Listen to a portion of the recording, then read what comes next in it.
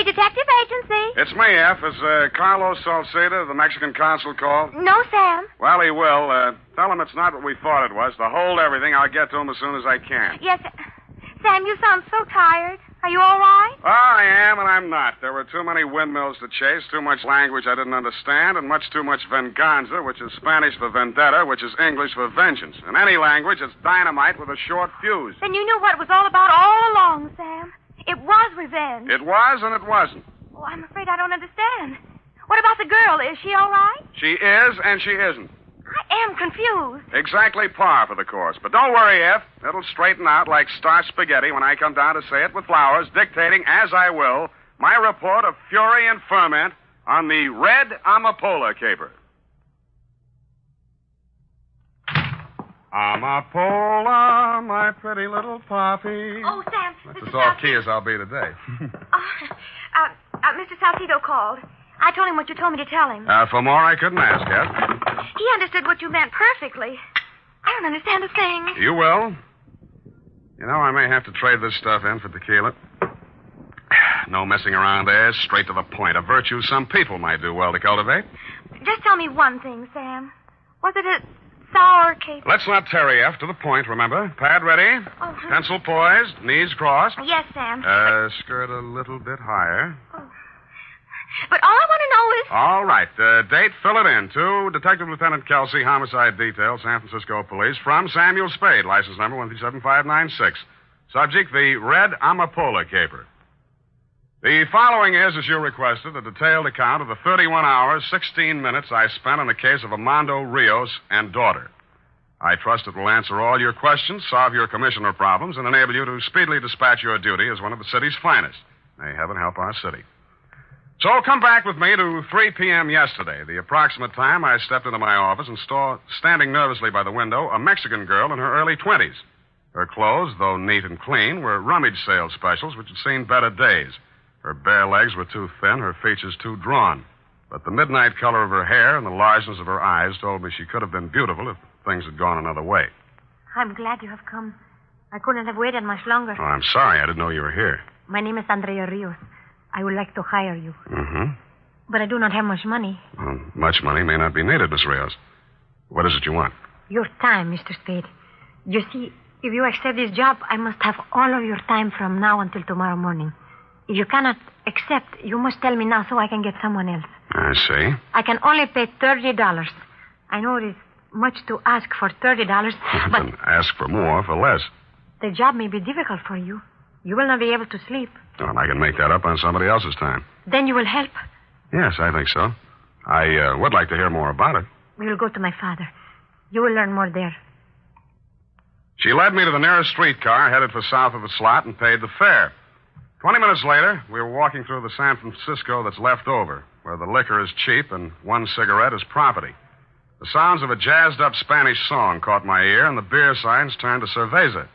The building Andrea Rios picked to go into was old enough to give the termites indigestion. A faded sign said, La Casa Azul. She knocked on the door of room 12. VIENNESE. Andrea, Papa.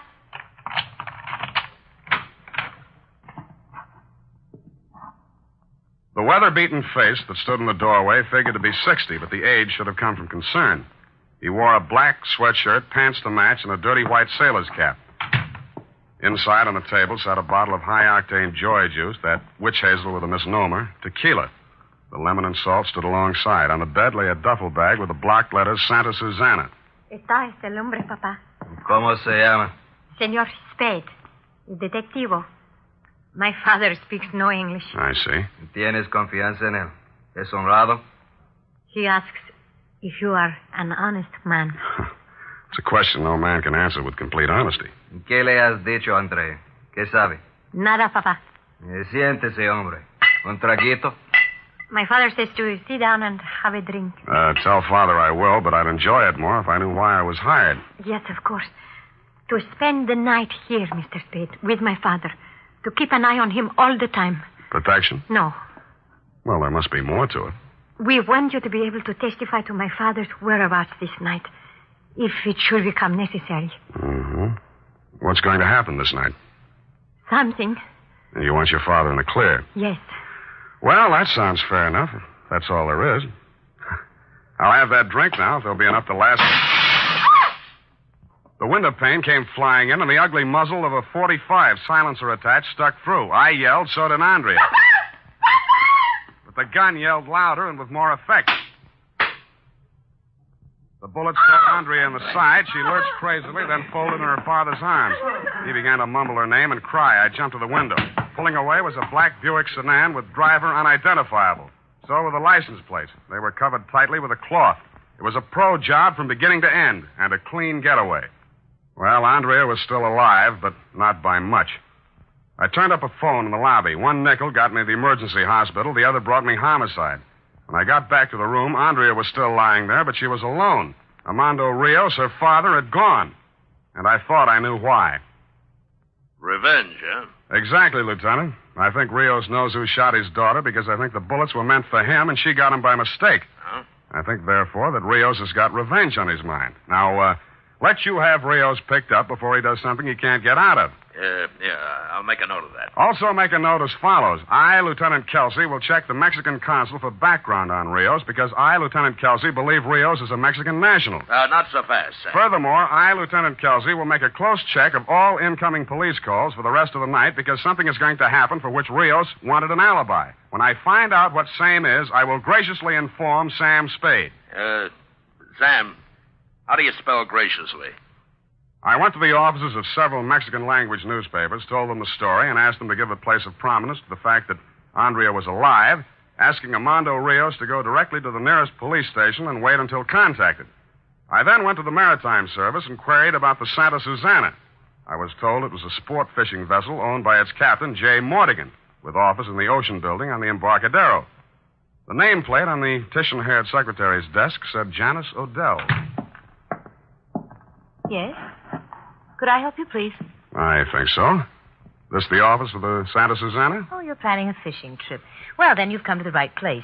Santa Susana has excellent accommodations, is thoroughly outfitted for an extended cruise in the Bay of California, where, as you know, exist some of the greatest fishing waters in the world. If it's the same as you, miss, I'll do my fishing here. My name is Spade. I'm a private detective. I am trying to locate an Armando Rios. Rios?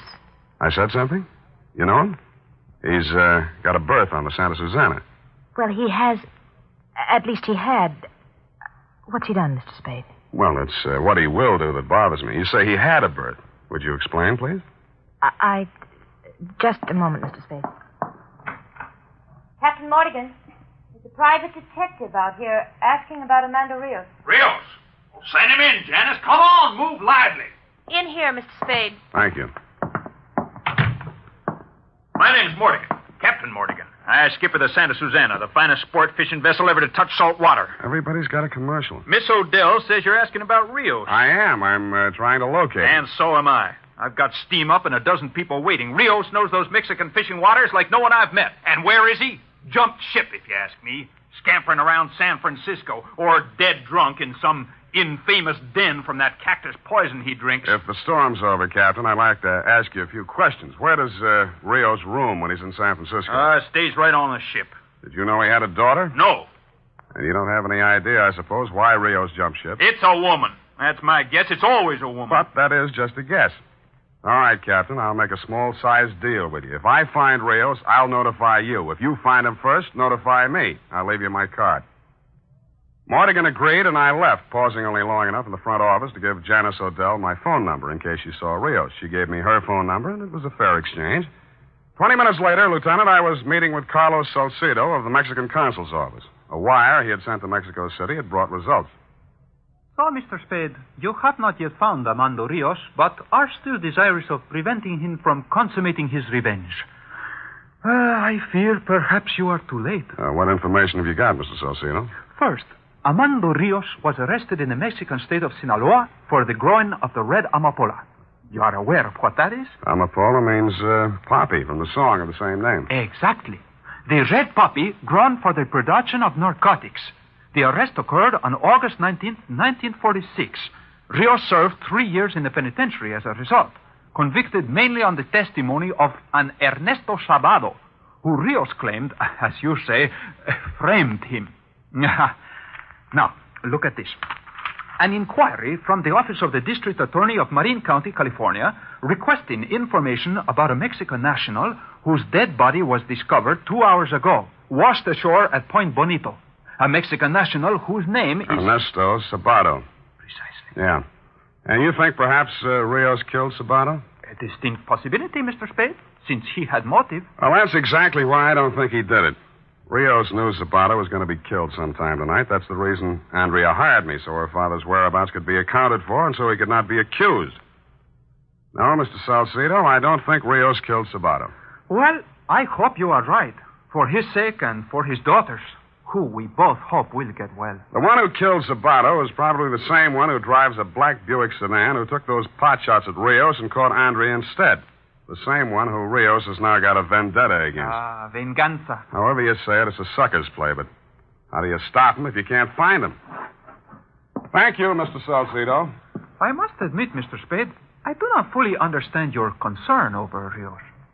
As a matter of fact, I'm not sure of it myself, but he got a rotten shuffle. I got a night's pay, so I might as well work for it. Besides, well, I'll let you know what develops. The next 4 hours, dear Lieutenant, were spent in questioning the following. A, 2 members of the crew of the Santa Susana. B, assorted residents of La Casa Azul. C, Inspector Gruber of the Marin County DA's office assigned to the Zabato case. Sum total of information garnered concerning the whereabouts of Armando Rios and or the identity of the gunman he was after, 0. I was tired. I was depressed. I had a headache. 5 minutes to 11, a coin of mine dropped into a payphone in a booth by a gas station closed for the night. My intention was to find out if you had turned up anything and to ask how Andrea was, but you never got to hear my honeyed voice. Hang it up, Spade. It was a voice that wasn't familiar.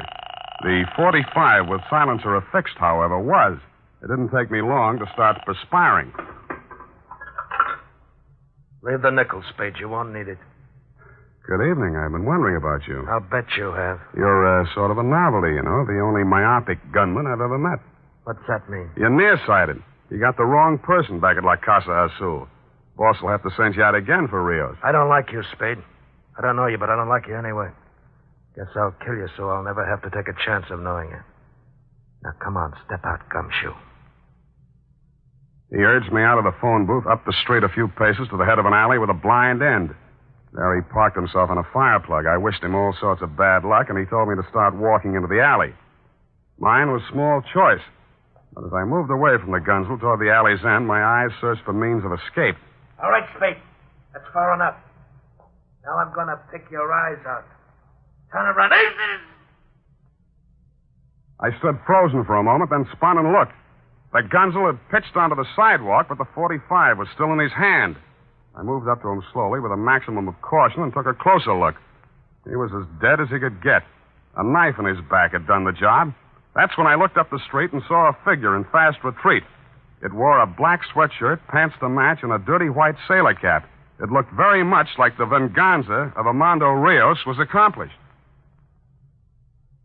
You arrived at the scene of the crime, Lieutenant, where you took over in your own masterly way. By the adroit maneuver of looking into the dead man's wallet, you uncovered the fact that he was a Los Angeles import named Max Rapper. You then examined the knife in his back and discovered, as I had previously, the initials AR for Armando Rios cut into the handle. That, plus the fact that I and other witness had seen Armando Rios flee the scene, made it open and shut. Rios was now wanted for murder. When we got to your office, a message had been received by Sergeant Polehouse from Dr. Pennington of General Hospital. It said, 1, Andrea Rios was going to live. 2, she wanted to see Sam Spade. Was it all right? You had no objection, but I had a problem. What to say to her? Could I say it was nice she was going to get well, and, oh, by the way, your father just killed Max Rapper, and the state will do likewise to him, or what? My mind still hadn't lit on anything it liked when Pennington walked me down the hospital corridor toward her room. Yeah, she's a lucky girl, Mr. Spade. Could have gone the other way. Yeah, would have been unlucky. I'll wait outside. Don't stay too long. The jet black of her hair gave contrast to the whiteness of the room. Her face had lost much of its color, but none of the anxiety had gone out of her eyes. We talked chit-chat for a while. It was easy to see she had a question she wanted to ask, but had trouble getting it out. Finally, it came. Mr. Spade, have you heard... is there any news of the death of a man called Ernesto Zavarro? Yes, the police found his body washed ashore some hours ago. My father did not kill him. No, he's clear on that. I can testify. Oh, that is what I was worrying about. Now, Mr. Spade, I can tell you what you do not know about my father and Ernesto Zavarro. I already know. Carlos Salcedo, the Mexican consul, told me. The Red AMAPOLA? Yeah.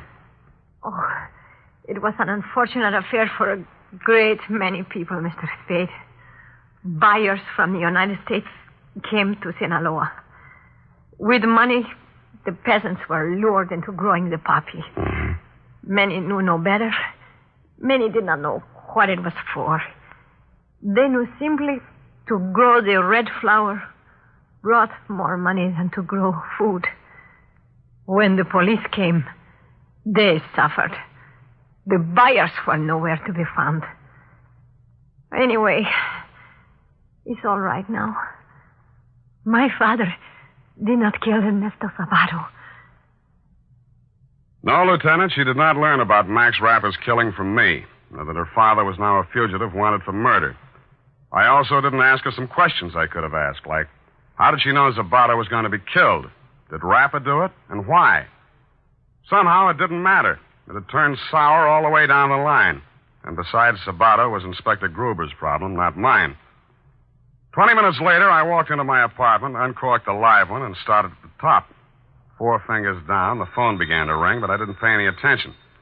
The sky was just beginning to light up with morning, and I remember saying to myself I was still technically on the Rios case, but actually there was no case to be on. When I couldn't stand the phone rings any longer, I lifted the receiver off the hook. Sam? Sam? Hello? Sam, this is Janice Odell. I just saw Rios. Well, He's going to kill Captain Mortigan. Mortigan? Why Mortigan? He went to the Santa Susana after him. Pier 32. Rios is wild. Stop him, Sam. Why call me? Call a cop. Hello? Hello?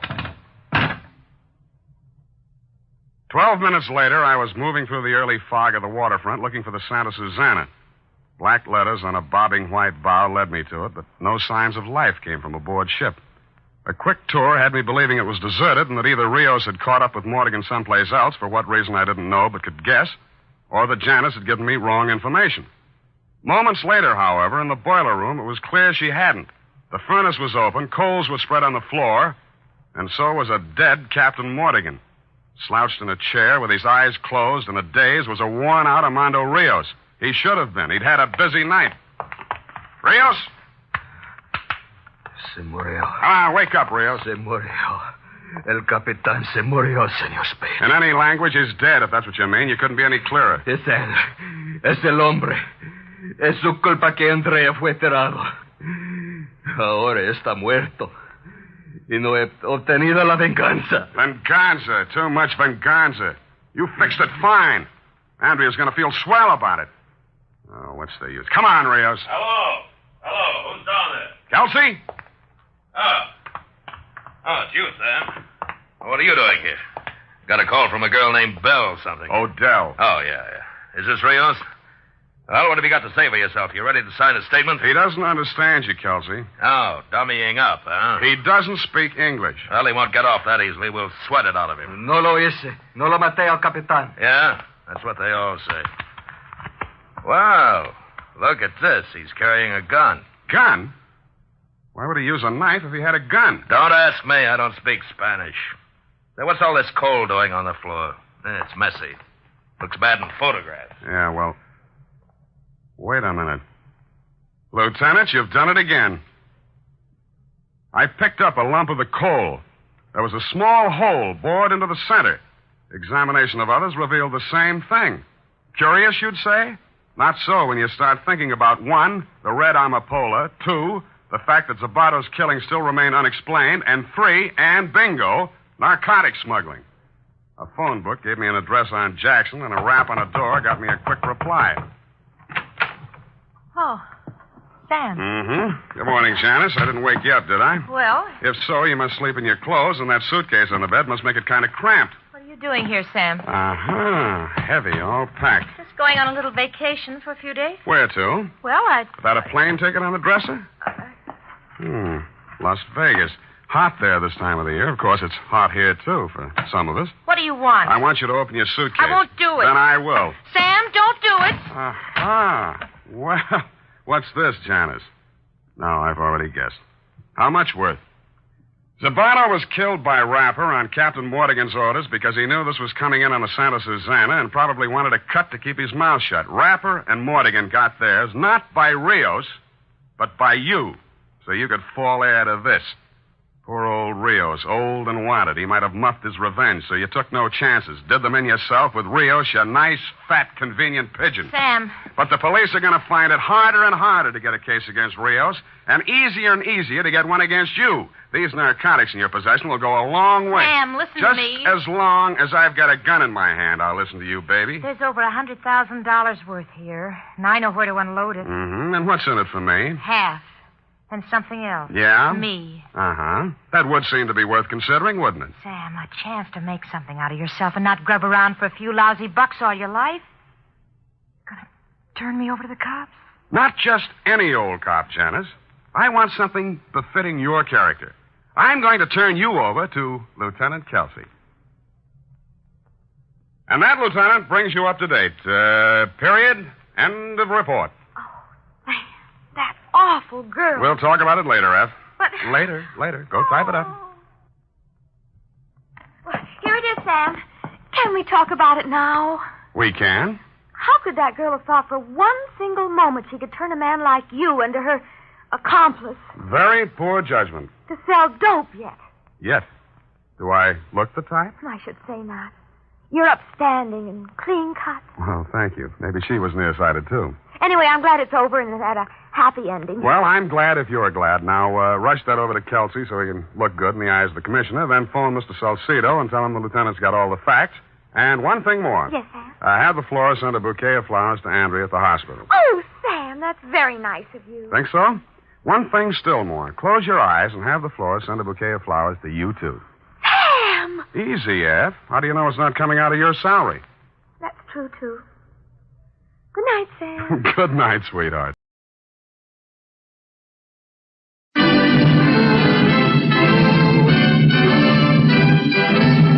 Standard of California, on behalf of independent Chevron gas stations and standard stations throughout the West, invites you to Let George Do It. Death in Fancy Dress, another adventure of George Valentine. Personal notice, danger's my stock and trade. If life's tossed you a wet blanket and you're trying to stagger out from under, call on me, George Valentine. Write full details.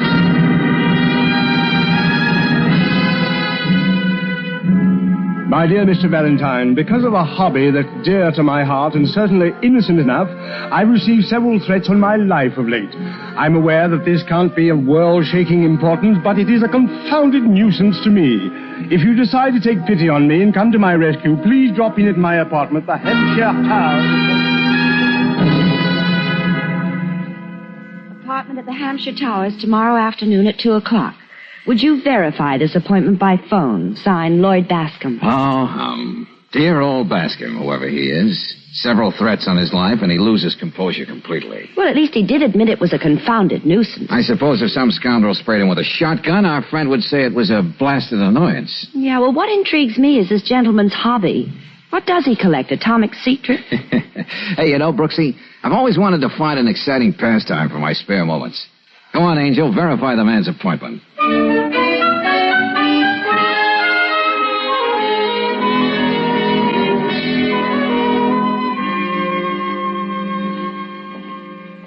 Well, here we are.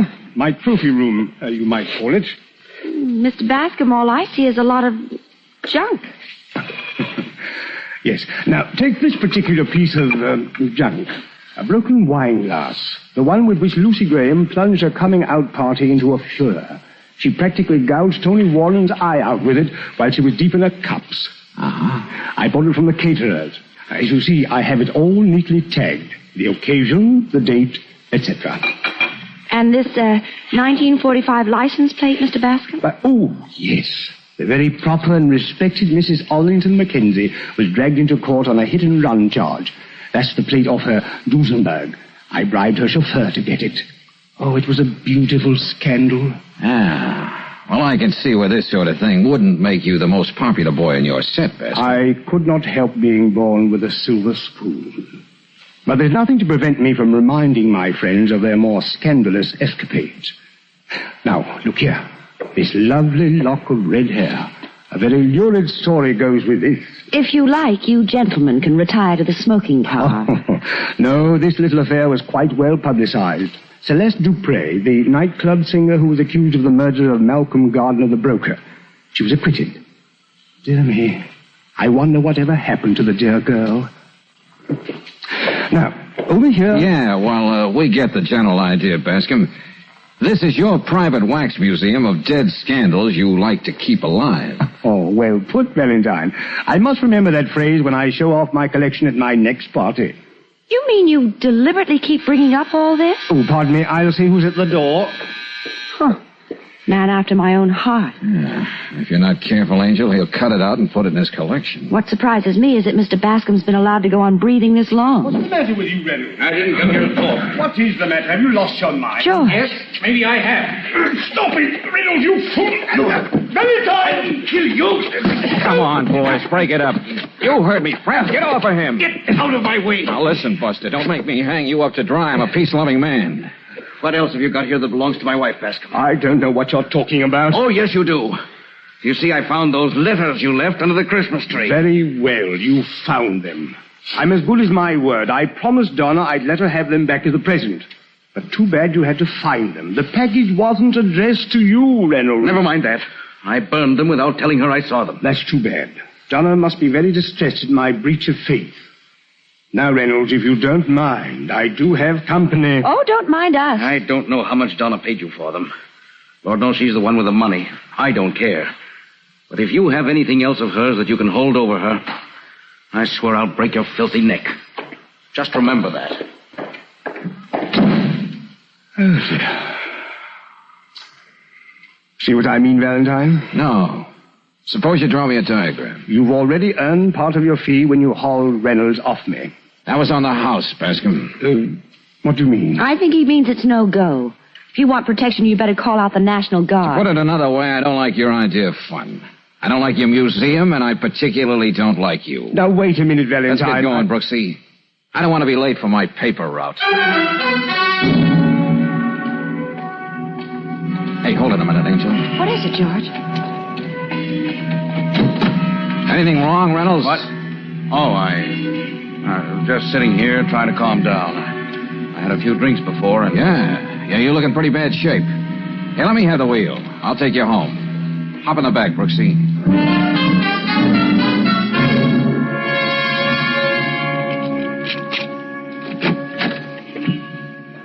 Really, Mr. Reynolds, you didn't have to bother inviting us in. The least I can do is offer you and Mr. Valentine a drink. Say, look, Reynolds, don't worry about that little scene up at Bascom's going any farther than us. Thank you. I'm not in the habit of washing my dirty linen in public. Just make yourself comfortable there in the drawing room. I'll call Donna. Yeah, thanks. George, I don't know about you, but I know. I'm not too comfortable either. We'll just waltz through the formalities and blow. Darling, over there. Huh? Look. Yeah. Come to think of it, Valentine, Donna said... Hey, wait a minute, Reynolds. Could we go across to that room for a minute? Why? What's the matter with you two, anyway? Why are you standing there like that? I just think it's better that you don't come in here right now. What are you talking about? What happened? Please, Mr. Reynolds. Get out of my way. Let me in here. Donna. Take it easy, Reynolds. Don't. But she's dead. Here, you better sit down. Oh. Oh. Bascom drove her to this. Might just as well have pulled the trigger himself. I felt like killing you before, now I will. You can't do that. Let go of me, you... How can you look at her lying there and say that? Let go of me! Somehow Bascom will get what's coming to him. Not Bascom. He never does anything he has to pay for. The law can't punish him. That's why I've got to do this myself. Sorry, Reynolds. I got to hold you right here till you pull yourself together. Brooksy, call Lieutenant Riley.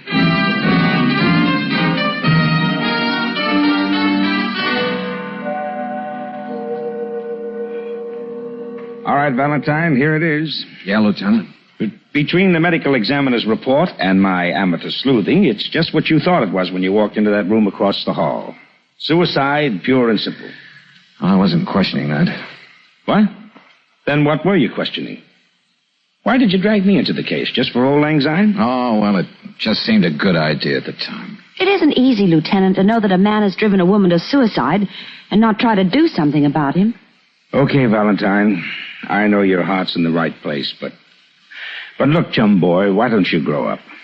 There's a lot of slimy characters in this world. But, Lieutenant Riley, we know Bascom was blackmailing Mrs. Reynolds. Oh, do we? All I know is she wrote him some silly letters and he was gallant enough to return them to her as a Christmas present. If anything, that makes him out just Ginger Peach. You know, I'd give a lot to get something on that guy. Go to it, chum boy. Go to it. But remember, keep it legal. Now I gotta mosey along. Oh, Reynolds. Leaving, Lieutenant. Yes, there's nothing more for me to do. I'm sorry about everything. Well, so long, Valentine, and good luck. So long. I suppose I should thank you for holding me back before, Valentine. I don't know what I would have done. Skip it. But there's something else, Reynolds. Yes? Nobody can go racketeering with other people's lives without making at least one bad slip somewhere along the line. It seems there are others who feel like you do and would like to see Bascom dead. I want to find out why. What's that? I want you to hire me to look into our friends, past and present. See if I can find that one little slip. Is it a deal? I suppose so, sure. Okay, you got yourself $1 a year, man. It may take you years. That's okay, Reynolds. This is going to be a labor of love.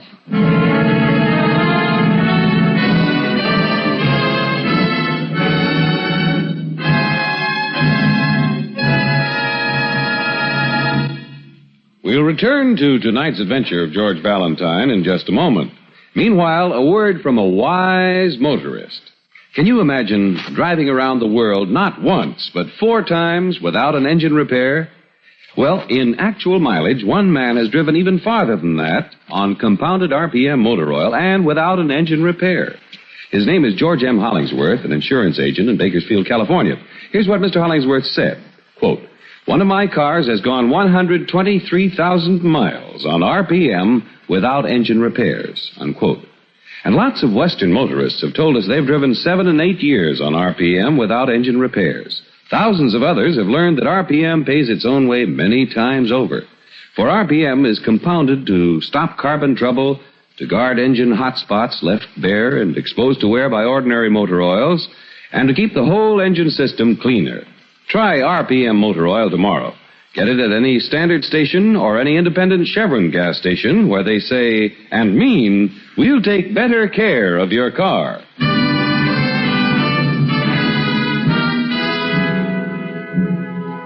And now back to tonight's adventure of George Valentine. Your would-be client turns out to be, among other things, a blackmailer responsible for the suicide of one Donna Reynolds. So in a complete reversal, you find yourself pitted against the gentleman, determined to find just one slip-up somewhere in his checkered career. If you're like George Valentine, you're as patient as a terrier watching a gopher hole. But you get nowhere, except to Lieutenant Riley's office down at headquarters, where you've been rudely summoned. I think you know this gentleman, Valentine. I wouldn't admit it to anybody but you, Lieutenant. Hiya, Bascom. How are you enjoying your incursion into my life? I've had pleasanter assignments. What do you want with me, Riley? Well, as you know, we're a close little family down here at headquarters. You better give me the next line. I forgot my cue. Sergeant Olson downstairs told me that this gentleman would like to swear out a warrant against you. Oh. So I thought we'd better talk it over first. Now, Mr. Bascom... You're doing very well, Lieutenant. Go ahead. Yes. Complaint number 1, illegal entry. Valentine, have you been prowling around in Mr. Bascom's apartment? Well, I never. Yeah, An apartment? Why, I thought it was a museum. Such fascinating exhibits, broken wine glasses, old license plates. I thought it was open to the public. So, as I remember, I did drop in. Yes. Complaint number 2, questioning Mr. Bascom's friends and causing him unwarranted embarrassment. Oh, no, that's not fair, Lieutenant. Sure, I talked to a lot of people who knew this, gentleman, but not one of them would admit to being his friend. Come now, Valentine. Let's not have a battle of wits. You're so unequipped. Touche, Mr. Bascom, touche. Cliché, Mr. Valentine, cliché. What the devil's going on here? In 2 words of 2 syllables, Lieutenant. If he doesn't stop bothering me, I shall expect that warrant to be served. I think that will be all. Good day. Lieutenant, did you get that? Can you tie that monkey? Now look here, Valentine. We've broken bread together. Mrs. Riley likes you, well, like a son. Yeah, and I think of her every time I hear an Irish tenor. I told you to keep it legal when it comes to Bascom. He and the commissioner have mutual friends. I gotta find a lead. There's gotta be one. Well, why do you keep saying that? Just because of some letters between him and the late Mrs. Reynolds, this drawing room character suddenly becomes Jack the Ripper. What have you found anyway? Oh, nothing much, Lieutenant, nothing much. We checked most of the people on those tags in his collection. They all hate his guts but won't say anything. Okay, but remember, pal, I warned you. Hello, Lieutenant. May I come in? Oh, Brooks. Sure. You told me to meet you downstairs. Yeah, I know. Sometimes I'm just an old chatterbox. What'd you find out, Angel? Well, the last anybody heard of Celeste Dupre was 2 years ago. She was working in Jake Swansea's cocktail bar out on Fulton Boulevard. Celeste Dupre, how's she mixed up in this? One of her beautiful Titian locks is in Bascom's collection of mementos. Remember, she was accused of murder once? I was going to stop by at Swansea's new club. I thought I'd better talk to you first, darling. Good girl, Brooksy, good girl. We'll go over and have a talk with Jake right now.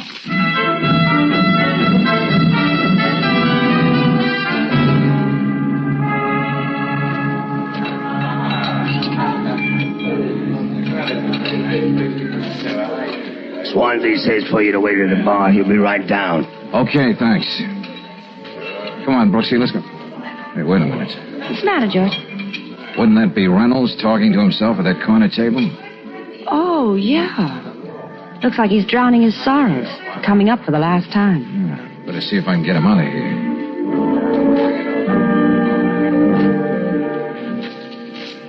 Hello, Reynolds. Don't you think you ought to go home? Oh, Valentine. Would you like us to call your cab, Mr. Reynolds? What I'm doing, I can do better right here. Thank you, Miss Brooks. You know, getting crocked isn't going to help anything, Reynolds. Tell me something, Valentine. Did you get anything on Bascom? Skeleton up in the attic? Trunk full of counterfeit $1,000 bills? When do I come to his trial? Okay, Reynolds, you win. But take it easy, will you? Hey, is Swansea waving over here at me or you? Oh, I think that's our cue, Mr. Reynolds.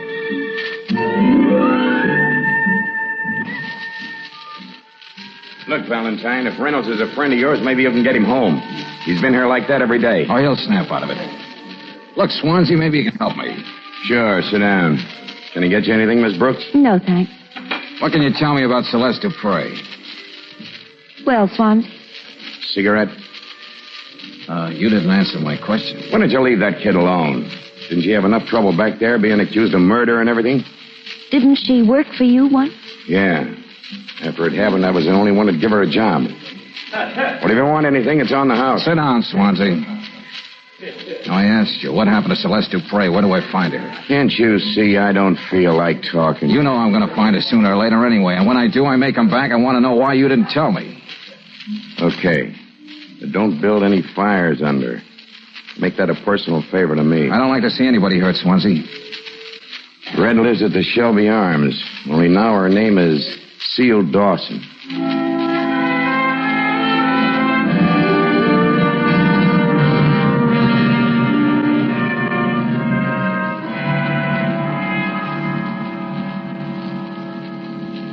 Police?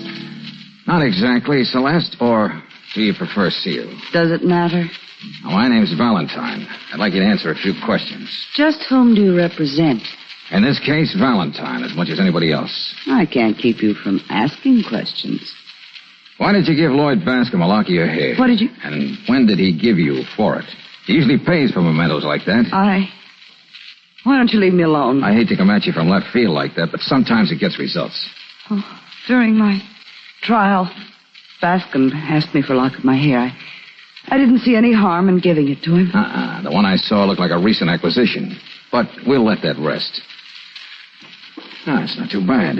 What do you mean? Well, you've done pretty well for yourself, Celeste. This teepee you live in must run you quite a nut. What do you do for a living? I model clothes. The wampum a model gets wouldn't rent a doghouse in this neighborhood. Now, suppose we get out of there. Excuse me. Hello? Yes. Yes, that's right. I didn't expect you to call. Oh, you should. Take your hand off the phone. Say what I tell you, Celeste, and I'm not fooling. Valentine just left. Go on.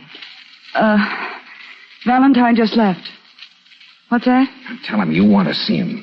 Get right over here because it's important. No, nothing's wrong. But I wish you'd come over. Yes, very important. Goodbye. I believe you would have hit me if I didn't play parrot for you. Could be, Red, could be. I'm not on my best behavior these days. You don't know who that was. Could have been my cousin from 29 Palms. Whoever it was, Celeste, I'll be waiting downstairs in front of the house to greet him.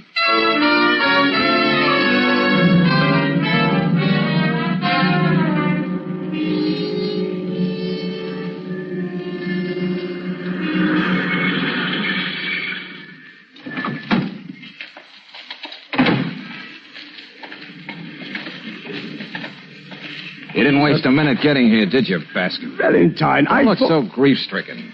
Celeste didn't cross you. She had to say what I told her. Oh, dear, you're turning into quite a problem. Yeah, well, let's go up and join Celeste. We have a lot to talk about, you and I, including why you called her to see if I was here. You first, Bascom. Yes, I could stand a drink of that. As I recall, when we first met, you were wondering what became of Celeste Dupre. Oh, that. Well, there you are, Bascom. Hey, Reynolds. I was waiting for you. I'm going to kill you. No, hey. Don't. Drop it, Reynolds, stop that. Let go of me. He's getting away. I followed him here. Come on. Did you let... Oh. One of those bullets nearly had my name on it.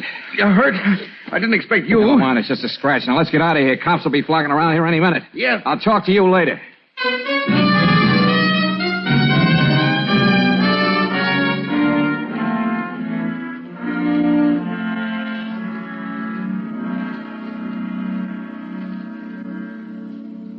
Oh, hey, will you take it easy, Brooksy? All the pieces of the puzzle are there, but it's still a puzzle. All right, but hold your arms still. Bascom is in the middle of something big. It may be genteel, but it's against the law. Now, what could it be? Do you think that... Ouch! Hey, look, Angel, stop fussing, will you? It's only a scratch. Well, it could have been more than that. Darling, why don't you let this thing ride? Somebody's going to make a little hole in you yet. Anyway, Reynolds isn't going to rest till he gets Bascom, and there's nothing you can do about it. Think of him, hiding there in the lobby, waiting. If only... Sure, that's it. Just like that. Wham, Zowie. Are you off on another tizzy? What is it now? Go on, Brooksy, beat it. Take a walk for yourself. Buy yourself some saltwater taffy. Will you get off the banter wagon and tell me what this is all about? If you want to find out, meet me at Lieutenant Riley's in about an hour. Now, go on. All right. But I don't like taffy. Do you mind if I make it cough drops for this cold? Cough drops. Oh, Brooksy, baby, you put your finger right on it. Ooh, you doll. Hey, operator. Let me have the phone number of Jake Swansea's Club 18.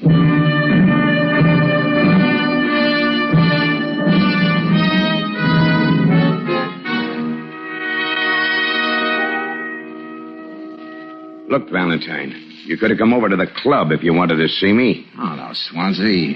You wouldn't want anything like this to happen in your club. Hey, what is that for?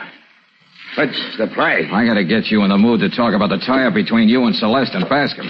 They say around town you're a little buzz-headed. And I never believed it before. Come on, now, do you talk, or do we have ourselves a game of ping-pong first? I don't mind playing. You want to fight me, Jake? You keep him up there.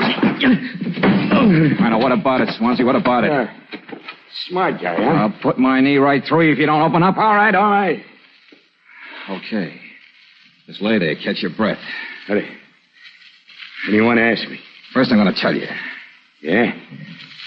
What? You're not just mixed up in blackmail, Muster. There's murder involved. Go on. You know about it, and you profit by it. That's being an accessory after the fact. They lock you away for that. Yeah. I see what you mean, Valentine. Okay, now you're being bright. If you play it smart, maybe they'll go easy on you. You win. I guess this calls for a drink. Yeah, Swansea. And a little trip down to headquarters.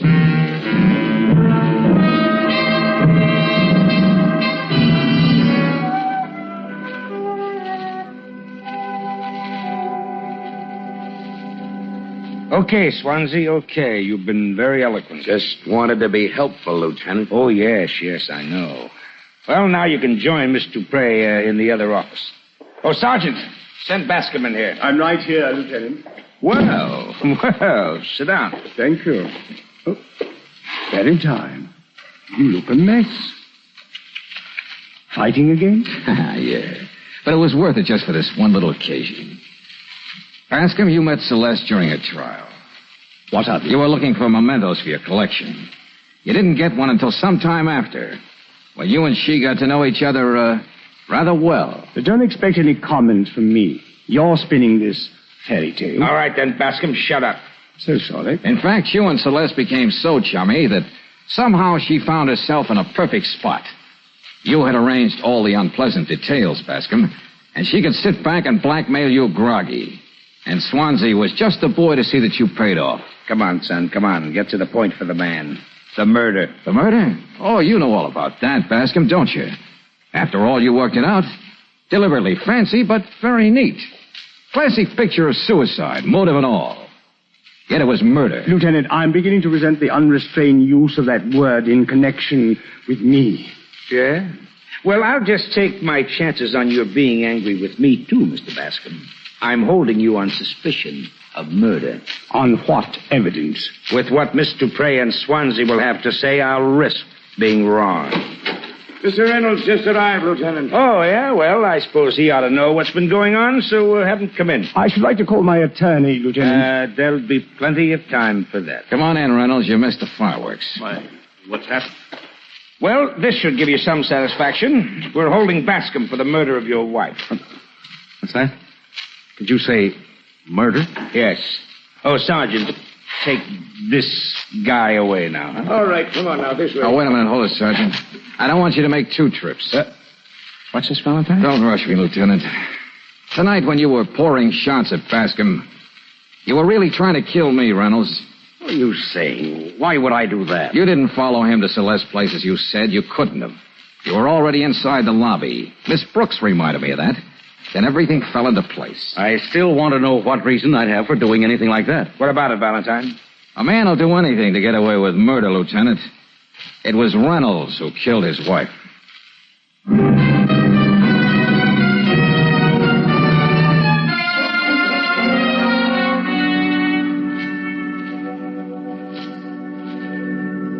Ouch.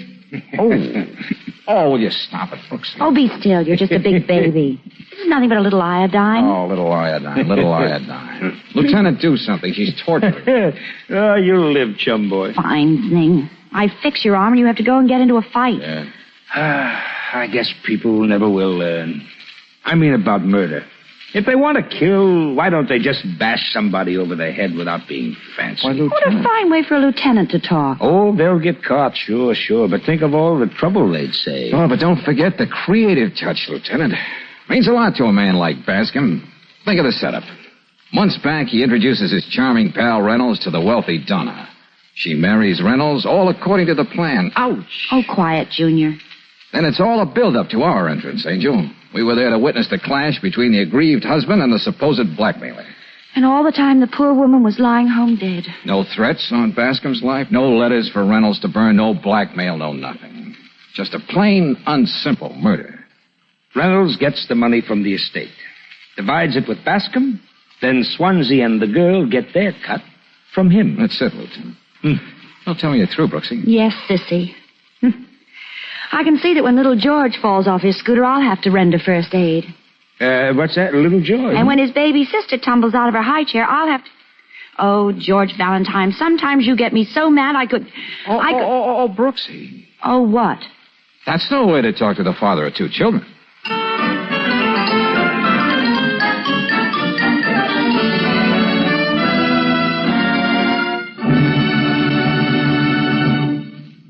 With 1949 just 4 days away, probably you've got your list of New Year's resolutions well started. But how about putting this resolution near the top of your list? Why not promise yourself to get the most out of your car? To do this, make sure you ask for Chevron Supreme gasoline, the premium quality gasoline that you can get at all standard stations and independent Chevron gas stations. The reason Chevron Supreme allows your car to do its very best is that it's fortified with high-octane blending agents. These blending agents give your car smoother acceleration on the straightaway, smoother power, and extra power on the steepest hills. Also, Chevron Supreme's climate-tailored to each different altitude and temperature zone in the West. Tailored to give you fast starts and speedy pickup in stop-and-go traffic. So, for best motoring in 1949, why not make a resolution right now to give your car peak performance by getting Chevron Supreme gasoline at independent Chevron gas stations and standard stations where they say and mean, we'll take better care of your car.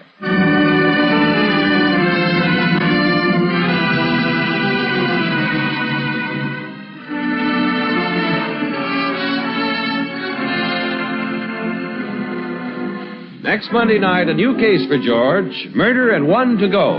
Tonight's adventure of George Valentine has been brought to you by Standard of California on behalf of independent Chevron gas stations and standard stations throughout the West. Let George Do It stars Robert Bailey as George with Frances Robinson as Claire. Wally Mayer appears as Lieutenant Riley. Tonight's story was written by David Victor and Herbert Little Jr. and directed by Don Clark. Also heard in the cast were Jay Novello as Lloyd Bascom, Louis Van Ruten as Reynolds, Gloria Blondell as Celeste, and Ken Christie as Swansea. The music is composed and conducted by Eddie Dunstetter. Your announcer, John Heaston. Listen again next week for Murder and One to Go on Let George Do It. Remember, next week, those listeners who are now in Standard Time states will hear this broadcast 1 hour later.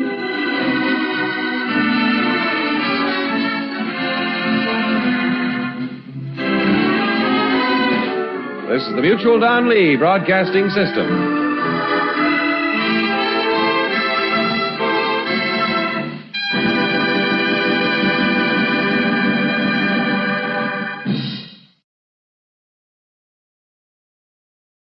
This episode from the life of Sherlock Holmes will be transmitted to our men and women overseas by shortwave and through the worldwide facilities of the Armed Forces Radio Service. Petri Wine brings you Basil Rathbone and Nigel Bruce in the new adventures of Sherlock Holmes.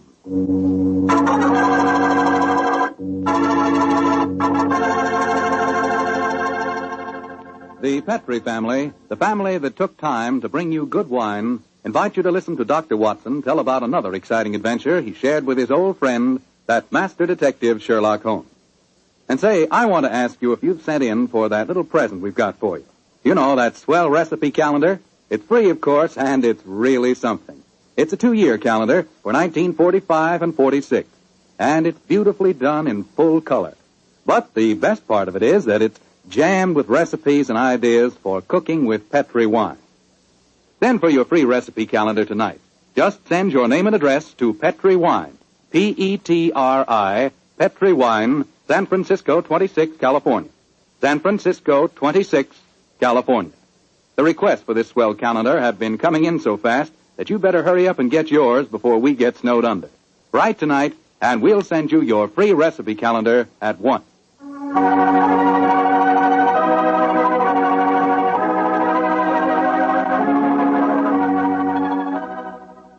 And now for our weekly visit with the good Dr. Watson. Let's see if he's waiting for us.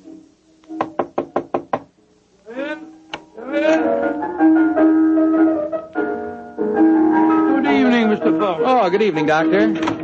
Playing the phonograph, I see. Yes, my boy. That particular melody has some very potent memories for me. Here, I'll turn the thing on. You haven't come here to listen to a Mozart sonata. You want a story, don't you, young fellow, my lad? That's right, Doctor. Well, let's sit down. right. That's better. Now I'll tell you what. Oh, thank you, Doctor. Began in Vienna in 1889, many years before the insane house painter named Schicklgruber had converted that gay city into a place of fear and oppression. And what were you and Sherlock Holmes doing there, Doctor? Just taking a trip? Mr. Foreman, in those early days of our association, we didn't have the time or the money for just taking trips. No. We were in Vienna because Holmes had been engaged in certain highly important investigations. We were staying in a charming little pension inhabited by students and musicians. And on the night this story began, we'd finished dinner and had returned to our room. I was busy making some notes on the investigation we'd just concluded. And Holmes was scraping away at his beloved violin.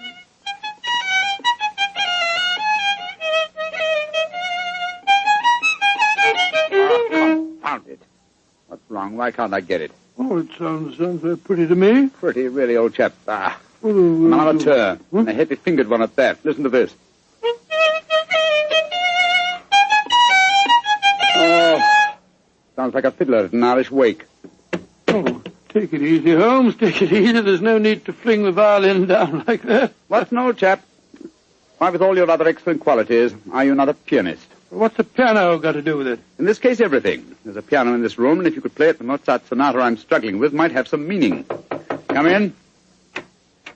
Oh, good evening, Fräulein. Wish to see me? You are Herr Sherlock Holmes. That is my name. Then yeah, I wish to see you. I am Leo Uhlenstein. I live here in this pension. How do you do? This is my friend, Dr. Watson. How do you do, Herr Doctor? I'm very glad to meet you, my dear Leo. Fräulein Uhlenstein, may I pay my tribute to the brilliance of your piano playing?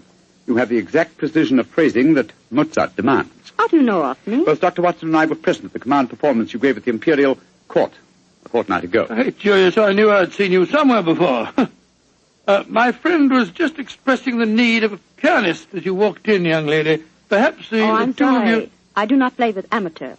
Amateurs? Well, really? I do not mean to be rude. It's just that my life is dedicated to my professional career. I quite understand, Fräulein. And now please tell me, what can I do to help you? I must presume you have come to see me in my professional capacity. Yeah, well, that is correct, Herr Holmes. Though I realize to a great detective like you, my problem must seem quite trivial.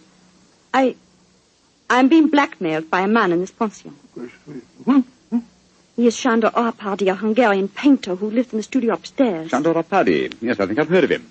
Since 2 months now, ever since he knows my secret, he's come to me for money, and today he told me he must have 250 gulden, or he will go to the police. I have not that much money.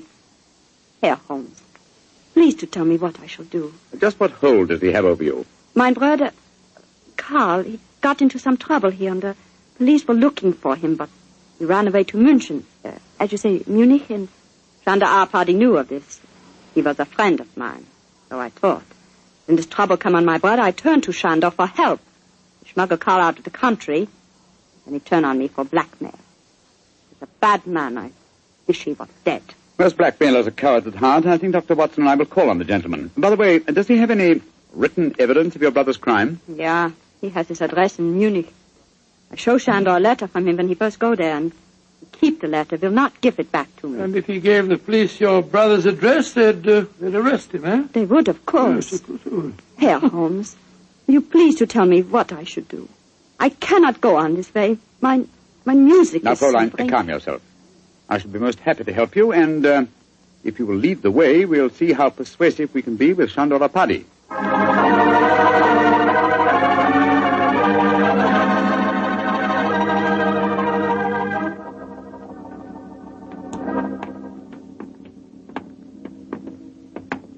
That is the studio, Herr Holmes, at the end of the corridor. I see. Now, remember, young lady, you'd better let me do most of the talking.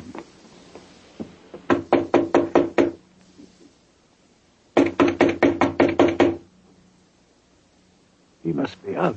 That is possible. Ah, locked. I think, bearing in mind Árpádi's profession, we'll take the liberty of opening his door. That doesn't look a very complicated lock to me. No, I think this skeleton key will do the trick. It's very dangerous, Herr Holmes, if Sándor finds you doing... No. Don't you worry about that, Fräulein. We're perfectly capable of taking care of ourselves. There we are.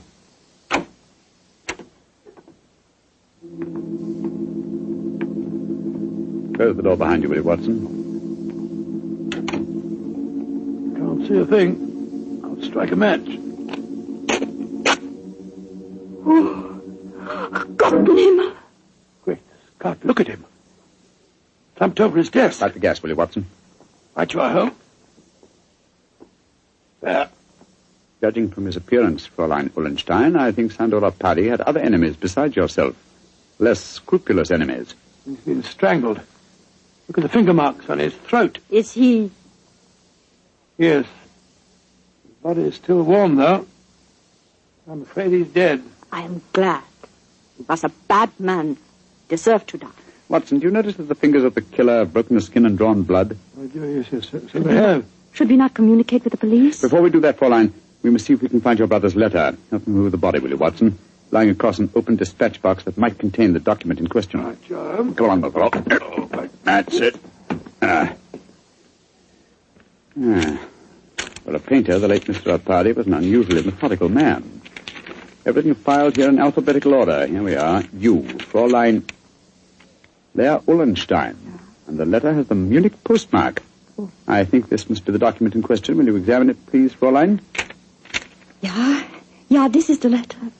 Herr Holmes, how can I thank you? There's very little to thank me for. If the blackmailer were still alive, I fear it wouldn't have been so simple a matter.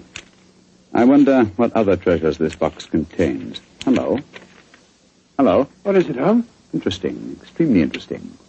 Look at this, old fellow. Good Lord. Information on the case that we've just been working on. Exactly, and from the names attached to the document, I think we may assume that the dead man did not confine his blackmailing to struggling young pianists. He was after big game, too. Yes, we'd better be careful, Holmes. I don't think that we should go for the police just yet. No. We'll start by having a little talk with the other residents of this pension. Fräulein, who lives in the room adjoining this one? I too, Herr Holmes. And the room across the landing? Lai Tung-fo, the great Chinese actor. He's performing here in Vienna. I see. Then I think we'll start by calling on him. Return to your room, Fräulein, and we will let you know later what we've found. In the meantime, say nothing to anyone of what has happened. I will do everything you tell me, Herr Holmes, and please, once again, please let me thank you for what you've done for me. You know, Holmes, I'm not sure that girl didn't strangle Arpadi herself. A pianist would have unusual strength in her fingers. And we know that she had the motive. And look how naturally calm she was when she realized the man was dead. I disagree with you, old fellow. Huh? I think what you refer to as unnatural calmness is really the cold detachment of the true artist. Well, I have a feeling that we should keep an eye on her, just the same. We will, Watson, we will. And now I suggest we pay a visit across the landing to the distinguished Chinese actor, Mr. Ling Tu-fo.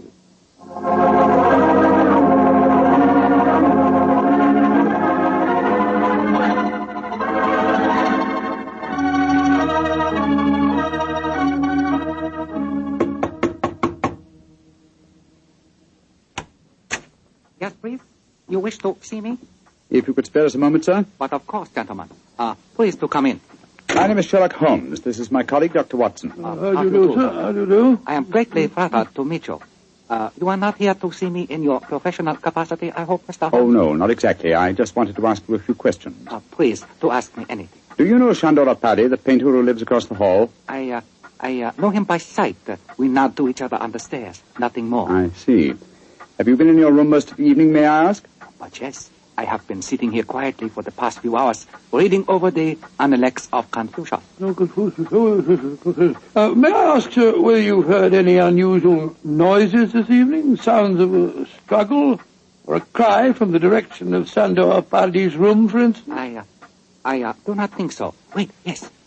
I think I did hear laced voices in there and the sound of a cry. About how long ago was this? Oh, an hour ago, perhaps more. Is anything wrong? Has trouble come to Sandor? Sandor? I thought you said you had only a nodding acquaintance with the gentleman. Well, he is a well-known artist. It is only natural I should call him by his false name, Mr. Holmes, even though I do not know him. Has something happened to him? I'm afraid so, but I can't tell you any more about it at the moment. Thank you for your cooperation. We shall see you again, no doubt. Good evening, sir. Good evening, gentlemen. Good evening. That fellow wasn't telling us the truth, you know, Holmes. He seemed very shifty to me. Oh, where are we going now? Downstairs to the porter's desk. There's only one entrance to this house, you'll remember. The porter may be able to tell us of any unusual comings and goings in the last hour or two. Come on, old chap, don't dawdle. There's a great deal of work ahead of us.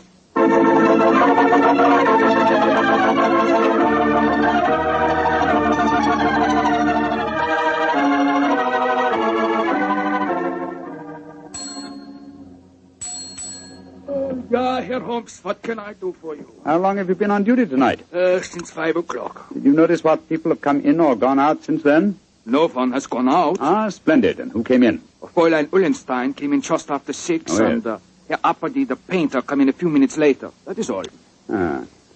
Who lives in the other ground floor apartments besides Dr. Watson and myself? There are only 2 other apartments. In the one to the right of the corridor lives Madame Janssen. She's a Swedish lady, a sculptor.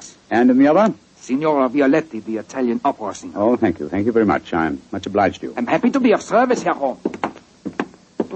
Where are we off to now? Back to our rooms? Oh, we'll call on Madame Violetti if she's at home.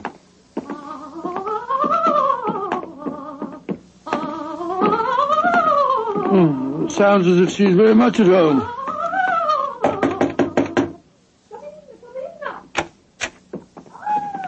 Signor Sherlock Holmes, and he's a friend have come to see me. Bravo! Bravissimo! I have so much wish to make your acquaintance. Sit down. No, I'm afraid we can only stay for a moment, madam. My friend wanted to ask you a few questions. Yes, Signora. I just wanted to I know... know your questions. Oh. You play the violin. I have heard you. Yes. You want to know whether the great Valeria will allow you to accompany her in a magnificent soprano aria allo so from Mozart's Il Flauto Magico. Violetti's answer to your question is si. Yes, madam. Forgive me, Signora, but if you don't mind. But that was not one of my questions. It was not. But I will sing it with you just the same. You flatter me, but at the moment there are other things on my mind. Signora Violetti, do you know Shandora Paddy? By his side. That is all. He make eyes at me, but I no pay attention. I do not like Hungarian. You haven't seen him this evening? No. I've been alone, reviewing the score of La Traviata. Sempre libera di Dio, parlare di gioia, I am to sing it next week here in Vienna. I hope you will both be present. It would be a great treat for you. I'm sure it would be, Signora. And now, if you'll excuse us... Oh, it is sad you must go so soon. But come and see me again, and I will sing for you both before you leave Vienna. Great Scott, what a ghastly woman. She's not your murderess, I'm sure. And now I suppose we'll have to question this sculptress woman. And then we'll talk to everyone in the house. No, I think before we visit her, we'll examine the dead man's room a little more closely. That black tin dispatch box may hold the key to this mystery.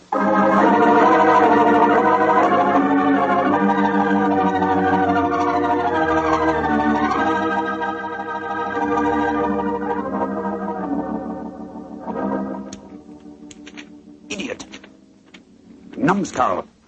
Why didn't I go through these papers thoroughly at first? They certainly tell an interesting story. A party had obviously been blackmailing Madame Janssen, the sculptor. Yes, and also our friend, the Chinese actor, Lai Tung-fo. Then Lai Tung-fo was lying when he said that he didn't know a party. Obviously. By George, 3 of the 4 people living in this house in his power. Hello. What's the matter? What have you found? Footprints in the cigar ash on the carpet. Prints of a small foot. Leading us to this closet. Somebody must have been hiding in there. Yes, very possibly. Uh-huh. Take a look at these, Watson. Strands of hair. Long black hair.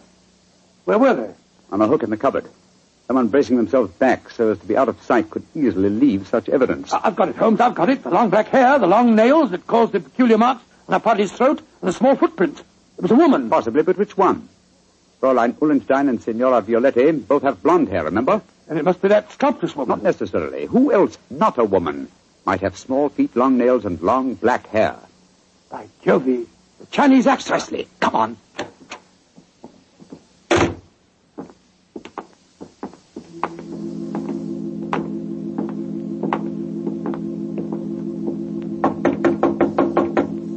I hope he's still there.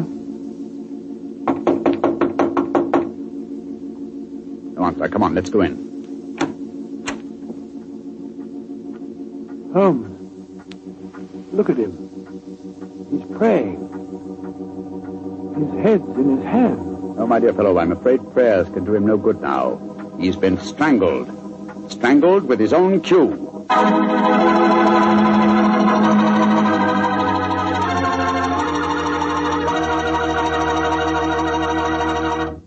Dr. Watson's story will continue in just a second. So I'm going to take that second for a fast question. I know you've probably tasted port wine, but have you ever tasted Petri California port? Have you? Because if you haven't tried Petri port, well, you can just tell yourself right now you don't know how good a port can be. Petri port is rich, red, and hearty. But what you want to know is, how does it taste? The answer to that is short and sweet. The taste is terrific. And say, Petri California Muscatel is on the terrific side, too. Petri Muscatel has the flavor and fragrance of real, juicy muscat grapes. Both wines are perfect after dinner or any time you're sitting around talking with your friends. Try them. They're great. They've got to be, because they're Petri.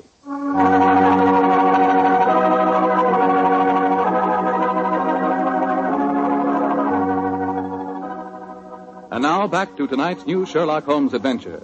The famous pair are staying in Vienna, where they've become involved in the mysterious strangling of a notorious blackmailer. As we rejoin our story, Sherlock Holmes and Dr. Watson are cross-questioning another of the suspects, a Swedish sculptress by the name of Madame Jan. What do you want with me? Why have you come in here? Well, we just wanted to ask you a few questions, madam. To admire your figurines, may I ask if you always work in clay? Yeah, but what's that to you? Do you wish to buy some of my sculpture? No, but I assure you the question was pertinent. Tell me who you are and stop wasting my time. My friend is a private detective, madam. A detective? Who sent you here? No one sent me here. I'm conducting an investigation of the murder of Shandor Apadi. Shandor dead? Mm-hmm. Good. I'm glad. Yes, madam, but we happen to know that you had a motive for killing him. He'd been blackmailing you. Get out of here. What right have you to come here and question me? No. Look here, madam. If you know what's good for you, you will answer our question. And if you know what's good for you, you'll get out of here, both of you. Come along, Watson. But, Holmes, you can't possibly... Forgive me, madam, for our intrusion. We meant no rudeness. You have been rude. Intolerably rude. Go away. Whatever made you back down like that, Holmes? Obviously, she's the killer. Rubbish. But her hair was jet black. Yes, but it was short hair. And didn't you notice the size of her feet anyway? She works in clay. If it had been marble, I might have suspected her. Upon my soul, Holmes, I wish you'd tell me what you're driving at. I've the answer to these killings now, Watson. But I'll have to prove it. I'm afraid I must work without you, old chap. Do you mind waiting for me in our room? No. Wait a minute. That may be dangerous. Wait for me in Signora Violetti's room, if you don't mind. I'll join you there as soon as my work is done. Pretend that you have returned because you were so enchanted with her voice. Oh, good Scott, Holmes. You can't ask me to be alone with that dreadful woman. Please do as I say, Watson, and don't question me. There isn't a moment to be lost.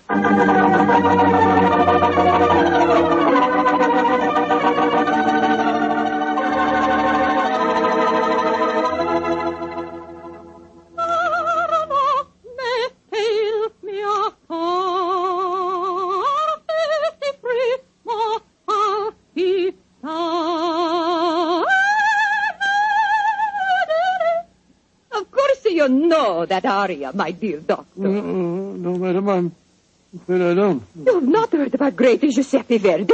Well, yes, I heard him, of course, but I can't identify his work. That was from a Rigoletto, you silly man. Rigoletto? Come, tell me your favorite composer.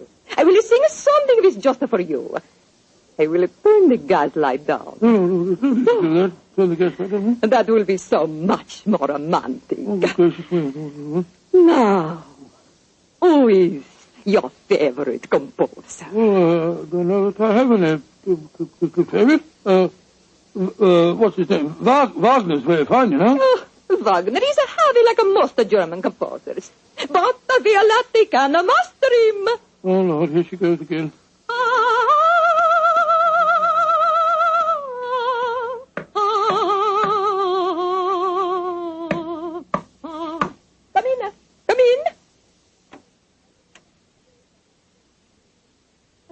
So it is. Come into the light. It is I. Great heavens, the Chinese actor. I am sorry to make commotion, but as we say in my country, those who return from grave speak with double knowledge. Oh, you devil! You devil! I kill you once! I kill you once! I kill you again! Thank you for the confession, Senora Violetti. You can testify to it, Watson. Holmes! No, you don't, Senora. Your nails are too sharp for my liking. I'll kill you two, both of you! I'll kill you! Catch her, Watson, catch her! She's fainted, Holmes. Fainted, eh? What an undramatic exit for a most dramatic lady.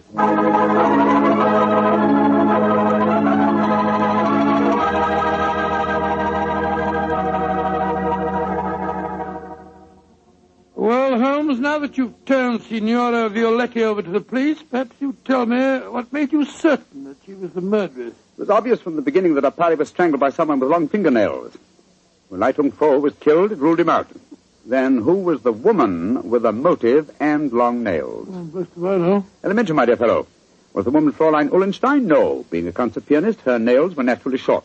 The sculptress who worked in clay? Again, no. That would make it impossible for her to mold her delicate figurines.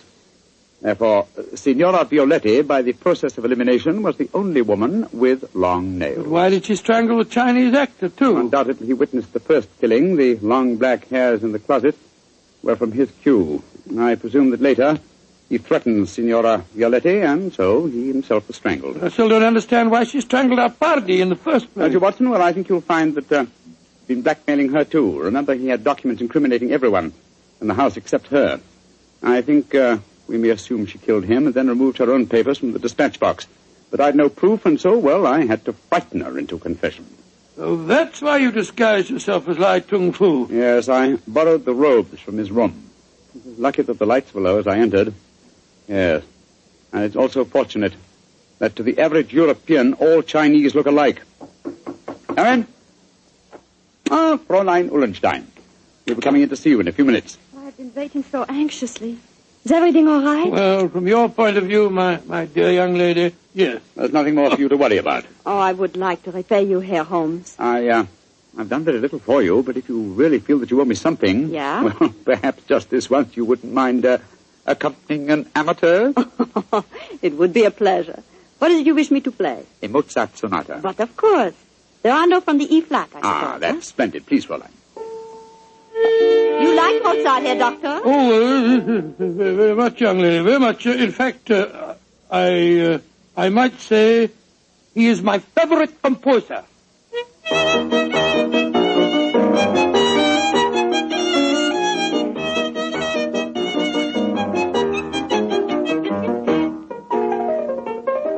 Charming. Perfectly charming. I only wish that all our adventures could end so melodiously.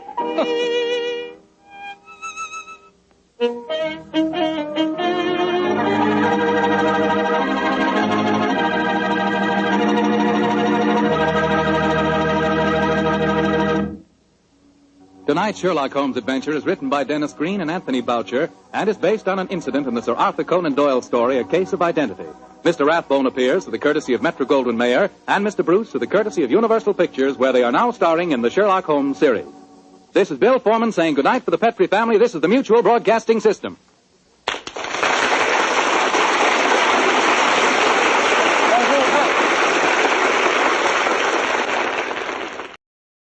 Radio Mystery Theater presents...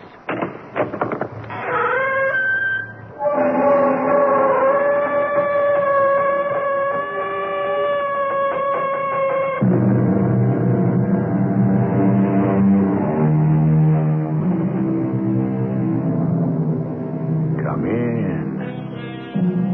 Welcome. I'm E.G. Marshall. In the listing of the 7 deadly sins, the third one is usually envy. But envy has a sister, jealousy. So very like her twin, and yet, in many ways, so different. For jealousy is a very special sickness that lies between a man and a woman, and which, since time immemorial, has caused the death of love. no, Diane. You've got to lead them. Like this. You missed, too. Yeah. Well, that's because you've got me all shook up, Diane. Great. That makes it a good day for the ducks. I didn't want to hit one anyway. Oh, now can we get out of this cold, damp blind, or whatever you call it, and go pretend we're civilized human beings? Well, if I take you back there, will you act like one? Oh, what does that mean? Diane, will you let me make an honest woman of you?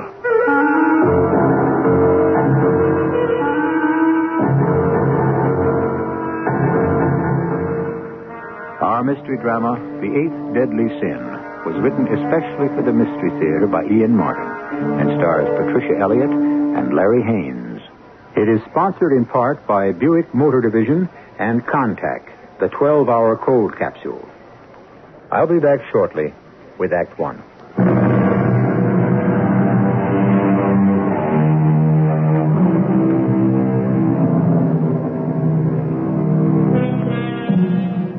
This is a love story, pure and simple. Or come to think of it, not all that pure, and certainly not simple. It concerns two complicated and fascinating people. Two people well enough known in their public lives to be, if not celebrities, at least household names. But two people whose private lives they have maintained peculiarly as their own. The first can speak for himself. The other will have no trouble in establishing herself as time and our story develop.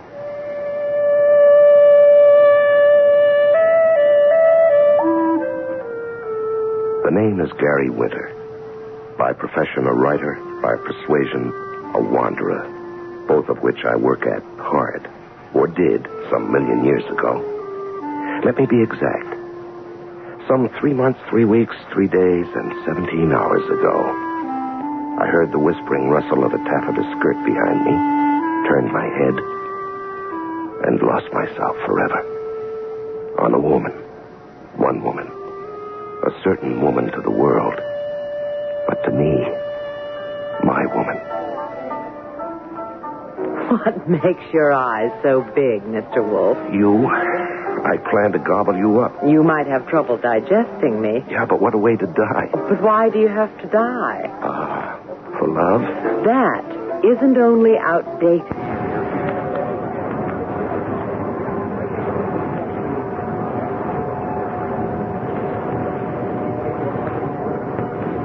You have an urge to say something profound? Yeah. Why don't you and I get out of here?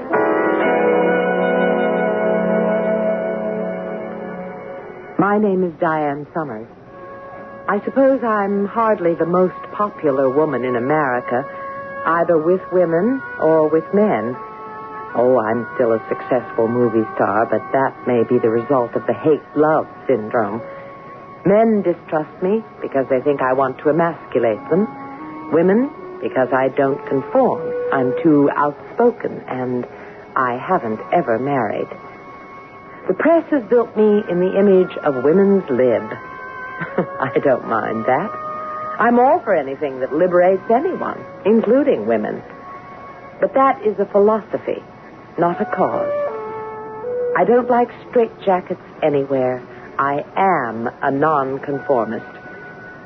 But I'm still a woman looking for a man that I haven't yet found. Or have I? Where are we headed for? Now, there is a monumental question I was just asking myself. I would have never thought of you as indecisive. Oh, I'm not, normally, but, you kind of scare the lymph out of me. The what? The lymph. One of the body's 3 most important fluids. Blood being the first. Right. But I don't scare that out of you. No, lady. You just make that boil. I make a lot of people's blood boil. Mostly for one reason. Well, just one reason for me. Excuse me. This is where we turn. Turn what? Into my garage. Maybe into a new world for us both. Where we are. Not alone anymore. That's the way it began. Gary and me. When we met, I knew who I was. Or thought I did. I know Gary was sure. He knew who he was, as I had from the first time he spoke to me, the top byline in world coverage. Wherever the action was, that's where you'd find Gary Winter. And the man could write like a dream. There was no question we were made for each other, or to destroy each other. The only question was, which was it going to be? No, Diane. You've got to lead them like this. You missed too. Yeah. Now, that's because you have me all shook. Great. That makes it a good day for the ducks. I didn't want to hit one anyway. Oh, can we get out of this cold, damp blind, or whatever you call it, and go pretend we're civilized human beings? Well, if I take you back there, will you act like one? Why? Isn't it time we were married? Not really. Who says? You? You want to be married. No, I didn't say that. You didn't have to.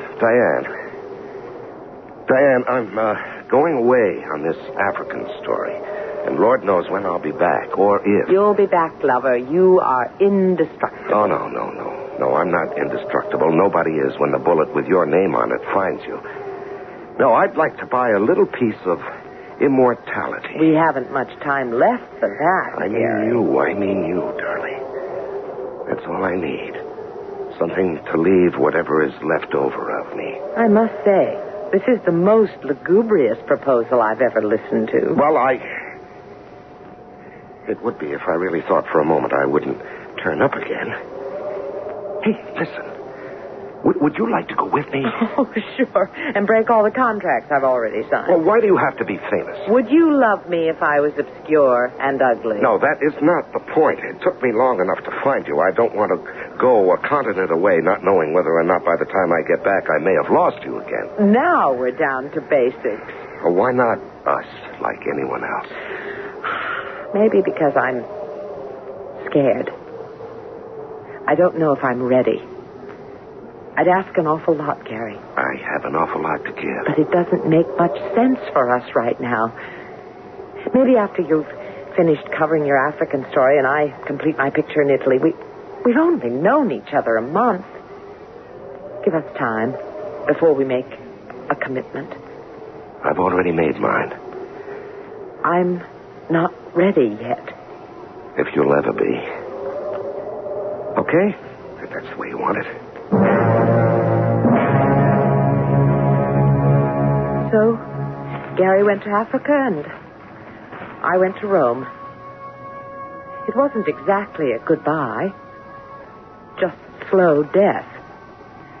There were some letters at first, and then they petered out. Like our affair. Perhaps just as well. So I finished the picture and accepted a 2-week engagement at the Café Louvois in Monte Carlo, where I could sing sad songs and have a love affair safely with every man. While I tried to wipe Gary Winter from my mind.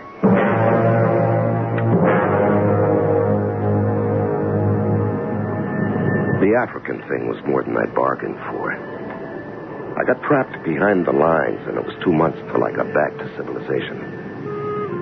From Dar es Salaam, I called Rome, but Diane was gone. I hopped a jet there anyway. By the time I got to Rome, the hottest human interest story in years had broken. And the first thing I had to do was go interview the man who caused it. So I catapulted from Rome to Monte Carlo and to Diane.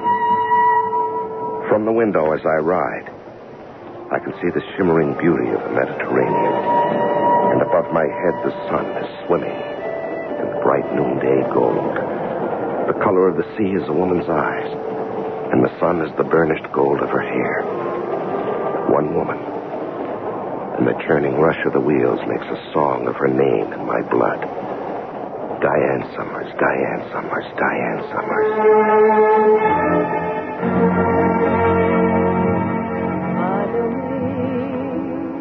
And tonight I'm sitting at the bar at the Casino Louvois in Monte Carlo, listening to Diane sing. Suddenly I can't bear to share her with the entranced crowd. I leave my drink untouched and thread my way through the tables and backstage.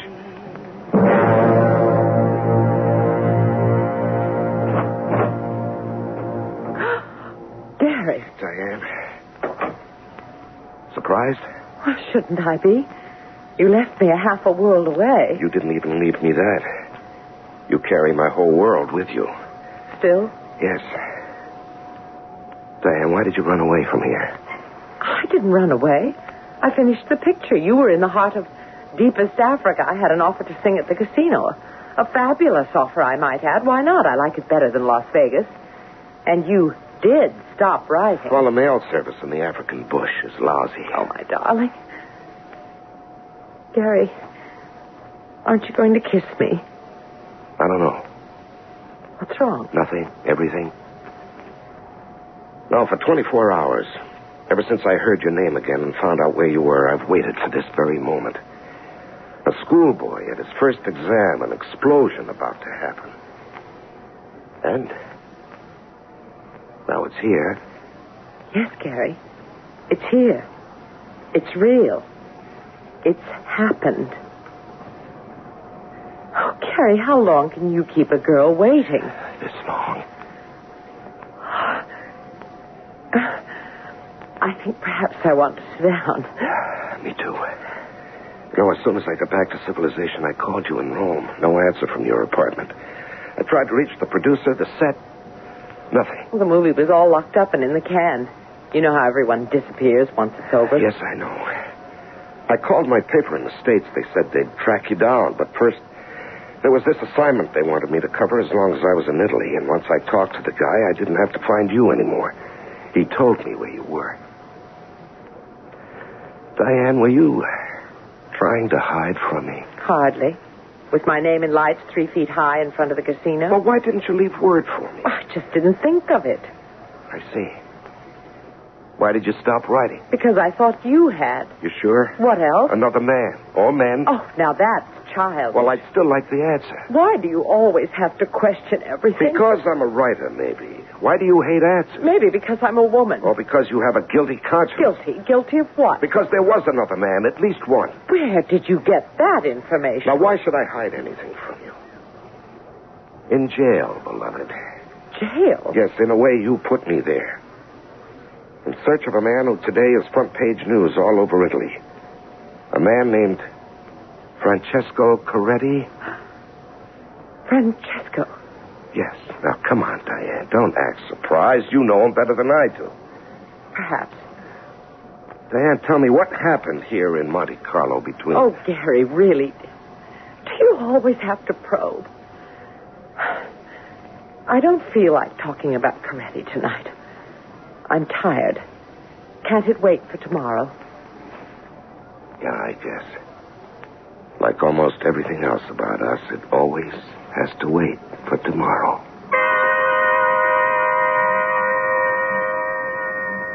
So there it was again. In the brightest moment of reunion, the flaw revealed. The wound open. The thing that stands between Gary and me always.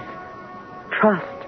Belief, whatever you want to call it, the basis of any commitment, because every woman's instinct told me that what had passed between Francesco Coretti and me, he could never understand.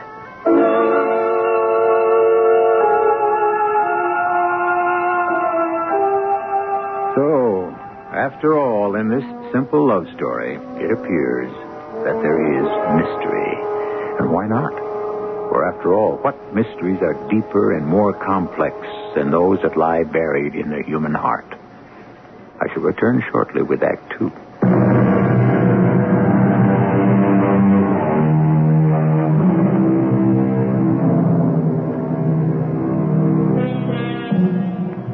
Francesco Coretti, on the front pages of every newspaper in Italy. If I told you that he is the idol of every flower girl, teenager, middle-aged matron, to say nothing of a large cross-section of the male population, what would you guess? An Italian Elton John? An Etruscan John Denver? None of these. What makes him a national headline? We'll have to go back to our story for that, and Diane Summers.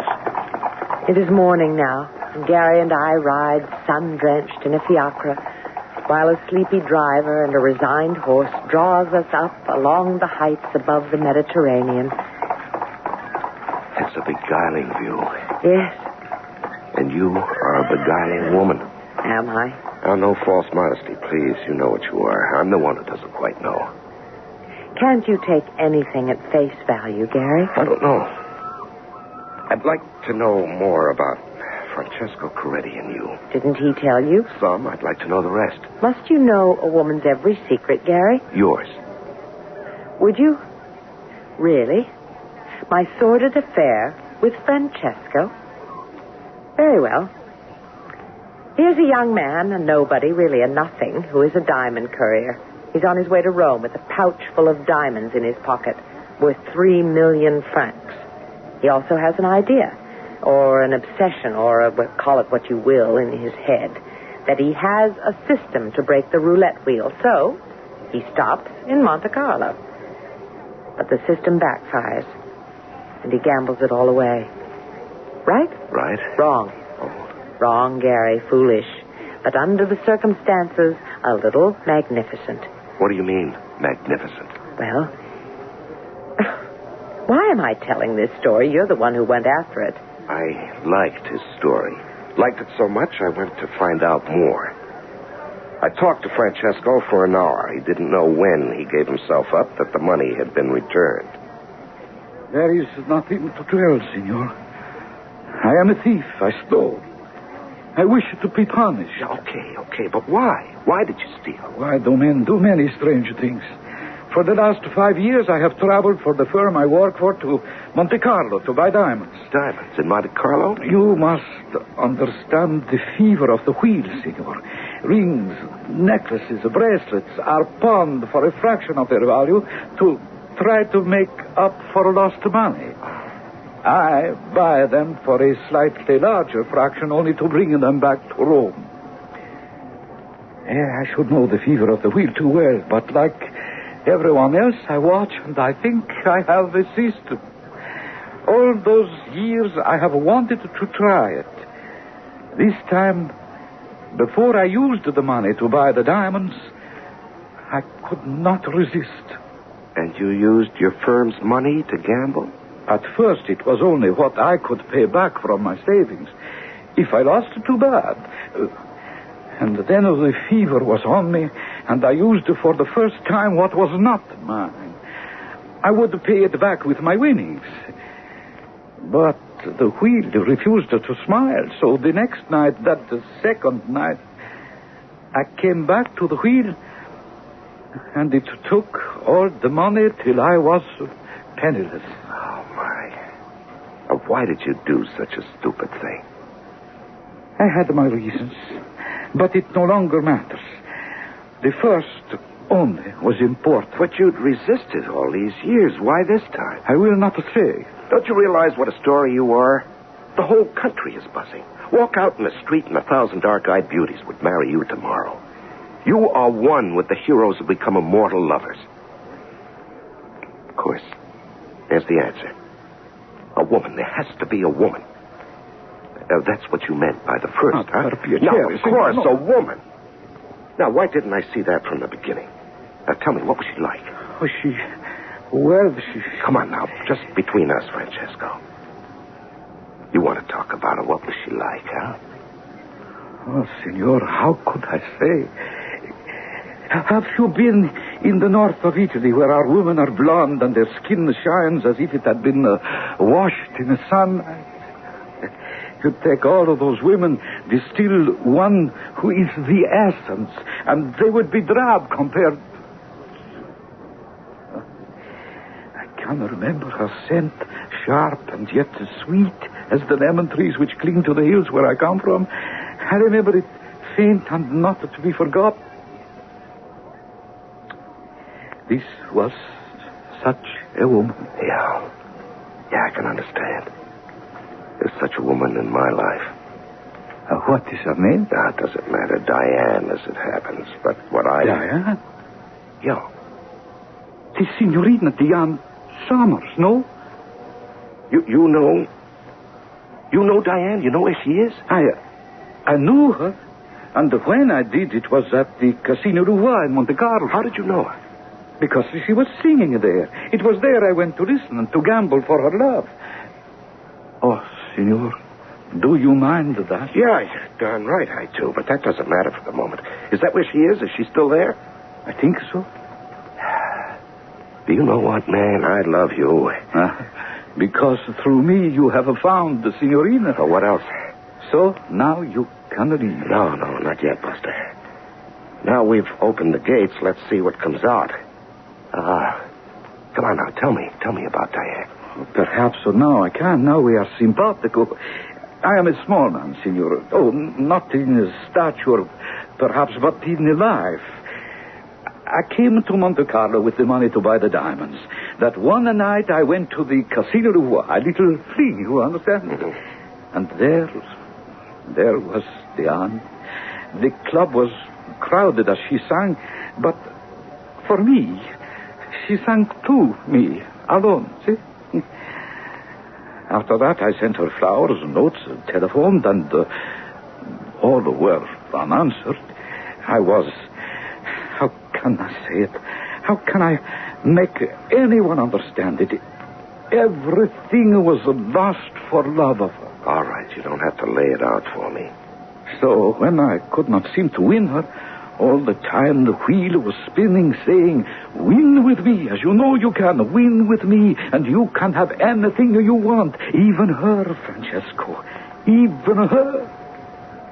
I should have been concentrating on the game, but somehow I was more conscious that far off she was talking to the owner of the casino, Braghiotto. And I felt that she was talking only of me. It's an intense pleasure to have you here at the gaming room, Signorina. I'm happy to please you, Signor Braghiotto. Always. I wish that were as sincere as it sounds. But it is. After all, you are my employer. Which gives me special privilege. Of course. No. You're making fun of me. All right, I deserve it. I am clumsy with words. I could wish that our relationship were more, intimate. You mean you would like it if we were friends? Yeah. And on that basis... Good. Then as one friend to another, I am interested in the young man who has been losing so heavily these past few days. The one at the center table. Yeah. His name is Coretti, I believe. Non importante. Rich? He has money. And of course that is all you care about him. What would you, Signorina? It's my business. The money. Is it his own? That, Signorina, is his business. What else did I expect you to say?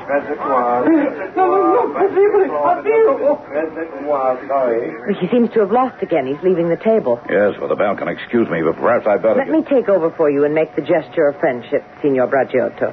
They say that misery loves company. You always win. At the table, perhaps, at games of chance.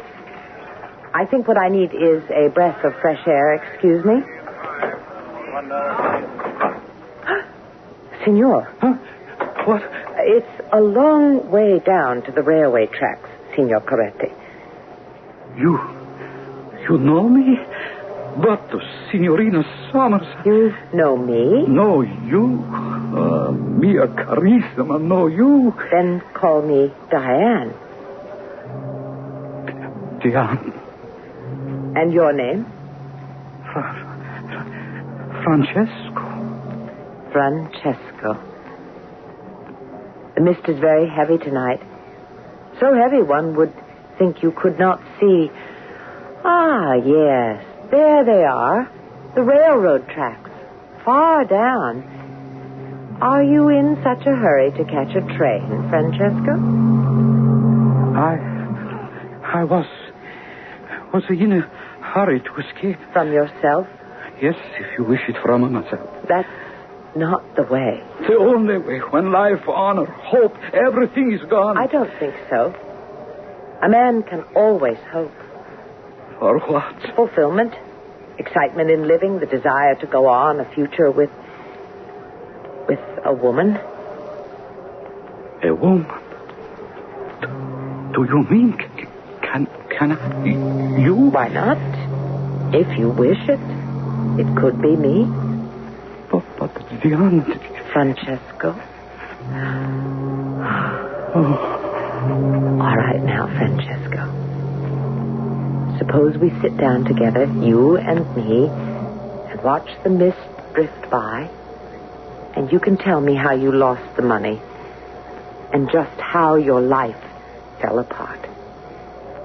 And then together, perhaps we can dream a dream to put it all together again.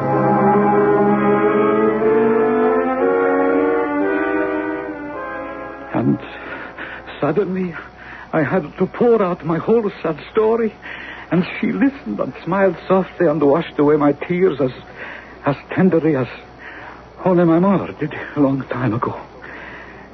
And I thought how near I had been to death, and how close I was to heaven that moment. And I remembered, as I shall remember all my life, that one kiss. So I listened, and I came back to Rome, and I gave myself up. Today, I am a very important personality, because I insist on being polished. No, I am not worth that. But she... Sanctissimo. Signor Coretti, I don't know what to say. You think, she's really in love with you? Signor Winter, that is a miracle in which no man would dare to believe.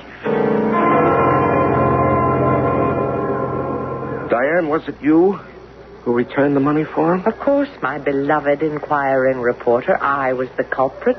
I returned the money. But why? Why? Oh, perhaps a little for love. Love? Oh, come on, Diane. You can't be telling me that you could love this nobody, this idiotic male Elsie Dinsmore. A nobody, yes. Idiotic, of course. But oh, what a romantic gesture he made. What woman could resist him? Maybe it was just a maternal instinct. Tell me, just how did you bring off this really impossible trick? Trick? Yeah. How did you create 3 million francs out of midair and return the money that was stolen? Ah, that was easy. Remember Gino? Who? A man, darling. They do have their uses every now and then. No, we are not going to meet all the men in Diane's life. There are limits of time and space. But we are heading for the answer to some questions. And perhaps some answers that Gary would prefer not to have. If you'll rejoin me shortly for Act 3.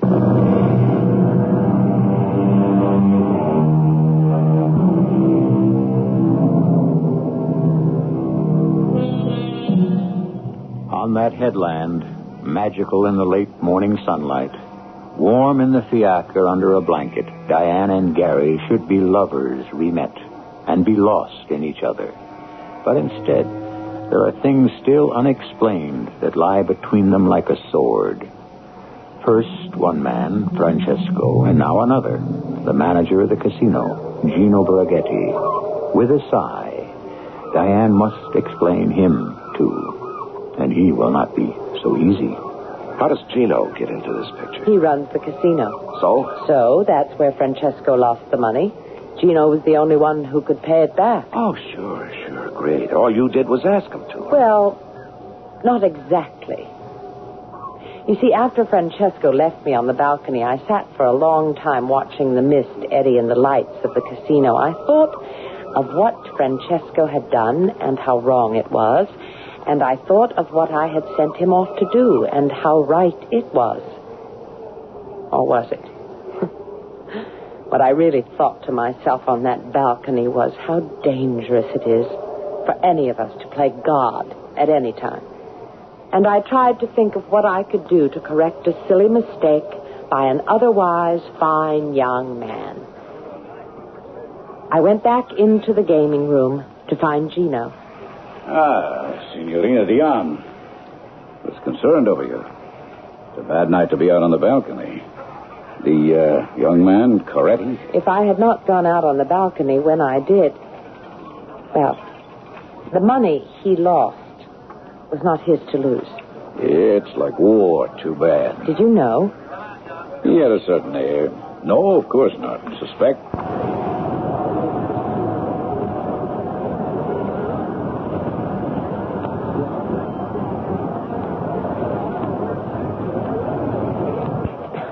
Have you no pity? Where gambling is concerned, only percentages, Signorina. I see. I wonder, Signor, can you conceive of a gamble in which the odds are even? Yeah, possibly. But even then, it would be defeated by the unknown factor. Which is? The human one. For example? Well, in the game with you, Signorina, I might be afraid to accept even odds, remembering the human factor. I find you so persuasive, I'm afraid you might tempt fate in the same way. Meaning you wouldn't risk a game with me? Oh, it, of course, would depend on the stakes. How about, for all the money young Coretti lost, one game, win all, lose all?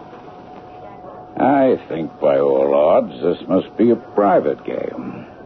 Will the Signorina be kind enough to follow me? This is a small private room for games of no limit. Will you enter? Thank you. It's singularly well appointed for its purpose. Parlor, bath, bedroom, and bar. May I serve you some wine or a drink? Not yet, if ever. Let's consummate our wager first. Oh, by all means. As you see, the apartment has other basic functions. A green baize table, bright lights. What's your preference, Signorina, for our wager? Chemin de fer, piquet, Tantin? As long as I'm American, I'll ride with the dice. Not the best odds. Or the worst. 21 would favor you more. I'll stick with the dice. As you prefer. And while we're speaking of odds, Diana. Oh, I beg your pardon. Think nothing of it. What's a name between friends? I will hope that's a prophetic statement. We were discussing an even game, but I'll try to better those odds for you. The dice are yours. You're most gracious, Signor.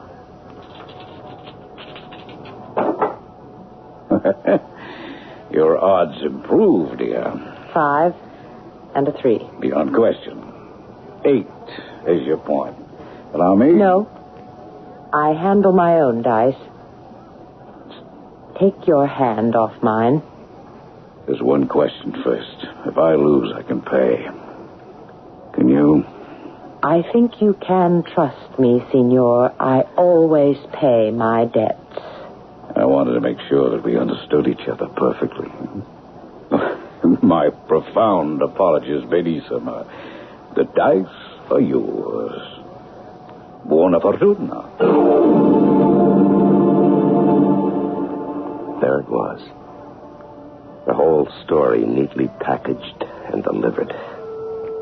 A man saved first from death and then from dishonor. In a daring gamble by the incredible woman who nestled by my side in a hired carriage as we drove back down the hill to her apartment. But all the way through the slanting afternoon sunlight, something nagged at my mind, incomplete, unanswered. And suddenly I had it. The question which seemed to scream for an answer. Home, Gary. Yeah, home. What's the matter, darling? I've been thinking. Oh, such a dangerous occupation. Yes, isn't it? I've been thinking about 3 million francs. That's what I like about you. Your thoughts are never small. Yeah, this one is small and very mean, but it's there, and I've got to know. Maybe you'd better let it go. No, I can't. That's what I was afraid of.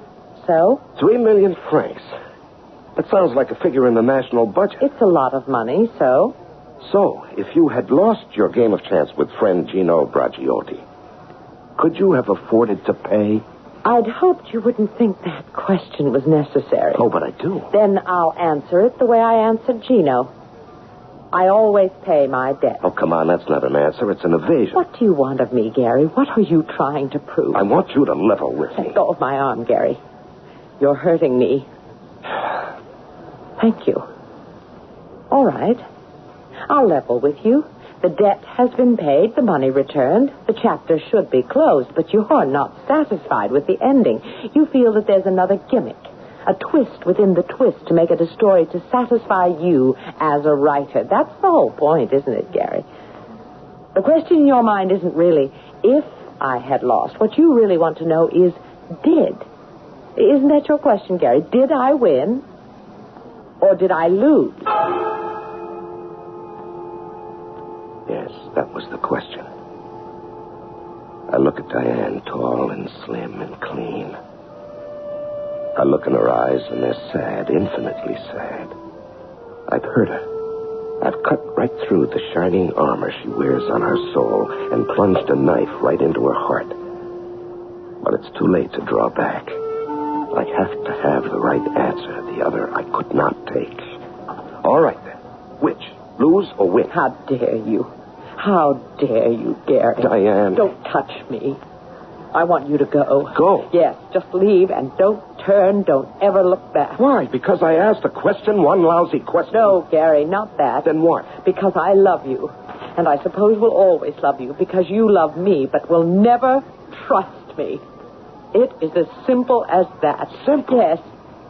There's nothing complicated about faith. You either have it or you haven't. You haven't. And there is one thing about me that will never change. Whatever I am, you must take on trust. That's why we're no good for each other. So there's the real answer to your question, Gary. It should never have been asked. Goodbye.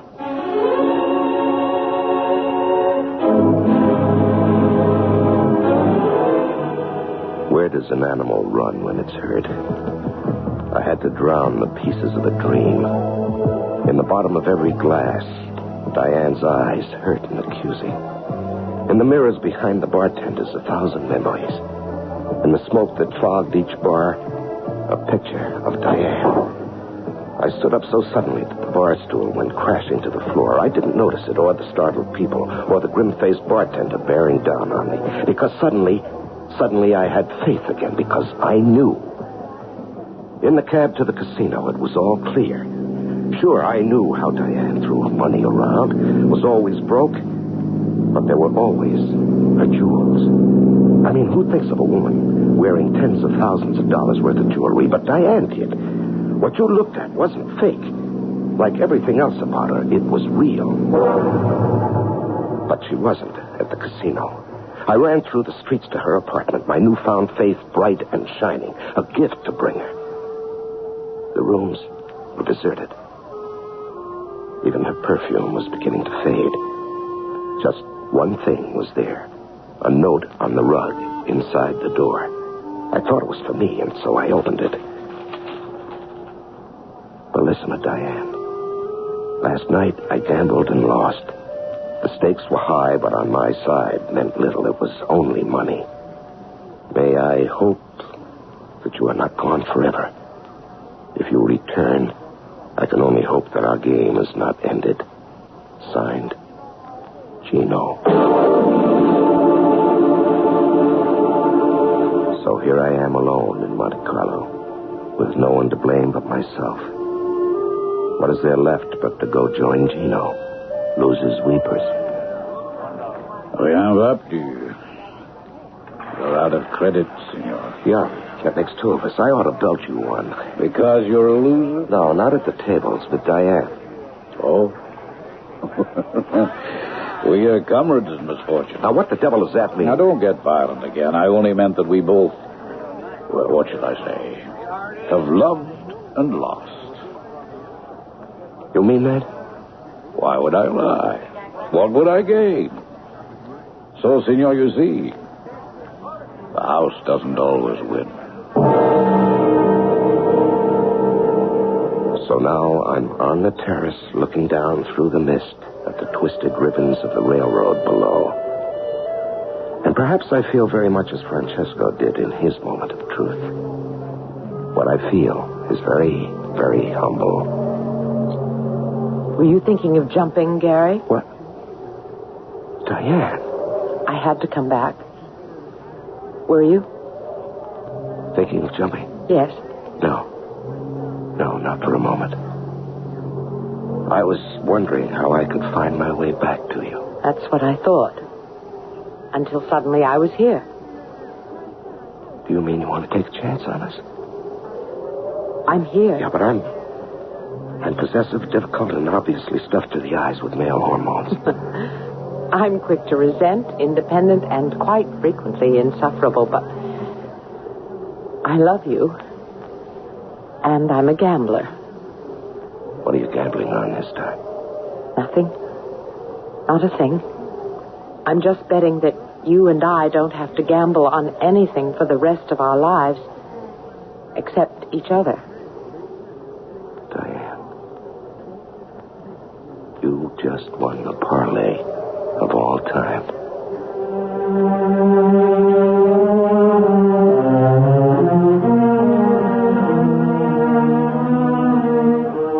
There are many ways this story could have ended. Why should Diane come back to a man who didn't trust her? Is it sensible to suppose that a man as jealous as Gary would suddenly open his mind? That's for all of you to answer. I only hold the mirror up. What you see or hear in that reflection, I can only hope is what I thought you would. I shall return shortly.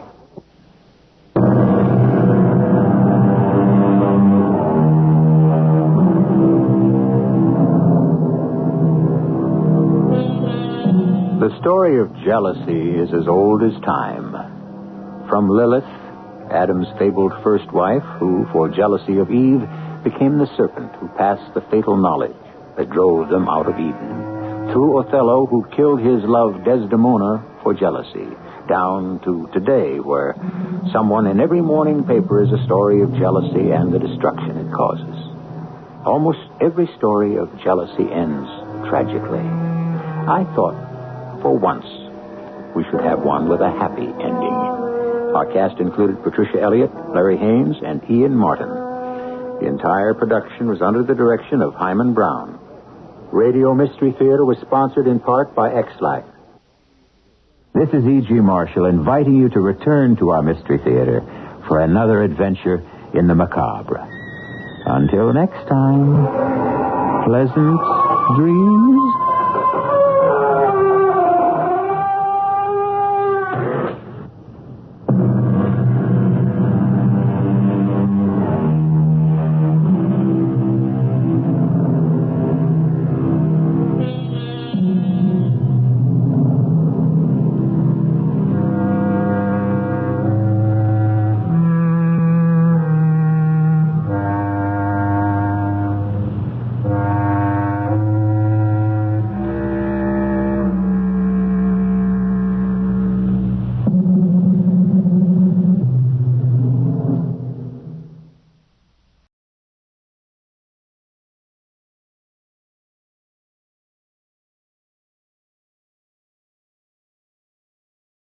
Tired of the everyday routine?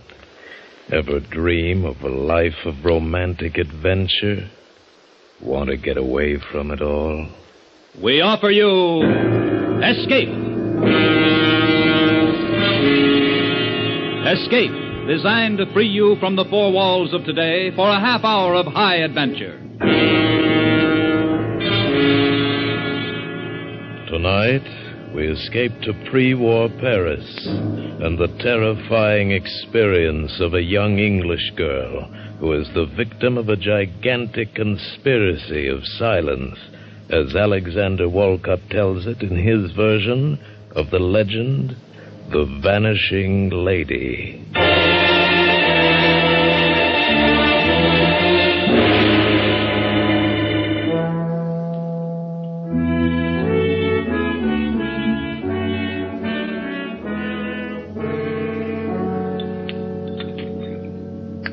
A cup of tea, Bruce? No, thank you, my dear. I think I'll just have a Johnny Walker and soda and take a look at the Evening Standard. I'd like another, please, Mother. Oh, all right, Alice. Only one sugar, dear. We must watch our figures. Oh, nonsense. A growing girl like Alice needs plenty of sugar. See, Mother? Daddy approves. Perhaps, but Mother is still boss. Yes, Mother. She certainly is, Alice. Mother? Yes, dear? I've been thinking. Yes, dear. I've been thinking about my grandparents. Oh? I know all about Daddy's parents. How Grandfather Stanley commanded a dreadnought at the Battle of Jutland. And how... Oh, it was not a dreadnought, Alice. It was a heavy cruiser. Oh, a heavy cruiser. And he got the VC. And how Grandmother Stanley was a volunteer nurse at Westwall Arch when the Zeppelins came over. And I know about your father, too. And how he died in India from his wounds. And how gallant he was at the Khyber Pass. But, Mother? Yes, dear? You never told me anything about Grandmother Winship. I haven't. No, and I'd like to know something about... A child 16, I think it's time she knew. But, Bruce... And you'd probably feel better to get it off your chest. What, Mother? What is it? Well, my dear, I've never talked about your grandmother because... Well, I've always half believed that someday, somehow, she would come down our garden walk and I know it sounds silly, but explain where she has been for the last 20 years. Why? What happened to her? I don't know. I don't suppose I ever will. Well, now, Cynthia, darling, if it's going to upset No, Bruce, you're quite right. It would be best to get it off my chest, as you put it. Alice, as you know, I was born and brought up in India. I was about your age when my father was killed in the Khyber campaign. Mother decided to leave India for good and return to her old home in Warwickshire. However, it was necessary for her to go to Paris to attend to some details of my father's estates. The great Paris Exposition had just opened, and the city was jammed with visitors from all over the world. You can imagine our relief when we arrived at the Grand Hotel Universel and heard the clerk say in quite understandable English, "Ah, Madame and Mademoiselle Winship, welcome, welcome. You will please to sign the register here and here." "You have our reservation." "Indeed, yes. And you are most fortunate, Madame, that you telegraphed, for I have reserved for you the last room in the house." I'm so relieved. Here, Cynthia, you may as well learn now to sign a register for yourself. Oh, yes, Mamma. Where do I write? There, on that line. Oh, yes, I see. Voila. You are fatigued from your journey, yes? I shall have the boy show you to your rooms at once. Chasseur, chasseur. Oui, monsieur. Madame et Mademoiselle Winship à numéro 342 tout de suite. Tout de suite, monsieur. These are your bagages, madame? Yes, these 6. Voilà le bagage, 6 pièces. Cynthia, you best carry the little one with the medicine in it. Yes, Mamma. Permettez-moi, mademoiselle. Oh, thank you. I'll take that one, the little red one. Bien, this way, ladies. Keep your eye on that porter, Cynthia. I don't trust these Frenchmen. Oh, I don't think he'll make off with our things, Mamma. Oh, here's the lift. Dis donc, Émile, 3e étage. 3e. I do wish we could have gone straight on to Southampton. But you'd only have had to come back across the channel to see the solicitor. We really saved time this way. I suppose I wish we hadn't had to come to Paris at all. It's such a sinister place. Oh, Mamma. Voilà, 3e. This way, ladies, the right. 338, 340, 342. Voilà. Entrez, ladies. Oh, what a lovely big room. Oh, look, Mamma. French windows. Oh, and the park out there. And that square with the statues on it. Ladies désirent quelque chose en plus. Here. Oh, merci. Thank you, ladies. Oh, Mamma, it's like something out of a book. Yes, my dear, that's the trouble with Paris. It's so attractive. But underneath, it's evil. Oh, the furniture. The gilt clock. This lovely marble table. Oh, Mamma, everything's so French. Well, I'll be very glad to be on my way to where everything's English by this time tomorrow. Now, come away from that window and help me get into something comfortable there, dear. Oh, yes. Yes, Mamma. I don't know when I've been so tired. I just can't seem to catch my... Mamma! Mamma, what's the matter? Mamma, speak to me. Oh, here. I'll get you up in the bed. There. Now, let me loosen your corset. Here, Mamma. Here are the smelling salts. Breathe deeply. Mama. Oh, the telephone. I've got to get a doctor. Oh, please hurry. Please. Oh, hello, operator. Will you please send a doctor up to room number... Let me see. Number 342. Pardon? Qu'est-ce que mademoiselle désire? Will you please send a doctor to room number 342? Je ne comprends pas. Qu'est-ce que mademoiselle désire? A doctor, please, a doctor. Ah oui, un docteur. Oui, mademoiselle, tout de suite.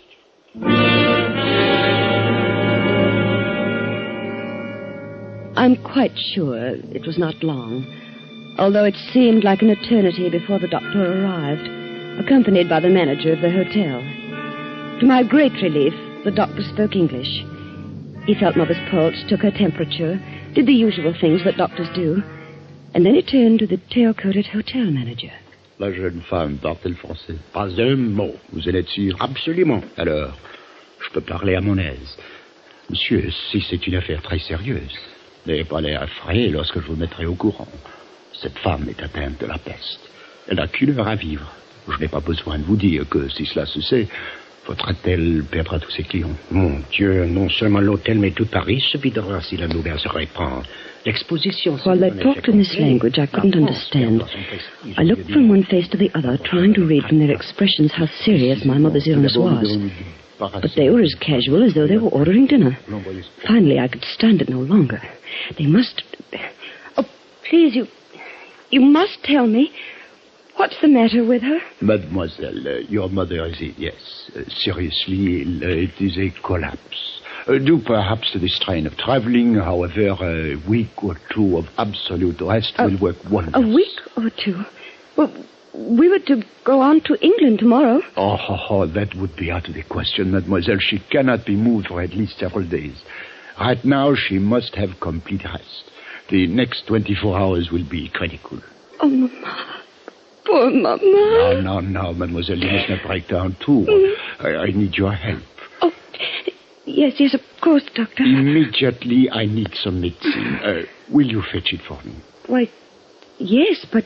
Malheureusement, I must not leave your mother for a moment during these critical hours. Here, I will write down this address and a little message to my wife. Your wife? Yes, I have the medicine already prepared at my home. It will be faster to go therefore than to a pharmacy. There are very few chemists who have the ingredients. But couldn't you telephone? Hélas, I have no telephone. Voilà, here is the address, 24 bis Rue Valgrace. And here is the message to give to my wife. But, Doctor, I don't know Paris at all.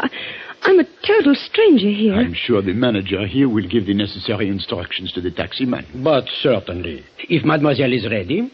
Before I quite knew what was happening, I was seated in a rickety taxicab outside the hotel with the doctor's message clutched in my hand, while the hotel manager gave voluble directions to the cab driver. Un pouvoir tel que vous pourrez vous acheter un taxi tout neuf.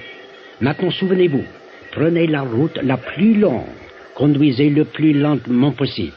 Sous aucun prétexte, ne la ramenez pas ici avant 2 heures. Compris? Ben oui, je comprends. Bon. It is arranged, mademoiselle. Jacques is one of our most trusted chauffeurs.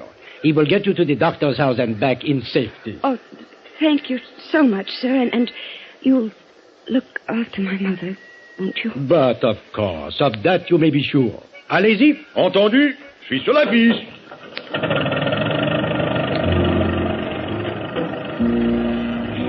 When we left the hotel, we crossed a huge square with statues around it and turned into a wide avenue which led up a gentle incline, at the top of which was a huge arch.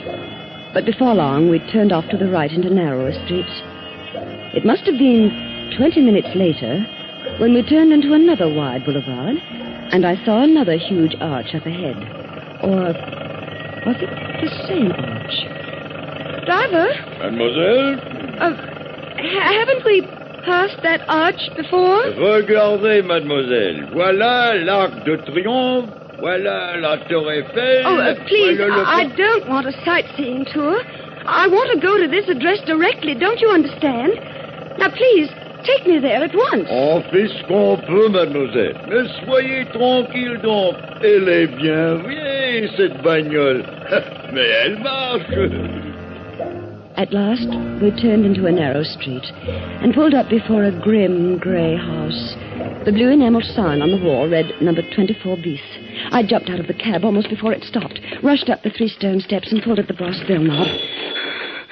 Oh, hurry, hurry, hurry. Please, please, hurry. Bonjour, mademoiselle. Monsieur le docteur n'est pas là. The doctor sent me for some medicine. Here, read this, please. Retenez cette jeune femme aussi longtemps que possible. C'est de la plus grande importance pour l'avenir de Paris et même de la France. Entrez. Oh, thank you. Quand vous ne pouvez plus la faire attendre... The doctor's wife stood there reading and rereading the note as though she didn't understand it. And until I thought I would scream. Oh, please, please, hurry. Give me the medicine. It's my mother. She may be dying. I must get back to her. Please, hurry. Asseyez-vous. She pointed to a chair. Attendez. And slowly walked down the hall and closed the door behind her. I waited and waited. And wondered about the time the cab had taken to get here. About that arch that looked so familiar. And I was torn by the 100 nameless anxieties that torture you when your nearest and dearest is ill. And then I heard something that froze my blood. A telephone. A telephone clearly ringing somewhere in the house. But the doctor had said he had no telephone. That was the reason I must come all this way for the medicine. Oh, no. No, it couldn't be in this house. It must be next door. Or across the street, of course. That's where the sound was coming from. But no. It was the voice of the doctor's wife answering the phone. Oh, no. No, what monstrous plot was this? I felt my scalp crawl with terror. My brain pounded and my head felt as though it would burst. I wanted to scream, to run out of this awful house, to run all the way across Paris to the bedside of my mother. Voilà, mademoiselle. La médecine. Oh, thank you. Thank you. Au revoir, mademoiselle. Now, driver, please. Please, in the name of your own mother, hurry. Back to the hotel as fast as possible, please.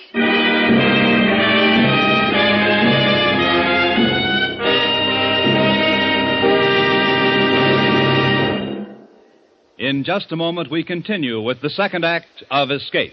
But first, no, you won't be hearing double. That'll be Groucho Marx appearing on 2 different CBS shows tomorrow night. First, in his own hilarious ad-lib quiz, You Bet Your Life, and then immediately following as Bing Crosby's guest.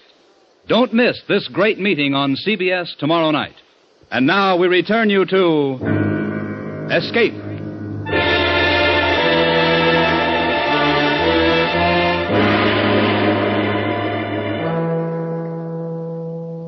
I pleaded with the taxi driver. I begged him to hurry. I explained to him in tears that my mother was desperately ill. But the taxicab never increased its speed. We crept across Paris just as slowly as we had come. Until at last we pulled up before the entrance of the hotel. Voila, mademoiselle. I jumped out of the cab, and then I saw the sign over the hotel entrance. It said, Hotel Ritz.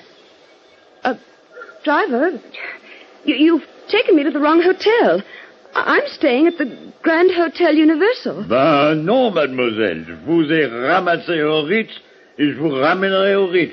Et il y a 25 francs 50 au compteur. Et j'aimerais recevoir immédiatement, en plus le pourboire. Please, I don't understand what you're saying, but I want you to take me to the Grand Hotel Universal. Et c'est ici que je vous ai pris en charge et c'est ici que je vous ramène. Et maintenant, c'est mon heure d'aller dîner. Donc, si vous aurez l'obligeance de me payer... Oh, you stupid, stupid man. Can't you understand? My mother is ill. You've taken more than 2 hours to get me to that doctor's house and back. Can't you understand? My mother is sick, perhaps dying. Mademoiselle, vos problèmes ne me regardent pas. Donc, si vous aurez l'amabilité de me payer le 25 francs, en plus le pourboire... I looked around me. A small group of passers-by had stopped and were listening curiously to the argument, and then they joined in, taking sides. Everywhere I looked were foreign faces, strangers, enemies.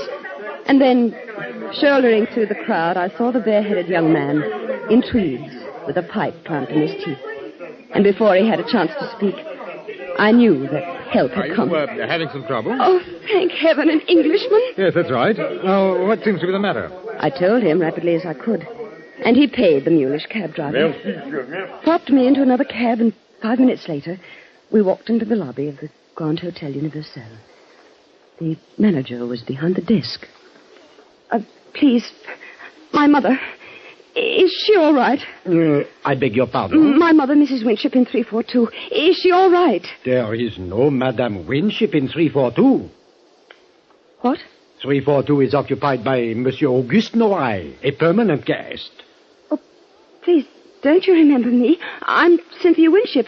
2 hours ago, you put me into a taxi to go to the doctor's house for some medicine for my mother. No, I'm afraid mademoiselle is mistaken. I have never seen her before in my life. Well, now, look here. What is No, listen, I swear to you, it is as I say. We signed the register less than 3 hours ago. We got in on a train from Marseille. Well, now, let's have a look at the register. Oh, yes.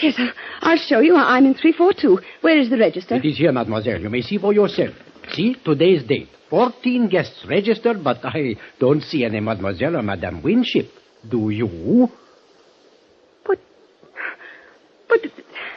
this is monstrous. It's impossible. My mother is somewhere in this hotel. What have you done with her? What have you done with her?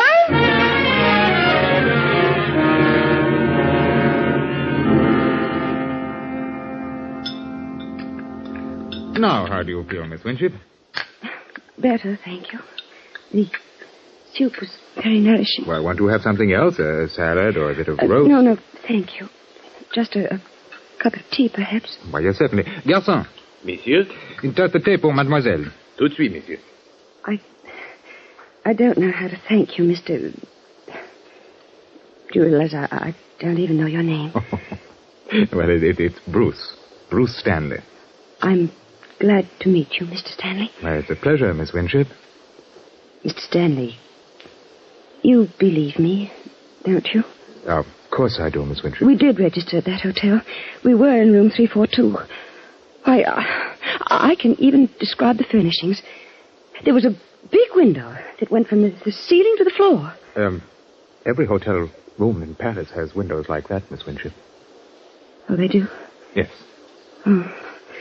Well, in this room, the draperies were plum-colored, and there was a marble-top table, black marble it was, and a gilt clock. It had run down. The hand stopped, I remember, at 20 minutes past 3.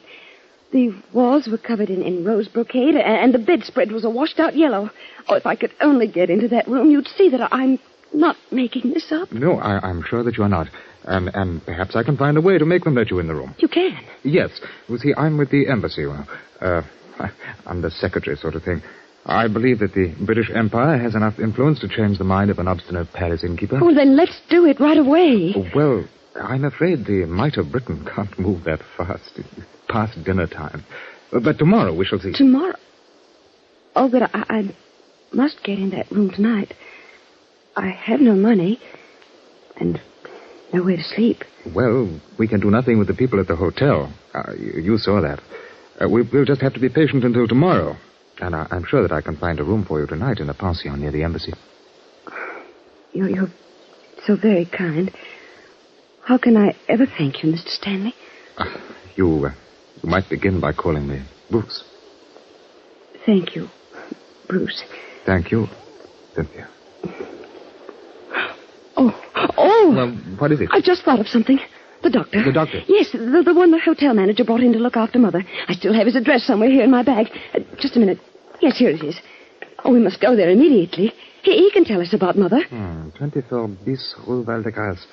Well, it's not far. That's just off the Boulevard Raspail. It's near the Gare Montparnasse. How long would it take to get there by taxi? About 10 minutes. But it took over an hour this afternoon.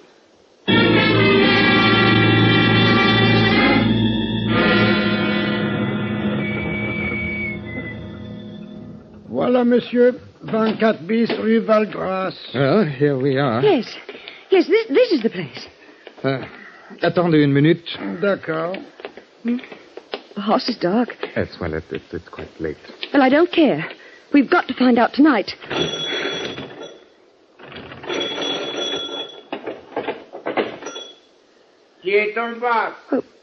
Where is he? Oh, he's there at the upstairs window. Monsieur le docteur, c'est Mademoiselle Winship. Elle veut vous questionner de sa mère. Je parlez pas de Mademoiselle Winship. Says he doesn't know you. But he must. He must. Doctor, don't you remember?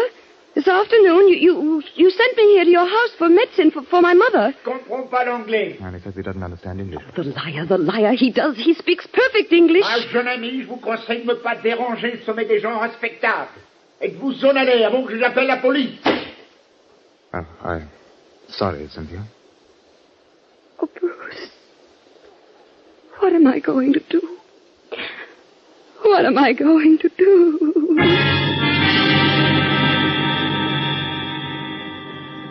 If it hadn't been for Bruce, I'm certain I should have gone out of my mind that dreadful night.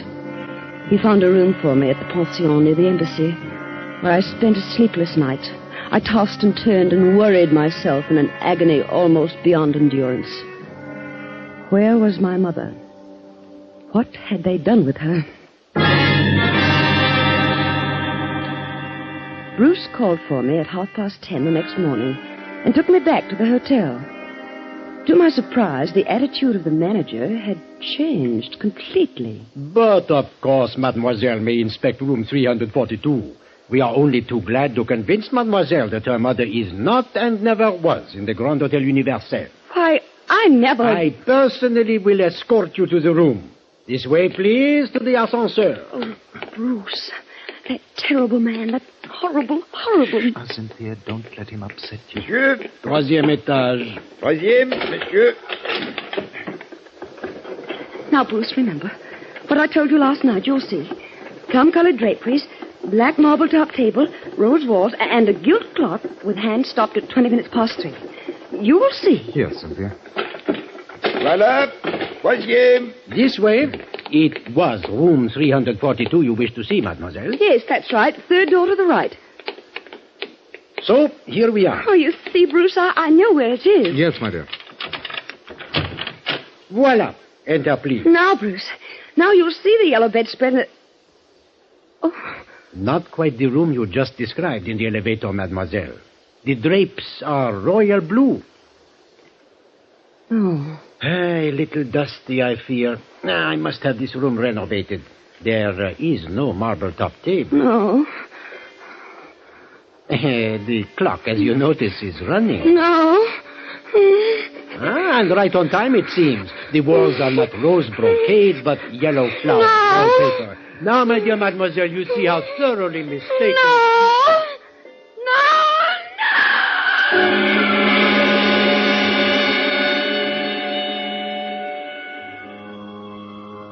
They had tried to make me think I was mad. They succeeded.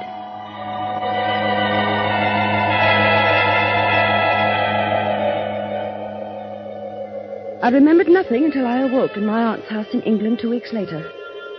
Thanks to Bruce, who never left my side during those terrible days when my sanity hung in the balance.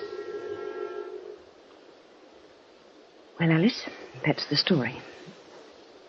And that's why I've never been able to talk to you about your grandmother Winship. Oh, Mother, how horrible.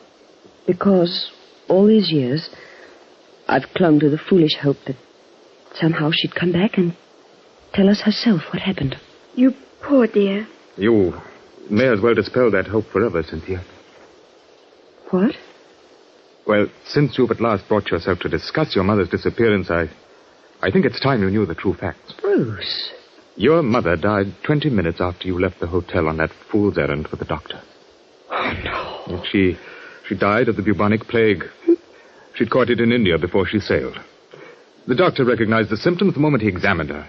He told the hotel manager in French in your presence. They agreed that the matter must be kept completely secret. If the news leaked out that there was a case of plague in Paris, the city would have been emptied of visitors and the exposition would have been a failure. Bruce. The conspiracy of silence began in the hotel. The bellboy was paid to claim he never saw you. The taxi driver was paid to take you to the doctor's house by the most roundabout route. The note to the doctor's wife advised her to detain you as long as she could. And the taxi driver added his own imaginative touch by returning you to the Ritz instead of the Universel. I shudder to think what might have happened if I hadn't come to the Place Vendôme just then. But you didn't know. Not then. When did you find out? The next morning.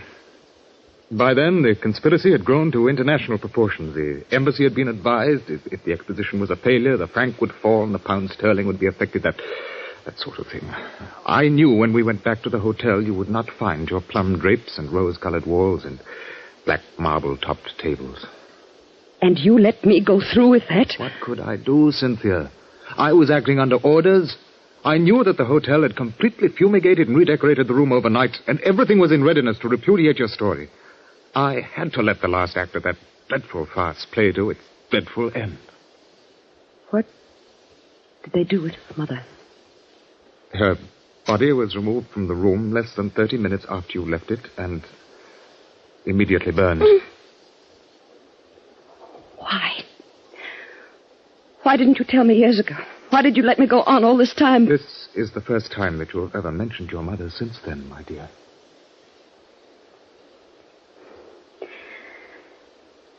Alice. Yes, Mother? There's a new issue of the Tatler in the library. Wouldn't you like to look at it? But, Mother, I want now, to know dear, about... there's a good girl. I want to have a talk with your father.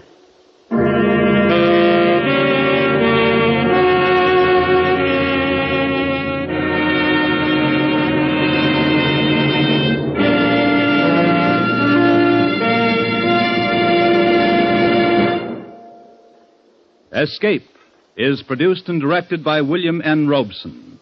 Tonight we have presented The Vanishing Lady by Alexander Woolcott, freely adapted for radio by Mr. Robeson. Featured in the cast were Joan Banks as Cynthia, Ben Wright as Bruce, Anthony Ross as the doctor, and John Hoyt as the hotel manager. Also heard were Irene Tedrow, Ramsey Hill, Nan Boardman, Daphne O'Callaghan, and Paul Freese. Special music was composed and conducted by Del Castillo. Next week. You are in command of an English destroyer sailing to join the North Sea Patrol in October 1914, when destiny forces you to become the man who won the war.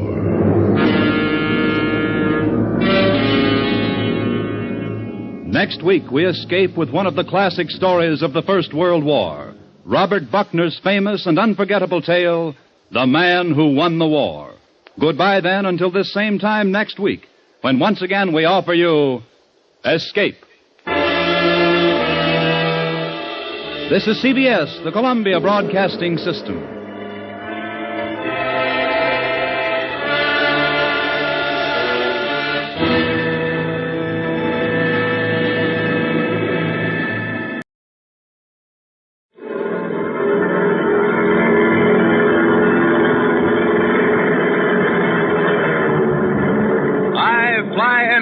Starring Dick Hames as air cargo pilot Captain Dockery Crane.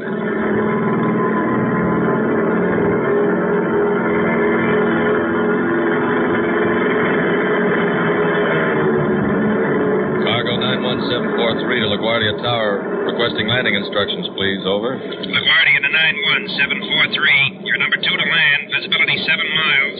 Wind northwest 290 degrees, 20 miles. Altimeter setting 025. You'll be clear to land on runway 21. Is that you, Crane? That's me, Dockery Crane. What are you bringing into our fair city this time, Crane? Cabbages, kings, or crumb bums? No, you're wrong all the way, Buster. I'm bringing in a dent in my rudder, a dram of drugs, and a date with death. You know me, I fly anything.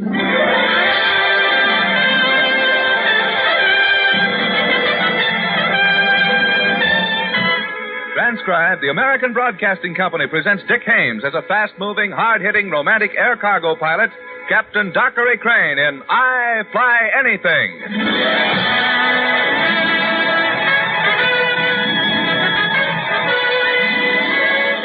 My name is Dockery Crane, and my business is the Wild Blue Yonder business, the pickup and delivery business by air. You get yourself a crew, a hangar, a secretary, a teletype machine, a certificate from the CAB, and a great big pile of hope, and your motto is anything, anywhere, anytime, I fly anything.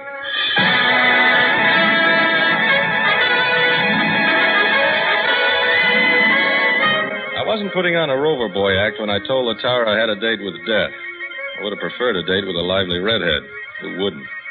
Except a guy already married to a redhead. But time was running out. Death is one date you shouldn't keep waiting around too long. Hey, June. June answered, will you? Dockery, can't you see I'm busy? Where's Buzz, for heaven's sake? Well, he's checking the loading. Oh, come on, June. I got to finish his flight plan. Well, step on it, will you? Hello. Oh, yes, sir. Just a moment. Dockery, it's Mr. Vandermeer from the International Health Organization. He wants to know how soon we're taking off. 20 minutes. As soon as we're loaded. 20 minutes, sir. Yes, I'll tell him. He'll meet you at the plane, Doc. Well, I've got no room for him. This is an overseas flight. Look, I got a crew of 7, you and the cargo. I'm only flying a DC-4, not a trolley car. Take it easy, Lindbergh. He's only coming down to give you your official instructions. Oh, well, that's better. And besides, who said there was any difference between a DC-4 and a trolley car?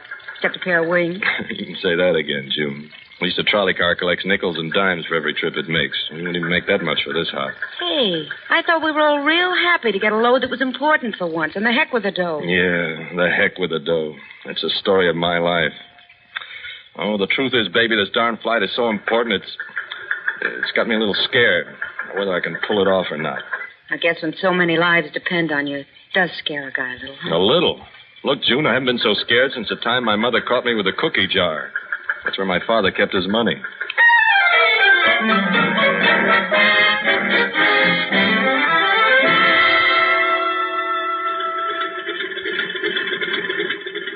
Is the cargo aboard, Buzz? Check. How about the crew? Aboard.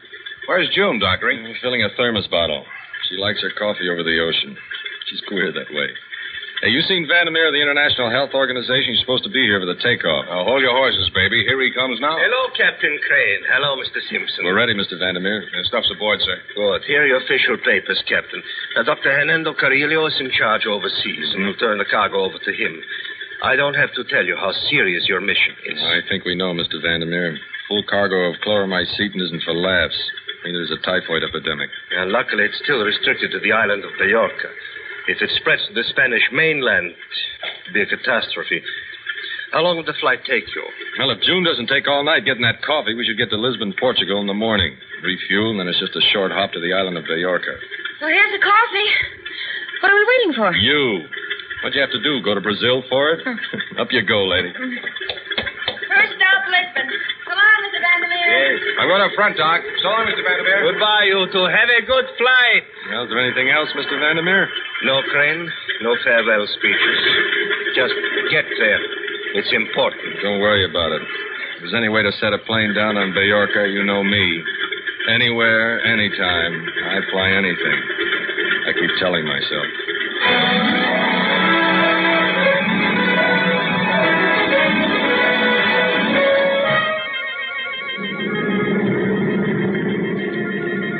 This is Emergency Flight 91743 USA. Emergency Flight USA calling Lisbon, Portugal. Approaching at 4,000 feet from northwest. Landing instructions, please. Over. Lisbon to emergency flight. Lisbon to emergency flight. Come in, USA. Come in. Landing instructions, please. Requesting landing instructions. Over. This is Lisbon. This is Lisbon. Storm warning. Storm warning. Clearing field for you. Prepare for emergency landing. Rain squad, prepare for emergency landing.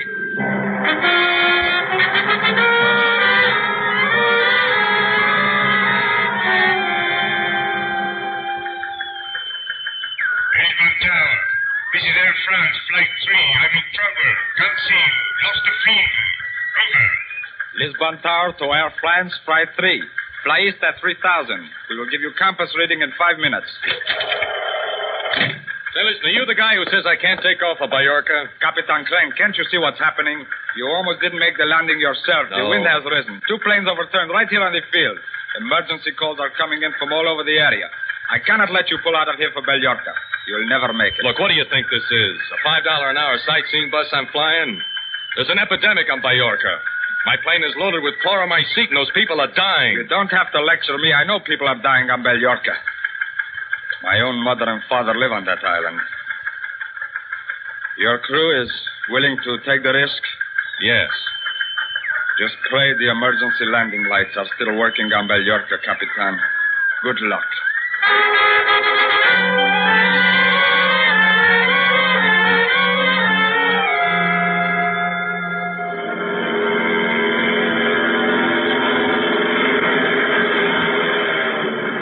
How long has he been circling overhead, Bianca? Almost 10 minutes now, Dr. Carillo. A young man with courage, that Captain Crane.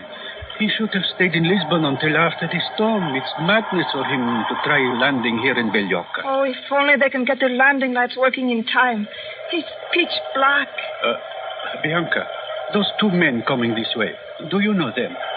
Those two men? No, Dr. Carillo. Excuse me, I know you are waiting for the plane, but are you Dr. Carillo? Yes. Oh, I am so glad, Doctor. We heard you were coming to the island. What can I do for you? My friend here, his wife, she has come down with typhoid fever. How long ago? Several hours. He brought her down here in his car. We heard you were... Take me to your car. Bianca, when Captain Crane lands, tell him I'll be back in a moment. All right. This way, Dr. Carillo. That black car over there.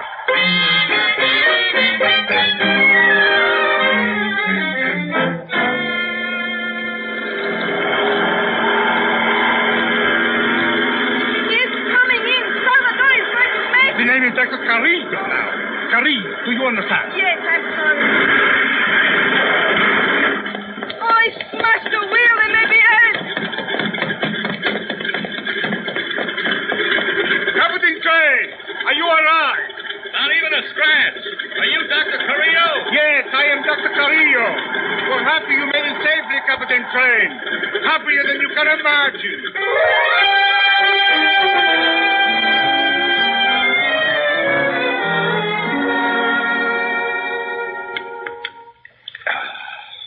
Good and hot.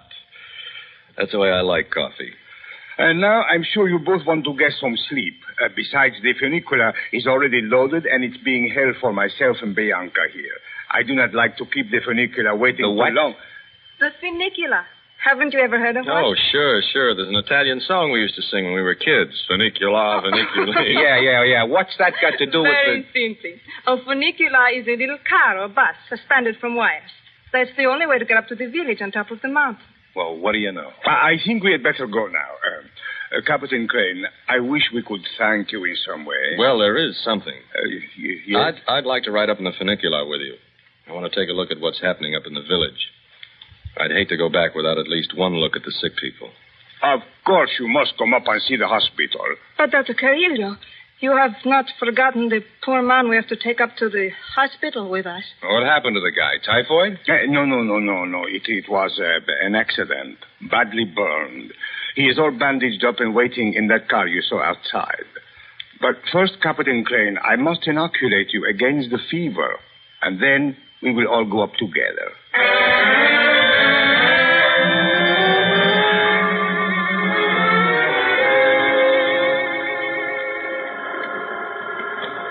Well, Buzz went back to the ship, and I to the trolley on wires.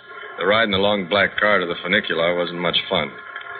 The guy in the bandages right up to his nose must have been unconscious. But once we got inside the funicular, I took a second look at Bianca. Funny. Somebody must have heard me say I'd prefer a date with a redhead instead of with death. But I hit the jackpot, because here I was sitting next to a redhead and heading up the mountain to a whole village of death. You have never ridden in a funicular, Capitan? No. Certainly not with anyone like you. The closest I ever got to a funicular was a ride on the chute-to-chutes in a place called Coney Island. You know, they tell me American men are very aggressive, Capitan. Is that true? Well, first let me ask you a question. Are you related in any way to Dr. Carillo? Related? Well, I mean, are you his wife, sister, sweetheart, cousin, maybe? No, just his assistant. In that case, how aggressive do you like your American men, Bianca? I think you have answered my question. You don't have to... Dr. Carillo, the man in the bandages. Go on with your conversation with Captain Crane. I will tend to our friend in the bandages. The minute we reached the chateau being used for a hospital, I forgot about Bianca. Forgot about being tired, forgot about everything except how glad I was that a couple of guys named the Wright brothers had invented airplanes and that a guy like me had learned to fly one. And the fellow who made me feel that way especially was a male nurse. The only professional in the place until Dr. Carillo walked in. Dr. Carillo, Bianca, you don't know how glad I am to see you, how badly you are needed here. And you must be Captain Crane. Yes, I am. Captain, do you have any idea what typhoid fever does to people? The way it races to a town like fire, like a terrible fire. And you brought help. Chloromycetin, at risk to yourself. Every one of these people would remember you, Captain. Carl, some of the chloromycetin was sent up here the moment the plane had landed. You have given injections? Yes, Dr. Carillo. The moment it arrived. Most of them have had some care. Most of them are asleep. I see. And now, Carl, tell me about my daughter. I'm afraid she's not too well, Dr. Carillo.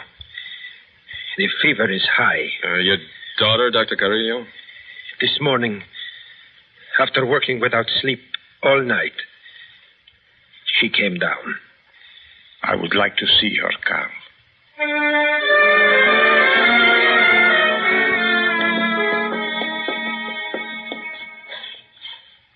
Here she is, Doctor. Her chart, Carl. Fever. Pulse. I see. She had a shot of the new chloromycetin just a little while ago. Yes, of course. Shall I wake her, Dr. Carillo? No. Let her sleep. The poor child needs all she can get. There, you see? We have awakened her. Dr. Carillo, she... Dr. Carillo? My father. Where are you, Father? Right here, dear. Right here beside you. Oh, no. No, you are not my father. Father, where are you? There. You are feverish, dear. I'm afraid. Please, someone. Please. Dolores, try to control yourself. Of course, this is your father. Would I lie to you? No. You are Bianca? Yes. Bianca, I know you. But he's not my father. Dolores, Carl tells me your fever has risen. Now, you be a good girl. I will give you a sedative. You'll get your sleep. No, I won't let you. You are an impostor. Dolores, it is all right. If you don't want your father to give you a sedative, Please, somebody. My father, he was supposed to meet an airplane from America. Yes, that is it. He was supposed to meet a Captain Crane. What did you do with him? Dolores, I'm Dockery Crane. Dolores, this is your father. He met me at the field. Those people wouldn't lie to you. Bianca, I think you'd better show Captain Crane to a room for the night. I will stay here a while with Dolores. No, please, Captain Crane. Don't leave me. Captain, I am sorry to expose you to this, but fever is a terrible thing. Good night, Dolores. No. You get a good rest, and I'll see you in the morning. I hit the bed and caved in like an empty sack. But I couldn't sleep. I couldn't even shut my eyes. I hadn't even thought of counting sheep when I heard my door opening slowly. I saw the figure come staggering toward me, and for a second I was sure the fever had gotten me. Then I jumped out of bed and caught her just as she was about to keel over. Captain Crane. Dolores, you're a sick girl. What are you doing here? Captain Crane. Here, let me put this blanket around you. Captain Crane, don't say a word. I don't have much time, and you must believe me. The man you met is not my father. There is something wrong. I know I'm ill, but please believe me. Ask him my mother's maiden name. Ask him where she was born. That will prove I'm right. If he is my father, he would know my mother's maiden name and where she was born. Please. All right, Dolores. I will. But now you must get back to bed. You're sick. And my mother's name was Ibanez. She was born in Geneva. Ask him. But why? Why should anyone want to impersonate your father? For what? The drugs. Maybe for the drugs. I don't know. I can't tell you. But Everything here, since the war, everything here has different value. Chloromazine brings a great price on the black market. Maybe. But what would they have done with your father? What you're saying is true. Where's your father, your real father? I was hoping you might know. Maybe they hurt him. Maybe they brought him here as prisoner. The man in the bandages. Oh, what man? Captain Crane, what man in bandages? Dolores. Oh, Captain Crane. Thank heavens I found you, darling. Captain Crane, you should have called me immediately. In a case like this, overexertion may be very serious. Bianca, take her back. Come on, dear. I'll help you back to your bed. Yes. Yes, I will go now. Dr. Carrillo? Yes, Crane. Doctor, this whole thing, I'm not used to being so close to an epidemic. Would you like a sedative, Crane? It would put you to sleep. That wasn't what I had in mind. Dr. Carrillo, Dolores asked me to put some questions to you. I think I owe it to her, sick as she is. I hope you don't take offense. Yeah, I'm used to feverish patients, Crane. Doctor, what was your wife's maiden name? Her maiden name was Ibanez, and she was born in Geneva. And I loved her very much. You know, Crane, if you don't get some rest, you might suddenly come down with typhoid. I stood there in the middle of my empty room feeling like a jackass who just tried to pass himself off as a racehorse at Hialeah. Nobody likes to be taken for a sucker, least of all yours truly. And Dolores had kicked my pride right in the seat of its pants. She'd said something about the chloromazine and the black market. She'd hinted that I'd gone to all this trouble just to be played for a patsy. I couldn't take that idea beating my brains out all the way back to the States. I opened the door to the hallway slowly and shut it fast. Maybe I was wrong, but I could have sworn Carl had ducked behind a statue in the hall the minute he saw my door opening. There was a ledge about a foot wide outside my window. It'd probably lead to another window down the building. I knew I'd have to take the ledge if I wanted to check Dolores' story, if I wanted to find the man in the bandages, the man who might be the real Dr. Carrillo. I'd gotten off the ledge into the main room of the place without being seen. There was nobody around except typhoid patients. Most of them were asleep. Some were moaning. At the back of the building was a narrow staircase, probably used by the servants in the chateau a long time ago. I was about halfway up, my head on a level with the upstairs floor, when I stopped. Bianca and Carl had just come out of one of the rooms. What do you think, Bianca? I don't like it. But if that's the way it has to be, well... How will we get rid of him? Have him buried with the rest of the epidemic victims. The bodies are quarantined. Nobody will know.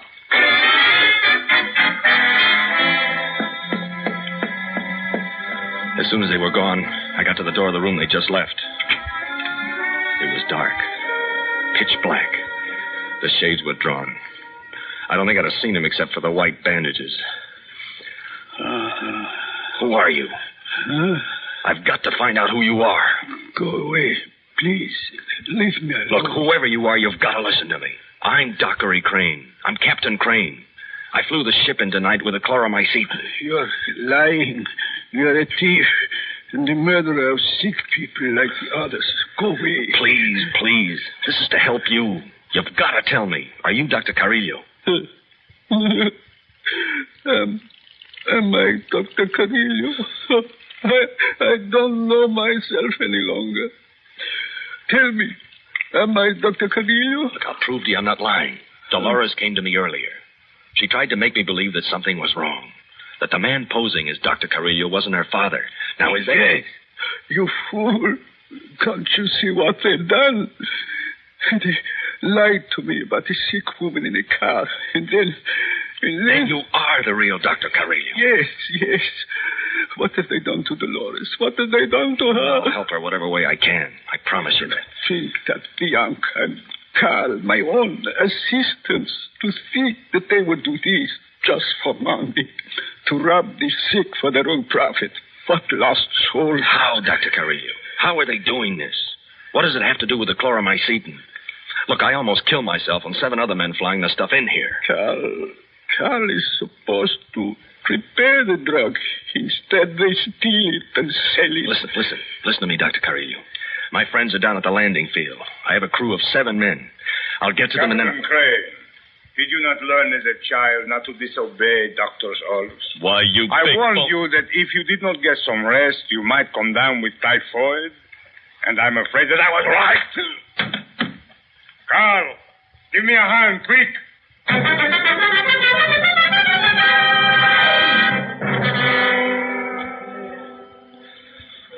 When I came to, it wasn't the bump on my head that bothered me. I had bumps before. It was the fever and chills running through me and the spot on my arm where the phony doctor must have injected me with typhoid germs instead of antitoxin.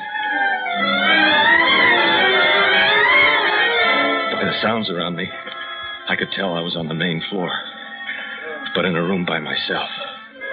I got out of bed and fell flat on my face, but somehow I made it to the door. Nobody around. Maybe they hadn't expected me to come to so fast. I sized up the big room full of fever patients and picked out a big guy who didn't look as sick as the rest. Are you asleep? No. The fever, I can't sleep. Look at me. Do you recognize my face? Of course. I will always remember it. Earlier tonight when you came in with Dr. Carrillo, you are the American pilot. Thank you. Thank you. I don't have much time. I need your help. The man I came in with is not Dr. Carrillo. What? Don't talk. Listen. He's a black marketeer, stealing the drugs I brought from America. The real Dr. Carrillo is a prisoner upstairs. I need your help. They've given me the fever. Is this really true? Yes, I swear it. But what can we do? Any one of us alone doesn't stand a chance. But if somehow we could spread the word among all the men in this place. We're half dead, but we're also half alive. My wife, she is from the village. She is a cleaning woman here. Yeah. When she stops by my bed, I will have her spread the truth. Yes, my husband told me, and the American told him. Spread the word. Pedro's wife, yes. The American told them. Spread the word. You must. I know you are weak. We are all weak, but together we are stronger than they are. All of us, dear. All of us. Tell the American we're ready. We are ready. 80, 100. I don't know how many are here. My wife is a good woman. They're waiting for you. Good. Tell her. You are very sick. So is everyone else here. We'll get well together. Or not at all. Look. Tell your wife. In a half an hour. All of us. Everybody. Into the main office.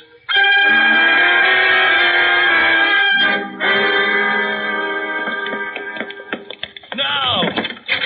Hey! What is this? How can you wrong?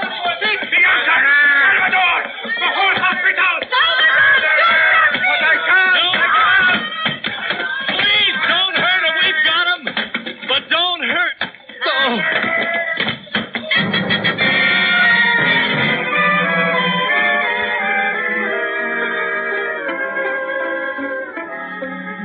June, Yes, boss. he's coming too. What do we got? A payload back? How about that? Been in a coma for 24 hours, and all that's on his mind is a payload. June. Buzz. Hey, relax, sonny boy. It's 24 hours since you stormed the Bastille. June, what? How? Yeah, you're half dead, but you want to know, did I get a return payload in Barcelona? How did you know? Because I know you well enough to know it's not my great, big, beautiful pair of eyes you're interested in. Why, June, How could you say a thing like that? You know, I'm always interested in a great, big, beautiful pair of eyes. Yeah. Well, your dreams are coming true, lover boy. You got a payload back of 12 of the most beautiful pairs of eyes you've ever seen in your life. No kidding. Man, oh, man. A dozen Spanish dancers, maybe, huh? A dozen Spanish cows, Captain Crane. Oh. Well, one thing's sure. If we run into bad weather going back, we'll have the best darn milkshakes you've ever seen.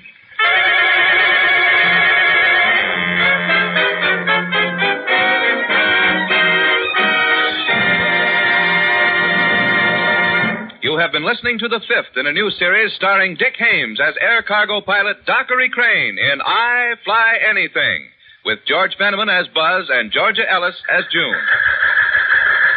And there goes the teletype with next week's cargo load. Doc, an urgent on the teletype.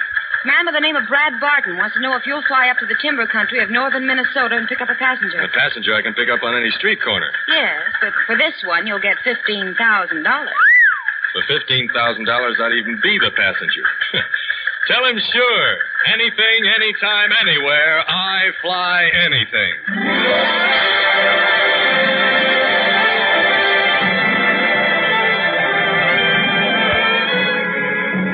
I Fly Anything, starring Dick Hames, was produced by Frank Cooper and Cy Fisher in association with the American Broadcasting Company.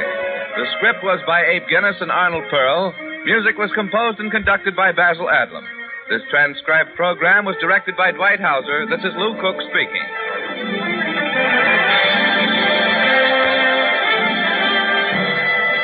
This program has come to you. I was a communist for the FBI.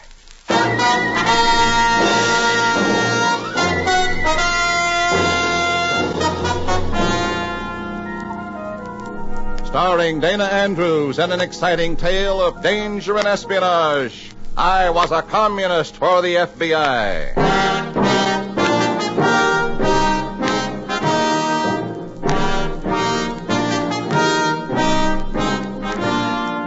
From the actual records and authentic experiences of Matt Cvetic come many of the incidents in this unusual story.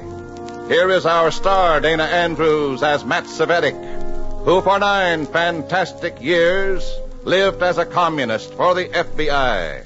For 9 phantasmal years, I was the man who looked into the dark mirror and wondered, which is the reflection and which is me? For 9 years, I lived my double life so intensely that sometimes I wondered, which is the real Cvetic? What is reality and what is the dream?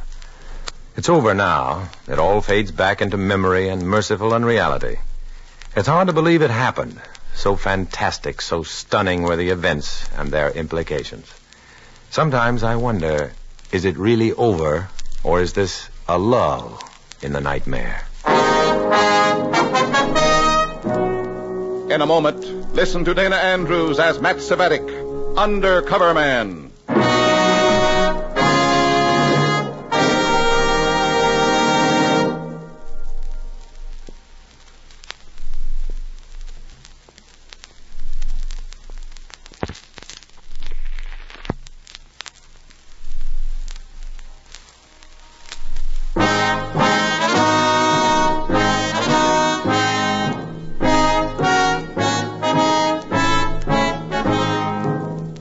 Here is Dana Andrews as Matt Cvetic, Undercover Man.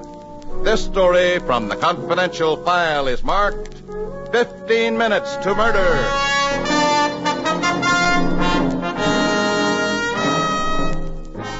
I've been out of sorts for weeks, and I know what it is. The steady, grinding burden of intrigue and vigilance and double-dealing, and just plain, raw, unvarnished fear are getting me down. I go to a doctor, and he tells me exactly what I want to hear. At last, I have a good, legitimate reason to be excused temporarily from party duty. I make my routine telephone check-in with my chief, Comrade Revchenko, from a pay telephone full of the glad news from my doctor. Nothing right now except continue with your routine duties until further notified. About those routine duties... Be a little more prompt in reporting. Well, I can explain that delay. I've been to my doctor. Why? It was nothing serious, routine checkup. He did say I ought to take a rest. I see. You wouldn't want me to go haywire in the middle of an assignment, would you? Did he find anything wrong with you? Well, nothing serious, really. No. Well, I could go back and have him pin a stiff cardiac rap on me. That'll make you any happier. What did the doctor discover? A little high blood pressure, but that's only... Good enough. What? Report to headquarters at once. Look, I'm supposed to take it easy. Report to headquarters. The doctor said... At once.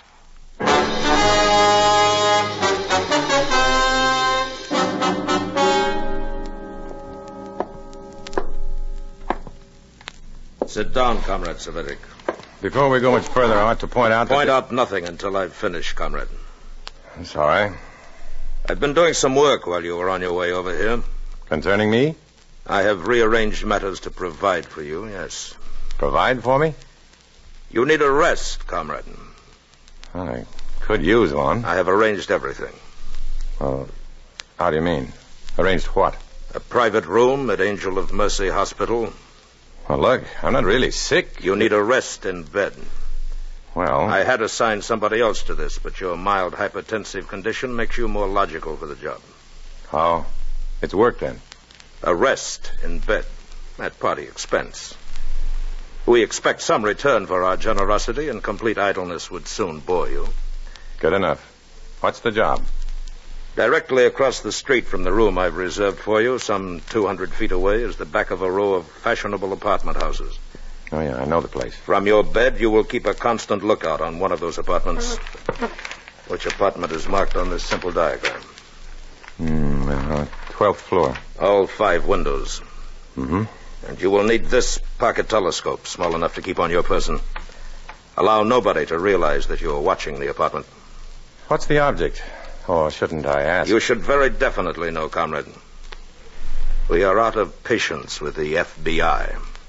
Oh? Tired of their spying, tired of their undercover burrowing into the very core of our party apparatus. It is time we serve notice that this is war and that espionage in war is punishable by extreme measures. Well, then the man I'm watching is an FBI spy? Study every move he makes. He knows he's a marked man. He does not expose himself where we can punish him. That's understandable. Now repeat this number after me. Shoot. Elmwood 41137. Elmwood 41137. Again. Elmwood 41137. Mark nothing down. Of course not. Watch the apartment. Notice Benedict's actions. Well, that's his name then, huh? Benedict? Call it that. Go ahead. Report to Elmwood 41137 closely. It may take a week or 2 weeks or a month, but keep at it. What may take that long, exactly? For Benedict to decide it's safe to leave his stronghold. When he does, give our men half an hour's notice. They will do the rest. Check. Informers and contemptible stool pigeons. Time they squirmed. What else? That's it. Everything's prepared for you. All right, I'll pick up a few things and report at the hospital. Savetic. Yes? We will leave for the hospital directly from here. I'll come back here then. We are leaving from here immediately. But Secrecy, Comrade Savetic, secrecy.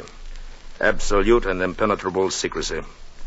We will go to the hospital from here in a car I have waiting for us. They are all over the FBI spies and informers. You seem disturbed, Comrade. It's just this. I'm to be the accessory to a man's murder. An FBI informer? Some vacation. You did not join the party to sip pink lemonade, Comrade. In the hospital, you will under no circumstances attempt to contact the party. Do you understand? I understand. It is out of our hands. Whatever occurs must be credited to the ordinary underworld retaliation. Yes. Forget us. Simply call Elmwood 41337. 1137, isn't it? Just testing. We will go now. We walk several blocks and hesitate at a corner to be picked up by a nondescript car driven by a man I've never seen before. Silence. All the way to the Angel of Mercy Hospital. Absolute silence.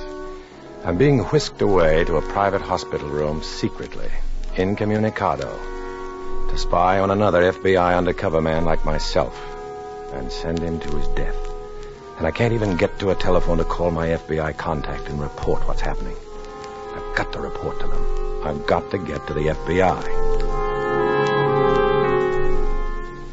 All I get is to the hospital, though. Revchenko stands by wordlessly while the registrar checks me into my room, 1216. Then he goes, and I'm on my own, isolated, marooned. Can I get you anything, Mr. Svetik? Oh, thank you, nurse. Dr. Anatol will be in to see you soon. Who? Well, your doctor, Dr. Anatol. Fine. He'll be in directly. Okay, he'll be in a flash. Oh, you're not going to be a bad patient, are you now? Oh, I'm just going to be the sweetest thing ever happened to this little old Temple of Mercy. You don't have to be cross, do you? I want to be left alone. Just as you say, Mr. Svetik. Absolute minimum of solicitous attention. What are you angry at me for? I'm not angry at you. Oh, I'm sorry, Ness. I'm not angry at you. I know you're nervous and upset, but... Oh, nurse. We'll take care of that, though, won't we? Well, just remember, I'm not mad at you. Oh, is the telephone connected? Oh, yes. Go right ahead and use it. Dr. Anatol will be right in.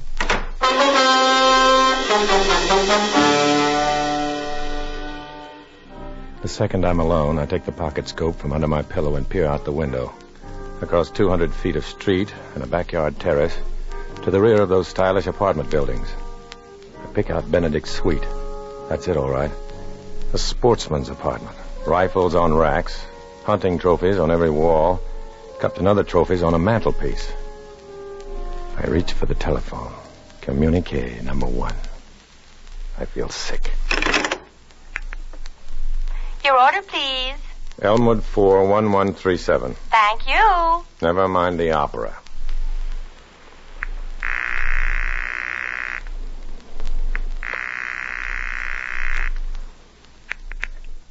Yeah? Elmwood 41137? Yeah. I'm in. Oh, yeah. You know who's talking, don't you? Keep talking. You may have to move fast. Move fast is what we do best. Stay close to the phone now. I got a permanent poker game right in the room. That's all for now. Check.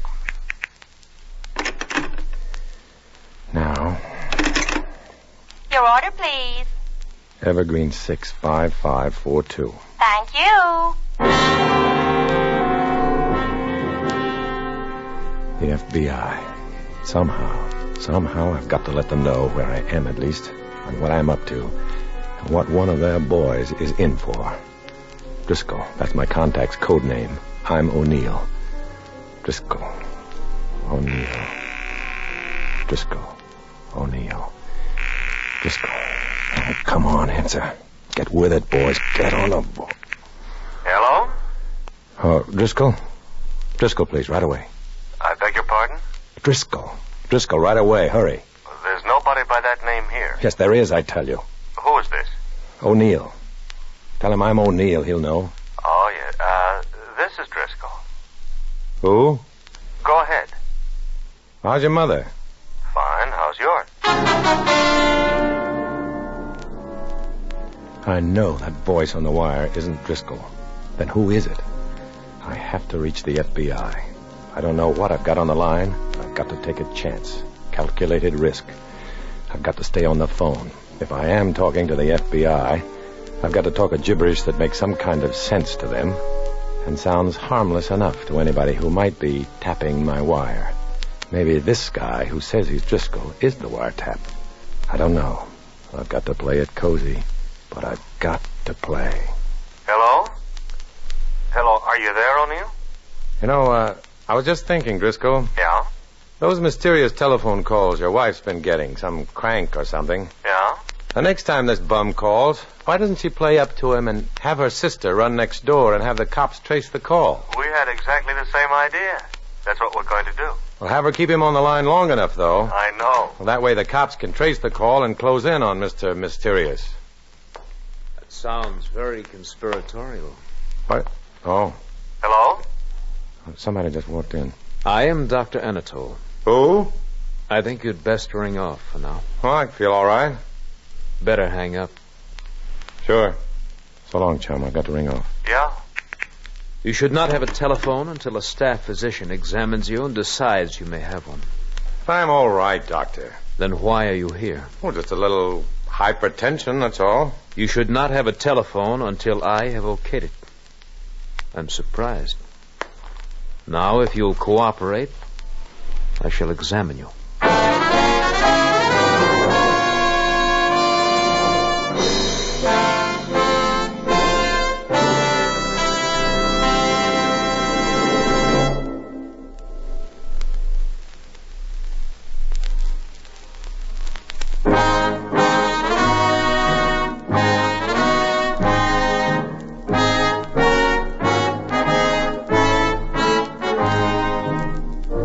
Back to Dana Andrews, starring as Matt Cvetic in I Was a Communist for the FBI, and the second act of our story.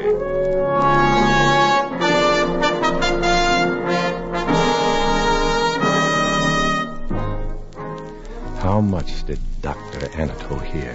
What does he know beside medicine? I'm afraid of that mucilaginous voice and that cold, nothing smile of his. Is he there to watch me? That phone made him pretty mad in his cold-blooded way. Or maybe I'm imagining it. I don't know. In my position, I've got to assume that the walls have ears, and that a strange voice that isn't Driscoll's could be a trap. Meanwhile, I've got to study Benedict across the way. Find out when he gets up, when he has his meals brought in, how much time he spends on his 2 telephones. He never goes out. But when he gets up his nerve to try it, he's dead. And I will have killed him indirectly. And it looks close now. Your order, please. Elmwood 41137. Thank you. Yeah.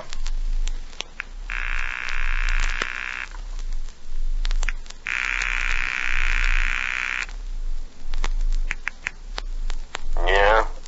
Any time now. Oh, it's you. I hate to disturb your poker game. What's the matter? It's you? Never mind. Wise guy. Stand by to go on fast notice. Yeah, I'm all tensed up. I mean it. Listen, what are we, kids? We know what to do. All right, then. Are you stupid or something? He's taking stuff off the walls and packing them. That means he's ready to go. When he goes, we'll come. All right. Stand by. Check. That's all.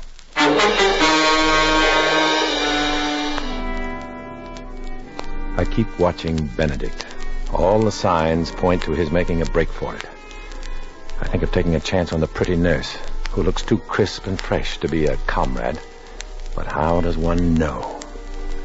Send her with a sealed note to the FBI address?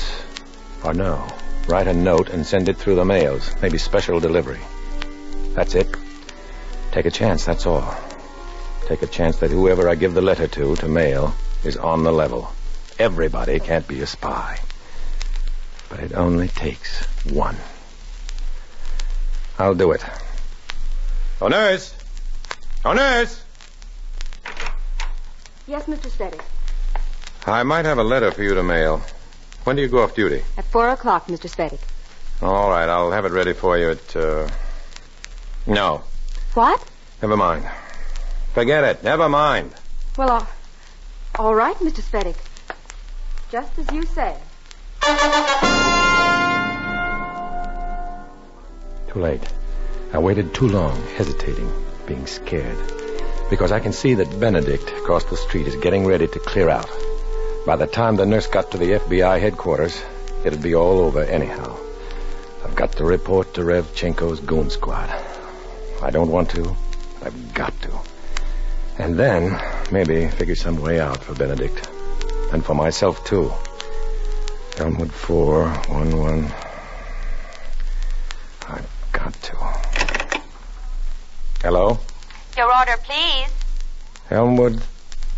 Hello.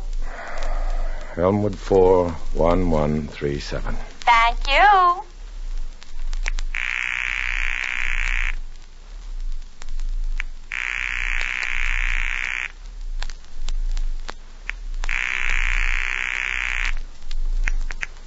No. I can't do it. I won't. Good afternoon, Mr. Svedig.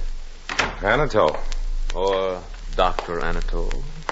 I didn't hear you. Perhaps you were preoccupied. Miss Christopher says you seemed quite upset a moment ago. Who? Your nurse. Upset? Something about changing your mind, about Some letter?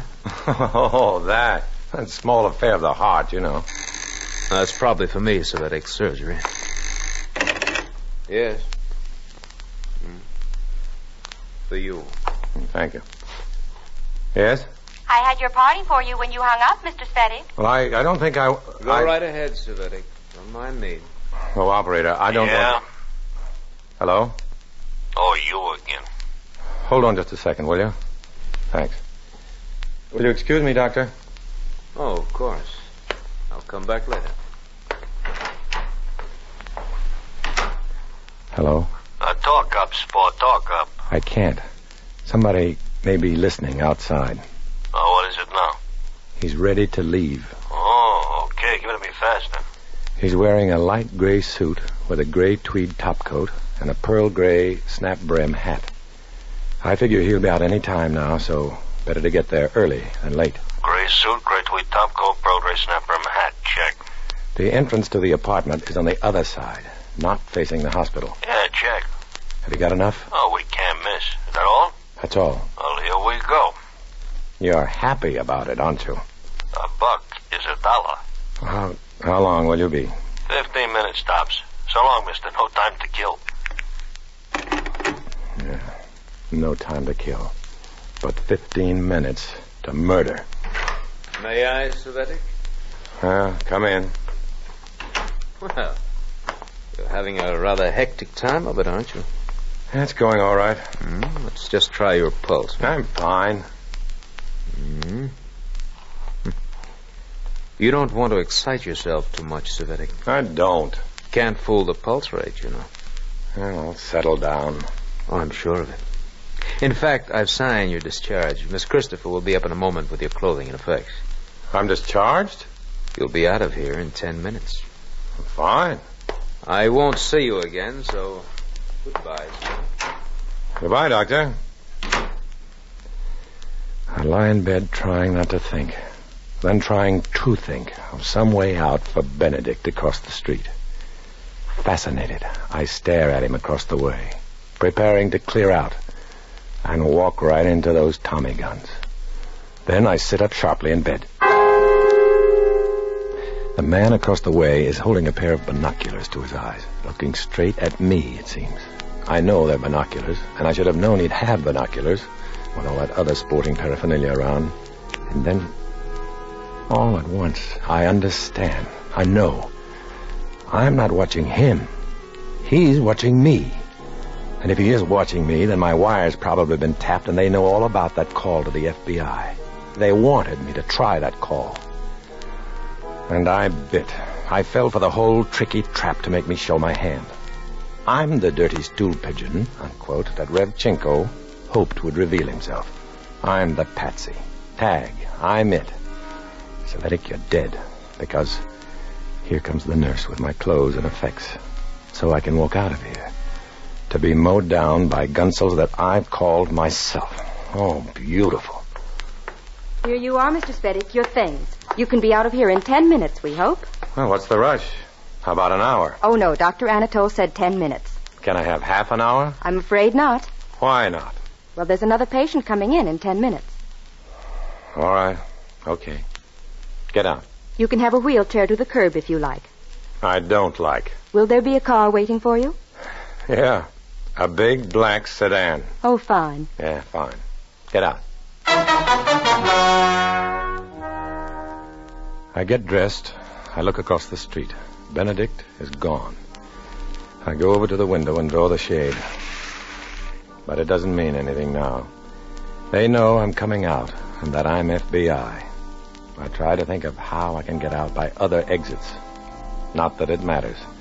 If they don't get me now, they'll get me later. Now would be better for them. It would be an example of quick, bold vengeance for other informers to notice. I'm dead, all right. But I have one small satisfaction. At least I wasn't putting the finger on a fellow FBI undercover man. And then the door snaps open, and the big man who wasn't there is there. O'Neill, Matt, Driscoll. Driscoll it is, Matt. Let's get out of here fast. Where were you? I tried to call you at the FBI, but some strange voice answered. I know. You know? Yeah, I instructed him to accept calls for Driscoll from O'Neill. Well, I took a chance and talked some jabberwocky at him, hoping he'd catch on and trace the call back here to the hospital. Yeah, smart boy, Matt, and we're smart little fellas, too. Because that's how I knew you were in this room. Where have you been all the time? 2 rooms down the corridor, watching that commie across the street. You too? They told me he was an FBI agent they wanted to knock off. I thought I was killing our own man. You almost did. What? I'm the guy. But it's me they're after. They're going to mow me down in the street. They've been watching me, testing me. I'm dead. Look, I was watching him first, getting a line on the people who visit him. They caught on after 2 days and set him to watch me. But they had to get the information about me from you. How do you know that? Well, look at me. Remember the clothes that gent across the street was wearing? Gray suit, gray tweed topcoat, pearl gray hat, right? Yeah. Well, he was watching me and mimicking whatever significant things I did for you to see and report. By reporting on him, you were reporting on me. Sort of a carom shot. They're after me, Matt, not you. They trust you completely as of this assignment, or they wouldn't have let you act for them. Now, look, you leave first, and I'll follow in 5 minutes. Watch out for that Dr. Anatole, though. Anatole? He's one of us. Oh, brother. Have I got a headache? Get going. Say, what about the killer car? It's on the way. Nah, it'll never get here. As soon as we found out where you were, thanks to your call, we put a tap on your phone. We've had Elmwood 4-1137 staked out for 2 days. Oh, then you've picked up those gunsels. 10 minutes ago, with all kinds of raps against them. They've all got records we can put them away for. Quite a haul, huh, man? Yeah. And you're in the clear. The Reds will blame me for everything. Nice haul. Terrific. Vacation in bed. Ha!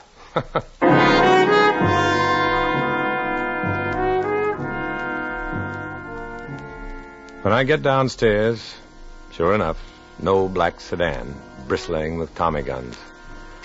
My head is still whirling, and it isn't blood pressure. It's pressure, all right, but not blood pressure. I shake my head to a taxi driver at the curb. Walk it off, Savetic. Walk it off.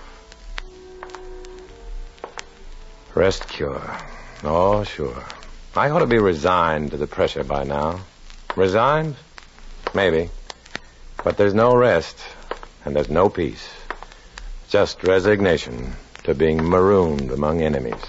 Forbidden from acknowledging my friends. I'm a communist for the FBI. I walk alone.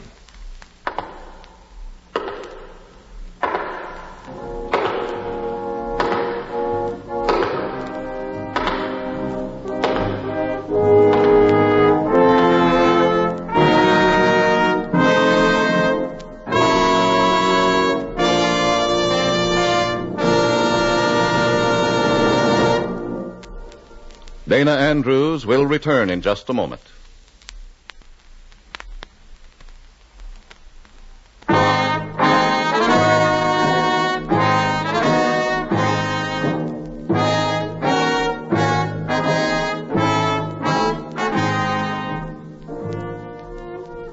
This is Dana Andrews.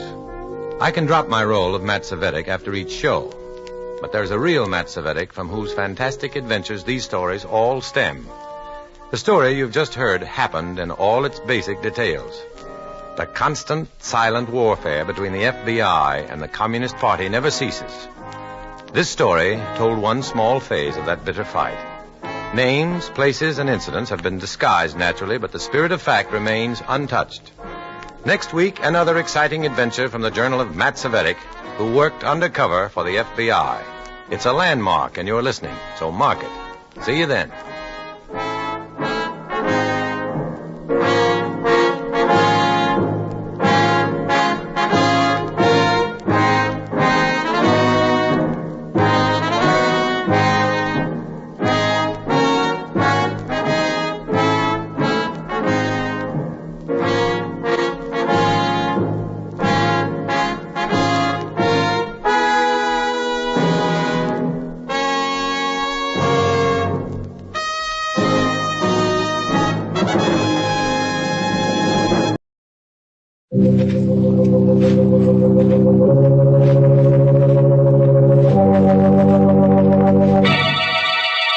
Lipton Tea and Lipton Soup present Inner Sanctum Mysteries.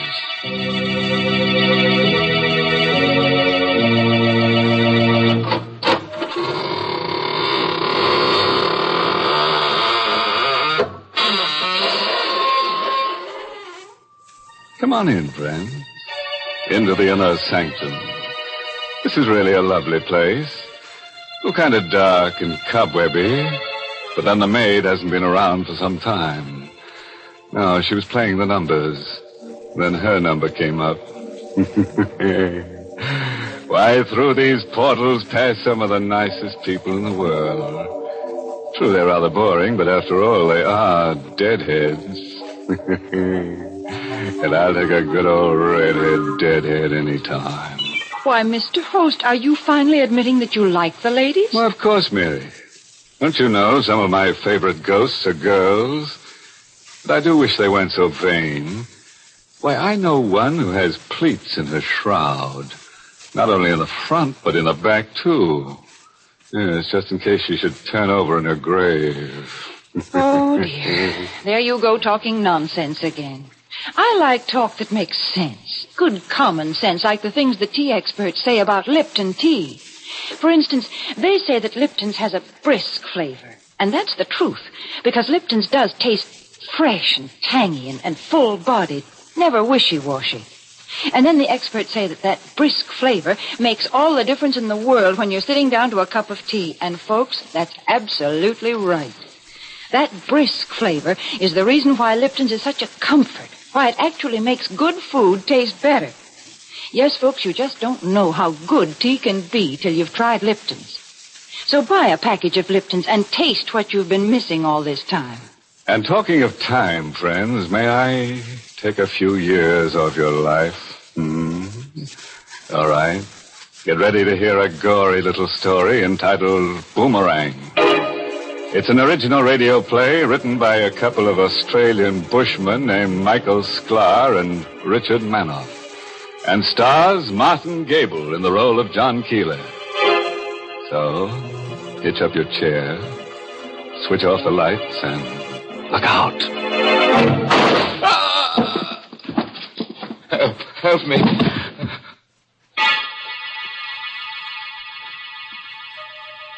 No one heard me. No one came. I lay there watching the blood ooze from the wound. My chest was on fire. The flesh where the bullet had ended was torn, shredded. And in my back there was a kind of numbness. I screamed, "Ah! Help! Help!" But no one answered. I was utterly alone, helpless, watching my life dripping drop by drop to the floor. Then the blackness closed in. When I regained consciousness, 2 uniformed patrolmen were bending over me, looking frightened and puzzled. Suicide, Riley? Either that or murder. Their voices seemed to come echoing over an aching void. I wanted to tell them how it had happened. I wanted to tell them about Bill Sloan and Helen and the airplane. I was frantic. I had to tell them. He's trying to say something, Riley. Poor guy. He can't talk. He's too far gone. I couldn't talk. I'd lost too much blood. My tongue was thick like cotton. My lips moved, but that was all. It was all shut up inside me. They would never know how it had happened. Riley, it looks to me like murder. Murder, yes, it was murder. And if only I could have spoken, I would have told them. About my nervous breakdown. About the sanitarium. That's where it began, back there in that plushy prison. I was locked up behind that big wall. And my wife and my partner, they had the chance to discover each other. And then when I came out, the doctor said I was cured. Their false solicitude. And all the while, suspicion was building up inside me. I was already suspicious that day. I caught them by surprise. I'd come directly home from my regular visit to the psychiatrist instead of returning to the office. Bill was there in the living room with Helen, my partner and my wife, laughing together. I closed the front door silently. The rugs muffled my footsteps. I entered the room suddenly, wanting to see their faces when they saw me. Oh, what, darling? Hello, Helen. John, how did you happen to come home in mid-afternoon? Why aren't you at the office? I was thinking of asking you that question. Bill made some flimsy excuse, but I caught the look of guilt on his face. He was a bachelor, smooth with words, successful with women, and I was beginning to believe he had succeeded with my wife. Oh, I had evidence. There was the time a few nights later. Helen and I were going up to bed. As we passed the umbrella stand at the foot of the stairs, I noticed something. Helen, just a moment. This umbrella, it's Bill's. Oh, is it? Yes, it is. What's it doing here? Well, he must have forgotten it when he was over the other day. Take it out of the office in the morning, will you, darling? I made no reply. We continued up the stairs and went to bed. I waited until Helen was asleep, then crept out of bed and down the stairs. There was the umbrella. I reached out my hand, afraid to touch it, but I had to. The umbrella was still wet. It had rained that afternoon. I said nothing about it the next morning. Oh, I was suspicious enough, but I told myself I had to be absolutely sure. And then, that next night, it happened. Helen went out after dinner, saying she had an appointment with her hairdresser. As the door closed behind her, I picked up the phone and dialed the number. Hello? Crescent Beauty Salon? Alberta, this is Mr. John Keeler. I'm calling for my wife to verify her appointment for this evening. Mrs. Keeler? But, monsieur, she has no appointment for this evening. Now, I was sure. Bill and Helen were together. I struggled to control my emotions. My head was whirling. I felt ill, weak. My heart was pounding in my chest. The room began to spin. First the floor lamp, then the chairs, finally the table whirling around my head. I needed air. I forced myself out of my seat, stumbled across the floor to the window, and threw it open. The stars, too, were spinning, chasing each other in a mad race across the sky. I sucked the fresh air into my lungs, and slowly the stars resumed their normal positions. I drew my head back into the room, and then it struck me across the nostrils. Gas. The room was full of gas. Yes, I found one gas jet open in the kitchen stove. I fought against the logical conclusion, struggled against it all that night and into the next day. But I could no longer stand it by mid-afternoon. That open gas jet last night had been no accident. They were planning to have me put out of the way. Well, two could play at that game. I also could commit murder.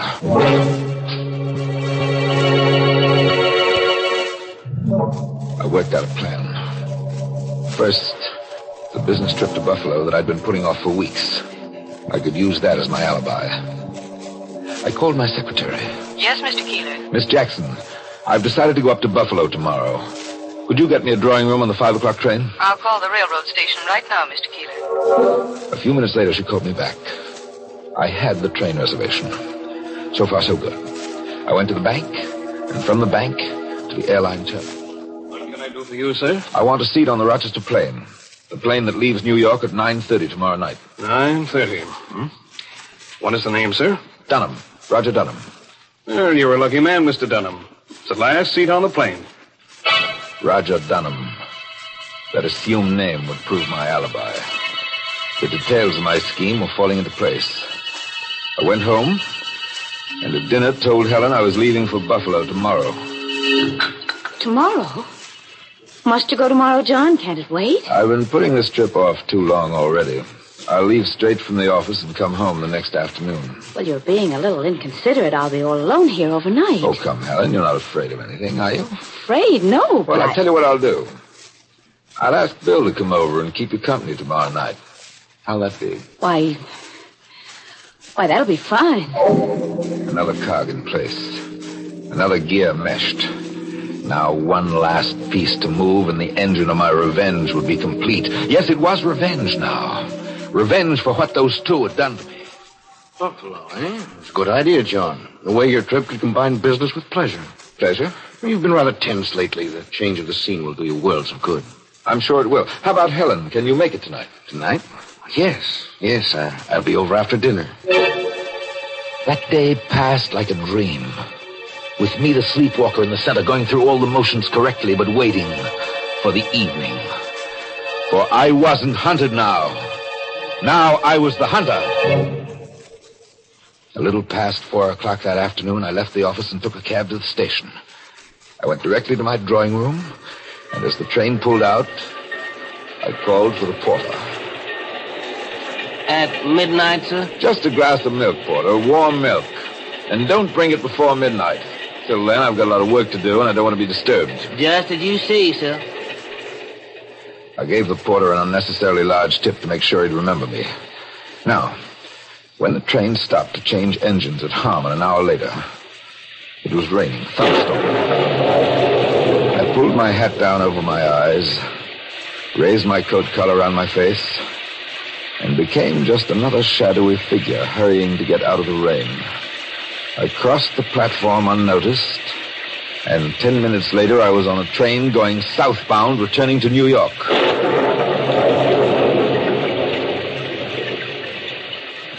I picked up my car at the parking lot and drove out to my house on the cliff. Parking on a side road, I climbed up the hill on foot. By now the rain was coming down in sheets. Lightning split the sky and thunder crashed around me. I could see the light from my house perched at the edge of the cliff. Now, Bill's car was parked on the driveway, pointed downhill. Light came from the living room. I crept through the shrubbery to a window. There they were, Bill and Helen. My partner and my wife, sitting side by side on the divan. He drinking my whiskey, comfortable and warm, while I, the unwanted, was standing outside in the storm. How I hated him at that moment. I went back to Bill's car, crept beneath it, and went to work. The sound of the storm covered the noise of my tools as I disconnected the brakes. Then I was finished. And none too soon, for suddenly the front door opened, and Bill stood framed in the light of the doorway with Helen behind him. It's a bad night for it, but we'll never get another chance like this one, Helen. Well, all right, but come back quickly, Bill. I'm nervous. Oh, nothing to be nervous about. John is halfway to Buffalo by now. A perfect opportunity to go over our plans with Bates. All right, go ahead then. But hurry. I'll have Bates back here in a jiffy. Bates. He was going to fetch Bates, undoubtedly a hired killer. I laughed inwardly as the car got started. I could see Helen watching it as it picked up speed on the steep downgrades. Something was wrong now, and she knew it. Bill, not so fast! Too late. The car was roaring downhill out of control, charging toward the lip of the cliff. There was a crash and smash through the car.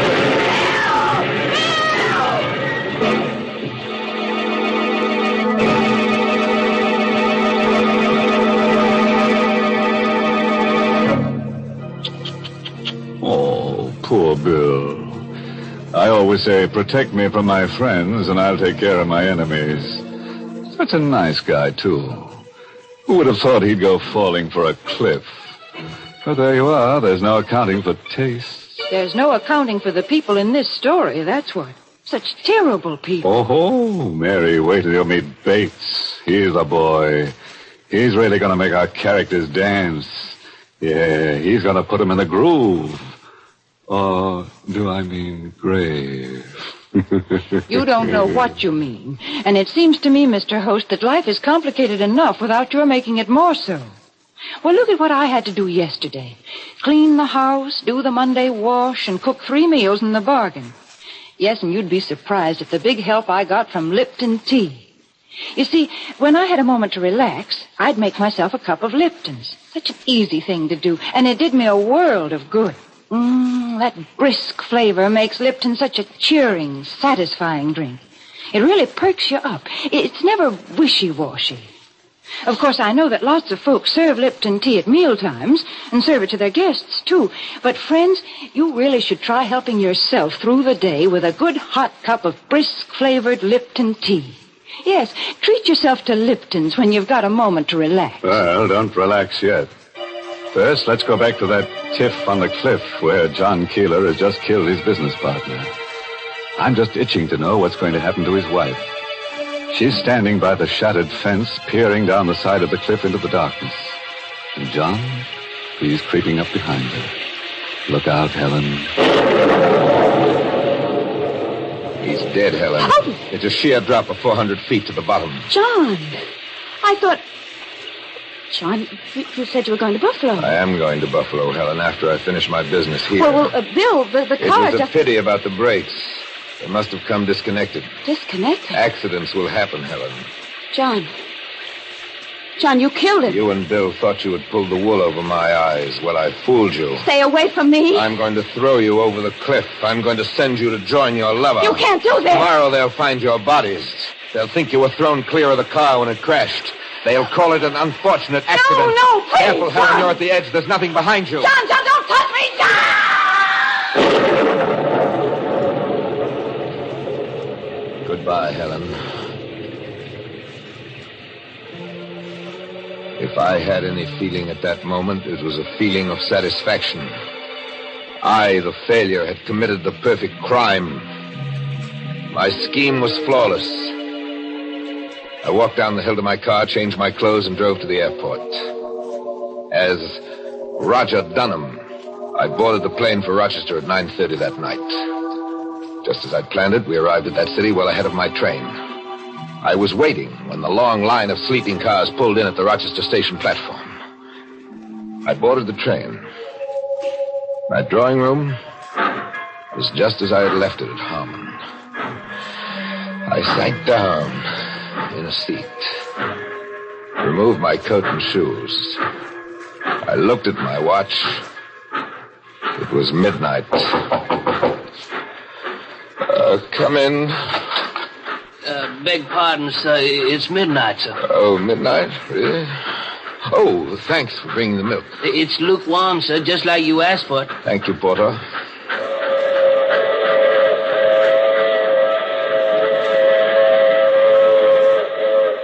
In Buffalo, I went to my usual hotel, checked in, went to sleep. Oddly enough, I slept well that night. A deep, dreamless sleep. In fact, I overslept. For when I wakened, it was broad daylight and the phone was ringing. I struggled out of bed, lifted the receiver. Hello. This is the long-distance operator. I have a New York City call from Mr. John Keeler. This is Mr. Keeler speaking. One moment, please. Here's your party. Mr. Keeler? Yes? This is Miss Jackson. I've just arrived at the office. Mr. Keeler, I don't know how to tell you. The police, What about the police? they're here in the office. They want you to return at once. Miss Keeler, what's going on there? Mr. Sloan and your wife. Both of them are dead, Mr. Keeler. Dead? Mr. Sloan's car went off the cliff near your house last night. The accident was discovered this morning. Accident? You say it was an accident? It must have been an accident, Mr. Keeler. She thought it was an accident. Now, if only the police thought likewise. I told my secretary I'd take the first plane back to the city, and I hung up. A few hours later, I reached New York, hurried to my office. There's a detective waiting in your office, Mr. Keeler. A detective? He said he had to see you. A detective. This was the test. I pulled myself together and opened the door to my office. Mr. Keeler? Yes. I understand you're from police headquarters. Jerome is the name, sir. Assistant Inspector. How do you do, sir? We won't take up much of your time, Mr. Keeler. It's an open and shut case. How do you mean that? Well, stormy night, slippery road, bad brakes. Obviously an accident. I'm very sorry. I nodded at the detective, and all the while I was laughing inwardly. He sat there, the very symbol of the law, and offered me official sympathy. No question of clues, nothing overlooked, nothing to fear. Not now. I, the weakling, had committed the perfect crime. Yes, Miss Jackson? Mr. Keeler, there's a man out here to see you. Send him away. He won't go. He says you don't know him, but it's extremely important. What's his name? His name is Bates, Mr. Keeler. William Bates. Bates. The hired killer. I told my secretary I'd see him. I went into the outer office. Bates was sitting on one of the chairs with an open briefcase on his lap. He was a big man, tough looking. I read the news in the morning paper, Mr. Kiwi. Too bad. That was a tough break. Yes. Yes, was. I didn't know if I should go after you now, but... Well, after all, I'm a businessman. My time is money. I'm sure it is, but why tell me about it? You certainly don't expect me to pay you. Why not? They're your plans. My plans? Look at them. Here they are. Why, they've even got your name on them. I didn't know whether I could trust my ears. Whether I could believe my vision. Bates drew a roll of architectural drawings out of his briefcase and shoved them at me. Look at them. There it is in your partner's handwriting. Plans for the new Keeler house. Who are you? I told you. My name is Bates. I'm a building contractor. Your partner and your wife insisted that the whole job had to be done in secret. In secret? They said something about you having just come out of a sanitarium. They wanted the whole thing to be a big surprise. My mind was reeling. The secret meetings that led me to suspect Bill and Helen. Those meetings were to go over the plans for a house. My house and Helen's. I had killed my best friend and my wife. Inspector Jerome, I want to confess. I killed them. I killed them. Killed them? Killed who? Don't look at me like that. You know who I'm talking about. My partner and my wife. I killed them last night. Now I'm ready to take my punishment. Now, calm down, Mr. Keeler. You've had a hard time. We realize this thing has been a great shock. What are you talking about? The homicide squad doesn't jump to hasty conclusions, Mr. Keeler. We've made a thorough checkup on your background. What's my background got to do with it? Well, we know you spent 3 months in a sanatorium recuperating from a nervous collapse. Now, on top of that, this unfortunate accident. It wasn't an accident. I killed them. We checked every movement you made since you left the office yesterday. Then you must know. We know you took the 5 o'clock train to Buffalo. The porter on your Pullman had no trouble recalling you. Why, he even told us how he brought you a glass of milk at midnight. You were a good 200 miles away from New York when the accident happened. The detective went away, shaking his head. Sympathetically. My mind was in a turmoil. I had committed the perfect crime, and it had boomeranged. I went home. The house on the cliff was empty. Everywhere I looked, I saw Helen. Her photograph on my desk. Her red-tipped cigarette still in the ashtrays. 2 half-empty cocktail glasses side by side on the living room table. There was desolation in the house. Emptiness. Loneliness. And it would be like this for the rest of my life. But there was one way out. I always kept a loaded gun in the desk. I took it out of the drawer and in my hand. Here was my punishment. This time I couldn't fail.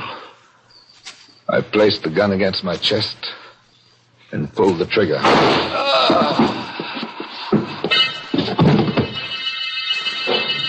I fell by the desk and lay there, where I am now, staining the carpet with my blood. I was dying, and I was glad of it. And then I remembered the plane reservation to Rochester. I could tell the police when they came, and they could check that, and they would know that I was guilty. But they came too late. They bent over me. I tried to tell them. I tried. Riley, he's trying to say something. Yeah, poor guy. He's too far gone to talk. Now I'm lying here on the carpet, waiting to die, with my guilt locked up inside me. I can see a new figure among the police. A man in civilian dress with a small black bag in his hand. How long is it since this man was discovered in this condition, officer? About half an hour, Doc. He's in very bad shape. Will he live, Doc? Will he recover? Oh, yes. He may recover, but only partially. Partially? How do you mean, Doc? Notice his inability to move so much as a finger. Notice how only his lips move, trying to form words without being able to speak. The bullet must have injured his spinal cord. This man is paralyzed. Totally paralyzed. So now I know. I'm paralyzed. I'm not going to die. And yet I can see the policemen moving carefully about the room. And I hear them speaking softly as one speaks in the presence of the dead.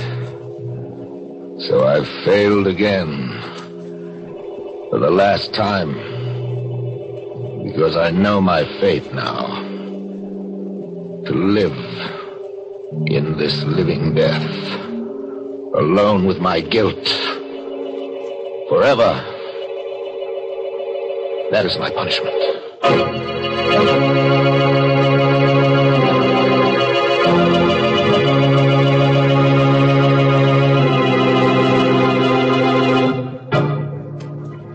Poor old John Keeler.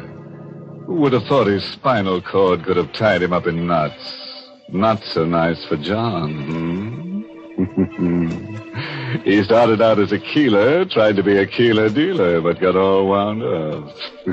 Mr. Host, let's forget about that awful story, because there's something really important I'd like to talk about.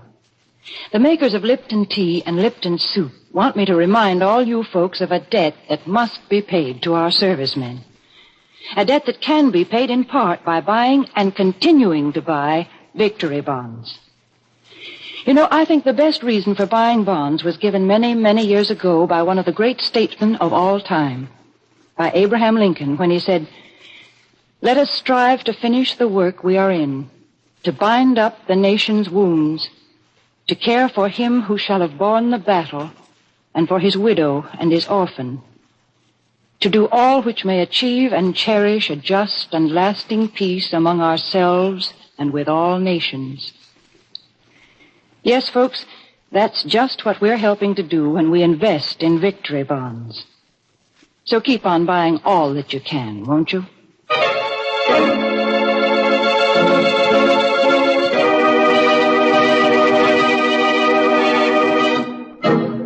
And now, friends, for those of you who like morals with your drama, here's one for tonight. Never mix your partner's business with your pleasure. For if you do, he may consider it a pleasure to give you the business. By the way, this month's Inner Sanctum mystery novel is Devil in the Bush by Matthew Head. Yes, and next week's Inner Sanctum story, directed by Hyman Brown and brought to you by Lipton Tea and Lipton Soup. Next week's story is about a genius, a photographer who believes that death can be beautiful. So he only takes pictures of people who are in the throes of dying. It's enough to make your camera shudder. And naturally, he has to arrange his models, arrange to have them die. So next Tuesday, bring along the kiddies, and we'll make it a nice family picture. And now it's time to close the squeaking door. So, good night. Pleasant dreams.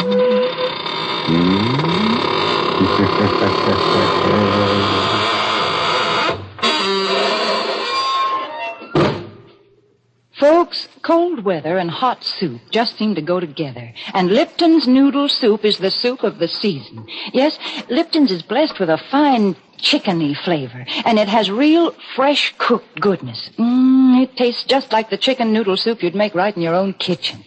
The only difference is that Lipton's takes almost no time at all to prepare. So if your family likes chickeny-tasting soup that's brimming with tender golden egg noodles, then don't forget to ask for Lipton's Noodle Soup. Yes, friends, and don't forget to tune in next week for another Inner Sanctum Mystery. This is CBS, the Columbia Broadcasting System.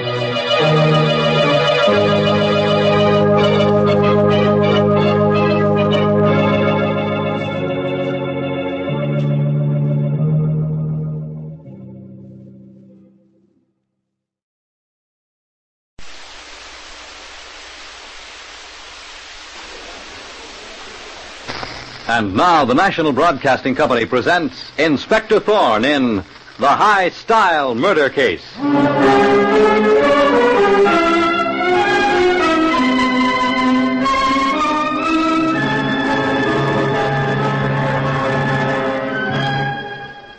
Tonight, the National Broadcasting Company presents the exploits of the spectacular young Inspector Thorne of the Homicide Bureau, whose investigations rank with many of the most celebrated ones in the annals of crime fiction. An investigator smart enough to claim he is dumb and modest enough to believe it. Tonight, Inspector Thorne turns to the high-style murder case.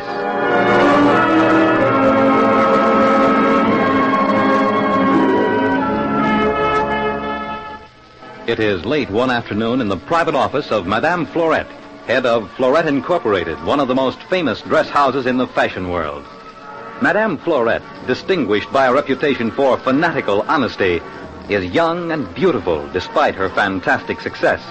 But she seems disturbed as she turns to her secretary and speaks the words that lead to terror and murder. Lucille, I'm ready to see Stephen Marsh now. He will be happy, Madame Florette. Monsieur Stephen has been waiting for an hour. Madame Florette will see you, Monsieur Stephen. Thank you, Lucille. Wait outside, Lucille. Oui, Madame. Stephen, I'm not going to beat around the bush. What is it, Madame Florette? Hasn't my work been satisfactory? Don't put on such an innocent air. You've been padding accounts, Stephen, stealing from the firm. No. Don't squirm and lie, you thief. I have the proof right here. I hired you in the first place only for the sake of your mother. But I don't care how long your mother's been working for me. You're a thief, and I'm going to turn you over to the police. No, you can't do that. I made a mistake. I lost some money in a deal, and I had to pay it back. I got in deeper and deeper, but if you'll only give me another chance. There's no excuse for dishonesty, Stephen. Well, then please give me some time, Madame Florette. I'll pay you back, but don't wreck my whole life and think of Mother. It will break her heart. Very well, Stephen. I'll give you until tomorrow morning to pay back all the money you stole. Tomorrow morning? But, Madame Florette, I can't raise the money by then. If you don't, Stephen, I shall turn you over to the police. Now leave my office before I call my manager, George Harmon, and have you thrown out. Oh, it makes me ill to look at a thief.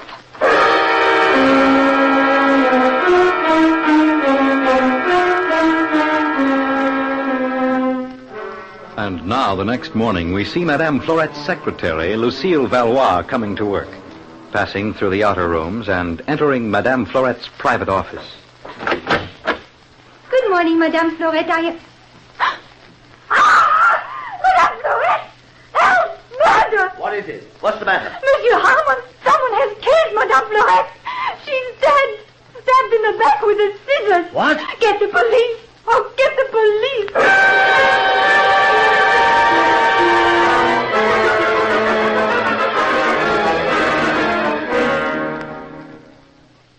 Oh, mon Dieu. Why don't the police get here? It's only been 10 minutes since we called them, Lucille. Oh, Monsieur Harmon, I shall never forget the terrible sight. My poor Madame Florette lying in a pool of blood. Oh, stow it, Lucille. You didn't give a hoot for Madame Florette. Listen to the big, important general manager talking. You better be careful, George Harmon. And you better quit putting on that act when Inspector Thorne gets here. Thorne's hot stuff, and he'll see through you like a pane of glass. I'm not afraid of Inspector Thorne. Maybe you are, George. Me? Why should I be afraid? Keep quiet, Lucille. Someone's coming. Inspector Thorne? Yes, I'm Thorne. This is my associate, Sergeant Muggin. Morning. Inspector Thorne, I'm George Harmon, Madame Florette's general manager. How do you do, Mr. Harmon? Is this the lady who found the body? Yes, I am the one. What is your name? Her name is Lucille Valois. Mr. Harmon, let Miss Valois speak for herself. Go on, Miss Valois. Yes, Inspector Thorne. I was poor Madame's secretary. I entered her office this morning thinking to find her working as always, when I see her lying by the side of her desk, stabbed with a big pair of dressmaker scissors. I see. Oh, it was horrible, Inspector Thorne. I screamed and ran out, right into the arms of Monsieur Harmon here. I'm so grateful Monsieur Harmon is here early in the morning.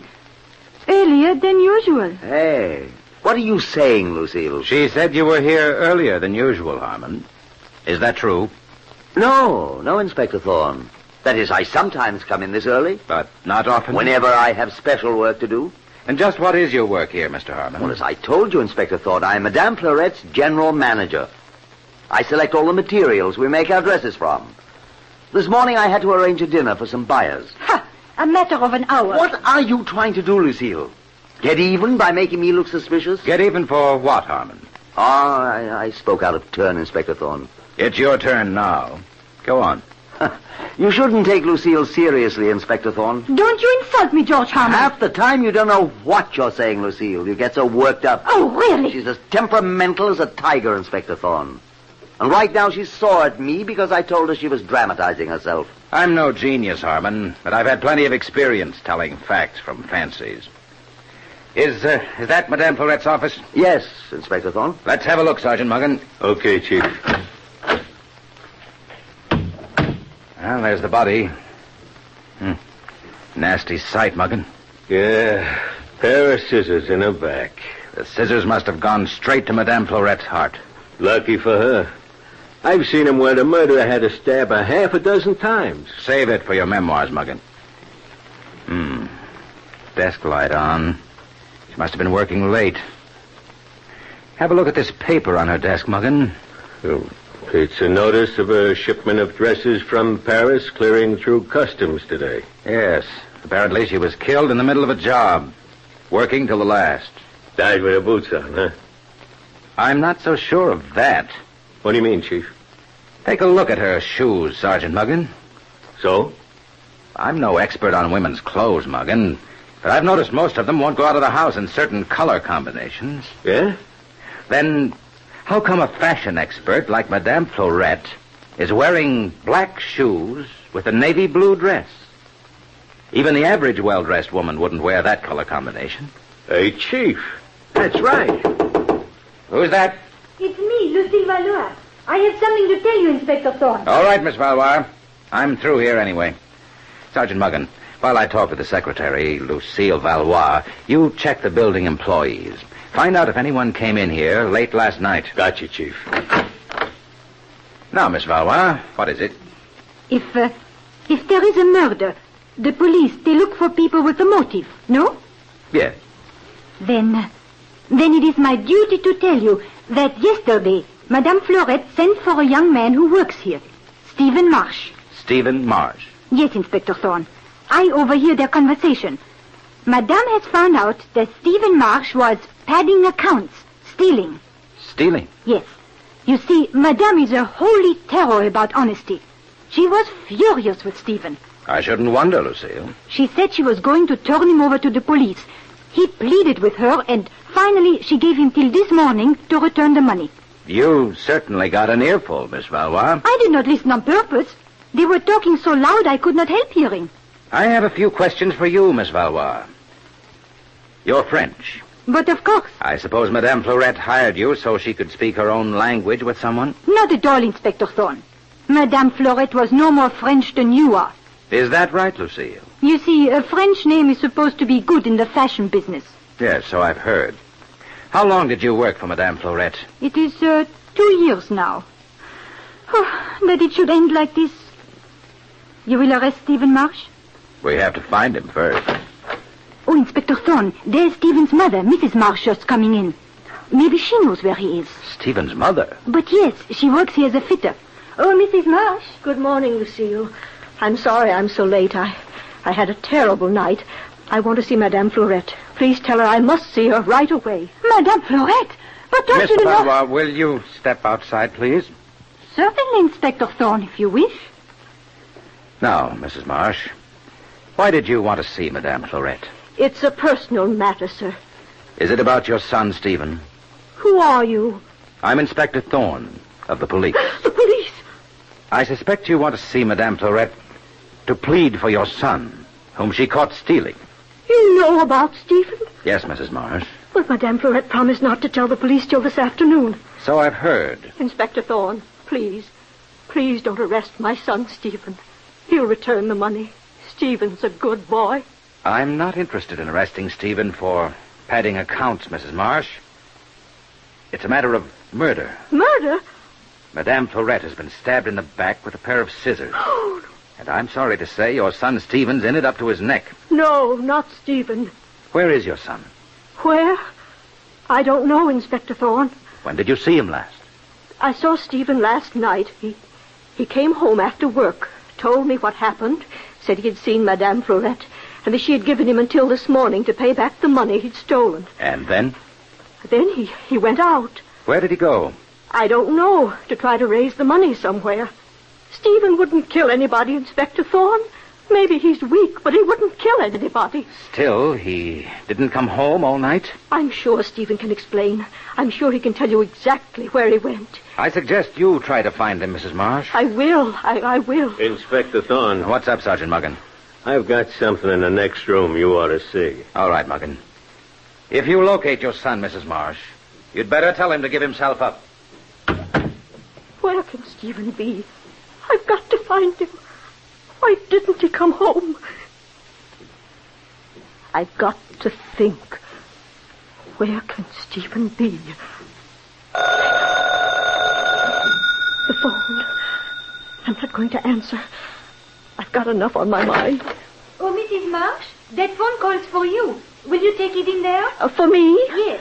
All right, I'll take it, Lucille. Dear Mrs. Marsh, I leave you. Who could be phoning me? Hello? Hello? Mother? Stephen, where are you? I'm home, Mother. I just wanted to tell you goodbye. Goodbye? Stephen! I can't face it, Mother.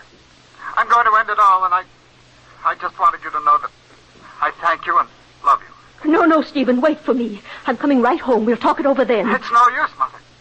Goodbye. Stephen! I've got to stop him. I've got to do something. Inspector Thorne, hurry, help me. Mrs. Marsh, what is it?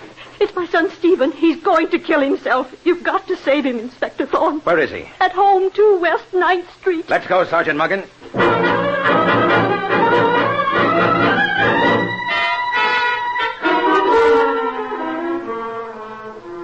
Here's the Marsh apartment, Sergeant Muggin. The door's not locked, Chief. No one in this room. I smell gas. Quick, Muggin, the kitchen. Open the kitchen door. The place is filled with gas. Open the window. And there's Stephen Marsh, lying by the stove with the gas jets open. I'll turn off those jets, Chief. Stephen isn't even unconscious yet. Go away. Let me die. Come on, Stephen. Sit up. Who are you? I'm Inspector Thorne. This is Sergeant Muggin. Why didn't you let me die? I don't think you really wanted to die, Stephen. What? I may be dumb, but I think if you really wanted to commit suicide, you wouldn't have telephoned your mother and then taken such a slow way out. I did want to die, I did. Then what's this monkey wrench doing at your side? Isn't it there to break a window in case we didn't arrive to rescue you and you felt yourself passing out? Isn't it? I was crazy. I thought I'd get some sympathy. By staging a fake suicide? Pretty tough on your mother, wasn't it? I couldn't face being jailed for a thief. For a thief? Or a murderer?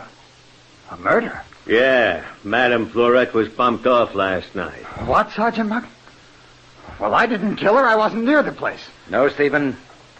Here's a page from the night book of the office building. Everyone who enters or leaves after 5 is supposed to sign in. Well, what of it, Inspector Thorne? You signed this book when you entered that building at 9 p.m., Stephen.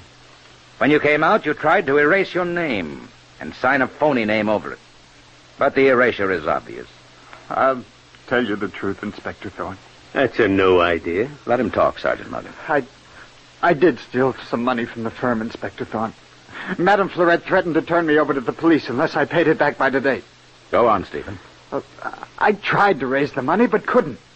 So I went back to the office last night to plead with Madame Florette for more time. When I got there, she was already dead. You expect me to believe that? It's the truth. Listen, I wasn't the only one who had something against Madame Florette. Oh? Oh, why don't you get after her secretary, Lucille Valois?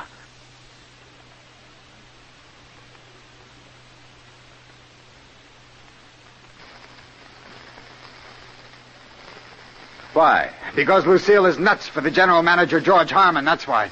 And Madame Florette stole Harmon away from her. Holy cats. As you say, Muggin. Well, on your feet, Stephen. We're going back to Florette Incorporated to find out which one of you is lying.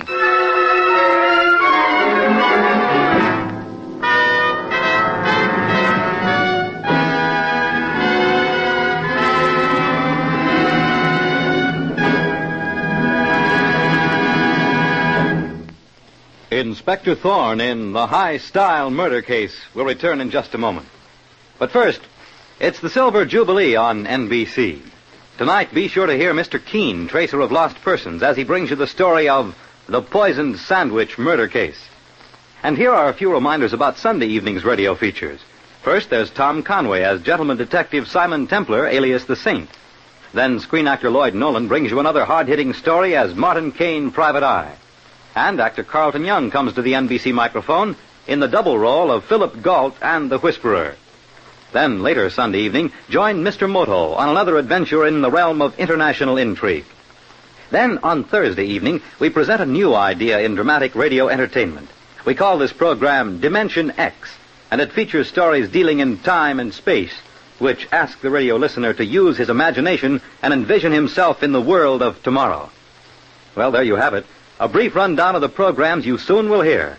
Programs designed for the best in summer radio entertainment and heard on this, your NBC station.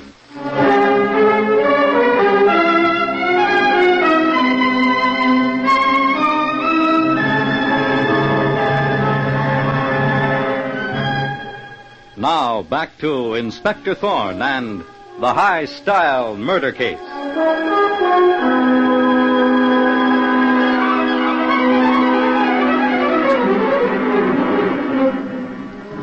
Madame Florette, owner of Florette Incorporated, internationally famous dress house, has been found murdered, stabbed in the back with a pair of dressmaker's scissors. Investigating the murder, Inspector Thorne finds that Madame Florette had threatened a young employee named Stephen Marsh with jail for stealing money from the firm.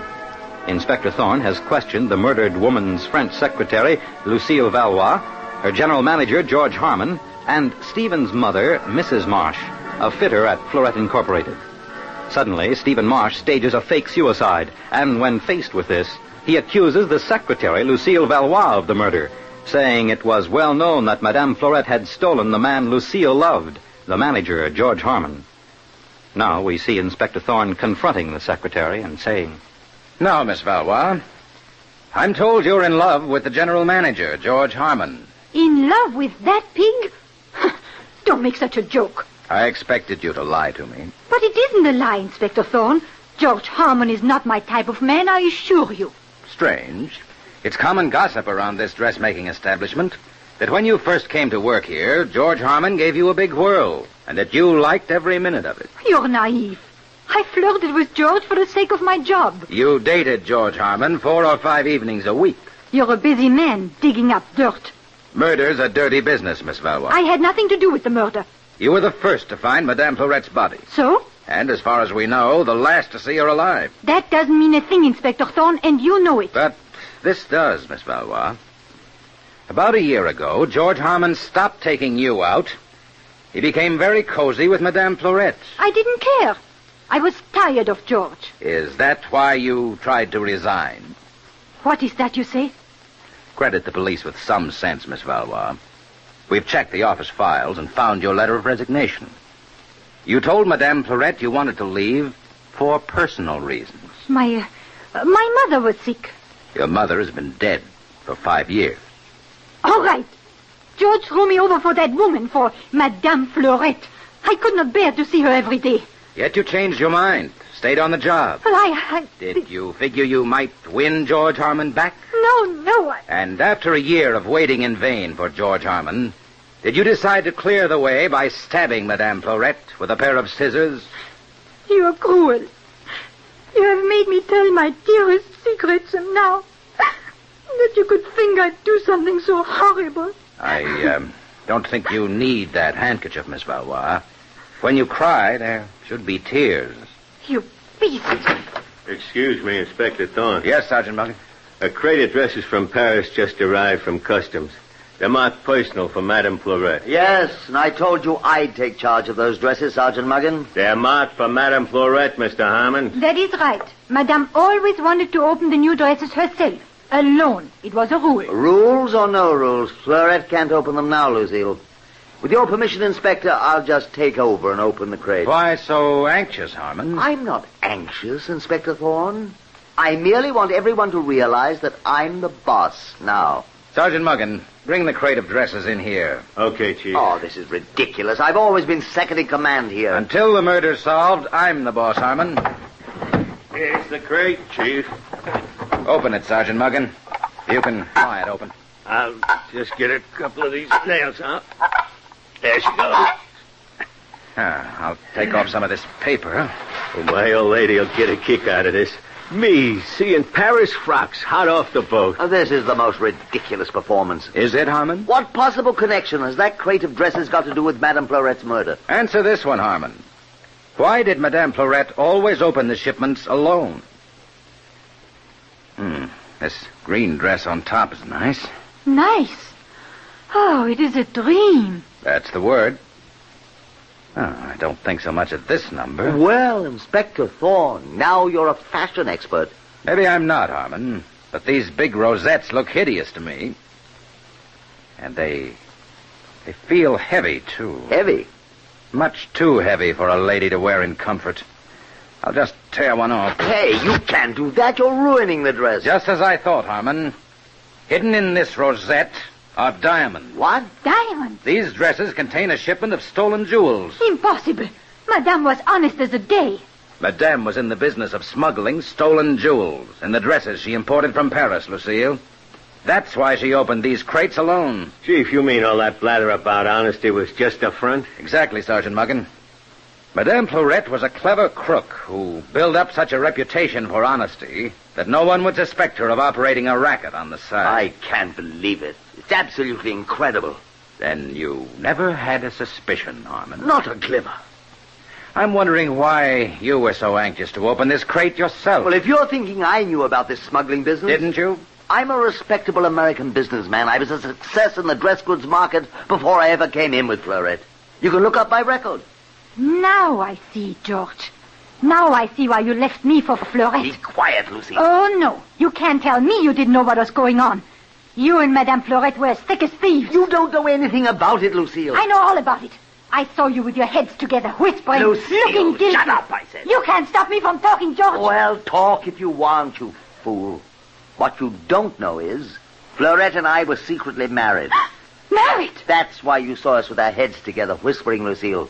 That's why we were so thick. A secret marriage. Florette wanted it that way, Inspector Thorne. She said it would be bad for business. Now I see. She must have been afraid I'd find out about her stolen jewel racket if we lived together openly. Don't believe a word of it, Inspector. Her husband knows his wife's business. You've tried to get revenge on me long enough, Lucille.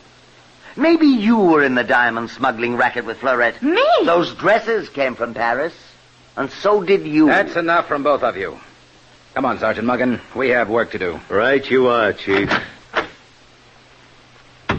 Well, what a case, Muggan. Yeah. Half of them are crooks, Chief. First the kid, Stephen Marsh, who stole money from the firm. Then Madame Florette, who's supposed to be so honest. Now maybe the manager Harmon and the secretary Lucille. We'll find out about them, and fast. Cable the Paris police, Muggan. Find out who represented Madame Florette in Paris and shipped those dresses to her. Gotcha. When I know who was working with Madame Florette in the diamond smuggling racket, I'll be ready to move in on the killer.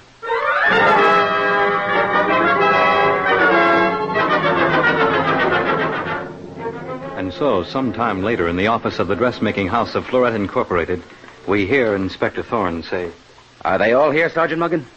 The whole gang, Inspector Thorne. Harmon, the manager, and the secretary Lucille, young Stephen Marsh, and Stephen's mother. I'll go in and see them. Well, at last, Inspector. I'm beginning to wonder about American justice. You needn't wonder, Miss Valois, if you're innocent. Mr. Harmon. Yes, Inspector Thorne. I've been working with the Paris police. They've picked up the murdered Madame Florette's confederate in France. This confederate has confessed and implicated a gang of jewel thieves we've been after for a long time. And me? You are in the clear, Mr. Harmon. Inspector Thorne, I apologize. I should have had more faith in you. Do you mean George is innocent of the diamond smuggling? I do, Miss Valois. Now, you, Mrs. Marsh. You worked here as a fitter. Did you ever fit Madame Florette's personal gowns? Always, Inspector Thorne. When did you do it? After hours? Yes, sir. And did you fit a new dress on Madame Florette the night of her murder? Why, no, I never went near her.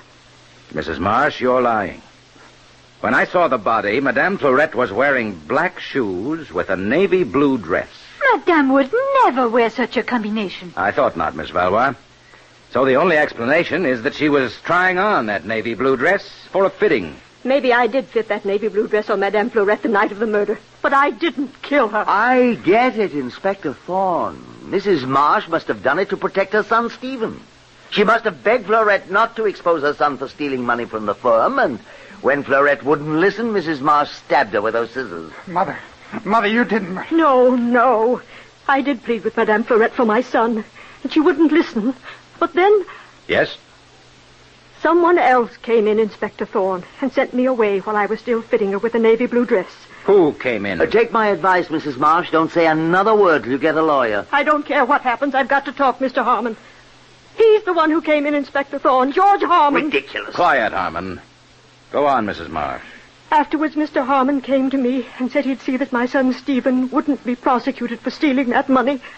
I kept my mouth shut. I thought so. I didn't know it was a case of murder, Inspector Thorne. And when I did find out, I was afraid to talk. The woman's mad. Oh, no, George Harmon.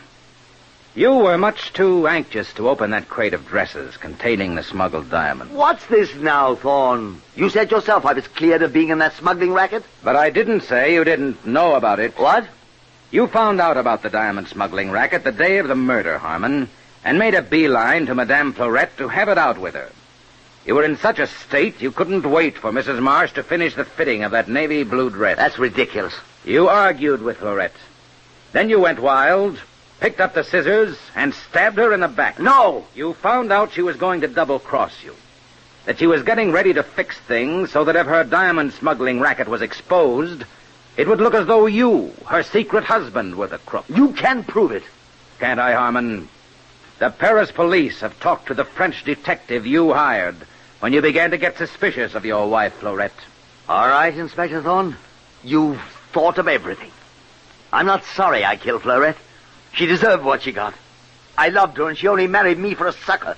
She was just trying to find a fall guy. Instead, she found something she didn't bargain for. A murderer. Take him in, Sergeant Muggin.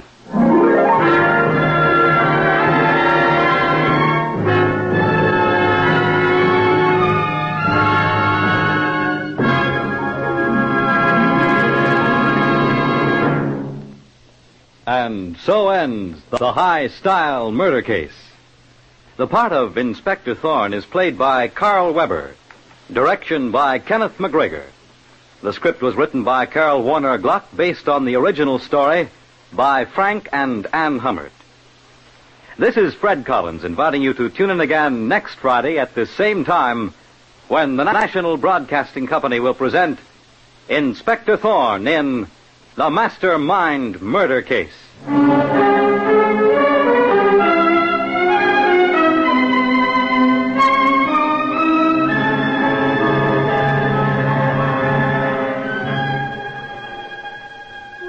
Stay tuned for Mr. Keene, Tracer of Lost Persons, next on NBC.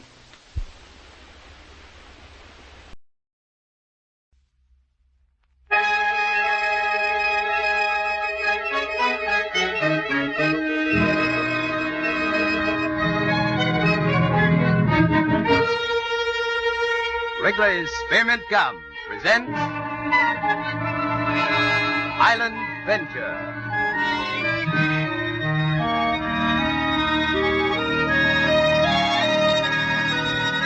The makers of Wrigley's Spearmint Gum invite you to listen to another story in the island venture of Gil Perry, modern pioneer, ex-Navy hero, who has gone back to the islands of the Central Pacific to start an air service. Gil and his friend Trigger Brett are typical of the men of the Navy who fought through victory and now are bringing their courage, their dauntless spirit, and their sound Navy training with them into peacetime enterprises. So now, in tribute to our Navy and for your entertainment, Wrigley's Spearmint Gum presents Island Venture.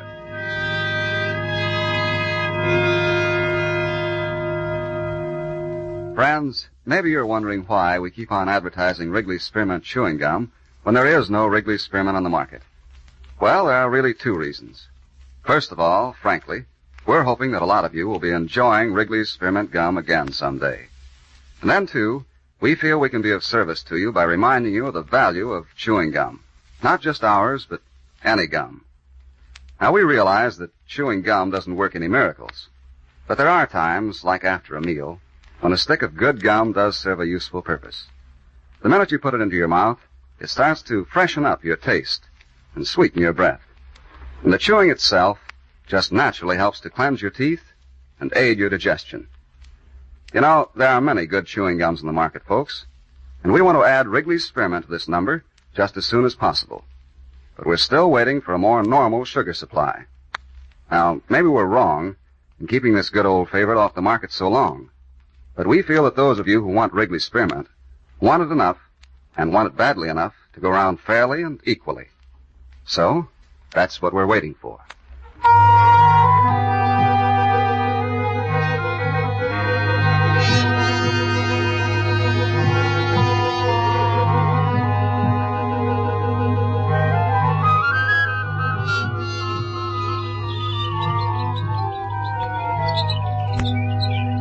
Are you the proprietor of this hotel? Si, senor. Sure, absolutamente.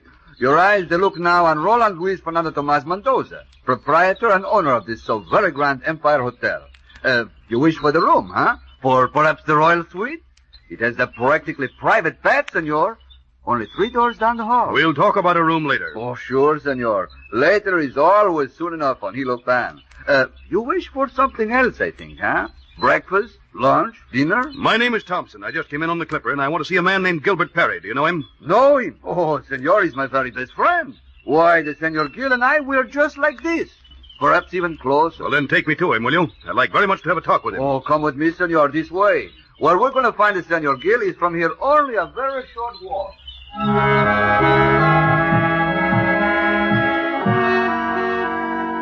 Hilo Pan, the soft rustle of wind-stirred palm leaves, dazzling white clouds that seem to hang against a distant sky, blue-green seas that wash, white-lipped, along the coral sands, where little groups of beach birds scurry like froth blown about by the wind, a cluster of thatch-roofed houses, a long, low hangar with inter-island air service painted over its wide doors, 2 young men, suntanned and dressed in faded navy khaki, standing beside a silver-winged plane.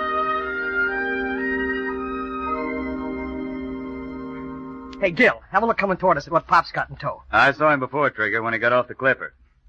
Kind of big, isn't he? If he had numbers on him, he'd look like a boxcar. What's he doing way out here? There ain't many jobs for wrestlers on these islands. Does he have to be a wrestler? He reminds me of a guy who was in the Wasp with me. One Swing O'Connor. Ever hear of him? Nope. He was a wrestler. Could have been the fleet champion. Only we never get that dumb lug to train. We tried to get him to go on a diet. But the only thing that big Abe wouldn't eat was truffles, plover's eggs, and hay. Maybe he was fussy. And the only reason he wouldn't eat those things was account he'd never heard of truffles or plover's eggs, and he was pretty sure hay was for horses.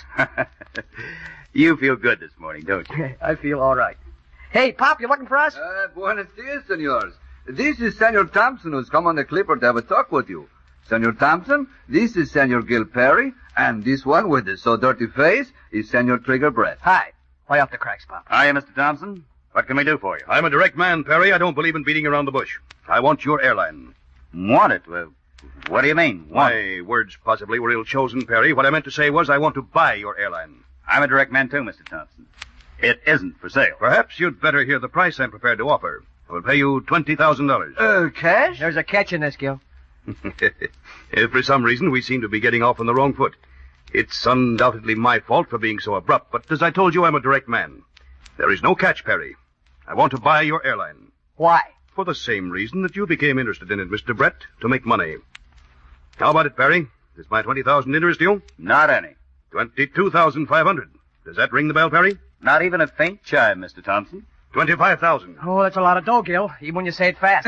What if I told you about these planes, Senor Gil? Have I not said I sold them to you for a very cheap price? Then $25,000 does it. Right, Perry? Still no chimes, Mr. Thompson. You're just making me like this airline better and better. You're making a mistake, I think. But maybe you'll change your mind. I doubt it.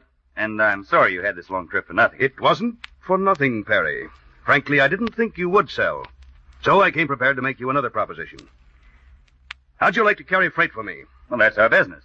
We'd be glad to take any job that's on the level and pays us a profit. What kind of stuff you want lugged and where from? From Panapee to here, Mr. Brett. Panapy's sort of off our usual run, Mr. Thompson. We've never been down that way at all.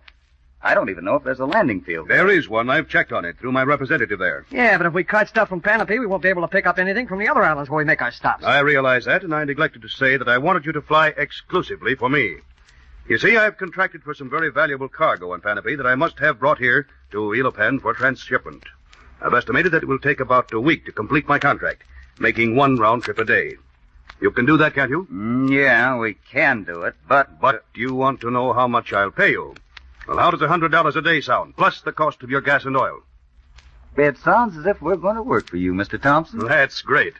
Do you think it'll be possible to make your first trip today? Well, we plan to make a stop at Telezozo today. I'll pay you an extra $50 if you'll cancel that trip. I'll make it $75. What time is it now? When you hear the musical note, it will be practically 10 o'clock. Hey, Trigger, you like, yes? Huh? I like no. It's about a 3-hour run to Panapy, Mr. Thompson. We can make it if we start pretty soon. And if we won't have to waste too much time getting your stuff aboard. My shipment will be ready for you. It's just one wooden box about 5 feet by 2. Now, if you have some letter paper around here, I'll write a little note for you to give to my representative. His name is Arndt, Carl Arndt. Take Mr. Thompson into the office, will you, Pop? Sure. Trigger and I'll get the engines warmed up. We'll be ready to leave in 10 minutes.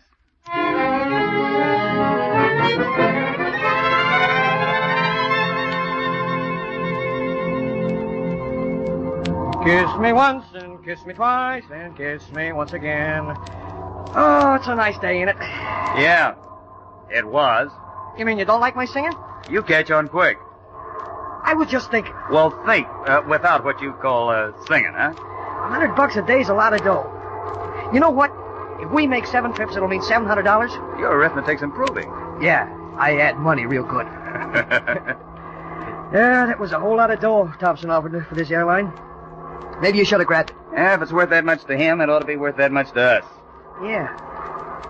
What do you think he's got over there on Panapy? Gold? In a box 5 foot by 2? Boy, that'd be a pile of gold. Oh, I wish I knew what it was. Why? Well, maybe we could get in on it. Instead of just lugging it for somebody else. I head there, ain't that Panapy? Yeah. Keep your eyes open for that airstrip Thompson said was they're there. open. We knew what that guy was getting over there. We'd leave it alone. We're in the air freight business, remember? We're not going to try and chisel in on somebody else's business. Okay, but Oh, there's your airstrip. Yeah. Off the left, just beyond that clump of palms. Mm-hmm. Looks like a new one. Well, here we go. Hang on to your hat.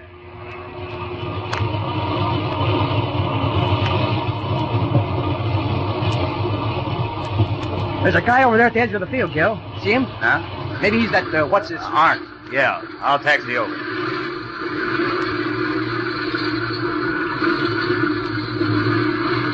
This'll do. Kill the engines, will you? Are you Carl Arndt? That's my name. There's that wooden box, too. Maybe it's got tortoise shell in it. Will you quit worrying about what's in that box? Come on. Mr. Arndt, my name's Perry, and this is Trigger Brett. How'd you do, gentlemen? We have a letter to you from Mr. Thompson. Of course. Could I have it, please? I think he instructs you to let us have a box. That is quite correct. This is the box right here. I've been expecting Thompson to send someone for it. Thompson told us there was a valuable cargo in that box. Maybe if it got jounced around, the stuff might get busted, huh? Things do get busted if they get jounced around, Mr. Brett. Come on, Trigger. Let's get this thing in the plane. You take that end. Heavy, ain't it? Like lead. Or, gold. Any gold on this island, Mr. Arndt? There may be, Mr. Brett. I haven't explored all of it. Why don't you give up, Trigger? All right, up with it now. Okay. Now, easy does it. Let's shove it in behind the cockpit. It'll balance better there. Hold it. Lift your end a little higher there. All right. Higher. A little higher. Now, lower away. Careful. Watch it. You clumsy fool. You bust. Oh, it just slipped. What's eating on you? And look, it don't be Okay, Trigger, stow it. No harm done, Mr. Arndt. None at all. And, thanks for your cooperation. Oh, I've done nothing. But can't I offer you some refreshments before you leave? We're a little primitive here, but we do have some comfort. Thank you. No, we've got a fairly long trip, and I think we'd better get moving. Perhaps tomorrow. You'll be back then, won't you? Probably a little earlier than this. And I'll be on the lookout for you. And I'll have the shipment ready. That'll be swell. Okay, Trigger. Take him over.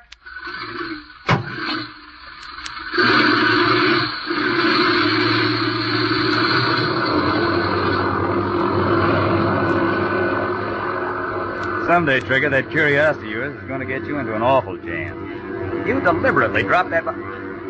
Hey, what are you doing now? Leave that box alone. Hey, Gil, have a look. My hand here. Sand. Common sea sand. What's odd about that? There's tons of it around here. Oh, that's the point. There are tons of it around here. What are you getting at? This sand leaked out of this box. The whole bottom busted open when it slipped. Hey, wait a minute. Nobody'd use sand for packing. That's all there is in here. Nice white sand and a few shells. Is that all? Are you sure? Yeah, that's all, Gil. Nothing but sand.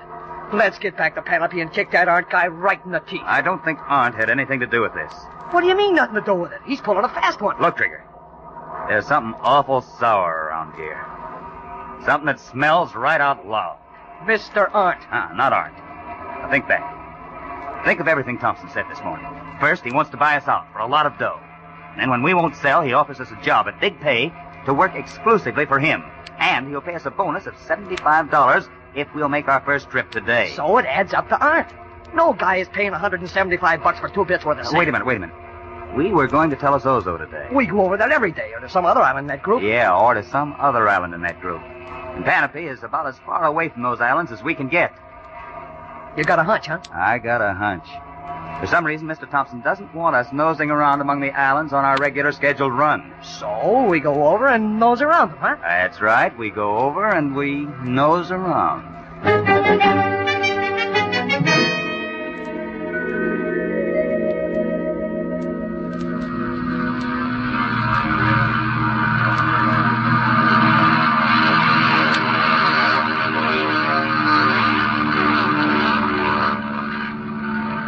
There's nothing on this island, Gil. We've buzzed it 3 times from one end to the other, and there ain't anything on it but a few native huts. May not be, or whatever it is.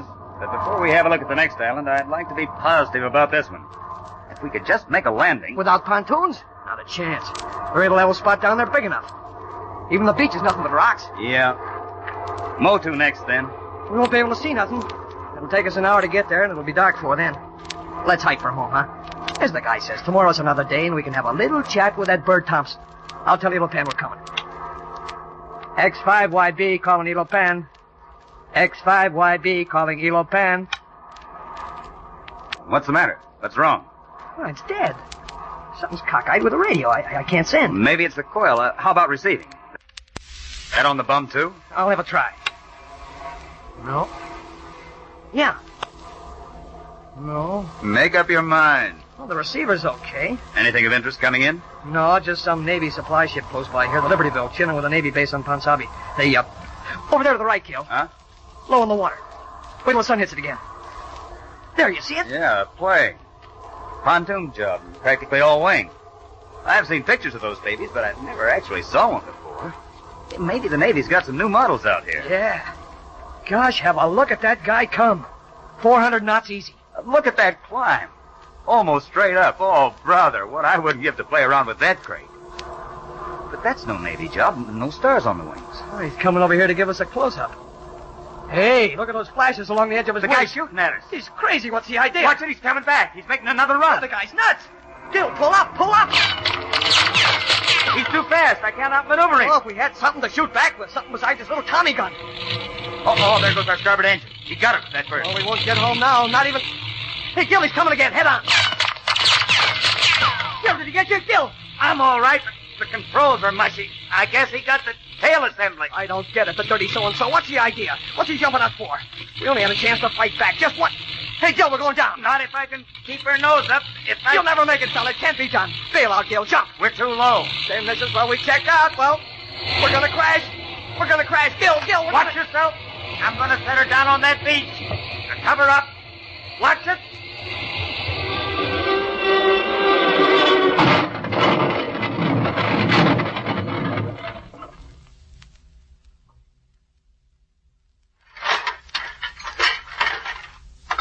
Trigger? Yeah? Are you okay? I guess so. I can move. How about you? Nothing's busted anyway. Oh, I guess somebody was watching over us, fella. Somebody who don't think it's time for us to call it a day. Yeah. How about that guy who shot us down? You see him? Yeah, wait till I get this stuff off. Now. I hear he's playing. Yeah, I see it. He's going to land on the water. I hope you crack Don't up. let him see it, Trigger. Now keep down. What for? I'm going Don't be a fool. I'll stay put. He thinks he cooked us. He's coming down to make sure. And when he does... Yeah, and when he does... Keep down. What's he doing now? I can't see unless I stand up. He's wading ashore. Hey, you know who it is? Thompson? I thought you couldn't see. I can't. Just had to be him, that's all. This I'm looking forward to. Come on, Thompson. Come on up here to Papa. Just let me get my... Easy. Keep your voice down. You'll get your chance. But you won't if he hears you. He's got a gun, hasn't he? Right in his hand. And ain't that nice? Because I'm going to take it away from him and make him eat it. How far away is he? 50 feet. Then lay doggo. Play dead duck. Is he still coming? Yeah. About 20 feet away. And acting cagey. He ain't going to take any chances. Let him get inside here. And don't move till he does. And don't jump him till I give the word. You're the boss, but it's going to be tough waiting. Quiet. I hear him.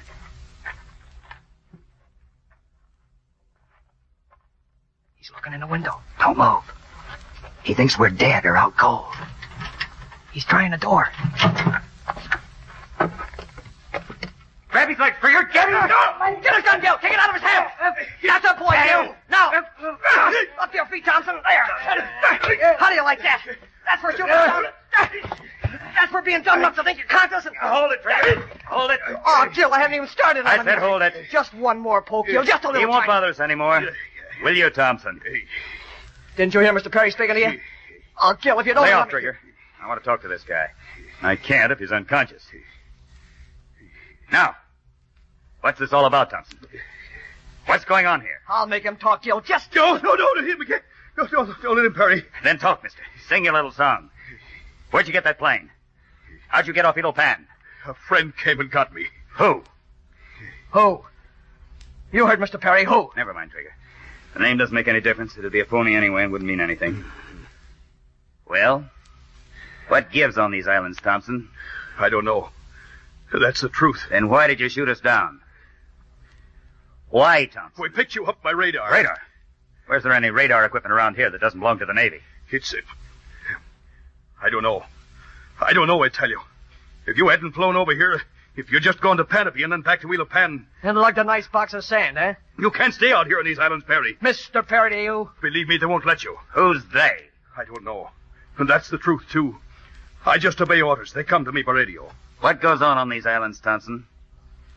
What's going on? I don't know.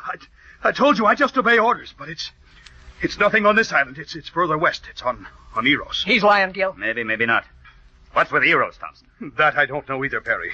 I told you I only obey orders, and my orders were to stop you from flying around these islands, to keep you away from Eros. He's still lying, Gil. But just the same, I'm for taking a peek at Eros. We can't do it today. It'll be dark in half an hour. But we can use this bird's plane to fly home in and have a look at Eros first thing in the morning. We, take this egg home with us, don't we? We take him. That I'm gonna like. Me and you, Thompson, and Gil with his hands full of flying the plane. Now, let's get going, Trigger. We won't make Edo Pan before dark. On your way, Thompson. You heard Mr. Perry. He said on your way.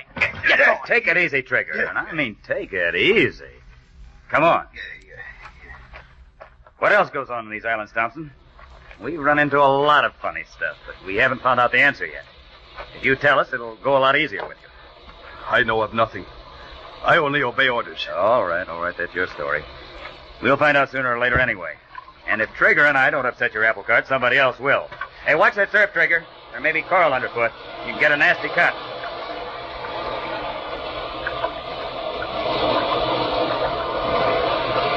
Okay, climb aboard, Thompson. Oh, wait. You go first, Trigger. Now you, Thompson. Give me a hand, Trigger. Okay. You stay back there, Thompson, and don't try to get cute.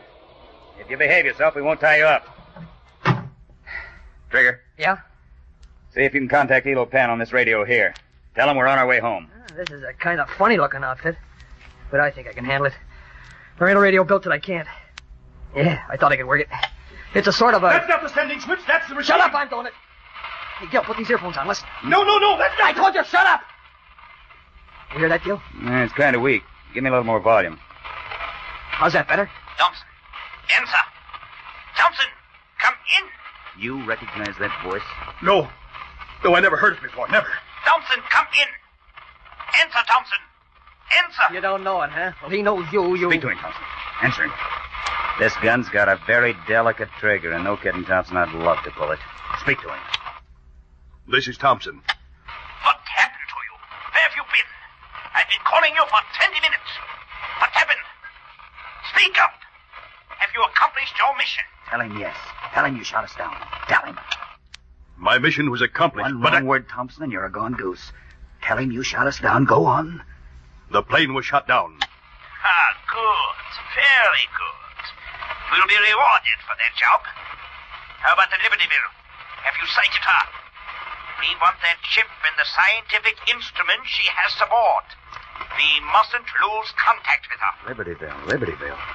Hey, isn't it the name of the Navy supply ship you heard talking to the base trigger? Yeah, what goes with that? Listen. The fishbowl is due to meet her off Tamara Point within the hour, Thompson. And we have no radio contact with the fishbowl. Gil, stop it! Get him! I order you... Oh, he smashed the radio.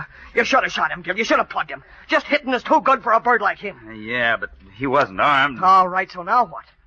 What's with this fishbowl business? I don't know. But it's got something to do with that Navy supply ship. Yeah, and it ain't good. I knew this Thompson was lying. He just wanted us to get away from this island. Maybe we can get him to talk, if we can bring him to. Hey, have a look at him. He's out colder than a mackerel, Gil. He must have hit his head on his armored seat when he fell. There's a lump on his head as big as your fist. Tie him up. We should have done it before. Here, use my belt. Better use yours, too. Then lay him aft on the deck. I'd like to tie it around his neck tight. There, that'll hold his apple. Now what? We take off in this crate. We go out to Tamara Point. And we find out what a fishbowl is. But fast.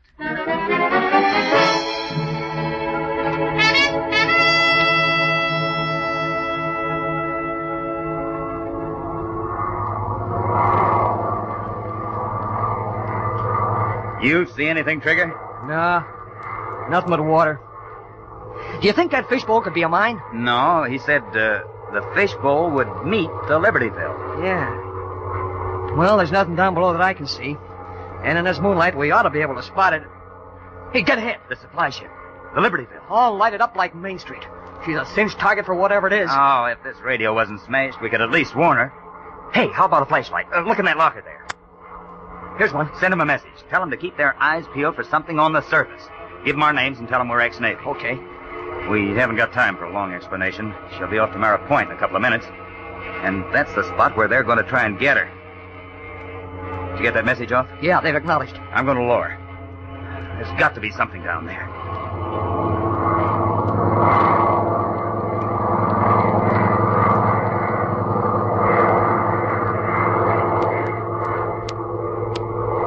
How about it? Nothing. Absolutely nothing. We can't flop on this, Trigger. There must be important instruments on that ship. Besides, a bunch of swell guys will get killed if she's blown up. But I can't see nothing. There's nothing down there at all. I'll make the run again. Now watch sharp. Think right. Gil, back to the right. See below there? That's something. Looks like glass. It's moving toward the ship. Gil, get down there. Get down there fast. I know what that thing is. They used them in the Atlantic during the war. It's a couple of torpedoes with a guy riding them in a glass-enclosed cage. Yeah, he fires them and then jumps. I heard about him. I've lost him. You see him? Off the left more. That's it. Oh, yeah. Try it first, Gil. Maybe you can blow up those torpedoes before they hit the ship. You're overshooting. Bank around, Gil. Bank fast. There they go. Right at the ship. You see that wake? Maybe there's a chance. There's got to be. You're overshooting. Pull up that nose. Pull it up. Up more, Gil. More quick. Those torpedoes are almost there. You missed again, Gil. You missed. We were too late. Right on the button. There they go. Oh, brother, that was shooting and what I mean shooting. You blew up both those torpedoes. Boy, in another 30 seconds, that ship would have been up the spout. Hold it. Here comes a message from the Libertyville. Tear, Victor, George. Tear, Victor, George. That's Navy for a well done, guy. She's telling us, well done. Yeah. Makes you feel kind of good, doesn't it? It makes you feel all kind of warm inside to have the Navy giving us the old well done.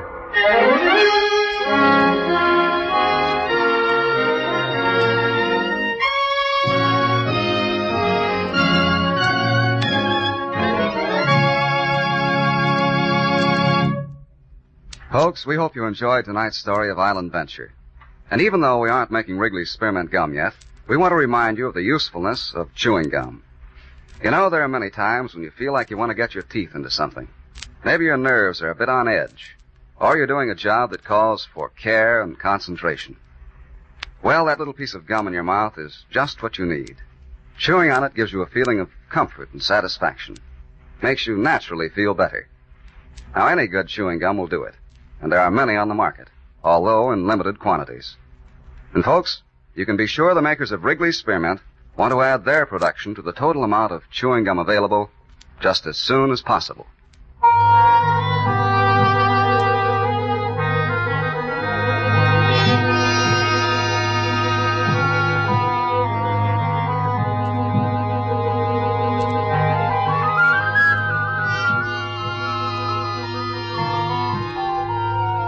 A little old lady in distress, a sunken ship.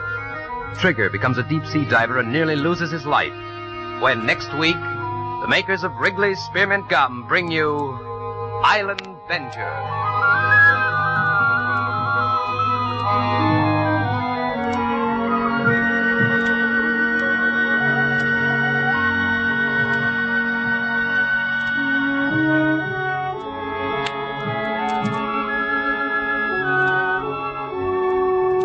This program has come to you from our Chicago studios in the Wrigley Building. This is CBS, the Columbia Broadcasting System.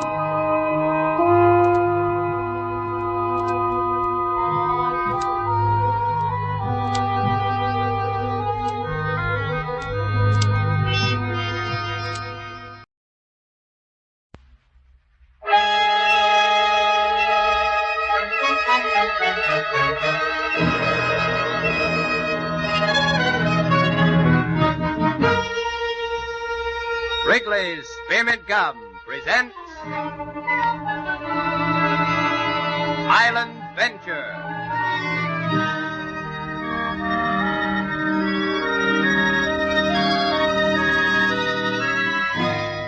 The makers of Wrigley's Spearmint Gum invite you to listen to another story in the Island Venture of Gil Perry, modern pioneer, ex-Navy hero, who has gone back to the islands of the Central Pacific to start an air service.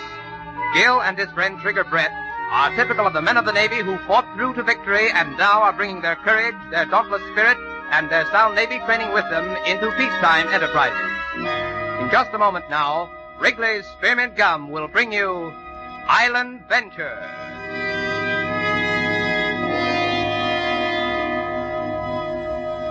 Friends, as you know, millions of people like yourselves all over the United States are waiting to enjoy Wrigley's Spearmint Chewing Gum once again. Retail shelves and counters have been empty of Wrigley's Spearmint for many, many months.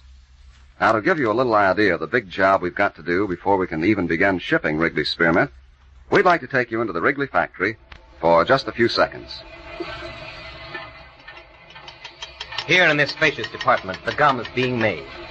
Over a long series of production lines, the gum flows through the many processes by which the ingredients are blended, shaped, conditioned, and wrapped. And each step is a precision job, supervised by skilled workers. These white-clad, alert workers know the size of the job ahead. More than 1 million retailers from coast to coast are waiting to be provided with enough Wrigley's Spearmint to begin supplying their customers. And the gum can't be started on its way until a sufficient flow of supply can be maintained. In another section of the factory, there are great stacks of empty cartons and boxes, just waiting to be packed with fresh, delicious, satisfying Wrigley's Spearmint. And miles upon miles of laminated aluminum foil and waxed paper, empty wrappers waiting to protect the refreshing flavor of this nationwide favorite. But here the gum is beginning the long journey down the production line.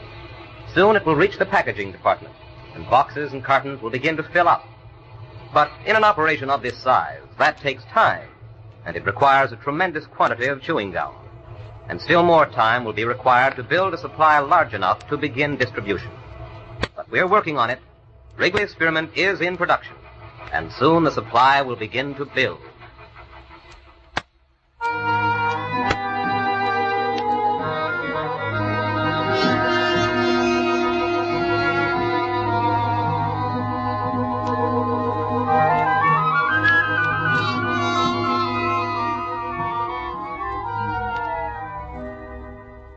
Hey, you! I ain't doing nothing, mister. Yeah? Well, who are you? Are you Gilbert Perry? I'm Perry, yeah. Who are you? What are you doing hanging around here? I was looking for you, Mr. Perry. My name's George Tyson. Why, they told me down at the dock I'd find you here. Okay, you found me. What do you want? We don't like strangers snooping around our plane. I wasn't snooping, Mr. Perry. I didn't see anybody, so I was just kind of looking at it. That's a nice plane, that. I used to work on one like that. Well, what did you want? Well, a job, if you'll give me one. Not a regular mechanic's job. I ain't good enough for that, but if you'll give me some kind of a job, it'll keep me off the beach. What do you mean, off the beach? I ain't been working, not for a long time. I've been sick. I ain't asking for much, Mr. Perry. Any kind of a job. Cleaning up around the hangar, anything. I'll work cheap just for my board. Okay. Pull yourself together. Maybe... Well, you're a good guy, Mr. Perry. They told me you were a good guy, and you won't be sorry. I'll show you. All right, I guess we can find something for you to do around here, and we'll talk about pay later when we see how you make out. You'll see, Mr. Perry. I'm a good worker, and I'll work hard for you. Skip it. You'll find a pair of dungarees over there in that locker. They ought to fit you. Put them on, and you can start in cleaning up that office. It sure needs it.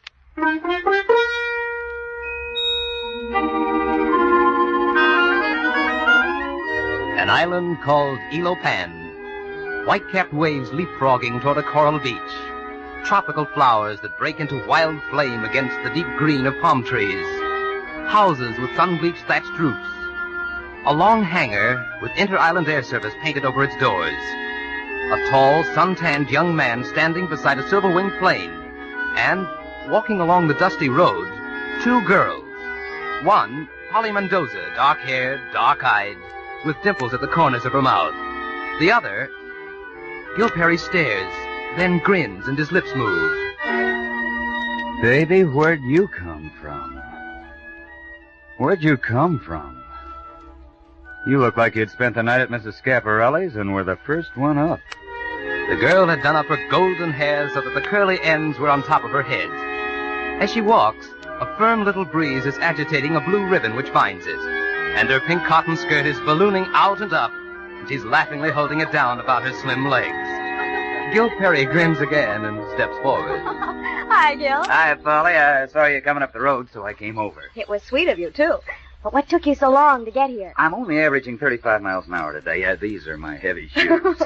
Nancy, this is Gil Perry. Gil, Nancy Goodwin. How do you do, Mr. Perry? Hiya. Polly's been telling me about you and Trigger Brett. I'll bet Trigger suffered in the telling. Well, somehow, it wasn't from anything Polly said, of course. Oh, of course not. But I got a vague impression that Trigger is composed of equal parts of Van Johnson, Casey at the bat, and Horatio at the bridge. Don't tell me Polly didn't liken the lug to Bing Crosby. He sings, too, you know. We didn't have too much time. I just got off the clipper, Mr. Perry. The name's Gil.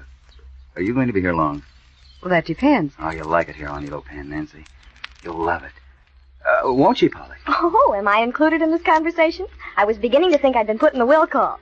I already gave her my sales talk, Gil. So did Father. He's wonderful. Pop Mendoza? Yeah, I guess wonderful's the word, all right. Where's Trigger, Gil? Hasn't he come back yet? He's due any minute. There he comes in now, Polly. Look, Nancy, maybe this place, it doesn't look like so much in the daytime, but Tell her about the moon, Gil. Nancy's probably never seen one. It's round, big, and yellow. And if you look real close, can you see a man's face in it? Well, that's only visible when the right guy points it out to you. Now, Oh, here if you comes walk Trigger, Gil. He looks excited about something. Yeah. Now, if you walk out on the beach there and sit down on those rocks, Hey, you Gil. can watch... Gil! Hi, fella. You can watch the night birds flying down the path of the moon. Hey, Gil, I gotta talk to you. It's important. Can't you see he's busy? He's selling nightlife on Elopan. Oh, this is Trigger, Nancy. Hello, Trigger. Hi. Hello. Where'd you come from? She'll tell you all about it later, fella. Just take your papers and go sell them on the next corner. Right now... Right now, I gotta talk to you about something. Later? It's doggone important, Gil. Oh, that reminds me. I have a letter for you, Gil. It came in the clipper. Huh? Here, I'm sorry I forgot it. Oh, it's from Dornbus. Excuse me a minute, Nancy. It's marked important. Oh, of course. Trigger and I will excuse you, too, Gil. Dornbus wants us over on Telesoso tomorrow morning at 11, Trigger.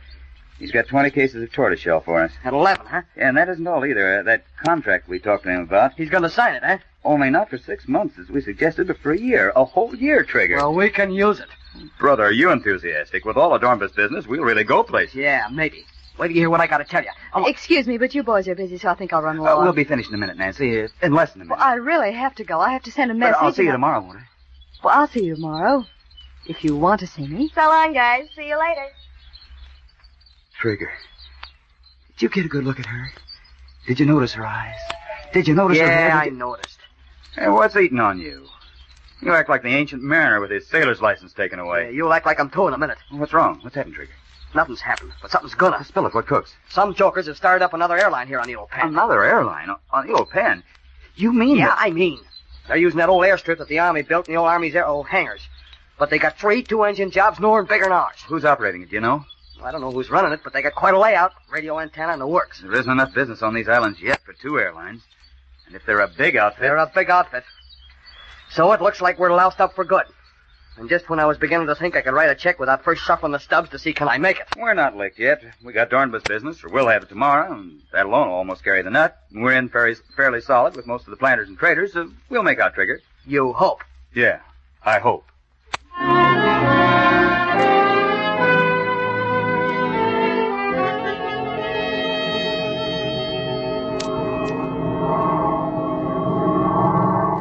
The white-hot sun is slowly climbing toward its zenith as the big 2-engine plane with inter-island air service painted on its slim bow points its nose toward the west, toward the island of Telezozo. In its cabin, Gil Perry and Trigger Brett peer out at the mist-hidden horizon, and a tiny frown is tiptoeing across Trigger's forehead. I never heard you so quiet. You ain't hardly opened your yap since we left your little pen. What's bothering you? Huh? You was doing about that babe. What babe? Mary, Queen of Scots. What babe?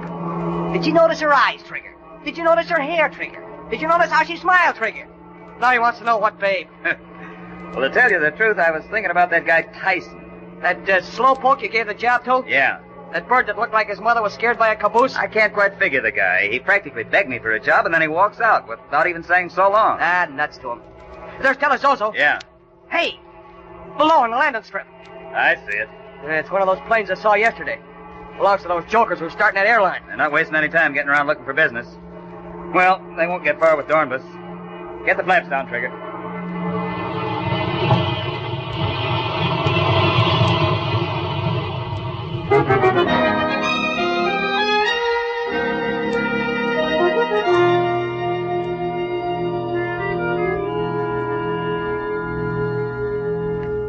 Mr. Perry, Mr. Brett, this is Mr. Struble, who represents out here the Central Pacific Airlines. Central Pacific, huh? Don't you like the name, Mr. Brett? Do I have to? I'm afraid you do, Mr. Brett. Now, if you gentlemen will excuse me, I'll be running along. There are several other islands I must call on today. But don't think it hasn't been a pleasure to meet you, Mr. Perry. And you too, Mr. Brett. I suppose I'll be bumping into you again for a while. What do you mean by that, crack, Struble?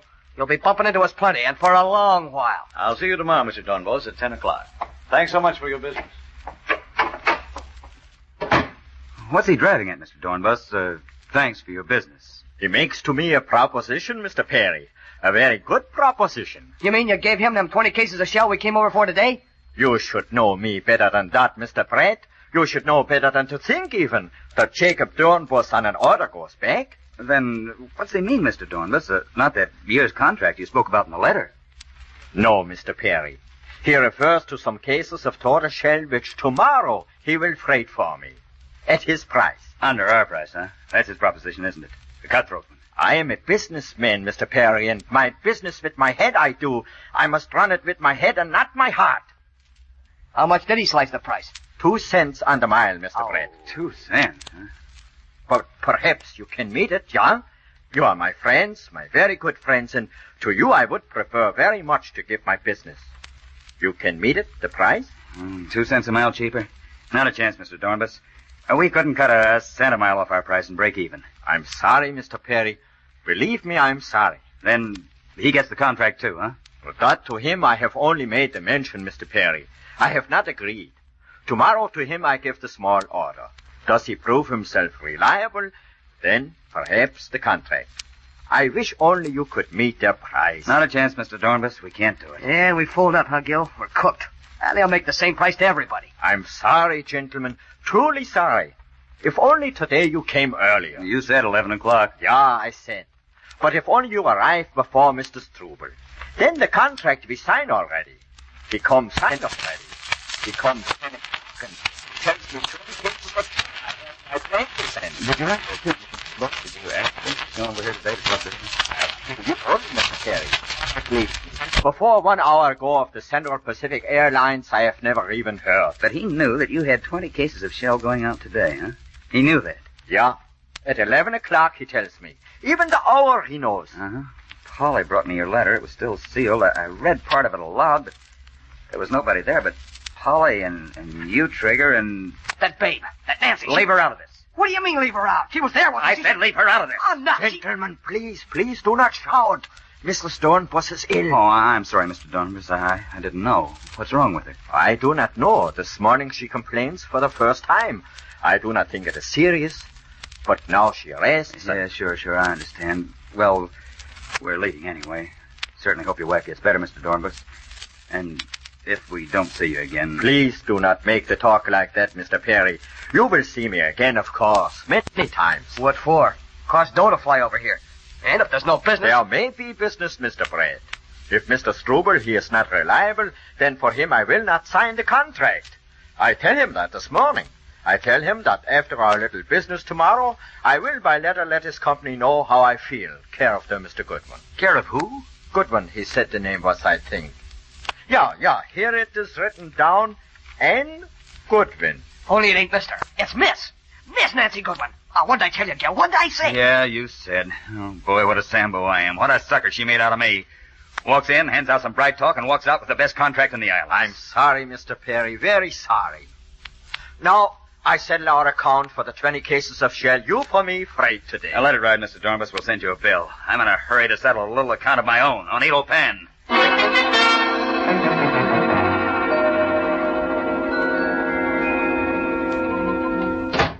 Pop, Polly, anybody around? Absolutamente, there's someone around. What do you think, Senor Gil? The Empire Hotel it runs herself? It might do better if it did. Where's that Goodwin girl, Pop? You seen her? Oh, yes, Senor. She's one cute dish, huh, Senor Gil? Skip it, Pop. Where is she? I'm right here. What's wrong, Gil? Gonna play it innocent, huh?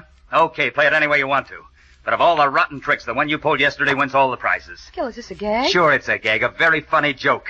Trigger and I nearly died laughing this morning when we got over to Telezozo and found your pal Struble chiseling in on our business. Struble? I don't suppose you even know the gentleman. Of course I know him. I work for him. He's manager of Central Pacific Airlines. But there must be some mistake, Gil. You bet there's a mistake. I made it yesterday when I thought that you were just a nice little gal and let you hang around while I read a letter from Jacob Dornbus. I remember you're reading a letter, Gil, but I didn't pay any attention to what you said. I was talking to Polly. You play your part well, Miss Goodman. No wonder you're hired as a spy. You're getting a little insulting, Mr. Perry. Isn't that nice?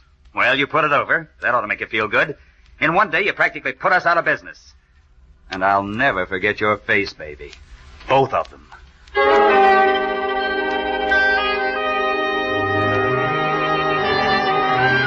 Morning wanders across the sky. A curtain of black clouds like racing shadows moves across the sea, blotting out the sun. The wind, with a banshee's scream, leaps down on the palm trees and bends them to its will.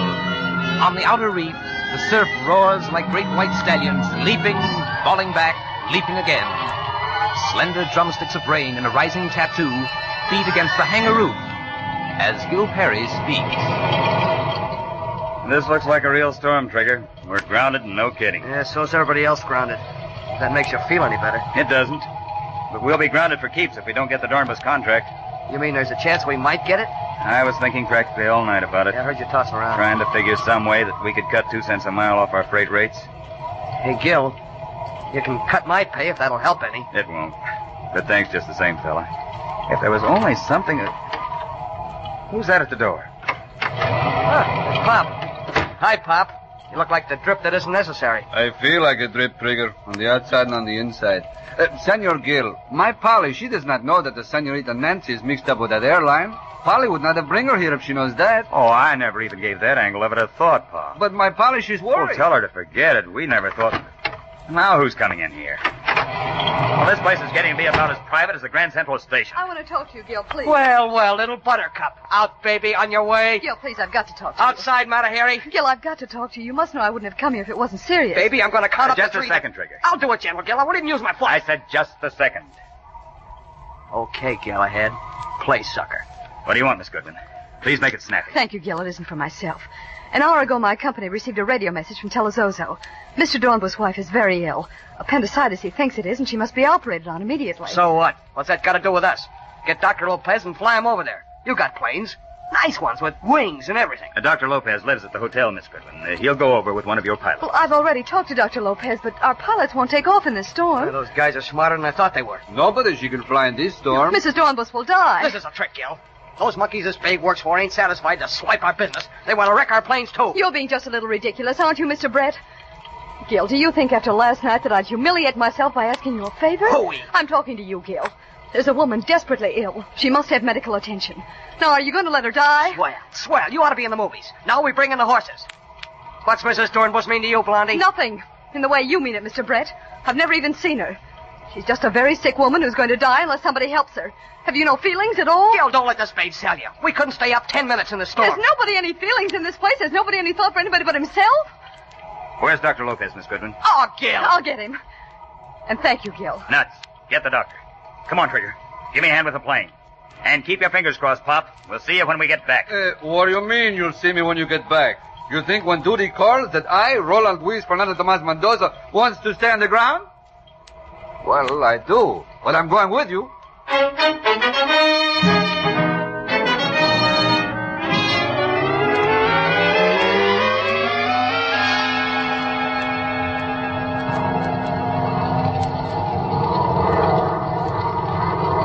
Climb, baby, climb.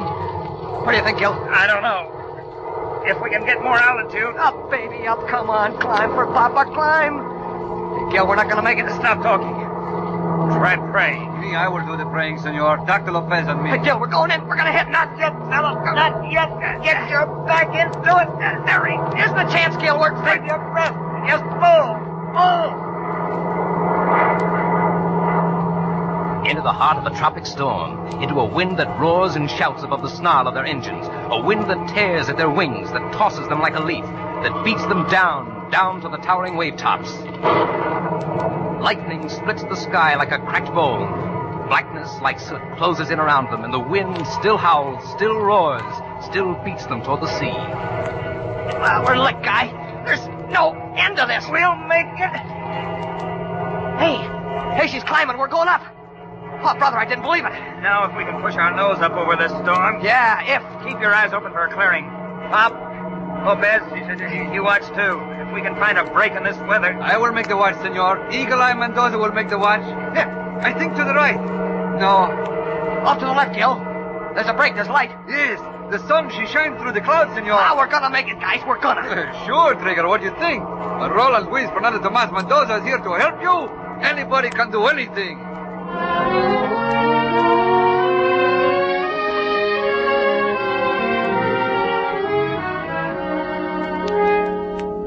Telezozo, rain-drenched, puddles of muddy water on the tiny airstrip, and three men standing by a silver-winged plane, Gil Perry, Trigger Brett, and Pop Mendoza. Their eyes turned anxiously toward a tin-roofed house. 3 hours the doc's been in there. How long does it take for one of them operations? I don't know. It all depends. Once when I have the operation. Here we go. But tell us first, Pop, did the doc use a knife or a buzzsaw? Pipe down. Here comes Dr. Lopez. How is she, Doc? She will be all right, I think. But he's very lucky we come, senors. If the Senora Donbos has to wait until tomorrow, I think she's not be here. Where's Mr. Donbos? He's with his wife, Senor Gil, and a very grateful man. Grateful, sure. But he can't even come out and say thanks. He's busy, Trigger. You don't want thanks for a thing like this, do you? Why not? We do the guy a big favor, don't we? We save his wife's life, don't we? I thought sure he'd come running out and say, well, here's the contract, boys. Trigger, you make me ashamed. Okay, but if you ask me, that's the least he could do. We didn't ask you. Well, come on, let's get out of here. I still don't like the looks of that sky. We might be in for another blow. All right, all aboard, you guys. All right, yes, Doctor. The least he could do. The very least. Forget it. Kick him over.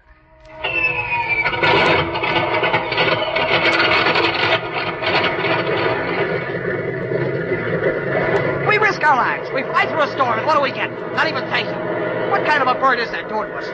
If it was me, I'd hand it over that contract and a bonus with it. Sometimes people don't do things for a reward, Trigger. Sometimes people do things just because it makes them feel good to do it. That contract's Dornbus business. He can give it to whomever he pleases.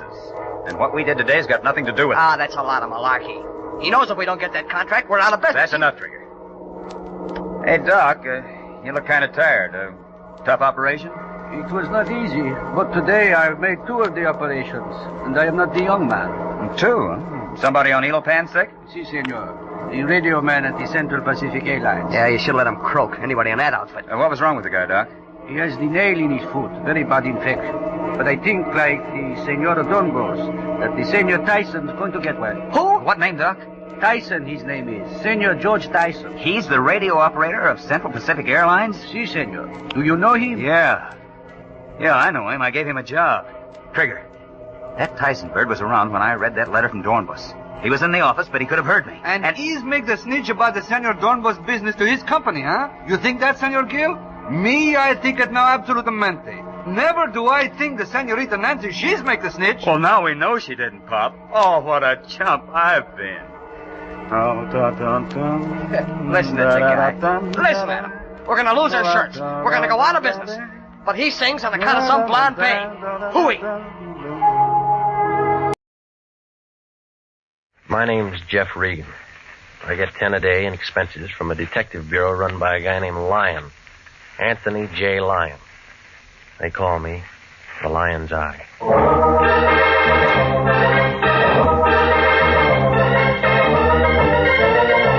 With Jack Webb as Jeff Regan investigator, stand by for hard-boiled action and mystery and thrilling adventure in tonight's story of The House by the Sea.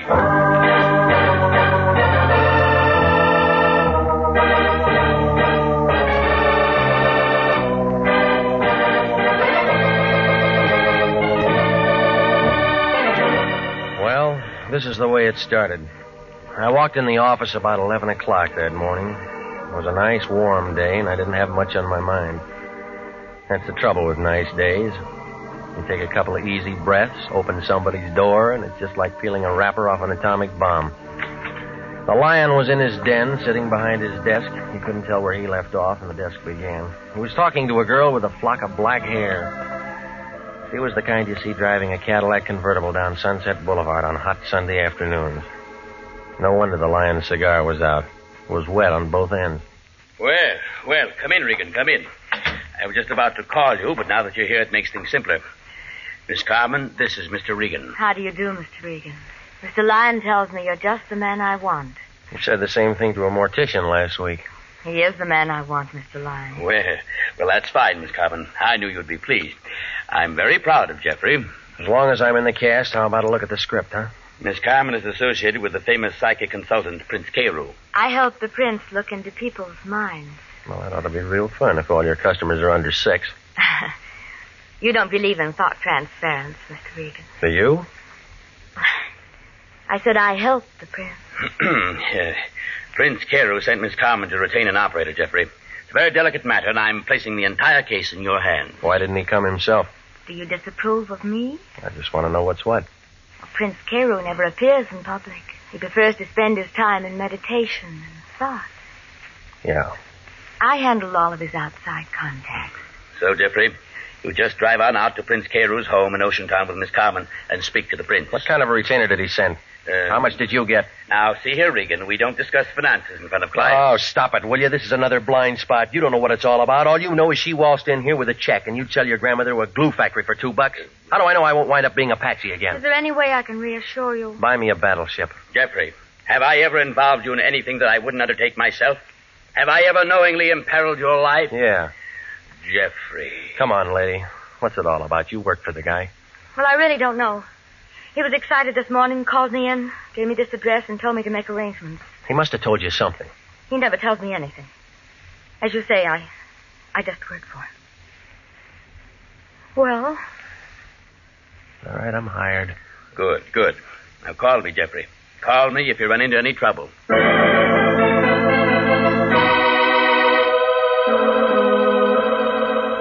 Well, I asked her how about lunch. She said no. I asked her about dinner. She said something that meant no, so I gave up. You know, it's like that sometimes. The flag's up, the meter's ticking, and you're not getting anywhere. But from a couple of things she told me, I got the idea she was doing more than just helping the prince read minds. Well, his place turned out to be a good hour from downtown Los Angeles, up 101. It was a couple of stories of glass and concrete leaning out over the ocean. It was high and dry and quiet up there. And you got a feeling you should be hearing things and feeling things when you looked down and saw that water banging around the bottom of the cliff. She unlocked the door, and a guy in a white turban and some pants that looked like oversized diapers and a pair of tennis shoes was standing there. He had a big curved knife hanging around his waist, and he put his hand on it when he saw me. Right this way, Mr. Regan. Who's he, the butcher? Oh, that's Telly. He works for the prince. Manservant. He's from India. Yeah, I'll bet the Indians were glad to get rid of him. Telly's harmless, tongueless, and he doesn't hear. I like you, Mr. Regan. Come in, come in.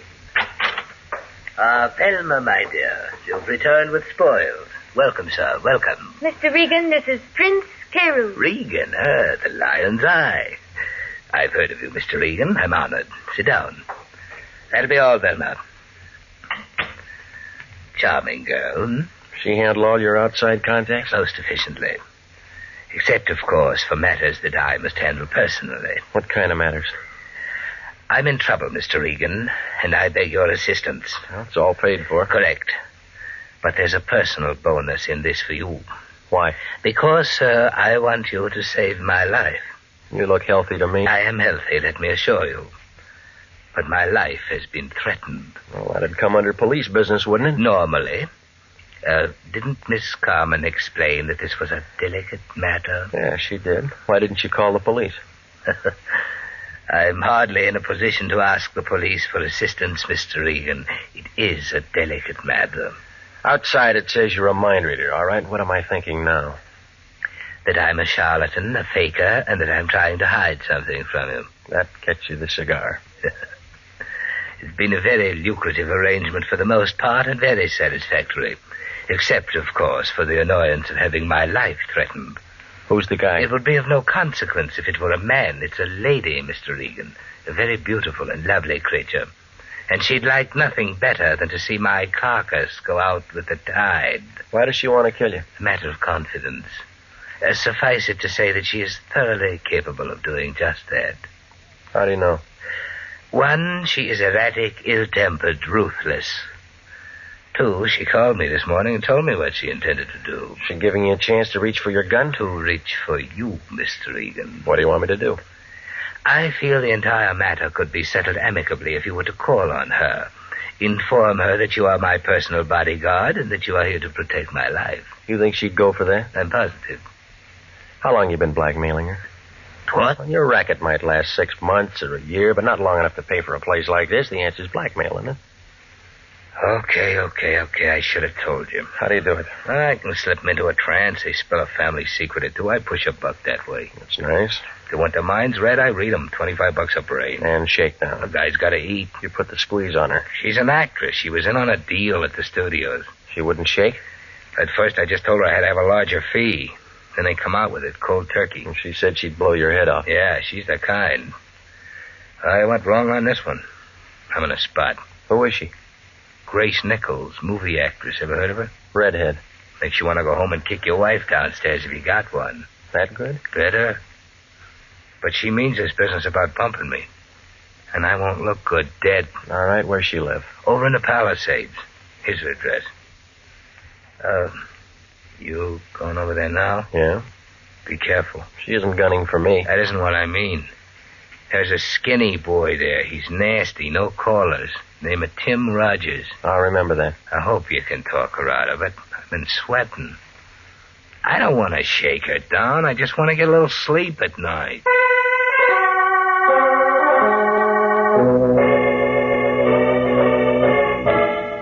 I left him sitting there, scratching his bald head under his turban. He looked about as happy as a guy who just ate a Vaseline sandwich. Well, Grace's place was too big for a marble game and too small for football. I think I remember reading something about how she got it from her third husband. There was a big wire fence all around it and a sign every 15 or 20 feet telling you not to trespass. So I parked my car outside the driveway and walked up to the front door. A guy in a chauffeur's uniform was standing there. He looked like a razor blade with arms. He gave me the fisheye and blew smoke in my face and kind of nudged me with his shoulder. Move on, Pilgrim. No handouts here. I came to see Grace Nichols. Yeah. I got business with her. Yeah. So tell her I'm here. Blow. You always like this, or did you miss lunch today? I don't know who you are, Pilgrim, but I don't like you. Beat it. I know you. There's something about a guy in a lineup. Yeah? He memorizes real easy. copper. Investigator. Private or city, I don't care. You all smell the same. This isn't hunting season. You always carry a .38? Does it show? Maybe you got a broken rib. A real funny guy. I met all kinds of funny guys. Drift. I said I wanted to see her. And I said she wasn't in. All right, I'll tell you once more. I got business with her. So do a couple of hundred other guys. Watchdog? Now you're getting smart. You weren't. What kind of a crack is that? I want to see her, I'm going to see her. Trick I learned a long time ago. Shoot a guy in the knee and he'll never walk straight again. You ever done it? Oh, yeah. That's how I learned. Ow! That's one I learned, baby. Well, I might have to get a new chauffeur. You looking for a job? I already got one, lady. Timmy's going to be awfully upset when he finds out what happened to him. When someone works for me, they have to be perfect. Want his job? They wouldn't let me in. I'll let you in. You, do that kind of thing often? When I have to. I suppose you have a name. It's Regan. I'm a private investigator. All right, Mr. Regan, you've ruined a perfectly good chauffeur and bodyguard, and you're in my house. What have we got to talk about? A guy named Carew. The prince? Must we talk about him? He thinks you're dangerous stuff. So do a lot of people. Tell me, Mr. Regan, what do you think? About what? Me. Right now, or when I'm a couple of feet away? Right now. Look, remember, I just got here. I know. You must have a first name. What is it? Jeff. Oh, Jeff, we'll get along. It's in the cards. Pretty fast deal. I like it this way. Fast. Might be a bum deck. Never mind. Deal.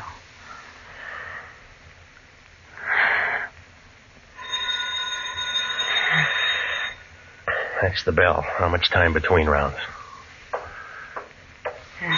Well, you know me better. Hello? Yes? Yes, right here. You know a man named Lion, Jeff? Uh-huh. He seems to be roaring. Give it to me. Yeah. Regan, is that you? Well, now, how do you figure it? Now, don't be smart. Who's the dame who answered the phone? Our client's friend. Sounds like she's a friend of yours now, or maybe you have been doing some road work. Did you have something to say, or is this the day you turned scoutmaster? I'm busy. Well, you can stop being busy, lover. It's all off. Don't tell me you're passing up a fee. I'm passing up nothing. Prince Carroll called me 10 minutes ago and told me to forget the whole thing, and that's what I'm telling you. How'd you know I was here? The prince told me, so it's all over. Finished. Forget it. I've already started something. I don't care what you've started. Now, just remember, you finish it on your own time and expense sheet. You look worried, Jeff. Anything I can do?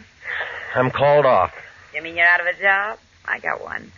Remember, you put my bodyguard out of commission. You owe me something. Oh, Tim, boy, he'll come around. I don't want Tim anymore. I want you. Hmm. I'll get you a drink. We can talk about it. Carew told me that Tim was a pretty good boy. You can fill his shoes. Come here and get your drink. Now, tell me about 9 o'clock tonight. It'll get dark. I got a new dress. I think you'll like it. I probably would. There's a place above Malibu. We could have dinner and listen to some music. I want to be with you, Jeff. That deal's fast again. I don't care. I don't care. I just decided something, Jeff. I'm going to like being with you. I'm going to like it a lot.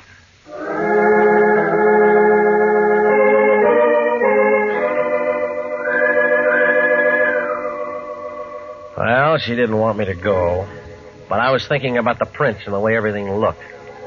I told her I'd see her that night. I was just climbing into my car when Tim Rogers, her ex-number-1 boy, stepped out from the gate. I waited for him to walk over. You're pretty good with your women, Regan. You look lonely, Timmy. Somebody stole your popsicle? Bum joke, Regan. I've been waiting to talk to you. You were so quiet in the house I didn't want to make any noise. Any better here? You came out champ this afternoon. But you won't even make the prelims next time. You got something to say? Stay away from her. You're shaking. You need a drink. Stay away from her, Regan. I've been with her too long. Known her too long to take the bounce from a 2-bit gum heel. Goodbye. I'm not finished yet. That's your version. Now get your foot off that running board, punk, or I'll take it with me.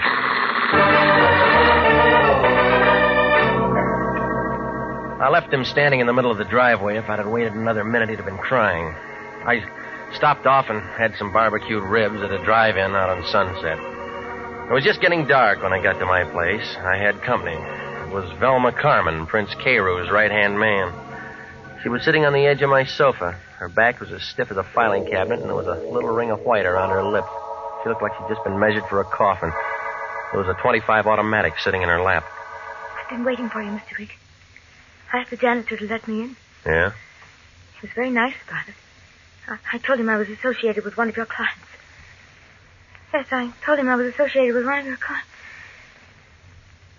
Did you know that Prince Cairo was my husband? Since when? Oh, a long time now, a long time. Not many people know that. Is that what you came here to tell me? No.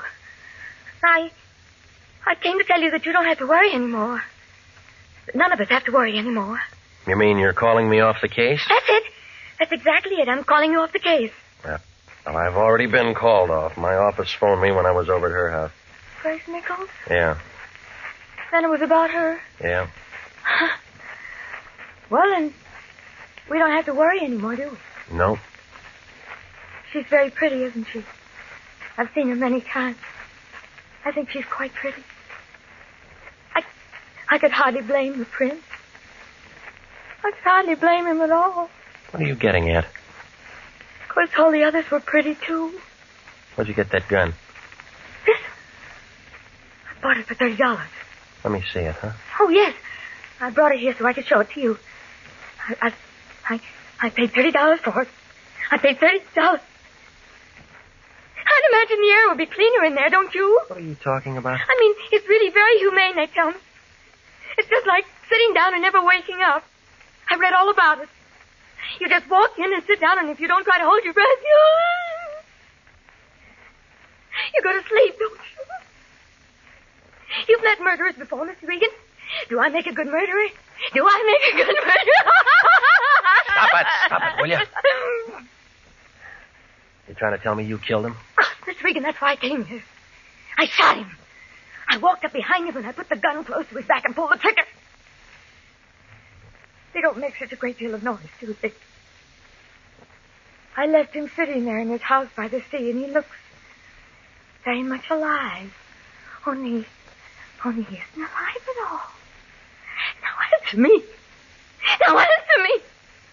Do I make a good murderer? Do I make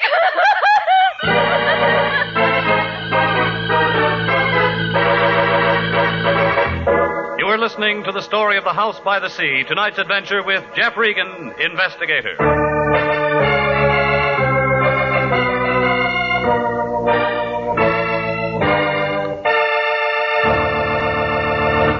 They're still available for qualified nurses. Yes, the Army Nurse Corps Reserve still has commissions available. If you are a graduate registered nurse between the ages of 21 and 45, you may be eligible for a commission in the Army Nurse Corps section of the Regular Officers Reserve.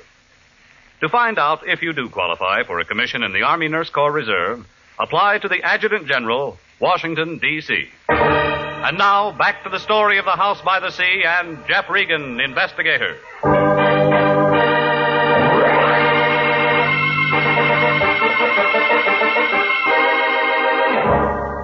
Well, after she got through, she settled down to a slow, even kind of a giggle that started somewhere around her shoelaces and didn't get past her knees. It was one of those things that gives you a feeling like somebody's standing in back of you with a red-hot iron ready to press your pants before you get them off.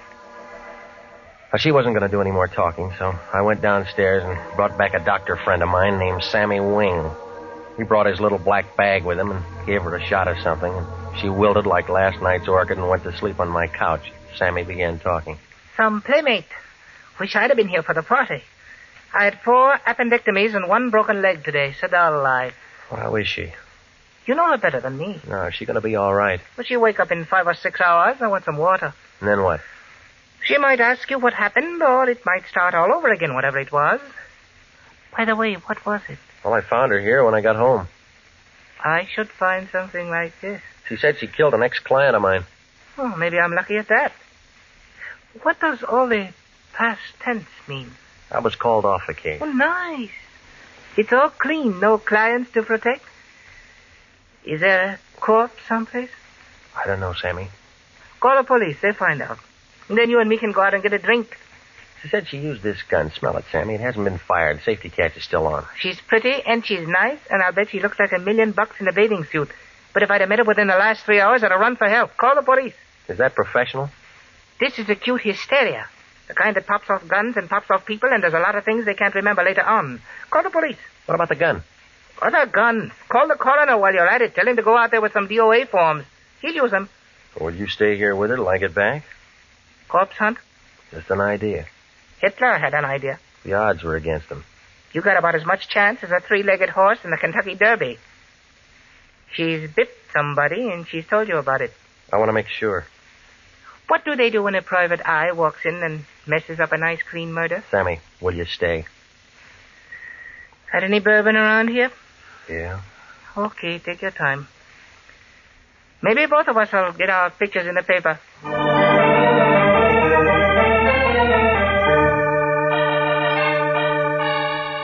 I left him with a kind of a soft smile on his face, like he had some inside information on Tuesday's winner at Del Mar. Well, it was 9:30 by the time I got there, and it was dark enough to give a ghost that creeps. It was different, too. Maybe it was the fog. I used that ring of keys I'd taken from her purse. It smelled dry and funny inside, and it was real quiet, like somebody was waiting for the world to fall apart. I clicked on my flashlight, and I walked down the long hall to his office. He was there, just like she said. There were 3 holes in the front of his shirt, but it wasn't the laundry's fault. I spotted the .38 on the floor by his hand. I broke it, and 3 cartridges came out. It was the right gun for the job. It was pretty messed up. While I was standing there trying to figure Velma Carmen's story, the lights came on. A fat man wearing a sheriff's star was standing by the switch. There was a taller man in a brown overcoat next to him. They both looked like they'd just finished dinner. Scavenger hunt, son? You don't talk, Charlie. Ain't much for him to say, is there, Cap? Guess not. Well, son? Well, it looks like you're going to be calling me names. What do you like best? Killer, murderer, or slayer? The papers use slayer a lot. I don't like any of them. Kind of breezy for a hot boy, ain't you? Mind giving me a name? It's Regan. I'm a private detective. It's Regan. He's a private detective, Cap. Yeah. Got a card or something with you, son? Yeah. Yeah, he's right. With International. Lion still there? Yeah.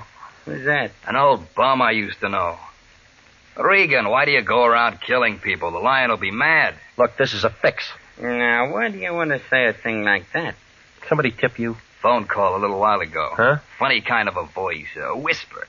Said we'd find a stiff up here, but didn't say we'd find you. You're extra. Look, I just came here to see what it was all about. Same thing we did. Only we come up with a suspect and a corpse. No cop could ask for anything better. Charlie, better call a coroner. Oceantown's just a small place, Regan. Only me and Charlie around. We borrow from the county when we get something like this. I can find you a real answer in an hour. You let me and Charlie worry about that. You look good enough for the time being. All right, son. Let's go. I had as much chance as an elephant in a tea room, and if those two locked me up and booked me. So I leaned back into his gun and spun around and knocked his wrist down. He pulled the trigger, and by that time I'd flicked the light switch and was out the door. I didn't run for my car. I cut across the driveway and doubled back up the hill. I could hear him yelling and shooting out in the dark.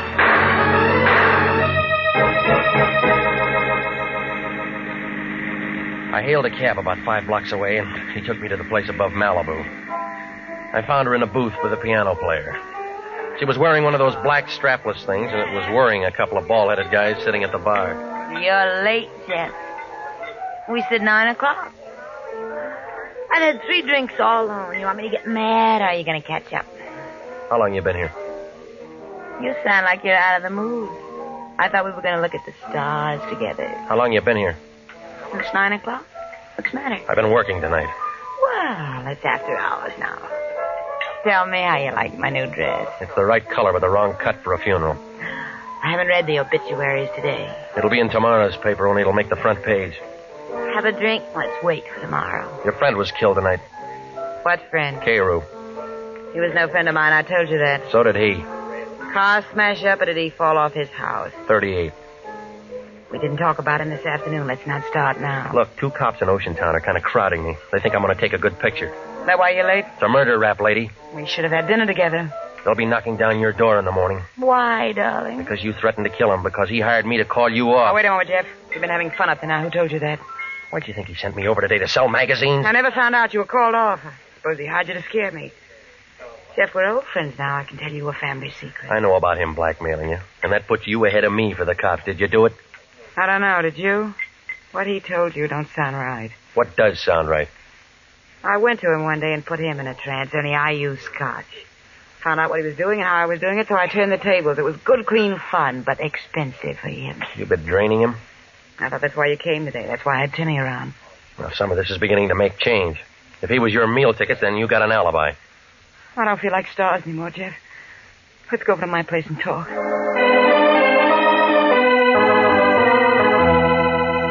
On the way over, she didn't have much to say, and I couldn't think of anything. I was all too mixed up. If she'd really been shaking him down, then she figured out. And the girl back in my apartment figured in. Only she had the wrong gun. And then there was a little business that I'd have to explain with the Oceantown cops. Well, when we turned in the driveway, I stopped figuring. Tim Rogers, the man with the guns, was there, standing on the porch. Oh, gorgeous. I've been waiting to see you. You're home late. I thought I fired you. Still tramping with this tramp, huh? I thought you'd be sick of him by now. For once, I'm glad to see you, Tim boy. That sounds cozy, but I don't want to see you. I know where your 38 is. You're wrong. It's her 38. And it's got her prints on it. Jeff, he's making it look bad for me. Ask him what he's doing here, will you? Just in for a showdown, Angel. You're tagged for his murder. They'll want you. I fixed it good. I can fix it so you can get away. How? A friend of mine shoving off at Pedro. 4 o'clock. To go all over the world. Jeff, if all of this is straight, I'm in a spot. Relax. This guy never did anything right. Tell me how I'm wrong. All right, that tip to the Oceantown cops was wrong. Trying to pile up a scare on me was wrong. Killing Cairo was wrong, and this clinches it. Yeah? Well, that's where you're twisted, Pilgrim. I got a warrant out for you right now. Plugging a murder suspect is something they'll thank me for. You said her prints were on that gun? They'll find that out in the morning. And how was I to know? Just happened to hear on the radio they were looking for you tonight. I see you, I plug you. Everybody will be sorry, but it'll be manslaughter and suspended. I worked it once in Toledo. What do you say, Angel? Do I plug him and meet you somewhere in 2 weeks? Let me have a smoke. Let me think it over. Sure. Sure, go ahead. Angel.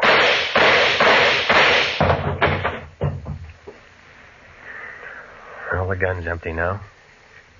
I carried this for 3 years. I never used it. He deserved to die, didn't he? Didn't he, Regan, didn't he? I don't know, lady. You knew him better.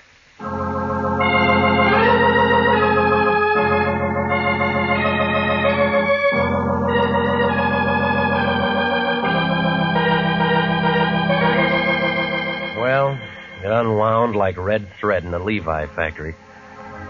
Grace Nichols had been putting the shake on the prints. He got tired of it and called me in and told me his phony story so he'd have a good self-defense angle when he finally got around to shooting her some afternoon.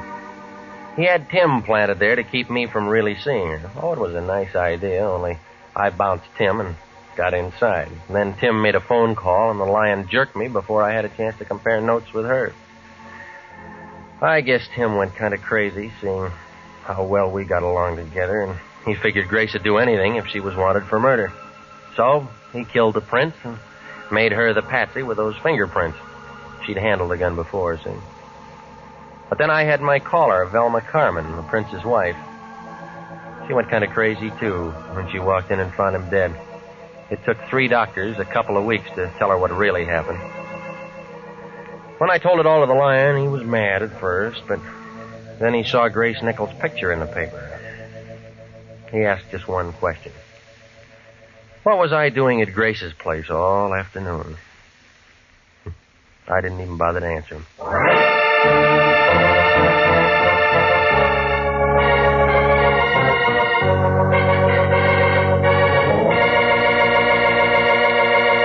Jack Webb is featured as Jeff Regan with Wilms Herbert as Anthony J. Lyon. It's CBS same time next week for hard-boiled action and mystery with Jeff Regan, Investigator.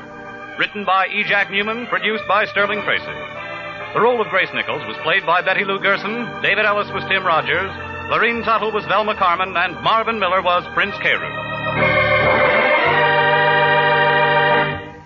29,000 nurses are needed to join the new Army Nurse Corps Officers Reserve. 4,000 of them, if they wish, may choose active duty. All nurses who receive reserve commissions will benefit from the opportunity for specialized training offered to them by the Army. The educational opportunities offered the nurse by the Army Medical Department will be of great advantage to her in her work. Don't wait. If you're a registered graduate nurse between the ages of 21 and 45, drop a card now for complete information to the Adjutant General, Washington, D.C.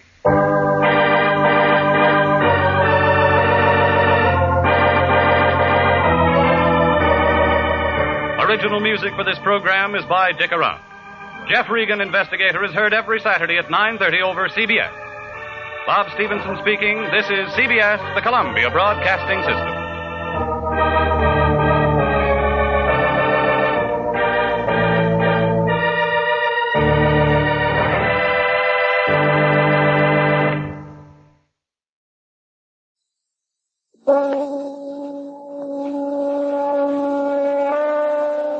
This is the story of a man who never belonged anywhere, whose backyard is the world, whose ways of life are the dreams of escape for those who want action but never find it. The man, John Steele, adventurer.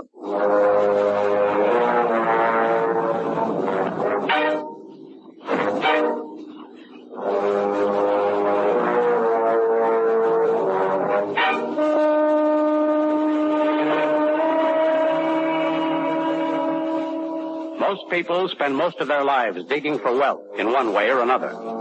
And only a few find it.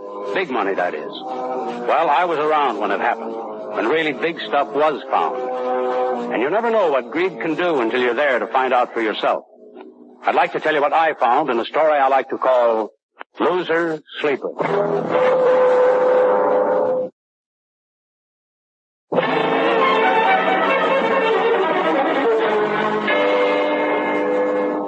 High pay, bonuses, all expenses paid, temporary foreign service for qualified personnel.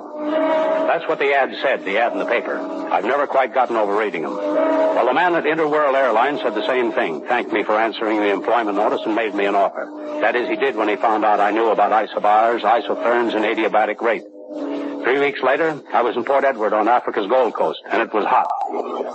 It was a small coastal port, growing now, because the airlines had come in and taken over the old military air base. Nothing to see and do, but it served as a good refueling stop. I soon found Big Charlie's, the place where all the boys went after work. This one night, there was a fellow sitting next to me, and he wanted to talk. You don't mind my butting in on your privacy, Bud. You're American, right? Right. The tourist trade coming back? Do I look like a tourist? Yeah. Thanks. Where are you from? Chicago? Nope. Haven't been to the States for 10 years. Never gone back. Well, I am. All you can do here is go home and sleep. Miss the bright lights, eh? No, I do miss having a little excitement now and then, I guess. Don't go to the right places, that's all. What do you mean? I know this town inside out. Well, you come with me, you'll get excitement. Where's that? In. What? Away from the coast. In. We have to be smart to live, and not the kind of smart you find in polite society. Sounds good. I've been up to Calmer's Pass, Shepherd's Plateau, know the jungle like a book. Wow. What do you do? Hunt? Hunt? Yeah, you might say that's just it, but I hunt. I hunt anything. Animals, precious stones, ivory, whatever I can find. Had much luck? Oh, some. One of these days I'll hit it big. Big. Then maybe I'll go back to the States. Well, here's luck. Thanks. No, you don't know what life is till you've been on a hike through the Black Gorlak country. Those babies are so mean they... Pardon me. What? Oh, hello. I couldn't help but hear your conversation. We don't mind. Sit down, sit down. Thank you. Have a drink? Waiter. No, thank you. It's all right. My friend here works for Interworld, so he's got money. I'll trade places with you anytime. You can have it. I didn't mean to interrupt anything. You're not. You're not. When you spoke about knowing the Shepherd Plateau... I do, lady, like a... I thought you might be able to help. Help what? Me. Oh, there won't be harm. It's a business proposition, strictly. Still interesting. I wanted to be sure you understood. I do. What's the job? I want to go up on Shepherd's Plateau. That's a long trip. I don't care. And a rope. That doesn't matter. What do you want to go there for? I'll pay you £1,000 to take me there and back. £1,000? In American dollars, that ought to be about... That's all I can give you. You must want to go pretty bad. I do. £1,000. Well? When do you want to leave? As soon as possible. Whatever you say, you're paying for it. How about me? What about you? Need an assistant? You want to go? I don't know much about the jungle, but I'm a good shot. Well, you got a job. I can get time off. Want excitement, eh? Oh, I'd like to see what some of the rest of this continent has to offer. Sorry, Bud, but... Just a moment. Huh? I think it's a good idea. You want him to go? I said I think it's a good idea. Look, I'll have enough trouble watching over one tourist, much less... You really want to make the trip? Very much. And you're a good shot? I have a marksman. All right. If you want, we'll take him. You're paying for it, lady. Good. My name is Breckenridge. I'm John Steele. Now, look, Miss Breckenridge, you better tell me just where it is you want to go on Shepherd's Plateau. I got to get things together. Here's a map with the place marked on it. I'll let you decide the best way to get there. Now, you leave everything to me. I will. I'm at the Bond Hotel. What time do you want to leave tomorrow? Oh, about 5. You'll pick me up? I'll drop by. I'll see you at 5. You too, Mr. Steele. I'll be there. Just a minute. Yes? I need a little, advance. Got to get together supplies, carriers. Don't expect me to finance it myself, do you? No, of course not. Here. 500 now, 500 more pounds when we get back. Fair enough. In the morning at 5. That's right. Good night, gentlemen. Well, now I can buy the drinks with a man. I guess you can. You're going to get your excitement all right. Yes. Trusting soul, isn't she? What do you mean? She gives you 500 pounds and walks out. So? What's to stop you from walking out? A lot of things, Bud. I just wondered. Here, look here on this map she gave me. You see that circle? Yeah. That's where she wants to go. Middle of nowhere. And I know the spot, I think. I want to find out why a dame like her will spend 1,000 pounds to get there. I guess I better figure the best way to travel first. I think we can get up to Whittlesey by car.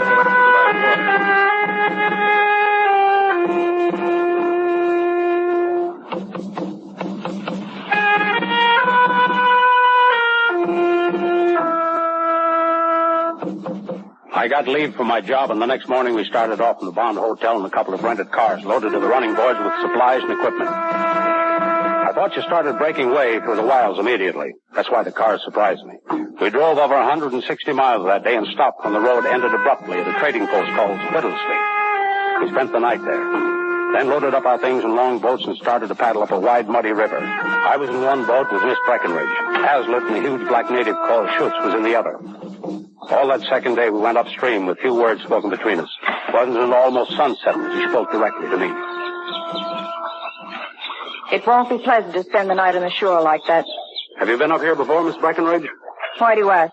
Well, you don't seem to take notice of all the strange sounds, the scenery and everything. Oh? You act as if you'd seen it all your life. Perhaps I have. I see. You don't look like you've spent much time in the tropics. I haven't. Let us go up, like, fella. I'll get us in. Yes.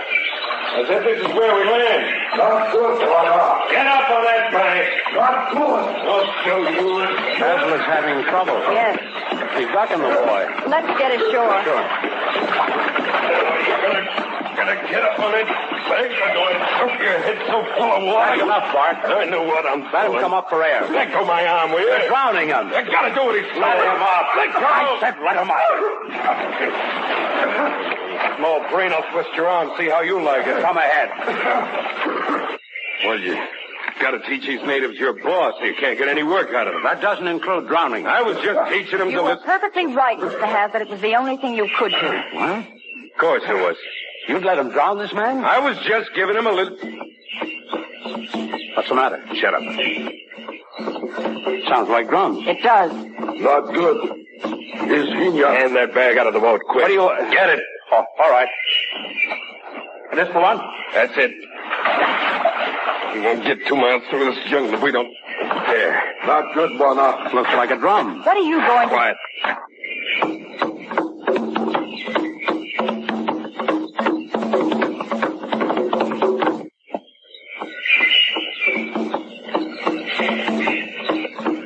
They're answering you. Yeah. Now, that's quite a trick. Why?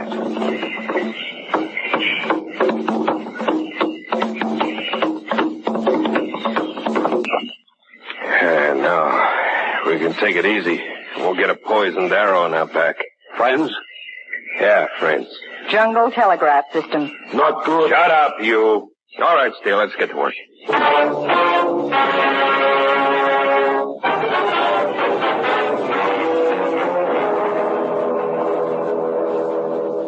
The beginning of danger and a piece of the unknown.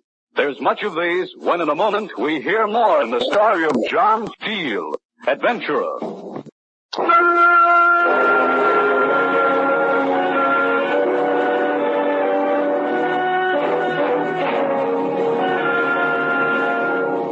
The tropic night came quickly, almost before we got the tents set up on the riverbank.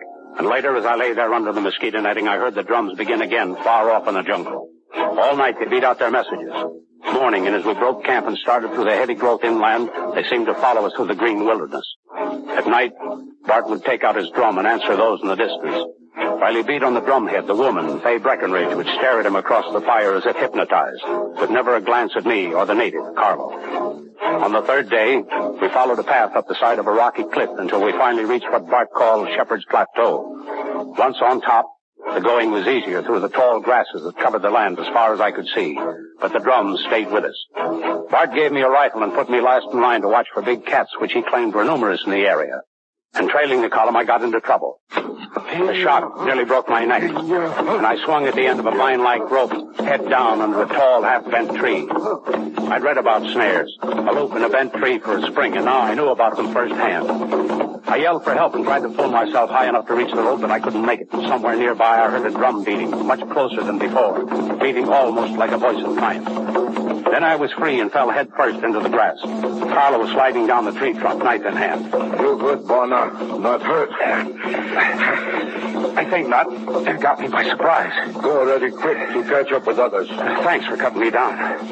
I felt like a trapped animal. Go hurry fast. What's the rush? Waziki country. Drums. The drums? Well, those are friends. Not friends. Of course they are. Waziki set trap now. What's the matter? Here. Back. Arrow. Pull out. I'll get it up, sure. Hold still. It's not bad. Just through the flesh. Wait a minute, I am. I'll break the shaft. Push the arrowhead through. There. That's got it. Sorry if it hurt too much. You're right. We better get on to the others. Someone around here doesn't like us. Come on. Well, are you coming? In your home. What's the matter with you? Arrow from Washiki. We'll get another if we stick around here. We'll come. That's more like it. Thanks for coming back when I yelled. I might have hung forever in that tree. Not long, die soon. Yeah, I suppose so. Didn't Bart and Miss Breckenridge hear me? They no stop. No, I guess they didn't. Funny, they didn't get caught up in the thing. Boss wanna go around it. What? He see rope and grass with bent tree. Take White Missy round side. Oh, I see. Not good. But he didn't warn me. In your huh? What do you mean by that? Not good. I know. Not good. But thanks anyway. Come on, we better catch up with the others. This Bart is tricky.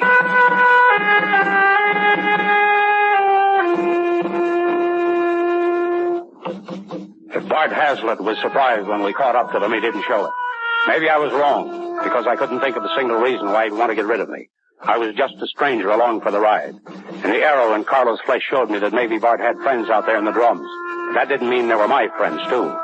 Maybe he'd simply forgotten to warn me about the snare. And maybe it was a mistake, that arrow hitting Carlo. It might have been for me. I was going to be careful from here on. It was that afternoon when Bart called a halt, map in hand, and we gathered around him. All right, Fay, here's where you wanted to come. Is it? According to the map.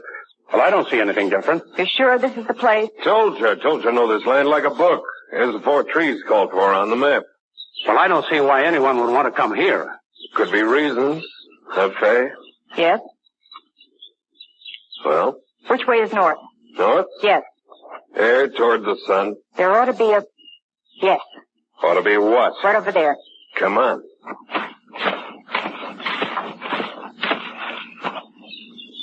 Just a pile of rock. Help me pull the top ones away. Yeah, I'll help you. Yes. After all these years. There should be a metal box. Gotta be here. I don't get it. A little deeper, maybe. That might be it. Might be what? Yeah, that's it. Still intact. What is it? Gotta open it, be sure. Give me the box, Hazlitt. Where's the axe? Can I open it? What's this all about? We'll see. What's in it? Give it to me. It's him. All of them. Give them to me, Bart. What are they? Give them to me, Bart. I knew if I waited long. They look like little pebbles. Pebbles? They're rock diamonds. What? I looked and I never found them. But now you're not going to keep them. Not gonna keep them? No, Bart. They're mine. They never were yours. Thought I didn't know who you were. I knew the minute you handed me the map. You still don't know. And you walked up and hired me. Me, the one guy you wanted to miss. I didn't want to miss you. I was looking Miss for Breckenridge, if Bart here has something that belongs to you. I wasn't sure you were the one till you went ashore in that clearing. Yeah? I wanted you to come along. Do you understand? I wanted it to be you. Well, it's over now. I don't have to wait anymore. Don't come any closer. You better put that gun down. Get back. That won't do any good. It's gonna do a lot of good. Look, if you just tell me what I'm gonna let you take these after I've been waiting all this time. Oh, You're no. crazy, Hazlitt. Now you can run while I just... Got him. Get that gun out of his hand before it goes off again. Oh, good. Now, get up, Hazlitt. Get up. All right. Now what you gonna do? I got your pebbles, Fay. Thanks, Carlo. Now what you gonna do? What'll it be, Fay? Kill him.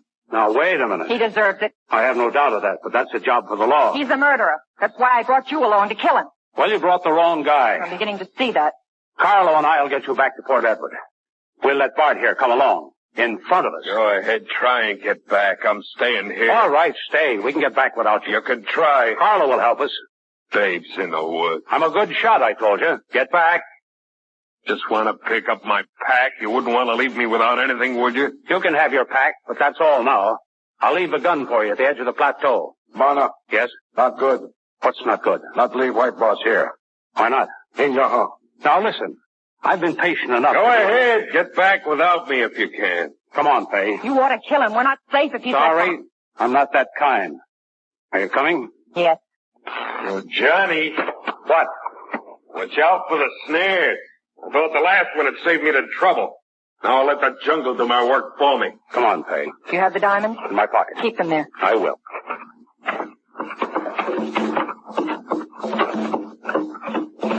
What's that for? I don't know. It's Bart on his drum. He's signaling, I think. Talk with Watchiki. Oh, that native tribe? Bad people. Go hurry fast. Will they do what he says? Not good. Yes, they will. Bart Hazlitt is the only white man who's been able to make friends with them. Then without Bart... We better travel as fast as we can. Yeah, I see what you mean. At night, too.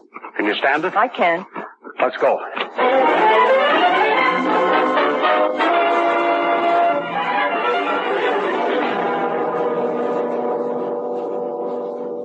Suspense and action. One leads to the other.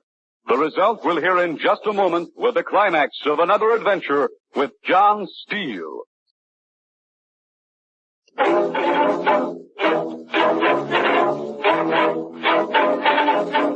We made good time back across the plateau, down the side of the cliff and into the jungle below. But no matter how fast we could travel, even if we could have run across the treetops like the monkeys above us, we couldn't have outrun the drums. They were always behind us. As we went through the night, we could hear them beginning on one side of us, too. Bart's drum had told them something, and they were taking his orders. I didn't have to use my imagination to know what those orders were.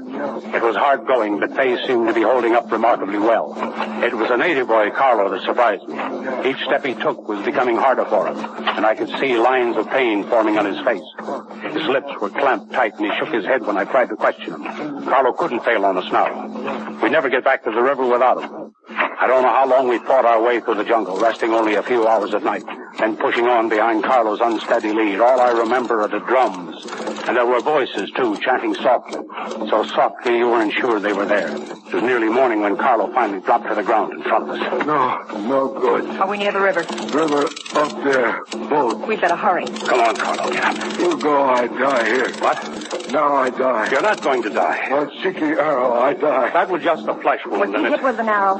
Yes, not badly. Just after we got up on the plateau. Why didn't you tell me? Well, I didn't think it was... Well, cheeky arrows are poisoned. You can't survive a hit in the body. He didn't tell me. Oh, we couldn't have done anything anyway except make him comfortable. If the wound is in the body, there's no hope. Go to river. Was cheeky drums. John. Yes?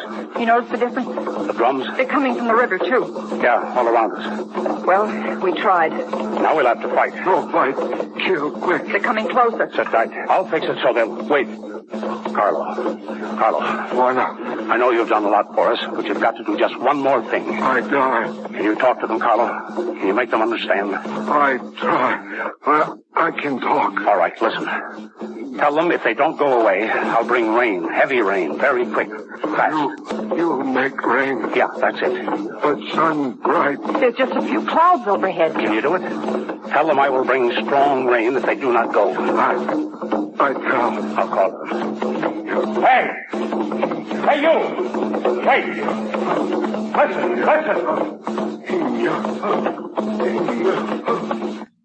All right. Tell them, Carlo. Monon! Villano! Signor! Monon! Villana! Signor! You think they heard? Of course they did. I hope it works. It'll only give us time. All I need is time. They'll wait for a little while out of curiosity. Then when the rain doesn't come, they'll get impatient. Oh, it's no use, John. It's just prolonging It's it. our one chance to get to those boats. I knew it was a good impulse to have you come along. At least you've tried. Well, it's lucky Carlo here could speak. Carlo. Dead. He lived just long enough. Yeah, just long enough. Are your pebbles worth it? No, John. We sat there, beside the body of Carlo, and looked out at the undergrowth, neither saying a word. All around us we could feel eyes looking in on us, waiting. There wasn't a sound from the jungle except chattering of birds and monkeys. You'd never know 100 or more little men with spears, arrows, and drums were crouched around us in a huge circle. It was too quiet. Then the drums started as their patience wore out. There wasn't going to be enough time. Fay was right. The idea had only prolonged the ending. I picked up the rifle, cocked it, and pulled extra rounds of ammunition out of the pack. It was a poor place for a fight, but there wasn't any choice. The drums were getting stronger now, and I could feel the circle moving in. There wasn't enough time. Any moment, the arrows would pour in from the brush around us, and the little men would pour after me. I lifted the rifle, ready to shoot at the first target I saw. Then the sun went out as a heavy black cloud swept over it, and the drums broke their rhythm. A moment later, the rain started, suddenly, heavily.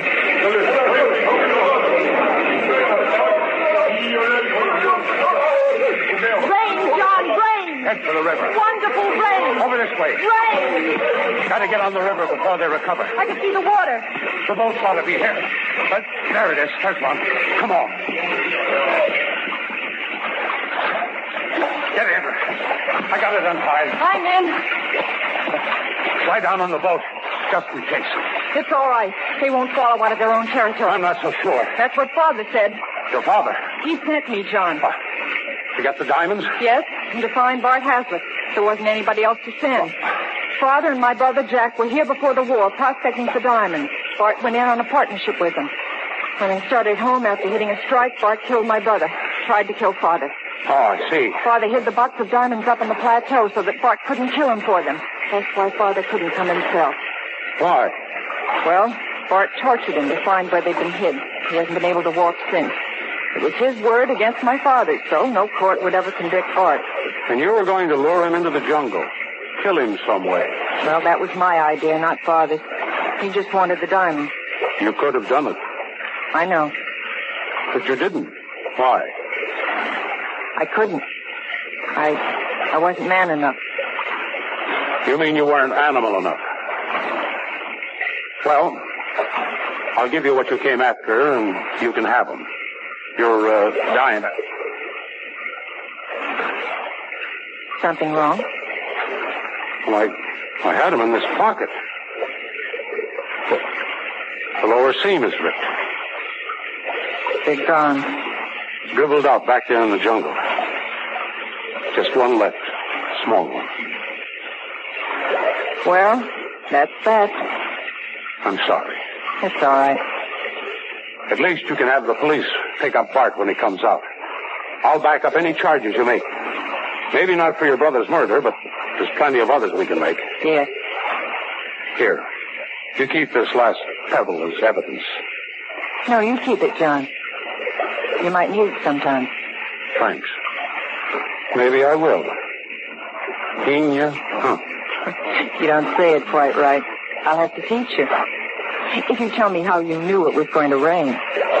Well, you forgot. I'm a weatherman. Now, you see, when the dew point is high, then you have a certain cloud formation, which in the tropics is known as a secondary cold front. Now, this rushes into the low-pressure area.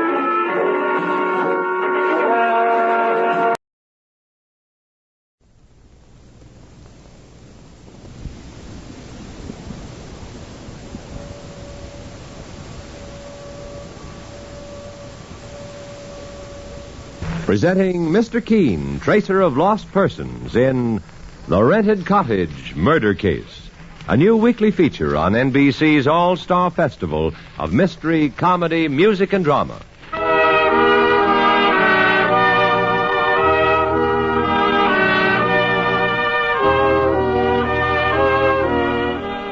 Ladies and gentlemen, once again we present Mr. Keene, tracer of lost persons, one of the most famous characters of American fiction, in one of radio's most thrilling dramas.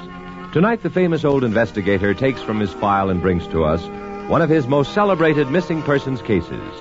Tonight's case is entitled The Rented Cottage Murder.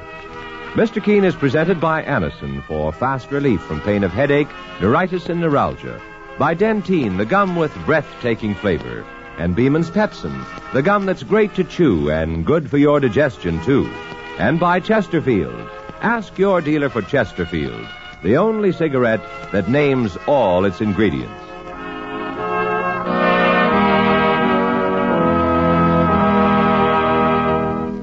Every day you hear more and more about an incredibly fast way to relieve the pains of headache, neuritis, and neuralgia.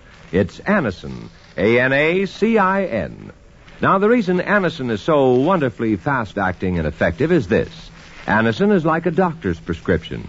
That is, Anacin contains not just one, but a combination of medically proven active ingredients in easy-to-take tablet form.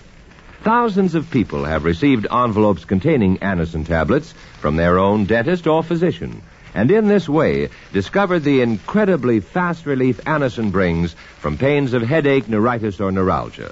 So the next time a headache strikes, take Anacin, A-N-A-C-I-N, Anacin, in handy boxes of 12 and 30, economical family-size bottles of 50 and 100. Ask for Anacin at any drug counter.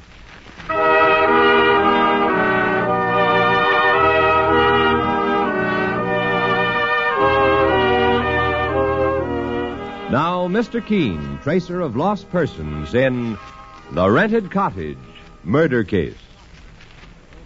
Our scene opens as three people are about to enter a gleaming white cottage. Its charm dimmed only by a large real estate sign reading, "For rent," at the lowest rental within 100 miles of New York. One of the three is the rental agent, the second a man on crutches, the third his wife. And she speaks the words that lead to murder. Mr. Burkett, you don't mean to say my husband and I can rent this lovely place for $25 a month? That's the price, Mrs. Haynes, and it's completely furnished. I'll open the door. Careful, Mr. Haynes. The floor has just been waxed. Your crutches may slide. Thanks. I'm all right. Lovely place for $25 a month, isn't it? Mr. Burkett, are you sure that's the rent? It doesn't seem possible, does it, Tom? Mr. Burkett, why should a place like this rent for almost nothing? From other places my wife and I looked at, this should bring at least $200. You're the 10th couple I've shown it to, Mr. and Mrs. Haynes, but nobody would touch it. They were afraid. Afraid? Of what?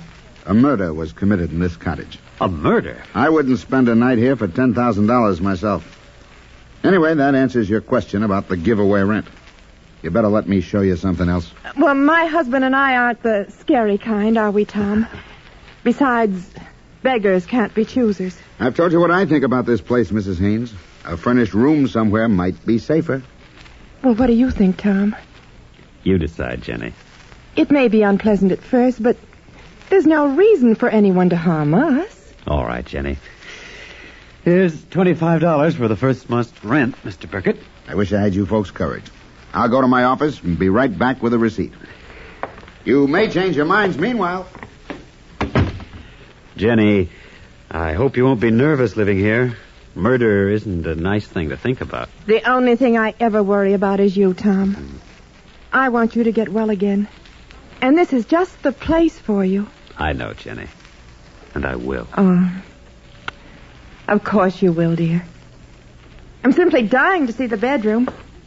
I guess this is the door to it. Oh, no. It's a little hall. She fell for it like the fool she is. Hey, take that gun off me. I might have known. No, don't shoot. We'll talk this over.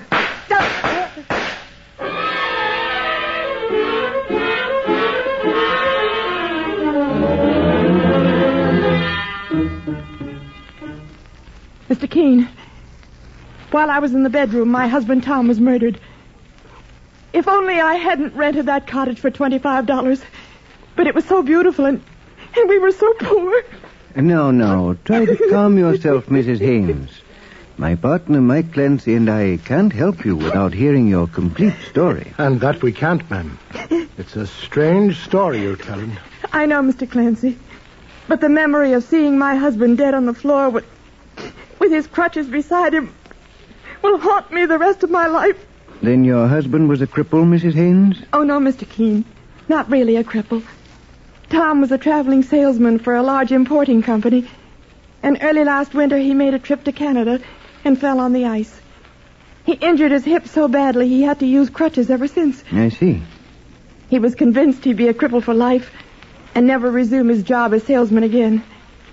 I tried to convince him otherwise, but just as I thought I was succeeding, his firm discharged him as physically unfit to carry on his work. Well, a cold-blooded lot for a man to be working for, ma'am. Now let Mrs. Haynes go on, Mike. Tom's employers didn't put it just that way, Mr. Keene. They sent him a check for $300 and told him when he got better, they would try to place him in an office job. I see. The money they sent, added to our little savings, didn't make much, Mr. Keene. We were almost at the end of it when we heard of a charming little cottage for rent at $25 a month. Now, where did you hear about it, Mrs. Haynes? Tom said he saw it advertised, and we went out to see it. And the agent, Mr. Burkett, told you nobody would rent it because a murder had occurred there? Yes, Mr. Keene. And we were foolish enough to take it. Tom gave Mr. Burkett a month's rent. And just after the real estate agent left for his office to make out a receipt, Tom, as I told you, was murdered in cold blood. Mrs. Haynes, you may be sure that Mike Clancy and I will do our best to bring your husband's killer to justice. I knew you would, Mr. Keene. That's why I came to you. If you'll write the address of the cottage on this pad, and Mr. Burkett's address, too, Mike and I will go there immediately.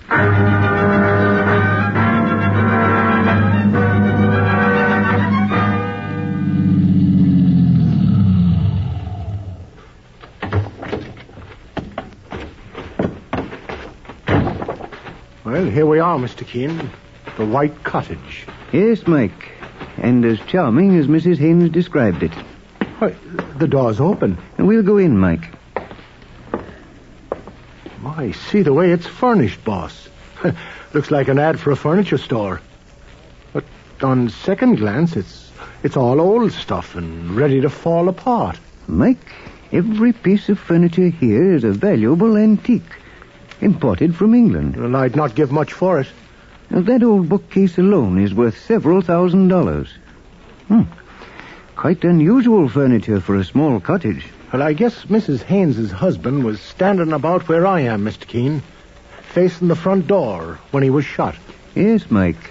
And I imagine this door behind us leads to the bedroom hall. Now, listen, Mike. There's someone in the bedroom. Come on, and have your gun handy. I'll go first, boss. Very well, Mike. Hold still, me bucko. Who the devil are you? My name is Keene, and this is my partner, Mike Clancy. Mr. Keene, the famous investigator? Well, that's different. Glad to meet you. My name is Orville Burkett. The man who rented this cottage to the murdered Tom Haynes? Yes, Mr. Keene. And nobody can say I didn't warn him not to rent it. I told him and his wife it was a murder house. I wouldn't spend a night here for $10,000. I notice you've moved the bed into the middle of the room, and everything else as well. May I ask what you're looking for? A pair of crutches, Mr. Keene. A pair of crutches? When Mr. Haynes and his wife rented the place, he was on crutches. When the police came after he was murdered, the crutches were gone. They couldn't find them. I thought I might. Boss, Mrs. Haynes didn't tell us about the crutches being gone. She probably forgot to, Mike, in her sorrow and shock. Mr. Keene, I take it Mrs. Haynes has engaged you to get herself in the clear? Mrs. Haynes asked me to find her husband's killer, if that's what you mean, Mr. Burkett. Not at all. She was alone in the house with her husband when he was shot to death. Personally, I'm inclined to go to the police and suggest they arrest her for the murder. Well, listen to that, boss. He's trying to get himself off the spot. Mr. Clancy, are you suspecting me of murdering a man I'd never seen before and whom I warned not to rent this cottage? Well, if you ask me, you could have doubled back when you went for the rent receipt and murdered Mrs. Haynes' husband while she was in this bedroom. That's true, Mr. Clancy, but I didn't. Just a moment, Mike. No doubt Mr. Burkett can explain why we find him here in what seems to be suspicious circumstances. I came here to meet the owner of the cottage, Mrs. Herbert Lorraine. Mrs. Herbert Lorraine? The wealthy dowager? Yes, Mr. Keenan. She'll return here any minute. She went out for a sandwich and tea. I took advantage of her absence to look for the missing crutches. I see. And that gives me an idea that may give you a clue to Mr. Haynes' murder. It does, Mr. Burkett? The other person murdered in this house was Mrs. Lorraine's husband, and under the same circumstances. Mrs. Lorraine's husband was murdered here? Yes, Mr. Keene. That's why she gave me orders after Mr. Lorraine's death to rent the place for anything I could get. That explains a great deal. And also presents a strange coincidence. And that it does, Mr. Keene, sir. But I'm wondering, Mr. Burkett. Yes, Mr. Clancy? Are you going to tell us Mr. Lorraine was crippled like Mr. Haynes was? And that his crutches were missing, too, following his murder? No, Mr. Clancy. But the odd thing is that Mr. Lorraine had a deep sympathy for anyone who was crippled. He gave generously to cripples. A large number called on him here, and he never turned one away. Pretty story, that. It may be true, Mike. Mr. Burkett? Mr. Burkett? That's Mrs. Lorraine now. Oh, I didn't know anyone was with you. Mrs. Lorraine, this gentleman is Mr. Keene, the famous investigator. How do you do, Mr. Keene? How do you do, Mrs. Lorraine? This is my partner, Mike Clancy. Pleased to meet you. I'm glad somebody called on you to solve this dreadful murder in my cottage, Mr. Keene. I'm making the investigation in behalf of Mrs. Haynes, the murdered man's widow. Oh, that poor woman. I understand how she must feel. Mr. Burkett told me your own husband met his death here in much the same way. A year ago, Mr. Keene. I suppose Mr. Burkett told you that the Mr. Haynes who rented this cottage and was murdered was a former employee of my husband's old firm, the Lorraine Import Company? I couldn't have told Mr. Keene that, Mrs. Lorraine, because you didn't tell me. It's the first I ever heard of it. Don't you remember, Mr. Burkett? I told you when you informed me of the murder. And you said it was a mere coincidence. Mrs. Lorraine, with all respect, I think your memory is failing. Mrs. Lorraine, I'd like to speak to you privately. Will you step into the hall with me? Surely, Mr. Keene. Mrs. Lorraine, it's very puzzling why Mr. Burkett failed to tell me the murdered man was a former employee of your husband's company. Mr. Keene, I know I told him. My husband often spoke of a Mr. Haynes. He was a traveling salesman for the company. Do you recall how long ago he was discharged from his job? Because he was crippled? Because he was crippled? Why, no. But I scarcely could know. On my husband's death, his business was sold. The present owner is named Ambrose Carter, I believe. Mr. Ambrose Carter. I'll scribble that name down. From what I hear, Mr. Carter is quite a different man from what my husband was. Mr. Burkett, the rental agent, says your deceased husband had a warm spot in his heart for anyone who was crippled, and that a number of cripples came here and he gave them money. Is that true? Yes, Mr. Keene. My husband used this cottage as a sort of hideaway, but they found him, many on crutches. Is it true that you commissioned Mr. Burkett to rent this cottage for the small sum of $25 a month? Yes, Mr. Keene, and completely furnished. My husband was murdered here. I understand. Thank you, Mrs. Lorraine. Mr. Keene, about that poor Mrs. Haynes, whose husband was murdered here, too. Is she in good financial circumstances? I'd like to help her. You're a good-hearted woman, Mrs. Lorraine. I realize from tragic experience how she feels. I hope to see you again.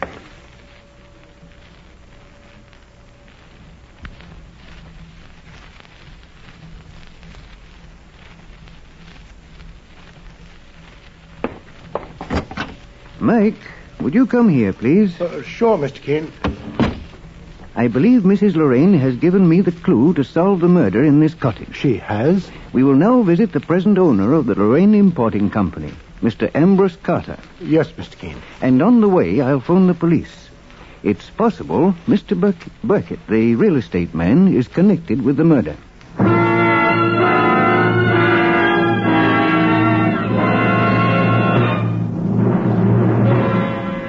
Mr. Keene will return in just a moment in The Rented Cottage Murder Case. But first, here's something of interest to you. For breathless moments, for your breathless moments. Chew Dentine, the gum with breathtaking flavor. Dentine tastes so good. Dentine freshens your breath. Dentine helps keep your teeth sparkling, clean, and white. Dentine, the gum with breathtaking flavor. Before you go out, and always after eating, drinking, smoking, refresh your breath with Dentine. You'll love Dentine chewing gum, for Dentine has a wonderful, tingling, nippy flavor that lingers on and on. It's delicious. And remember, Dentine helps keep your teeth white, too. Keep Dentine handy. You'll enjoy refreshing your breath when you chew Dentine. So, for breathless moments, for your breathless moments, Chew Dentine, the gum with breathtaking flavor.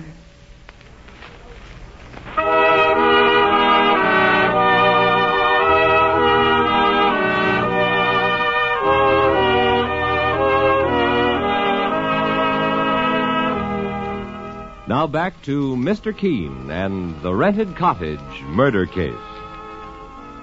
Mr. Keene and his partner, Mike Clancy, are investigating the murder of Tom Haynes, a young salesman, crippled and on crutches, who was shot to death, seemingly without motive, in a charming white cottage he and his wife Jenny had just rented for the unbelievable sum of $25 a month.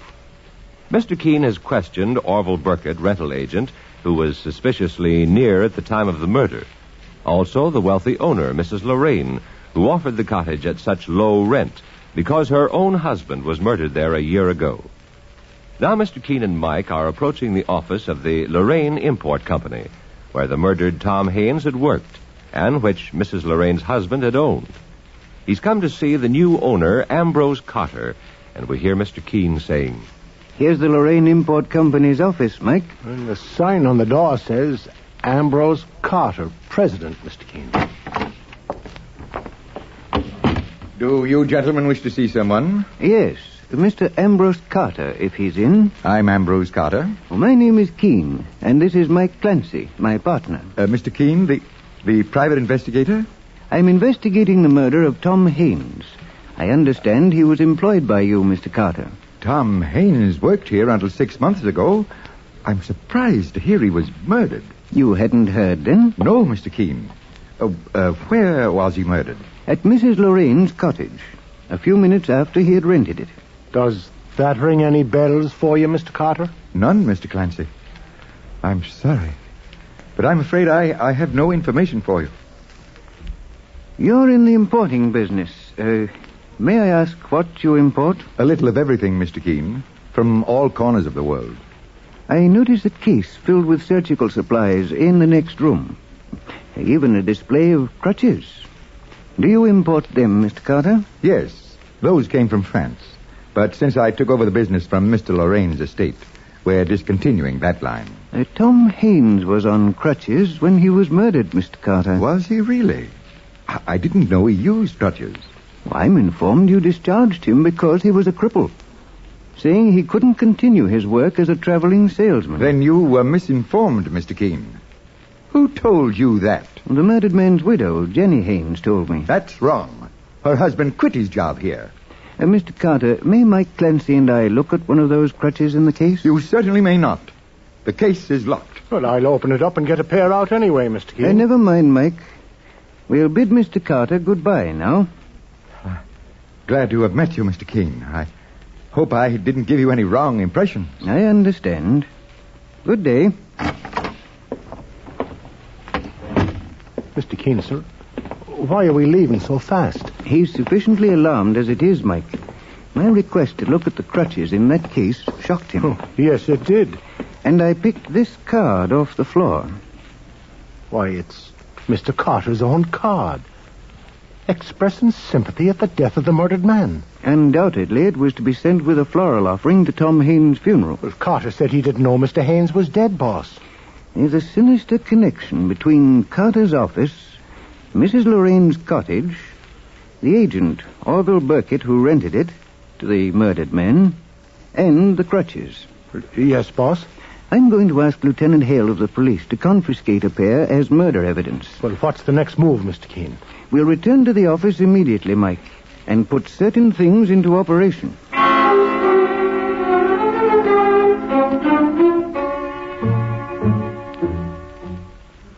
Well, Mr. Keene, sir, a lot of water has gone over the dam, considering we've been back here in the office under an hour. So it has, Mike. And this record I just found in our files should end the case. I know exactly who our killer is. Hello, Mr. Keene speaking. Yes, Lieutenant Hale. You have the crutches from Mr. Carter's office and are sending them over. Good. I suggest then that you arrest all the suspects I named to you and send them to the murder cottage. Yes, I'll deliver the murderer to the police there. Goodbye. Shall I get the car now, Mr. Keene? Somebody's at the door, Mike. Mr. Keene. Mr. Clancy. Mrs. Haynes, what happened? Mr. Burkett, the rental agent, found out where I lived. He threatened to kill me if I said anything to you about poor Tom's crutches. Saints preserve us. Then Ambrose Carter phoned me to stay away from that cottage at the price of my life. I'm scared to death. Mike Clancy and I will protect you, Mrs. Haynes. There's nothing to fear now. And when I got to our room, it had been ransacked. Even parts of the paper torn off the wall. I'm not surprised, Mrs. Haynes. Now, Mike and I will take you with us to the death cottage. Hurry, Mike, to the car.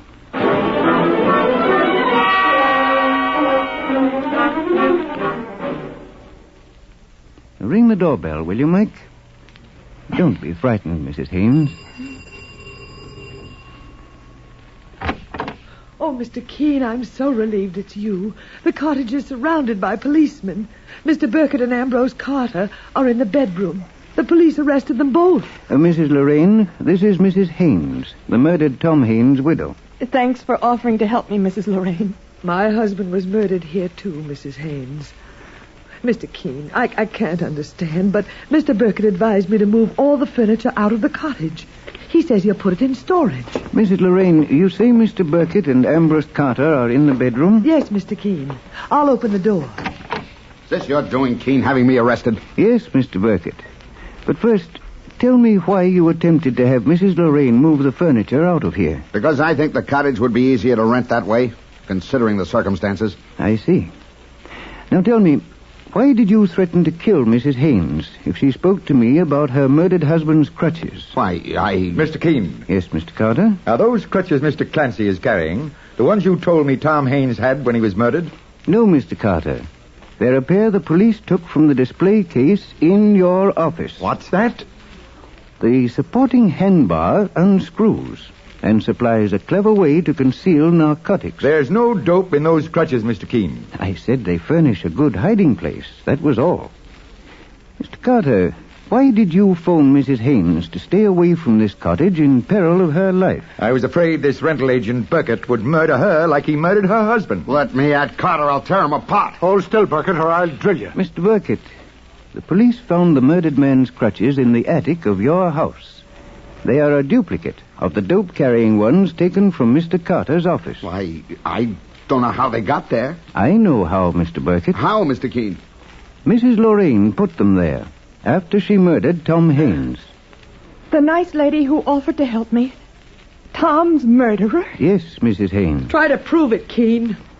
In the rush, Mrs. Lorraine, you dropped a monogrammed handkerchief beside the crutches in Mr. Burkett's house next door. And here's your criminal record, Mrs. Herbert Lorraine. What? You were in the dope racket before you married Herbert Lorraine. He was a trusting husband, so you conceived the plan of making capital of his sympathy for cripples by designing this clever type of crutch to transport narcotics. Keep on dreaming, Keene. The cripples who came here came to get narcotics from you as your peddlers. They weren't cripples. And when your husband discovered what you were, you murdered him in this cottage. The soft fool turned on me. Was going to get the police. I had to murder him, Keene. You will be tried and convicted for the murder of your husband and the murder of Tom Haynes. Take her out to the police, Mike.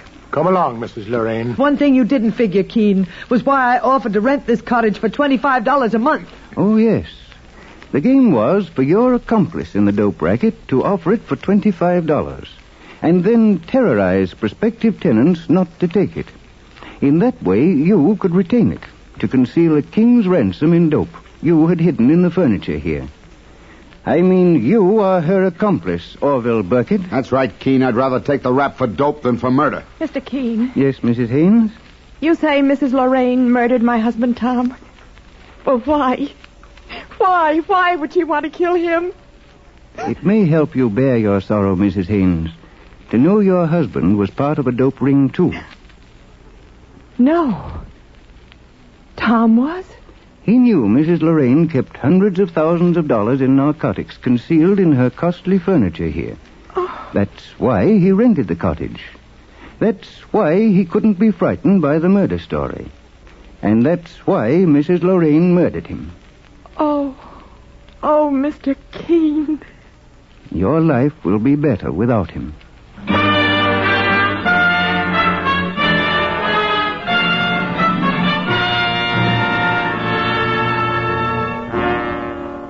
And so Mr. Keene finds the solution to the rented cottage murder case.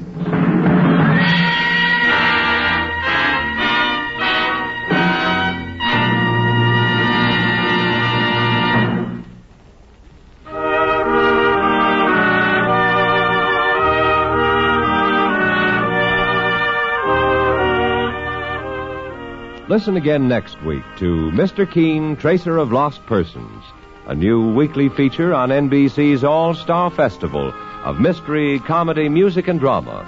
Brought to you by Anacin for fast relief from pain of headache, neuritis, and neuralgia. And by Dentyne, the gum with breathtaking flavor. And Beeman's Pepsin, the gum that's great to chew and good for your digestion, too. And by Chesterfield, the only cigarette that names all its ingredients. Sound off for Chesterfield, the cigarette that's much milder, with an extraordinarily good taste, and most important, no unpleasant aftertaste. Mr. Keene, Tracer of Lost Persons, is based on the novel Mr. Keene. The radio sequel is originated and produced by Frank and Ann Hummert. Dialogue by Frank Hummert. Directed by Richard Leonard. Philip Clark plays Mr. Keene. Your announcer, Jack Costello. Remember, Mr. Keene is on the air at this same time every Thursday at 8:30 Eastern Standard Time. Don't miss Mr. Keene next Thursday, when the kindly old tracer turns to The Mother's Plea murder case.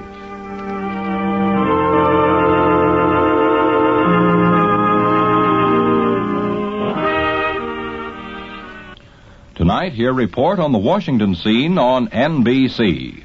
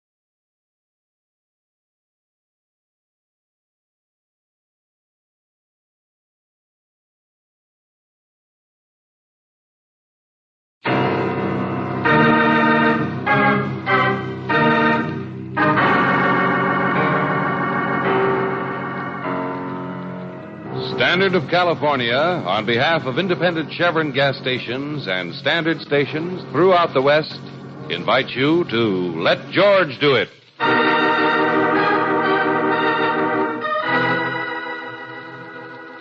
The motif is murder, another adventure of George Valentine. Personal notice, danger's my stock and trade. If you're running a poor last and your whole life depends on you finishing in the money, you got a job for me, George Valentine. Write full details.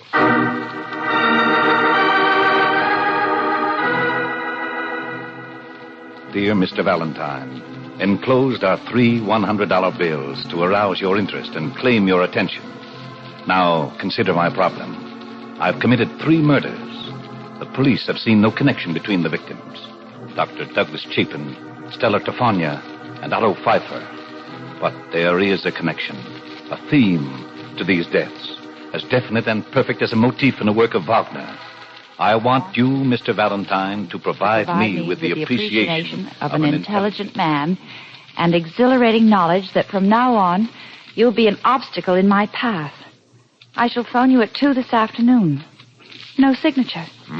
How thoughtless. Well, what do you make of it, George? I'd say somebody was funning me, Angel, if it weren't for these 3 century notes. Well, he sounds like a well-educated man. Or a woman, for all we know, but, well, the handwriting's like a child. These names here, they don't ring any bells for me, but they may for Lieutenant Riley. And, Brooksy, if we find the 3 people in this letter in the file for unsolved crimes, there's going to be a refreshing and deadly calm about the good lieutenant.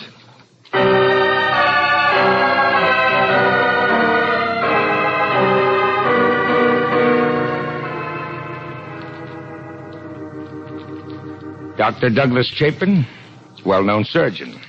Stella Tofania read the bumps on your head, the lines in your palm, and your future in a crystal ball. And Otto Pfeiffer, honest, hard-working diamond cutter. Now, find me a motif in that combination, Valentine, and I'll eat it. Well, let's skip that for a minute, Lieutenant. The fact remains that whoever wrote this letter knew about these crimes. And they weren't exactly front-page stuff. You yourself said that Otto Pfeiffer's name never even got into the newspaper. Missing Persons is working on that, Miss Brooks. The man simply disappeared. Yeah, but our correspondent assures us it was murder, wherever the body might be. Dr. Chapin's death was tagged as a suicide or an accident. Take your choice. He was taking a smoke up on the roof of St. Mary's Hospital after an operation. The next thing, they were picking him up off the street. Which leaves us with only one murder as such. Yeah. Stella Tofania. Well, that crazy gypsy probably told one of her ignorant, superstitious customers something he didn't want to hear, and he beat her brains out in the back of the store. But you still don't know who it was? Unfortunately, no.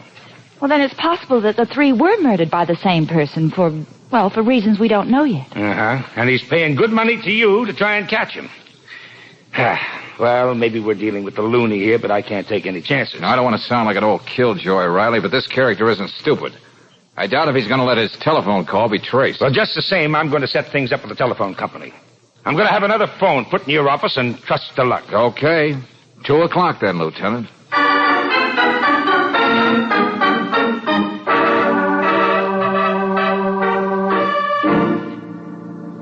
Now, have you got everything straight, Miss Brooks? Uh-huh. All I do is get the special operator on this phone as soon as the call comes through to George. Then if he can hold the call long enough to be traced, I flash the information to headquarters on this emergency. Yes.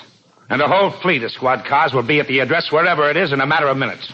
Well, it's almost 2 now, Lieutenant. Now, look, Valentine, when you get on the phone, wind up and talk as long as you can. Say anything, even if you have to stutter, but keep the conversation rolling, see? And right on the button. All right, Miss Brooks. Got it, Lieutenant. Hello? Valentine. Operator, you can start working on the call. Huh? What can I do for you? Suppose you tell me what this is all about. You sound as though you know who this is. Yeah, you're very punctual. Now about that letter. Never mind that. Let me do the talking. I know you're trying to trace the number I'm calling from. Would that be located at the State Hospital for the Insane? I also know the shortest time it takes the operator to track down any number. You can be sure I'll hang up before then. What else do you know that's interesting, Rollo? Have you read any good books lately? Yes, there is something else I know. You've also got a police lieutenant in your office. You're all right, Buster. It's going to be fun playing with you. Yes, it is a game, isn't it? And I welcome the odds against me. It'll make the triumph completely satisfying, like the final flourish of a great symphony. Assuming you did kill those 3 people, friend, you mean you're going to continue on your merry way? Let's leave idle conversation for another time. Now listen. Tomorrow I'm going to kill again. And neither you nor the police shall be able to stop me. Would you mind repeating that? You heard me. I'm even going to give you the name of the victim. She is Honey Evans, a model, living at the Marlborough Apartments on Weldon Boulevard. Wait a minute. Tell me something. How do you pick out your people? What have you got against this girl? What did you have against the others when... Hung up. All right, Miss Brooks, you can forget it. Well, Valentine, what do you say? The gentleman on the other end of the line wants us to be sure and keep tomorrow open. He'd like the pleasure of our company at a murder.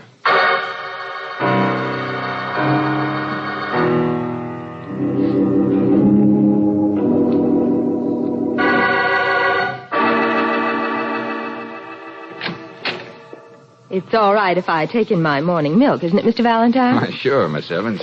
Here, I'll get it for you. Thanks. Isn't it rather silly, you and the police patrolling this building all on account of a letter from some crackpot? Well, now, wait a minute. You forget I spoke to that crackpot. He mentioned your name with more than morbid delight. Come in, won't you? Okay. I'm going to be barricaded in my own apartment. I may as well have someone to talk to. Someone interesting. Here's your milk. Oh, thanks. Special skim milk. I really hate the stuff, but I have to think of my figure, which is the height of irony. Honey Evans, the girl with the most beautiful hands in the world. My public never gets to see the rest of me in the ad. Poor public. My next-door neighbor practices like that for hours. Well, it's one thing you can't blame on Lieutenant Riley. Now, seriously, Mr. Valentine, who'd want to kill me? Well, I haven't an enemy in the world. Haven't you ever heard of people having a compulsion to kill just for the thrill of it? No reason at all. Well, that's what's got us stumped, Miss Evans. This man says he has a reason, which applies to you as well as the other 3. You know, I think I'm really beginning to feel a little buttery around the knees about this whole thing. You have a marvelous knack for understatement, Miss Evans. Now go ahead, have your breakfast.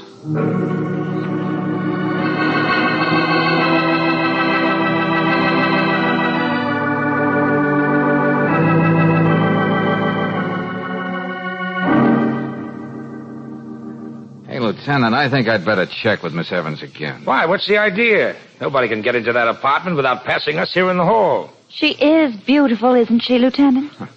If you keep on being so subtle, Angel, no one will ever know what you're talking about. I merely said that... Wait a minute. And where do you think you're going, Miss Evans? I'm sorry to spoil your fun, Lieutenant Riley, but I've got to go out. My agency just called. Duchess Jewels wants me to model some bracelets for them. That can wait till tomorrow. Oh, no, it can't, Mr. Valentine. I've been waiting ages for this account. It means a great deal to me. Full-page ads in all the national magazines. Miss Evans, we can't use force, but I'm telling you And I'm telling you, Lieutenant, that... Oh, George! I've got her. Miss Evans, what's wrong with us? Hey, you better get an ambulance, Riley. This girl is dying.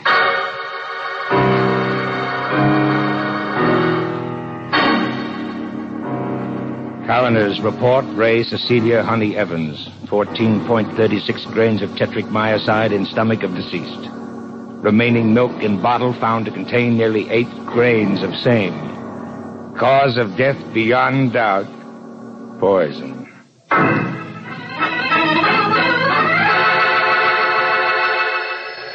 Hey, quick, Brooksy, the other phone. Get the operator. We can go crazy doing this with every phone call that comes in the office.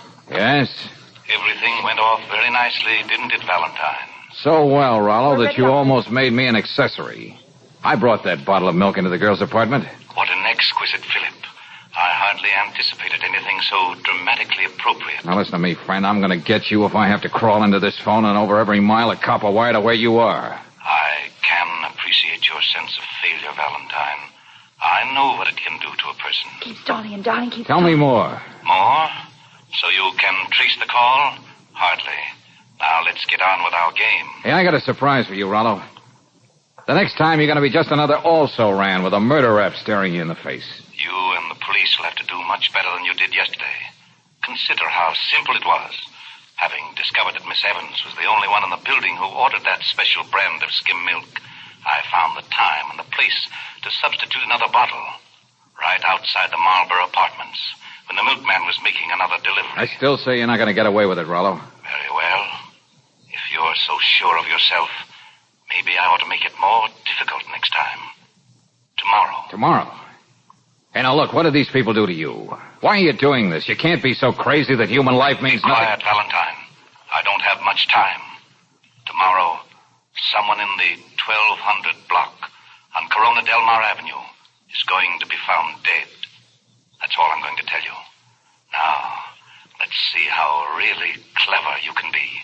But, operator, are you sure? Well, they're still on the phone. Oh, no, we're not, Brooksy. You can hang up now. Well, I guess you're right, operator. Thanks. George, he must be timing himself with a stopwatch. He knows just how far he can go. That time they almost traced the exchange he was calling from. I know. Well, what gives with Rollo now? Murder. What else? Hello, Lieutenant Riley, please. This is Valentine. Then he's going right on. Yeah, but he's making it a little tougher for us. He's trying to... Oh, yes, Lieutenant. Uh-huh. Just got another call from him. No such luck. Well, he's got another shindig scheduled for tomorrow. Will you take it easy, Riley? I've got a hunch that's so crazy it might just work. All I want you to do is let me play it my way.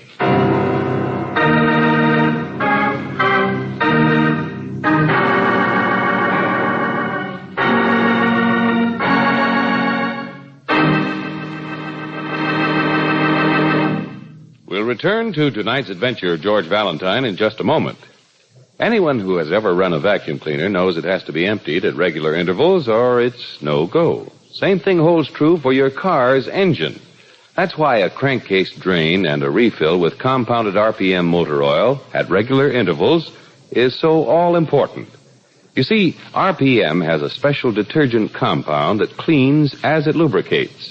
It controls the harmful wear-causing carbon particles that collect in any engine, prevents them from depositing on and scratching finely polished interior engine parts, and gets rid of them when you have the oil changed. And RPM not only keeps your car's engine cleaner, it fights off corrosion, rust-proofs internal engine parts, and clings to the hot spots left bare and exposed to wear by ordinary motor oils. Next time you ask for motor oil, ask for RPM motor oil. Regular use of RPM means added life for your car's engine. No wonder RPM is first choice in the West. Get it tomorrow at any independent Chevron gas station or standard station where they say and mean, we take better care of your car.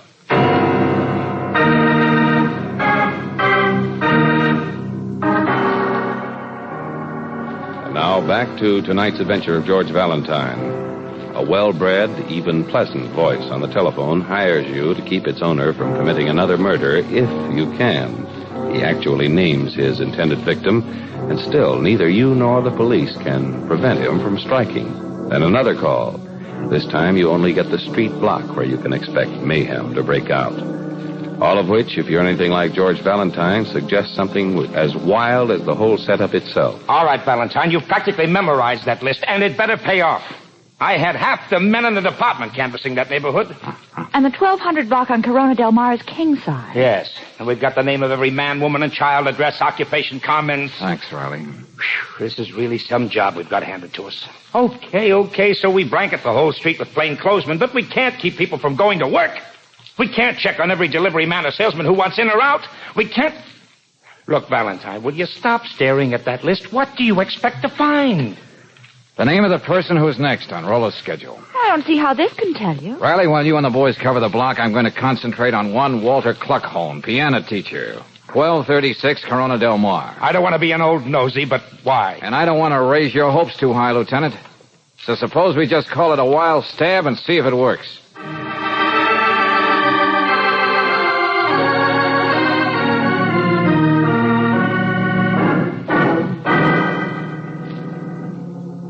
Murder? Please, young man, I have no time to talk about unimportant things. Your murder, Mr. Cluckhorn. Would you classify that under the heading of trivia? Please, look at what time it is. My pupils will start coming soon. Ah, listen to that. My new piano. Never before have I had such an instrument. Yeah, well, that's just swell. But you gotta believe me, mister. I didn't come here just to pass the time of day. This man I told you about means business. Young man, I learned to be a fatalist, a philosopher. 3 years I was in a concentration camp. And still, here I am. Yeah. A new life in a new country, a new piano, plenty of pupils. And anyway, who'd bother killing an old man like me? So, you see... Hey, wait a minute. You said this piano was new? How new? This morning they just delivered it. That's why I'm so happy. Take your hands off that thing. Get away. Let go. What's the matter with you? Stay where you are, Clacone. Keep your hands off that keyboard. What are you doing, young man? Just having a look inside this piano. Oh, brother. You don't know how lucky you are, Pop. What do you mean? These little wires, this detonator cap. Somehow our unknown playmate found out this was being delivered today and managed to wire it for sound. And I mean sound with a capital boom. I do not understand. Sooner or later you would have hit a certain combination of notes and this whole place would have blown up. You with it. I better sit down. The philosopher is not feeling so well. Yeah, very lucky. Both of us. Phew. Move over, Pop. I think I'll sit down, too.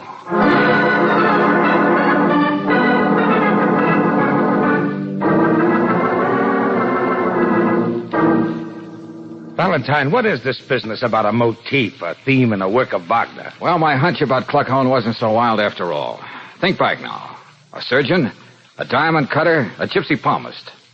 Now, what's the common denominator for all of them? Well, none that I can see. Hands, Angel, hands. All their lives revolved around hands. The sensitive fingers of a surgeon. Thousands of dollars depend on the way a diamond cutter handles his mallet on a precious stone. And Stella Tofonia made a living reading the palms of people's hands. Sure. And Honey Evans, the model with the most beautiful hands in the world. And Mr. Clacone, the piano teacher, the same thing applies to him. Okay, Valentine, maybe you've got an answer as to why this guy went on. Maybe that's Rollo. I'll get over to the other phone. Don't bother, Brooks. He's too smart for that. Yeah, hello? I underestimated you, Valentine. Let me congratulate you on saving Clacone. Well, thanks, Rollo. However, it introduces a very unpleasant necessity. Meaning? I'll have to figure out details and call you later. But my next move must unfortunately shatter the beautiful pattern I had all worked out. Yeah? To keep anything from happening to my long-range plan, I'm afraid you must be next, Valentine.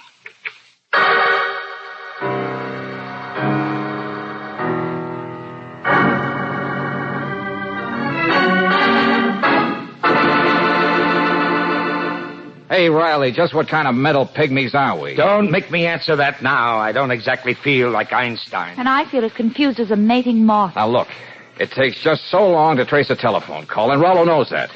But we're going to make two parts out of the operation. Huh? The first time he calls, we trace the prefix, the name of the exchange, where the phone is located. And that's all. But an exchange covers a lot of territory, George. And he'll never stay on the wire long enough for us to find out the exact number. Yeah, but I'm going to make Rollo call me back a few minutes later, so we can be sure he's using the same phone, or at least the phone in that district. Then all we have to worry about is getting the number. Say, that's an idea. It might work. But wait. How do you know for sure he's going to call back? Lieutenant, if I know my customer, I think I have a way. Oh, well, darling, I'm worried. You're going about this as though it were just another case for somebody else. He means to kill you. You know, the same disconcerting thought keeps occurring to me, too, Brooksy? All right, Valentine. You hit on something. But here's what we're going to do.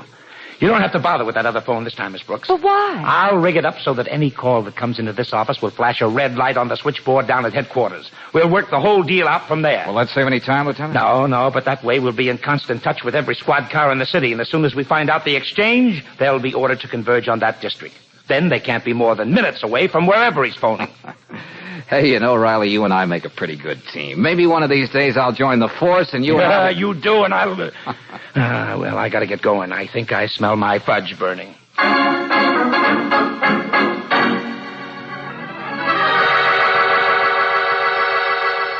All right, Brooksy, if that's Riley, you got the pitch. Operation Runaround. Yes, George. But don't play it too big. No. He may get suspicious and hang up. Now, go ahead. Okay. George Valentine's office. Mr. Valentine, please. Well, now, isn't that a shame? Mr. Valentine just stepped out. Oh, well, just a minute. Maybe I can get him before he reaches the elevator. This ought to give us a few seconds. Well, better not make it too long, George. I won't. Hey, I know a way to waste a couple of seconds. Come here. Hello? Oh. wouldn't call that a waste, darling. Thanks, Miss Brooks. Hello, Valentine. I thought you'd like to know that I've made up my mind how I'm going to dispose of you. Oh, I'm vaguely interested, Rollo. But this time I'm going to do the talking, and you can hang up whenever you feel like it. But I think you'll stick with me. What's that? I told you once you weren't going to get away with it. Now I'm sure. I know enough about you so I can really grease the skids under you. It's just a matter of time. Come, why don't you stop whistling in the dark? Let me tell you about yourself, Rollo. I know you're a pianist. Probably a very well-known artist once. Then something happened to your hands. That's right. Go ahead. Take a look at them. Suddenly you couldn't give any more concerts. Your whole life came to an end for you. You had to have your revenge against the world. Stop Where hands played an important part in anybody's life, you set out to destroy him. You were the one playing the piano in the apartment next door to Honey Evans. Thinking about it now, that was a pathetic performance. And your handwriting, the miserable scrawl. I'm going to hang up. No, this time I'll hang up. In a few minutes, I expect more information that'll make it easy to put the arm on you.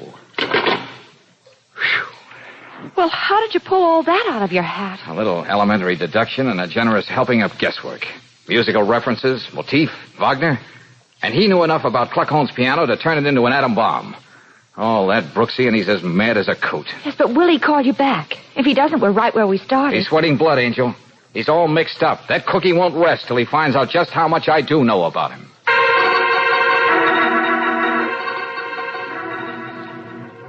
Attention, all cars. Proceed to district covered by the Wadsworth Exchange. I repeat, Wadsworth, bounded by Elmira, Jensen, and Morton Streets, and the south side of McCarry Boulevard. And step on it. That's all. Riley. Okay, Sergeant, let's get going. What was thinking of the big hunk of the city, Lieutenant? I was thinking of something else. Valentine happens to be in the Wadsworth Exchange.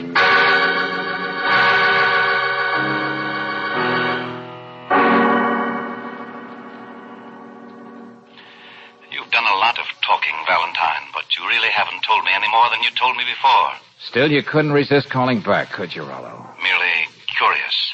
Now I know it was just rather skillful deduction on your part. You don't actually know too much, and it doesn't alter my decision one bit. Oh, that's nice. Let's hear about it. Oh, no.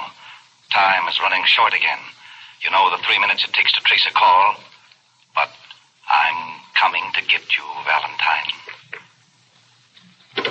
Oh, George, I can only take so much suspense. Yeah. Well, we know Riley's got the exchange. But were they able to get the number? A second one way or the other makes all the difference. Rollo said he's coming to get me. Oh, darling. Oh, figure of speech, Angel.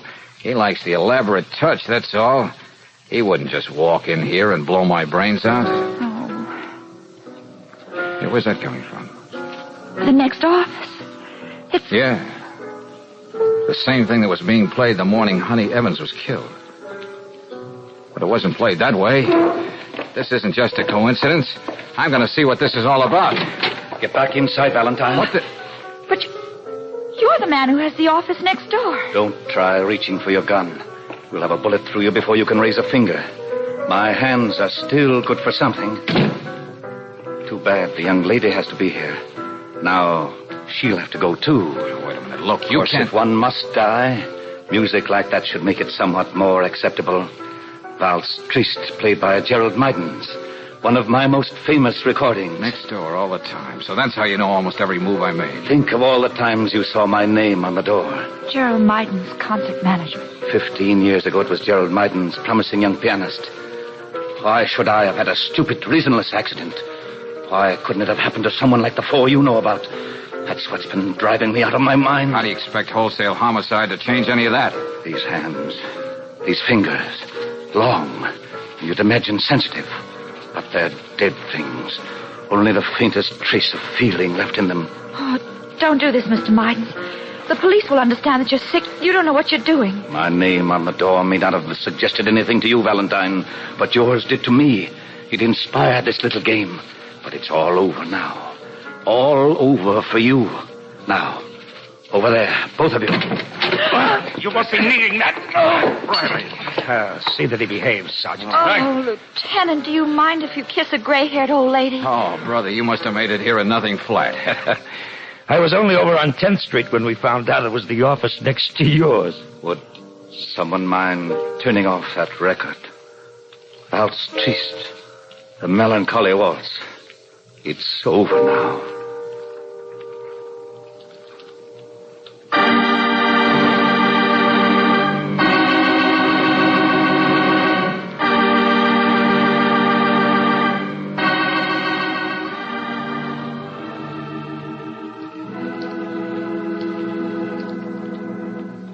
George?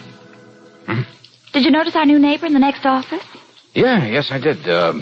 Pamela Stodgeworth. Society secretary. Oh. All social functions correctly managed. Mm-hmm. Weddings especially. Well, I had Coke with her down in the drugstore, and, well, Miss Stodgeworth wants to meet you.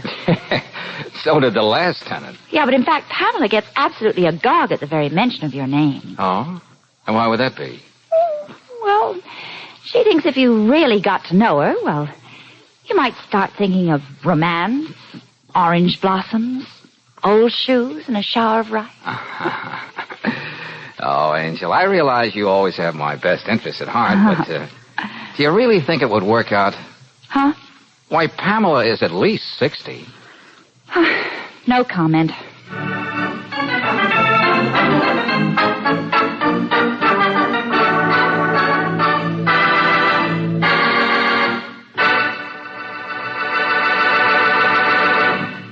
If you're a mother, maybe you drive the kids to school every day. Or if you're the breadwinner of the family, maybe you use the car to drive back and forth to work. In either case, you probably run into traffic lights and lots of stop-and-go driving twice a day. And what can be a better feeling than knowing your car will give you steady, dependable performance at all times? Fast starts, steady pickup for speedy getaways, and extra power for hill climbing. That's the kind of performance you can be sure of when you have a tank full of Chevron Supreme gasoline. For this high-octane gasoline is specially blended and climate-tailored to get command performance out of your car in every driving condition. Its light fractions command fast starts every time you use the starter, and it's perfectly blended to command steady, powerful acceleration whenever you give it the gun. That's why you hear so many motorists saying, Chevron Supreme gasoline keeps my car going steady. Ask for this premium quality gasoline tomorrow. Get Chevron Supreme at standard stations and at independent Chevron gas stations where they say and mean we take better care of your car.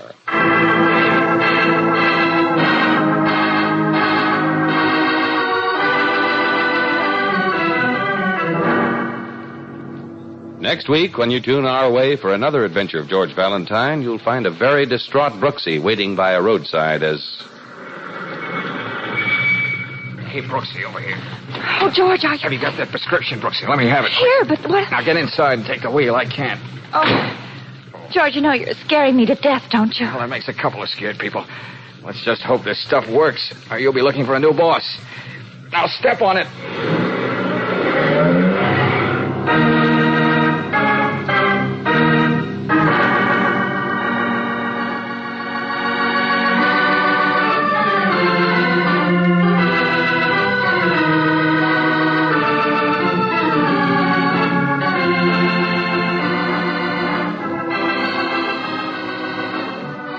Tonight's adventure of George Valentine has been brought to you by Standard of California on behalf of independent Chevron gas stations and standard stations throughout the West. Let George Do It stars Robert Bailey as George with Frances Robinson as Claire. Wally Mayer appears as Lieutenant Riley. Tonight's story was written by David Victor and Herbert Little Jr. and directed by Don Clark. Also heard in the cast were Ed Begley as the murderer, Mary Shipp as Honey, and Herbert Butterfield as Pluckhone. The music is composed and presented by Eddie Dunstetter. Your announcer, John Heaston. Listen again next week, same time, same station, to Let George Do It. This is the Mutual Don Lee Broadcasting System.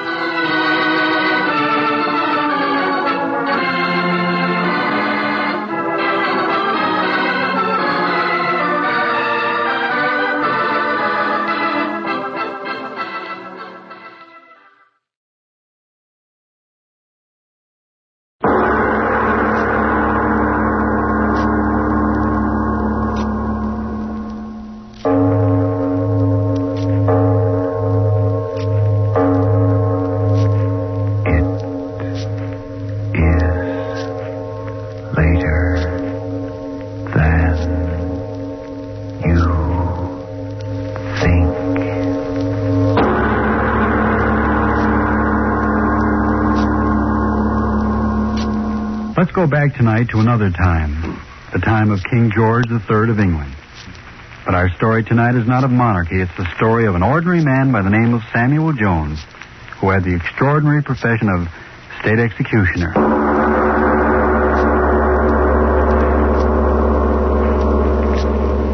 Tonight's Lights Out presents another psychological drama, a play in which the principal part is taken not by the character himself, but by his thoughts.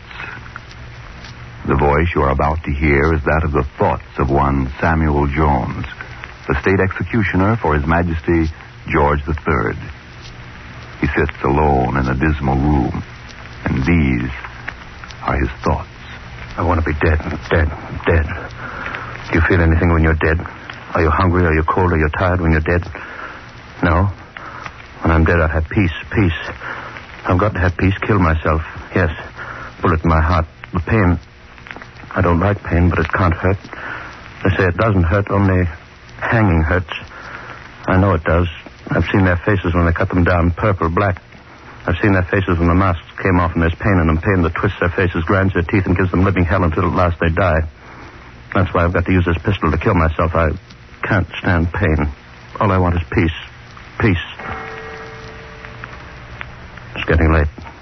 I've got to do it quick before they get here. I ran much faster than they did, but they'll get here quick enough. I've got to be dead when they come in through that door. They can't bother the dead in their grave. I'll be dead, deep in the grave. Why should they blame me? I only did my duty. Someone's got to be the hangman. Someone's got... That's what he said to me that night. That's what his lordship said to me 20 years ago it was. He said... Samuel Jones, eh? Yes, your worship. What makes you think you can do this work? Oh, I just know, your worship. I know all about hanging, sir. Everything there is to know. Well... hemp rope's best, sir, hemp rope, but each rope's got to be fresh and new for every job, and you've got to keep it soap-stoned and always in a cool, dry place. Well, you do know something about it. Oh, yes, sir. Then there's a short drop and a long drop. The long drop's better, sir. I know it is. Eh? It breaks their neck, sir. Every time it breaks their neck. All right. I'll give you your chance. We're having a hanging here tomorrow. I'll let you do it. If all goes well, I'll recommend you to the prison board. If all goes well. All did go well. Why not? And there I was, executioner for His Majesty. 5 guineas a broken neck. 777 hangings in 20 years. 777 broken necks, and mine the hand that sprung the trap. 777 times. And now the hand's got a pistol in it. When they reach here, when they knock on that door, I'll press the trigger, and so I won't have to face them. None of them. 777 broken necks, and no one knew that I was the man who did it. Not even she knew it. Ellen, my own wife, not even she. I met her, married her, and she didn't know. Until that day.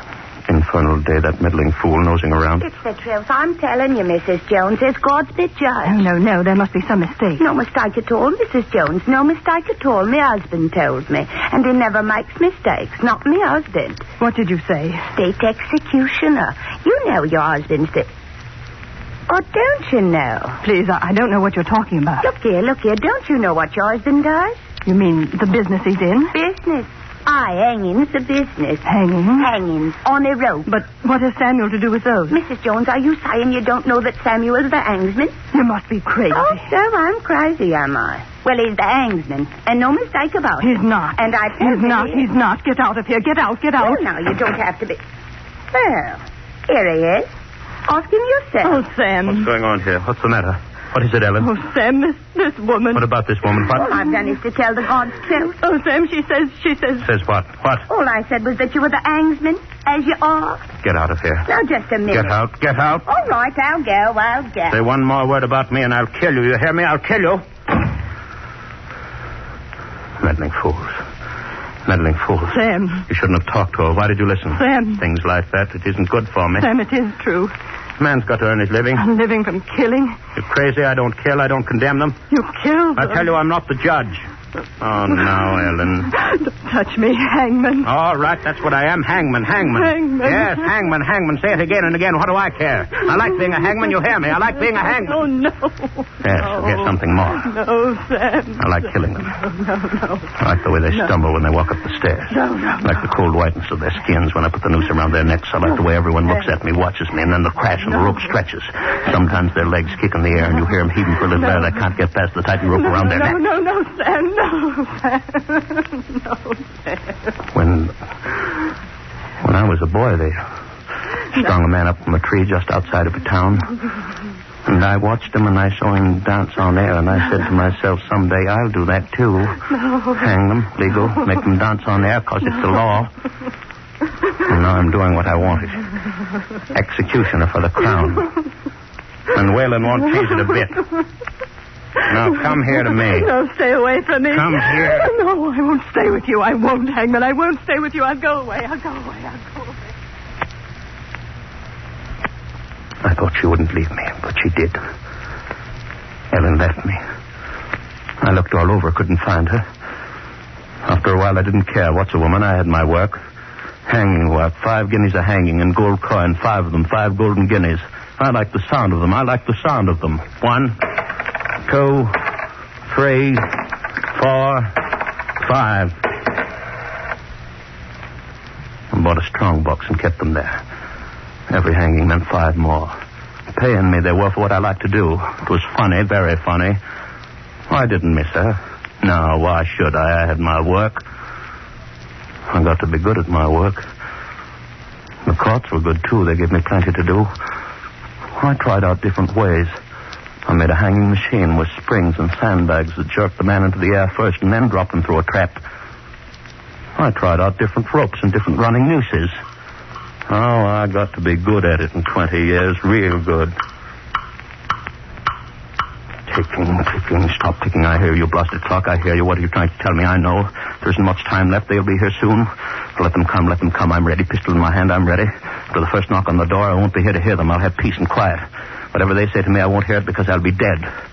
And why should they say it? What's done is done. 777 of them. It was fun because each died different. 777 different hangings. It was fun, I tell you, fun. Some are moaning.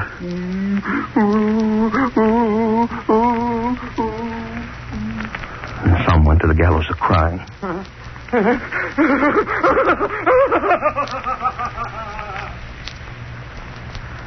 But best of all, I liked the one that went out crazy scared. Screaming, yelling, wailing. Yes. The ones that were crazy scared were the best. I liked them fine. And 5 guineas just the same for having fun. 5 guineas. What's that at the door? I heard a sound. No. I just imagine no one's knocking. If they knock, I press the trigger. They won't get me, not me. 777 at 5 guineas each. Coins that bit into my flesh when I grabbed them tight. Oh, I like the sound. Money, yellow money. First, I like the hangings best, and then the money. Then I got to like them both.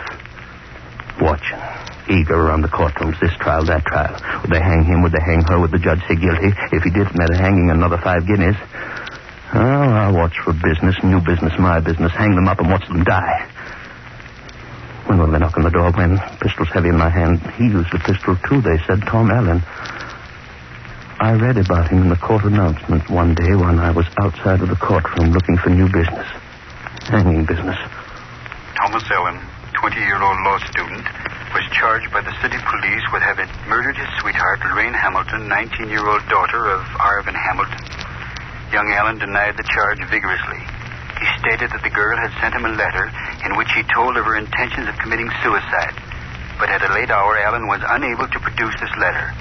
He was held without bond at the tower in the church. Yes, that's what it said. He'd murdered her, young girl.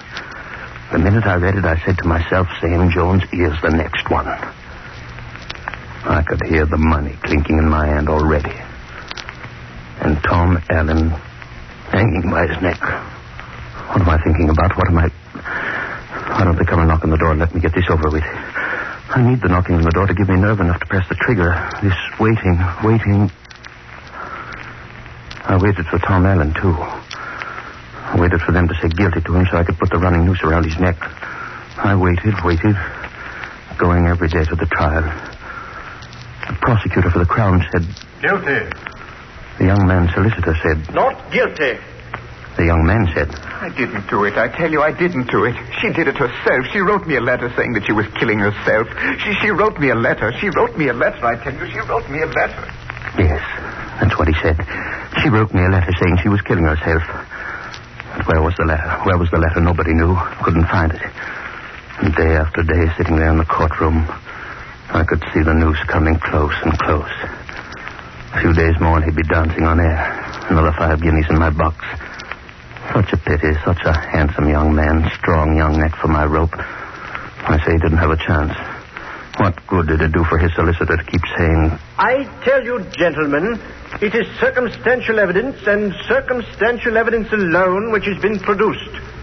A weird combination of circumstances have conspired to make it appear that the suicide of this unfortunate girl was a murder committed by this equally unfortunate young man.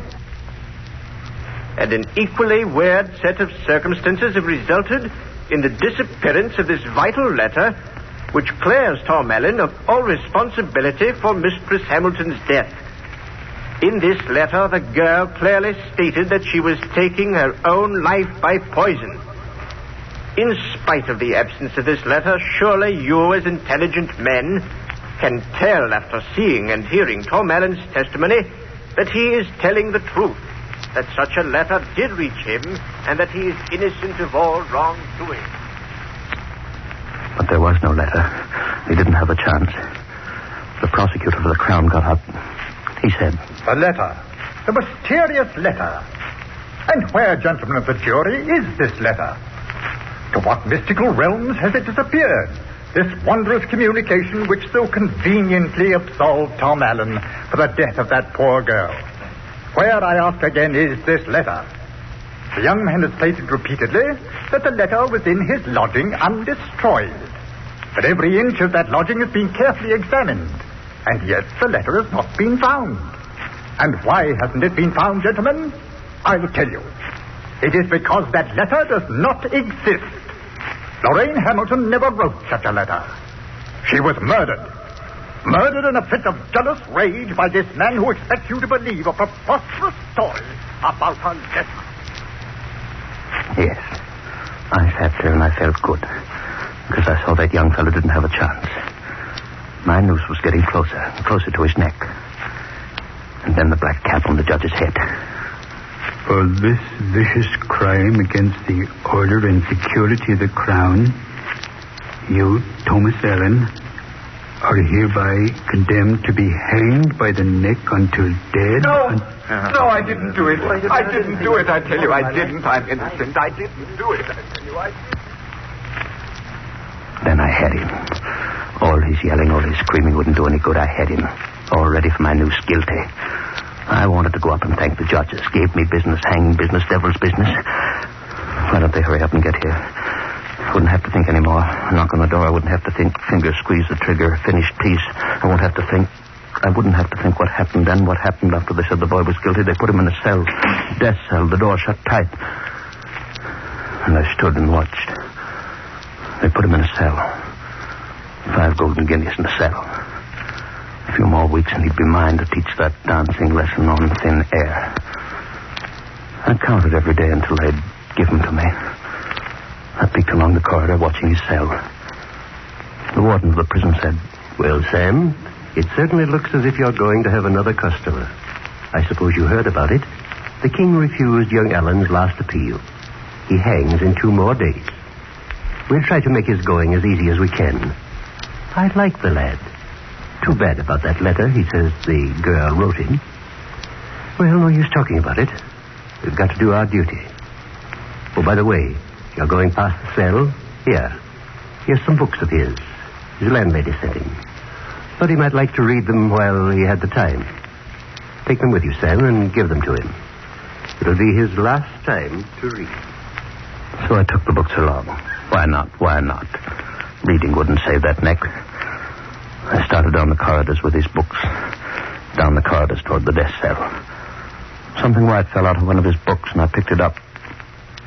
It was a letter, and it read, Dear Tom, I told you I was going to kill myself, and now I'm going to do it. By the time you get this, the police ought to be accusing you of murder, since undoubtedly all those people who heard us quarrel the other night will be testifying that you killed me. That's the main reason I'm sending you this letter, so that you will have some proof that the poison they'll find in me was self-administered. Forgive me. I'm just tired of living. and it was her name signed to it, hers, that girl's. The one they said he'd killed. This was the letter. The letter he'd been yelling about. The letter he wanted to save his neck. But his neck belonged to me already. 5 guineas. I stuck the letter deeper in my pocket and just waited until the night. The warden... Well, Sam, it looks as if we're going to have to go through with it. Now, I want everything done properly and no mistake. Going to have a large visitors' gallery. Very distinguished people. Say, and that reminds me, there's been some woman trying to see you all day. Some woman. Don't know who she is, Sam. She says she's got to see you. Well, I wasn't seeing any woman, not that night. There was my work to do. See that everything was ready. The rope was ready. Everything perfect for a perfect hanging. It grew later and later.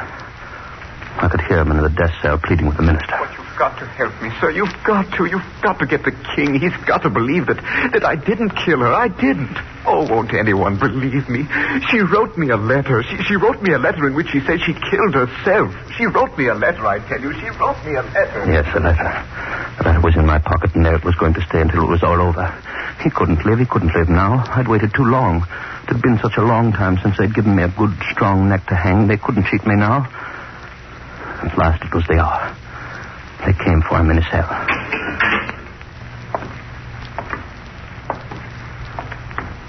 They led him down the corridor.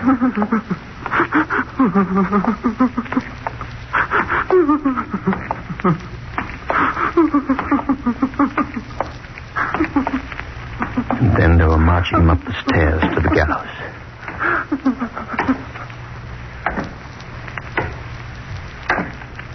I was waiting. The rope was in my hand. The boy looked up at me. His lips moved. He said, I tell you I didn't do it. The letter.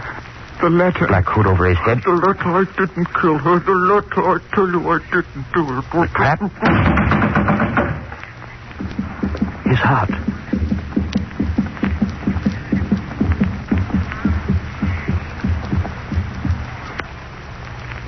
This man is dead. It was done. This man is dead. 5 golden guineas, the warden said. Good work, Sam. Broke his neck. I went out into the street. I was walking home. I felt real good. 5 golden guineas. A woman came up to me and said... Are you Sam Jones? Yes, that's me. What do you want? I haven't got time You'll have time to listen to me, Hangman. Who are you? Look at me. Ellen. Yes, Ellen. Wife? Wife no longer, Hangman. No mother either. Eh? No mother either, and you're the thing that's done it. Oh, wait, what? I tried to reach you. I tried to tell you. They said you wouldn't see me. What could I do? Your hand did it. Yours, Hangman, yours. What are you talking about, woman? What? Tonight, Tom Allen. My maiden name was Allen. Don't you understand? You hung Tom Allen. Well, and so I did. What of it, woman? What of it? Tom Allen, Hangman, was your son. No. Your son. You hear me, Hangman? Your son. You hung your son. You hung your son. Your son. You hung your son. Your son. Your son. You hung your son.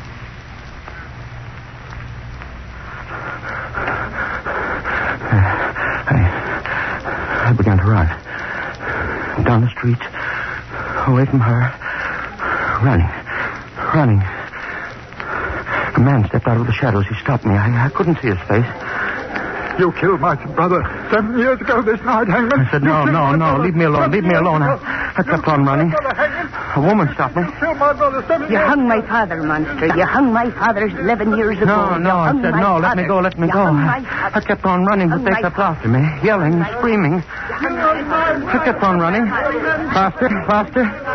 New voices joined them. I looked back. The street was black with hundreds chasing me, yelling, screaming. I'd hung their sons, fathers, brothers. The street was black with them, I tell you, and every one of them akin to one of the 777 that had felt my rope. Chasing me. Hundreds of them yelling, screaming after my life, wanting my blood. Hands outstretched like claws to catch me, tear my flesh and scratch my eyes up. Running, look and catch me. No! That's the way I did it. Slammed the door, lost the pack of them. Every one of them wives and sons and brothers of the 777. But they'll find me. They'll search me out. They're searching out. Yes, they'll find me. That's why my finger's on the pistol. The mob won't get me. No, the mob won't get me. Funny mob they were. Without bodies, just heads of people chasing me and yelling. They won't get me. No, they won't. When they find me here, when they knock on the door, I'll kill myself. They're here outside the door. You won't get me. Not you.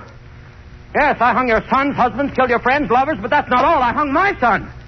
You hear me? Hung my son for 5 guineas. Hung my son.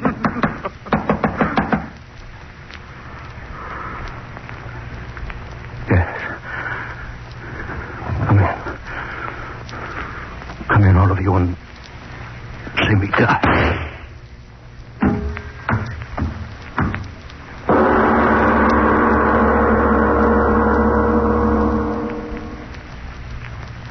And you mean to say he yelled out for you to come in and then he shot himself? Yes, sir. It's the God's truth. I knocked on the door. He yelled, come in, all of you, and see me die. And when I opened the door, bang, he did it. And what were you banging on his door for this early in the morning? What were you after? After nothing. I was looking for MacDonald. Lives next house.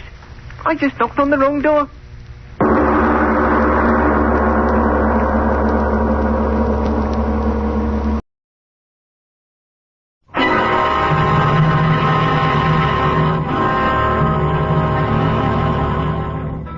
New York City, the Criminal Courts Building.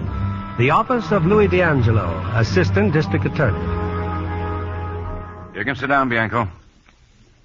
You know who I am? What difference does it make who you are? Never mind getting pressed, Bianco. All right, you're the DA. Assistant DA. Nick Bianco, age 29, indicted for grand larceny, armed robbery of the Peacock Jewelry. Why can't I have my lawyer here? Mr. Earl Hauser? Because I want to talk to you alone. Go on then, talk. You pulled your first job 12 years ago, Nick. You were 17.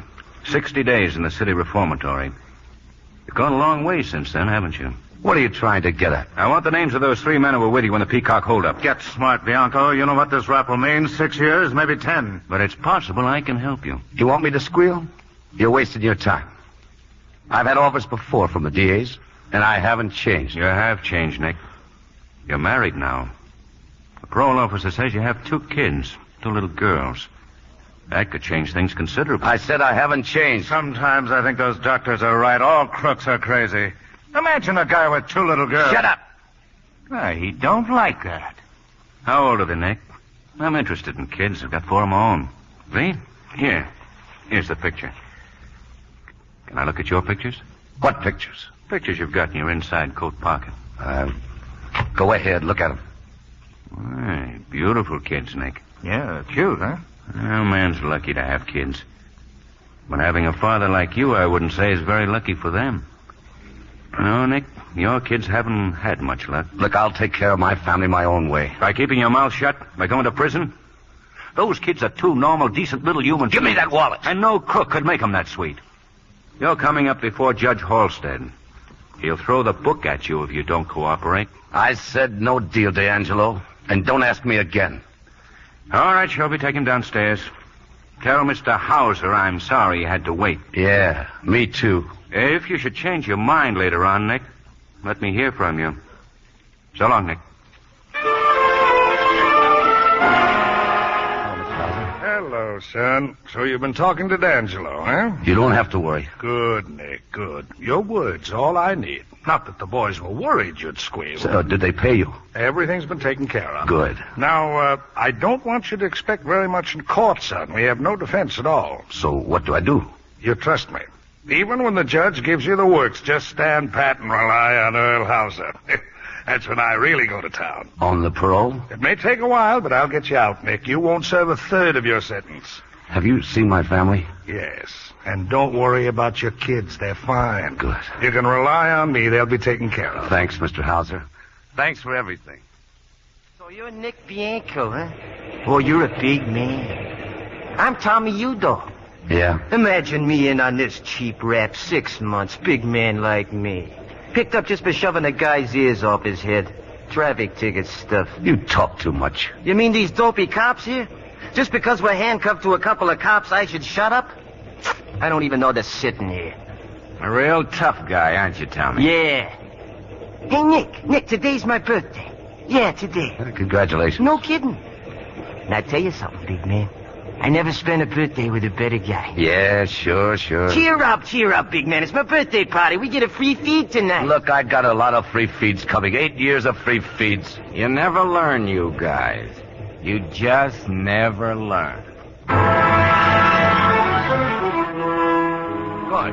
What's the matter, Bianco? This letter you just gave me. Yeah, what about it? Well, look at the envelope. It says party no longer at this address. That's crazy. She's got to be there. That letter's there, the one I sent my wife. Did you ever think she might have moved? Look, I wonder why she didn't write me. She hasn't written me for a month. It just doesn't make sense. Nothing I can do about it, Bianco. Relax. Nick, did you get any word about your wife? No. Watch, Val. We shouldn't be talking. It's okay. I'm supposed to oil the machines. The kids, she knows how I worry about them. She ought to write. You know Harry Cooney, don't you? What about him? He's in again. I just saw him. Here in the shop now? Yeah, that's right. Look, Al, get to him. See if he knows what's happened to my missus, will you? I'll try, Nick. I'll try. Thanks. What did he say, Al? Did Cooney know anything? Take it easy, Nick. Your wife, she's dead. Dead? What happened? He didn't know, Nick. That's all he could tell me. My kids. What's going to happen to my kids?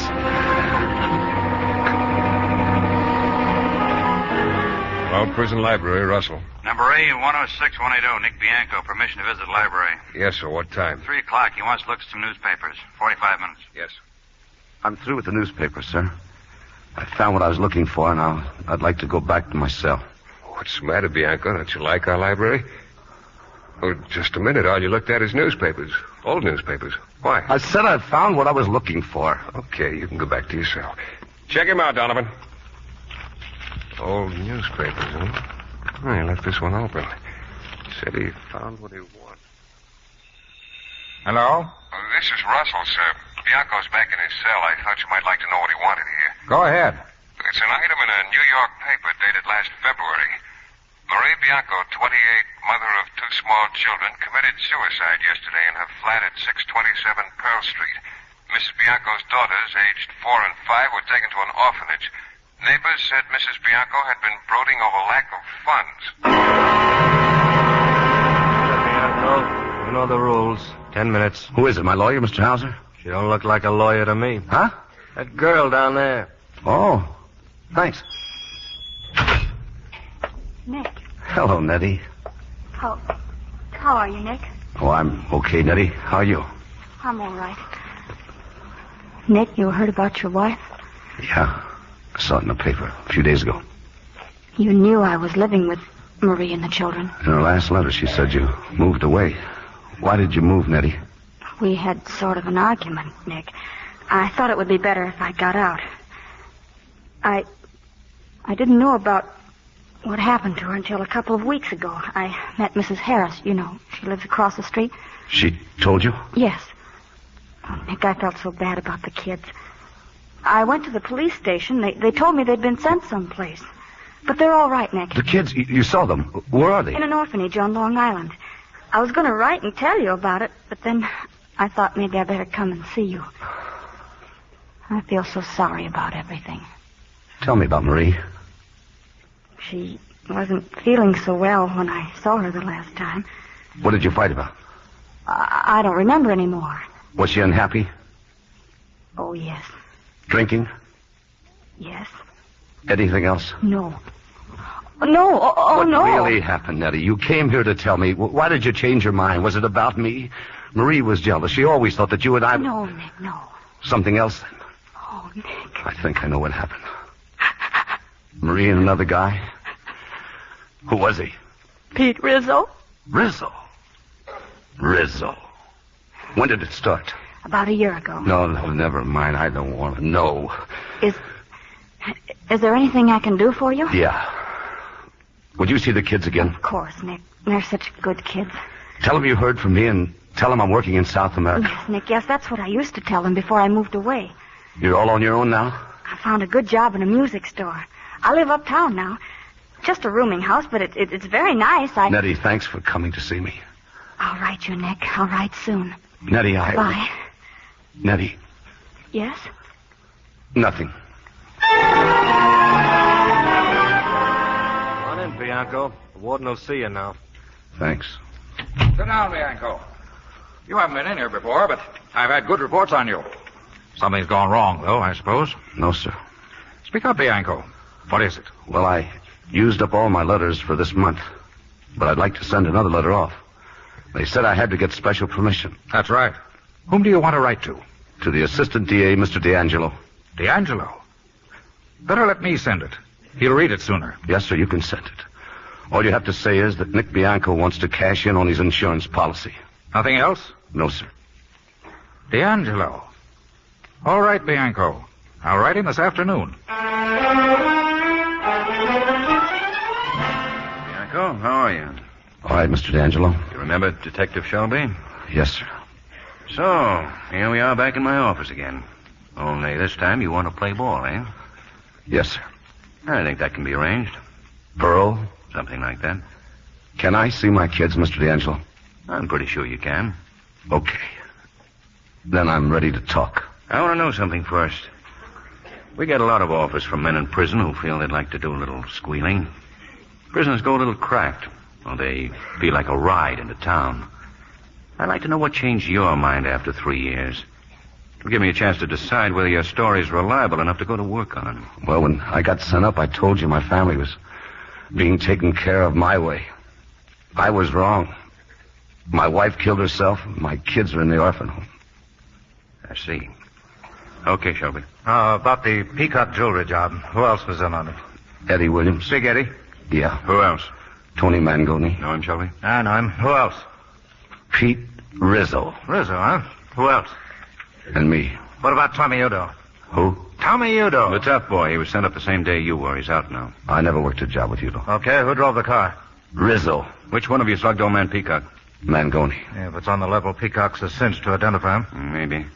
Who was the fence you used on this job? I don't know. I was grabbed too soon. Who would have handled it? Rizzo. Would Rizzo have gone to the fence direct? No. You mean you'd call somebody first and he'd tell you where to go? Yeah. Who would you call? Earl Hauser. Earl Hauser. Another eminent shyster with connections. Nick, I better keep you down here in the city jail for a while. I want you to go on cooperating with me. You mean go on being a stoolie? That's what I mean. Okay. If what?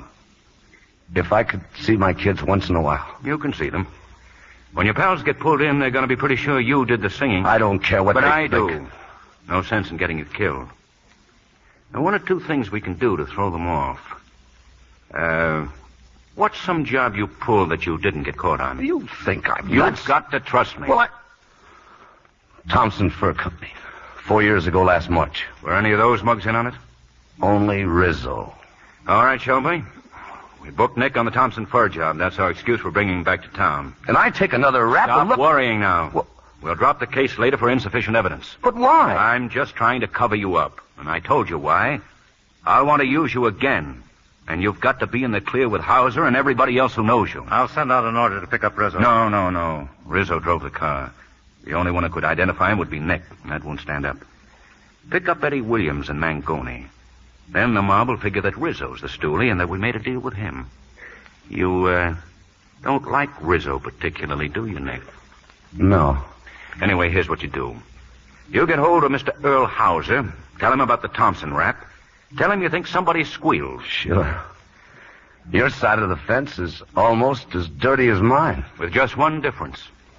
We hurt bad people, not good ones. Yeah. And watch your step. Just watch your step with Hauser. He's a sharp operator. And remember, you're no good to me if he tumbles. He won't tumble. When do I see my kids? I'll take care of that tomorrow. Thanks. Well, I'm a squealer now. Feel bad about it, Nick? I haven't any feelings, Mr. D'Angelo, one way or another.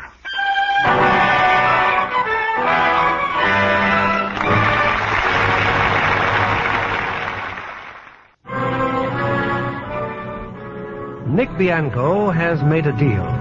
He's bought his freedom at the price of turning informer. It's the following day, and with the assistant district attorney, Nick is at the orphan home waiting to see his two little girls. You know, I'm nervous. They may not even know me. They'll know you, Nick. You know, they used to jump up on me and grab my ears, and I used to... Say, what was the name of that sister? Sister Veronica. She seemed pretty nice, huh? Yeah. This isn't a bad place at all for kids. Here are your children, Mr. Bianco. Thank you. Well, go on in, children. This is your father. I know. I recognized him. Hello, Father. Hello, Father. Connie. Rosie. Sister Veronica told us you were coming today. You've been away for a very long time. Yeah, honey. You look different, Daddy. I thought you would have white hair. No, I... Well, aren't you going to kiss your father? Oh, Daddy! Let me kiss him, too. You kids, you kids. Mama got hurt, Daddy. And we waited for you and said prayers for you every night. And God sent you back. Sure, Connie. Sure. We're so lucky, Daddy. Of all the children, we're the only ones here who have a daddy. Nobody else has. Just Connie and me. We have a daddy. I can go back sometime, Mr. D'Angelo. I can see him again, can I? Sure. Thanks. They're swell kids, Nick. What I've done, it's worth it. Just to see him again, it's... Nick, as soon as we get back to town, we put you in the city jail. You call your lawyer. The Thompson fur job, right? Don't worry, I'll keep my end of the bargain.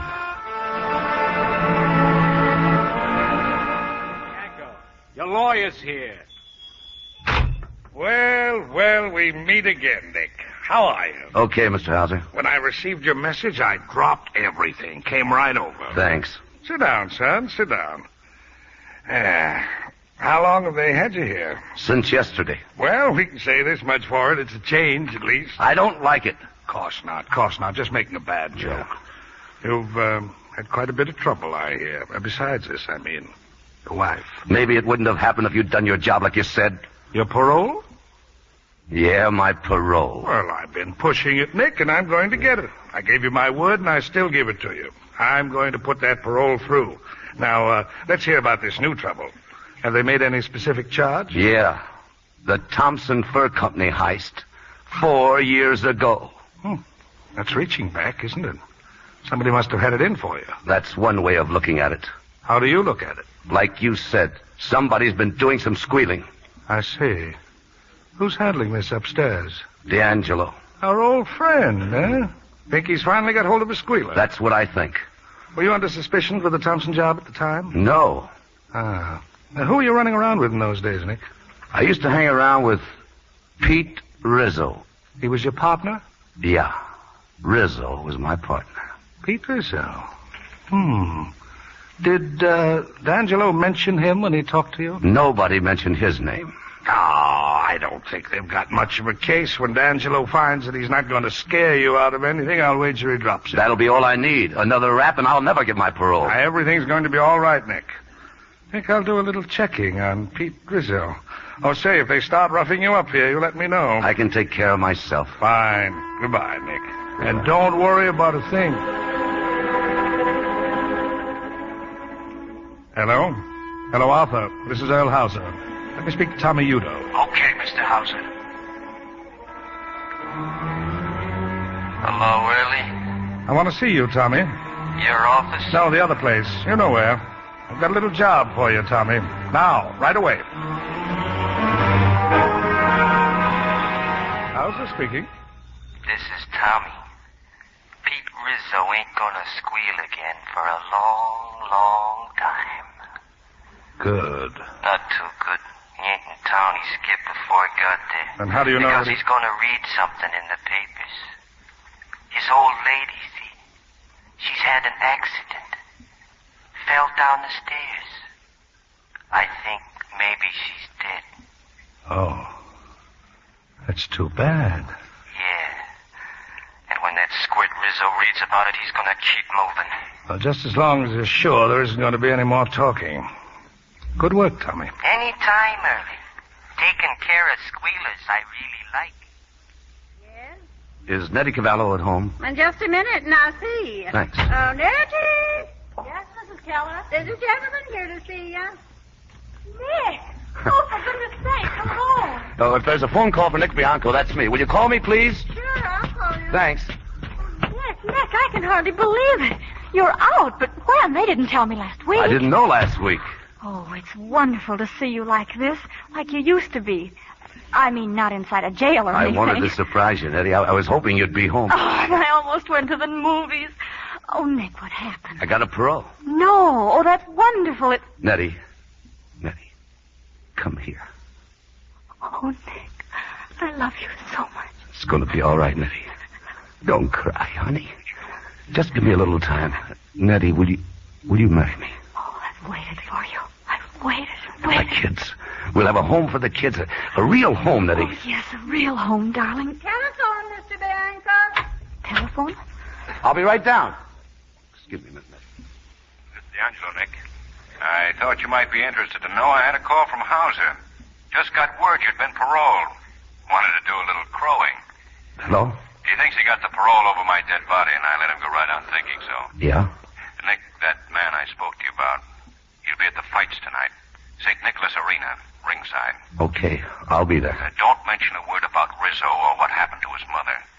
We're much more interested in that Larry Young murder. That's what we want to find out about. I'll see what I can do. Goodbye. Nick? I've got to leave. Nick, please, don't go away like this. I've got to. I don't want anything to happen, Nick. Look, you've got to trust Well, me. then tell me where you're going. I can't. Look, I don't want you to know. I thought you wanted me. I thought when you kissed Look, me... you thought right. I want you and I want the kids. But you've got to trust me, Daddy. I'm on a job and I might not see you for a while. Now, hey, stop looking at me like that. Look at me the way you did upstairs. I'll need that look. Oh, Nick. Atta girl. I'll see you as soon as I can, Nettie. No, I still can't figure out how you spotted me over there at the fights, Tommy. I'm Tommy Udo. I got eyes in the back of my head. I'm a big man. Hey, Squirt, champagne. We're celebrating. Yes, Mr. Udo. Mr. Udo. How you like that, huh? That's class, huh? Would you like to dance, Mr. Bianco? No, he wouldn't like to dance. Just sit, Buster, and keep your mouth shut. Haven't I met you somewhere before, Mr. Bianco? I said don't stick your nose in. We're talking. We're pals. Champagne, Mr. Udo. No, that ain't gonna be enough. Bring some more, lots of bottles. Don't you worry, big man. You'll be jumping in a couple hours. It's always hard when you first get out. Hey, get a load of that music, huh? Sounds great, huh? Right upstairs. Right upstairs. Always come here when I get sprung. What a big man that Early House, man. Remember what I told you, Nick? Take your rap and leave it to Early. Always gets you out. Oh, that music. Come on, Jack. Stand it, Jack. Beat it up. Yeah. What's coming up, Nick? What's on the line? Well, I haven't figured it out yet, Tommy. I've got to have some fun first. You know, I'm 3 years behind. That's talking. You heard about me, didn't you? No. In all the papers. Picked me up for a murder rap. It was in all the papers. Yeah? Yeah, sure. Ask her. Hey, Buster. Sure, with this picture, the one I don't like.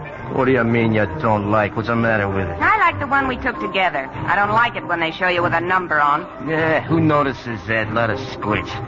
Listen, Nick and me, we're gonna be busy. Go home. Wait a minute. Who are you talking to? Get out. I'm with a pal, see? We don't want no old ladies around. You're not calling me an old lady. Get out. You want something? No, I... Go home and stay there, you hear? Okay, I'll go home. Games are no good if you want to have some fun. Come on, pal. Drink up here. Drink up. They, let you go, huh, Tommy? Oh, the Bulls, yeah. Sure. There was a squid says he seen me bending over Larry Young right after he got plugged. Then he says he ain't so sure it was me he seen. Larry Young. He used to own a big cafe, didn't he? A squid. pushing the wrong guys around. And he got it good, Nick. Him and his college ring. College ring? A ring. What you wear on your finger with a couple of bucks. This joint's dead. It's sour. Let's go someplace where they got some interest. What do you say, pal? I'm still 3 years behind, Tommy. That's it. Stick to me, big man. You catch up. Come on, we shake this dumb joint. We go uptown. I met Tommy Udall, like you said, Mr. D'Angelo, at the fight. When they were over, we went to a cafe. What cafe? Where? Stassi's, Club 66. After the girl left, Udall started to talk. He said he'd done the Larry Young killing. Alone? That's right, Mr. Shelby. He didn't know the guy that hired him. He never saw him before. Did he describe him? No, I couldn't push that. So you got nothing. Go on, Nick. Well, there were two things. He copped a ring off of Larry Young, a gold ring from some college. His girl Buster's got it, but she never wears it. It's not worth anything except as sort of a souvenir. Then there's a guy that saw the shooting, a fellow Udall called Sammy. Sort of a panhandler. Udall said that Sammy saw the shooting and beat it. Sammy who? I don't know his last name. Well, that does it. All we've got to do is find Sammy, produce the ring, and we've got a case. Congratulations, Nick. Yeah. You had quite a time, didn't you? Yeah. Wouldn't want to go through that again. I don't think you'll have to. That's all? That's all. You know, you might find out about Sammy by asking some of Larry Young's friends. Maybe we'll do that. Well, so long, Mr. D'Angelo. Oh, Nick, wait. Everything all right? I'm going to be all right. You're going to get married, huh? That Nettie girl? Yeah. We're getting the kids out of the orphan home the first thing. That's fine, Nick. That's fine. Oh, what about a job? I'll get a job. Well, maybe I can help you. Here's an address. I wrote it all down for you. It's not much of a job. Brickyard. But do your work there, and there won't be any questions. You, think you can take a brickyard? After the pen? What do you think? I think maybe everything's going to be okay. Nick, that girl, does she know? That I'm a squealer? Yeah, she knows. I had to tell her. Yeah. Good luck, Nick. You know, Nettie, there may be worse jobs than in a brickyard, but there ain't any dirtier. It must be awful. Yeah, that's not really awful. Hey, give me a towel. Here. Kids still roller skating? Yeah, they met me down at the corner. How they been today? Wonderful. As always. Anything wrong, Nettie? Oh, no, darling. Except it worries me sometimes. What worries you? You. Working in that brickyard all day. Coming home every night to just nothing. Yeah, that's right. No excitement or anything. Every day, just like every other day. Nick, please, don't make me worry too much. But that's what I need. Someone to worry about me all the time. Don't you ever let me get away for 1 minute, honey. Or maybe I'll start busting into jewelry stores with a rod in my hand. Is that what you think? Oh, no, Nick, you wouldn't. Maybe I wouldn't, but you'd better hang on. Oh, I will. I'm mad about you, Nick. You're all I think of. I've loved you ever since I was a kid. And I feel the same way now as I did then. Every time you kiss me, that's pretty silly talk for an old married woman. No, it ain't. Well, get out of the kitchen. I gotta make dinner. I'll watch you. You go get the kids. Oh, I forgot. There's a telephone call for you. Who? Mr. D'Angelo. What did he want? He wants to see you Saturday afternoon. Did he say what for? No. Couldn't have been anything wrong, though. He was very nice. I haven't heard from D'Angelo in weeks. Something's cooking, Nettie. Something's gonna happen. Nick, we grabbed Udall a few days ago. It goes to trial on Monday. I've arranged for you to get off from work. You said you had a sure case against Udall. Well, I wouldn't go to trial otherwise. Then what do you need me for? I need your evidence, Nick. I'm building my case that way. Evidence from a stoolie, a squealer? That's not going to help. We've got that ring, we've got Sammy. And they'll verify everything you say when we introduce them. Look, I gotta go on the witness stand, huh? Yes? What if I don't? You haven't any choice, Nick. You mean if I don't, the DA will kill my parole? What would you expect? Look, I've got kids. I got a home up in Nyack. I don't care about myself, but why do you have to take it out on them just because I was a mug once? Will you listen to me? Go ahead. It makes no difference. I've got no other way out. You're talking like a fool. At your job in your town, you're known as Nick Cavallo. Your kids go to school under that name. Who's going to connect you with Nick Bianco, and how? My picture's in the newspaper. We'll see that no pictures are taken. That'll help. Well, what's the matter, then? Well, Nothing. I was just thinking of you, though. When Udo finds out that I... Look, I know it's going to be pretty tough. It isn't going to be any fun. But remember this. When it's over, you'll be through. Clean. Yeah. That's something. I'll try and remember that when I'm on the witness stand looking at Udo. DA, competent conviction in Udo murder trial. Bianco testimony, vital blow to defense. Udo jury's still out. Verdict expected tonight. Hello? Nick? Yeah? D'Angelo. Nick, I got bad news. The jury just came in.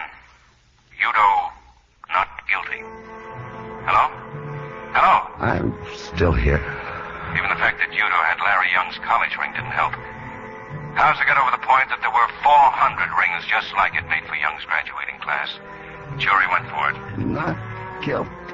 Udo went free as soon as the verdict was read. They got a tail on him, but he's pretty fast. Udo might shake him, so keep your eyes open. He'll be looking for me. I squealed on him. I tried to send him to the chair. You better come in and see me tomorrow, Nick. We are ready to do everything we can to help you. You'll need protection. Yeah. Goodbye, D'Angelo.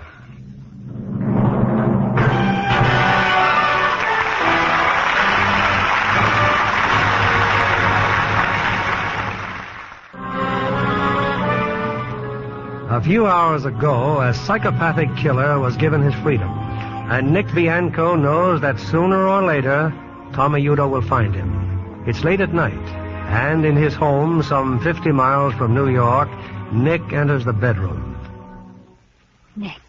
Nick, where were you? I just went in the kids' room. I thought I heard something. Are they all right? Yeah. But I know Listen. Oh, that's just the screen door, Nick. The wind. You haven't slept all night. What is it? Can't go to sleep, that's all. Ever since Mr. D'Angelo phoned. Nick, if something's happened, I'll read about it in the papers. Maybe I can help you. Just forget about it, will you, honey? You've been listening for something. All night you've been lying here listening for something. Yeah, you're right. You'll read about it in the papers. Maybe you can help me. They let Tommy Udo off. Oh, Nick. He's loose. After what you did. Yeah. But listen. Nick. I can't help it. I'm jumpy. It's... The police. We'll call them. The police can't help me. Look, honey, I gotta get up. I gotta go downstairs. Then I'll go with you, Nick. Nick, this isn't like you. For one thing, he doesn't know where we live. He'll find out. Not in time to come tonight. Nettie, I gotta talk to you. No use hiding it. He's gonna come sometime. You can go away. Pete Rizzo went away. Remember what happened to Rizzo's mother? Tommy Udo did that. Yeah. We can all go away together, Nick. No. Some other town. No, too many mugs know me. All the heisters I've known since I was a kid, they don't stay in one place. They're in every town, coming and going. The minute they saw me, they go straight to Udo. Wherever we went, we'd be just like this, waiting and sitting and waiting for it. Oh, it won't happen. We won't let it. Take it easy. It won't happen if you'll help me. Anything. Then start packing, Nettie. Turn out the lights. That's a car. Listen.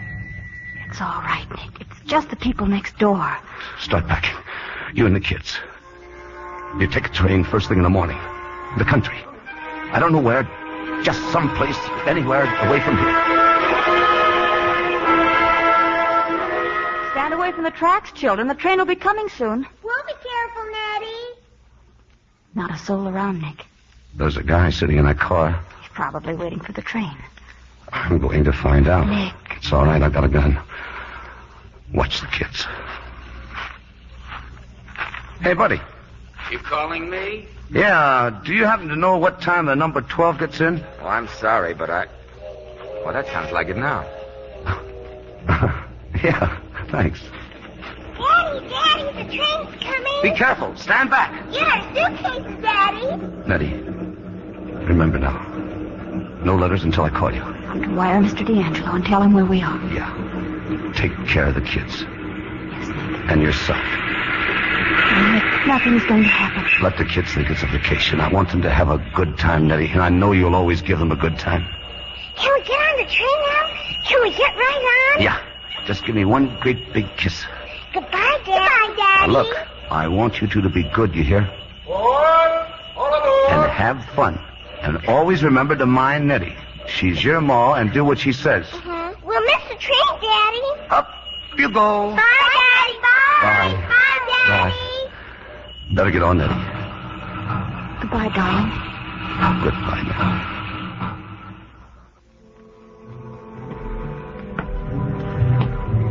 All day long. All night long. Walking up and down. Jumping at every sound I hear. But I got a gun. You don't have to be scared with the gun you have. 6 shells. Oh, they have more. No, if 6 ain't enough, 600 wouldn't matter. Cornered in my own house. Why don't he come and get over with? I'll go nuts if he don't. A car. I can see him. Get away from the window, sucker. They're walking up the sidewalk. Okay. Let them come. I feel good. I feel better than I felt ever since D'Angelo. Nick. Mr. D'Angelo. Come in. Shelby, you and Lawson wait in the car. Better give me that gun, Nick. Yeah. Why didn't you come to my office today like I told you? I had things to do. Sent your family to the country. Oh, so that was your guy in that car at the station. Yeah. Nick, a man lost you early tonight. I came as soon as I heard. Sorry, but I've got to take you in. For what? For protection. I'll protect myself. It's him or me now. I can't connive with murder, Nick. Yours or his. Look, if it's me that gets him, it'll be self-defense. You're wrong. We haven't a thing on Udo now. He was acquitted. If you kill him, the jury will call it murder. Use your head, Nick, and you'll be safe. My wife and kids won't be safe. What makes you think he'd go after them? Rizzo's mother. We can take care of your family, too. Yeah, you mean lock us all up for the rest of our lives? Only until Udo makes his next mistake. Till he knocks off somebody else. Until he does anything. He's a 3-time loser. All we've got to do is catch him with a gun on him, then we can send him up for life. And suppose he don't make a mistake. He didn't the last time. You made the mistake. You had the perfect case and he beat you on it.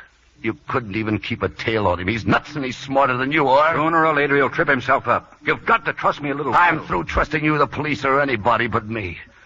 There's only one way to get Udo, and that's my way. I'm sorry, Nick, but you're under arrest. This gun, violation of parole. Well, I guess that's that then. That's better. It won't appear on your record, Nick. You came to us for protection, and we... I didn't want to do that, Mr. D'Angelo. I really didn't want to hit you, but that's the way it had to be. I'm finding Udo myself. I don't think we got any tables tonight, Mr. Bianco. I'm not looking for a table. Is Tommy Udo here? No. Thanks. I'll see you again. Take a tip, Bianco. Don't ever.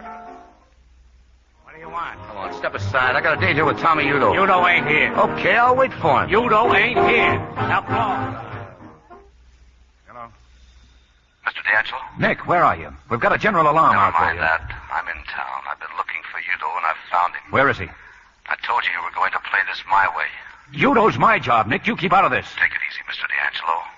The only reason I'm calling you is that I may need some help. I want you to go to the 37th Precinct Police Station. Bring some men along. If my plan doesn't work, I'll be calling you there. How long will it take you to get uptown? About 20 minutes, but Nick, listen. Look, I'll give you a half hour. When you get to the police station, just wait for my call. Hey, you. I said okay if you want to use the telephone, mister, but you're too late to eat. We close at 12. You see, there's nobody here. I'm looking for Tommy Udo. He's not here. I saw him come in a few minutes ago. Udo and a couple of others. They're in that room back there. Just tell him that Nick Bianco wants to see him. My pal. Hello, Tommy.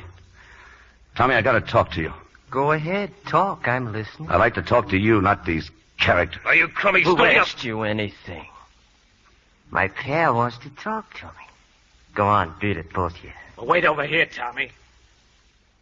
Okay, pal, what's on your mind? I've got to square myself with you, Tommy. There's nothing to square. You're my pal. You're smart, too. I didn't know how smart till I saw you in court. You fooled me, Nick. And that takes a big man. Yeah, big man. Okay, play it straight, Tommy. I squealed on you. You got a right to be sore. Now, what are you going to do about it? I ain't gonna do nothing. You did nothing to me. They let me off, didn't they? We're going right on being pals, you and me. We're gonna have some fun together. Lots of fun. You got a wife and kids, ain't you, pal? Yeah. They're gonna have some fun, too. I'm gonna enjoy meeting your family. Lay off of them, Tommy. Why, huh? Kids like to have fun. You and me and your wife and your kids. From now on, lots of fun. I'm telling you, lay off of them. Is that all you got to say to me? I thought you'd listen to reason.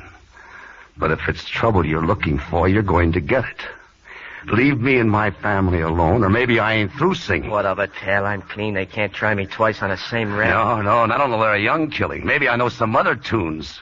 While we were together, you told me a lot of things. You got your eyes full of smoke, and you talk plenty just like the squirt that you are. You talked your fool head off, and I ain't forgetting any of it. You saw, huh, pal? You gave me enough to burn you 100 times over, if I can get the other witnesses to back me up.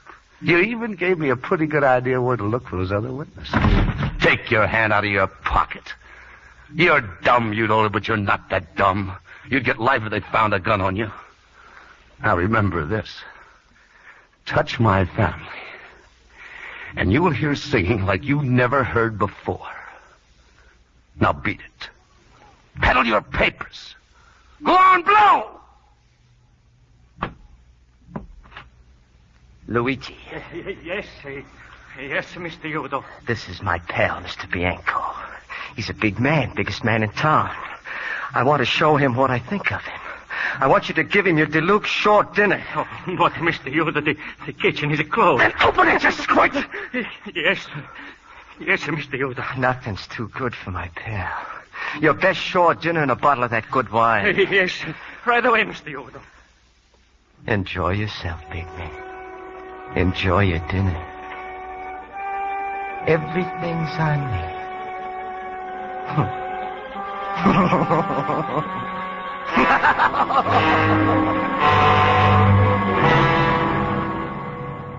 Yes, Nick, this is D'Angelo. I just talked to Tommy Udo. I tried to scare him off, but it didn't work. There's only one thing for me to do now. I'm going to give him to you just the way you want him, with a gun in his hand. Nick, for the love of heaven, where are you? We'll come and get you. I'm setting him up for you, Mr. D'Angelo. He's waiting for me outside this place in a black sedan. I've needled him to the point where he's got to get me. It'll take you 2 minutes to get here. In exactly 2 minutes, I'm walking out to that black sedan. I'm having this call traced, Nick. You might as well tell me where you are. I'll tell you. Udo will shoot to kill. Maybe he does, maybe he doesn't. Come in from both ends of the street. Forget the sirens or he'll throw his gun away. Now get it. The name of the place is Luigi's. It's on 125th Street, just around the corner from where you are. Luigi's. Okay, Nick. Then come on. You've got exactly 2 minutes. Don't miss. Luigi. Yes, you're Danny with Ferguson now. Eat it yourself. Something wrong with me. Here. Gun? No. Why you give me a gun? Take it. I won't need a gun anymore. Keep it as a souvenir. And in case anybody asks you, remember I gave it to you.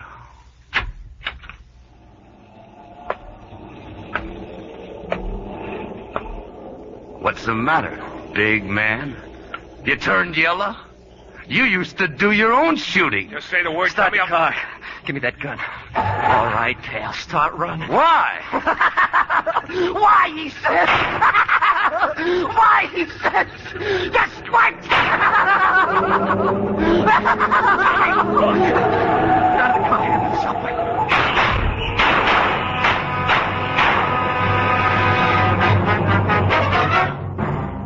Come here, Shelby. It's Nick, all right. He's dead? No. Get an ambulance. Yes, sir. Nick. Did you get him? Yeah. And alive. Thanks, Nick. I'm glad you got here, Miss Bianco. I came as quickly as I could. Nick, where is he? In the operating room. Is He may die. I don't know. The doctor, well, they say he has a 50-50 chance. Nick would settle for that. Yes, I think he would. Sometimes out of the worst comes the best. You got what you wanted, Mr. D'Angelo. Nick got what he wanted. And I got all I ever wanted. I got Nick.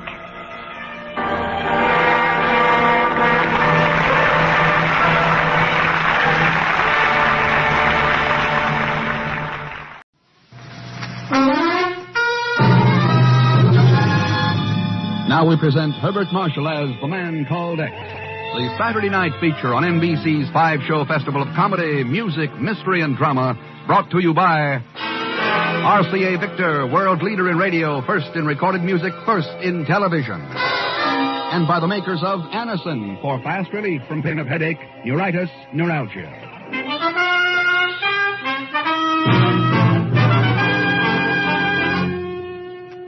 Herbert Marshall as The Man Called X.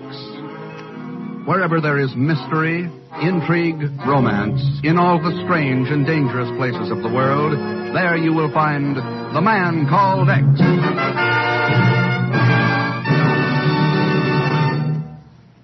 Tonight you can sit back and relax and enjoy a good feeling because Christmas shopping is over for another year. Tomorrow you may want to put the last fancy ribbons and wrappings on the packages and scatter them under the tree. And you're going to have an enchanted Christmas this year if you're one of the thousands who will wrap a big, bright ribbon around a beautiful new RCA Victor television, radio, phonograph combination and proudly place it by the Christmas tree. 3 worlds of wonderful entertainment will be brought to your fireside and into your home, all wrapped up in one matchless RCA Victor instrument with a bright Christmas ribbon around it. 3 worlds of entertainment for the whole family to enjoy day after day and year after year. If you're one of those happy families, you're in for a wonderful time this weekend and all year because RCA Victor, world leader in radio, first in recorded music, and first in television, will bring into your home that special morning a very special Merry Christmas. By special request, we're repeating this story as a reminder that Christmas is one time of the year when even miracles can happen. A time for a shabby world to lift up its tired eyes and learn once again to hope and to dream. And a time for the strangest adventure in the whole career of the man called X.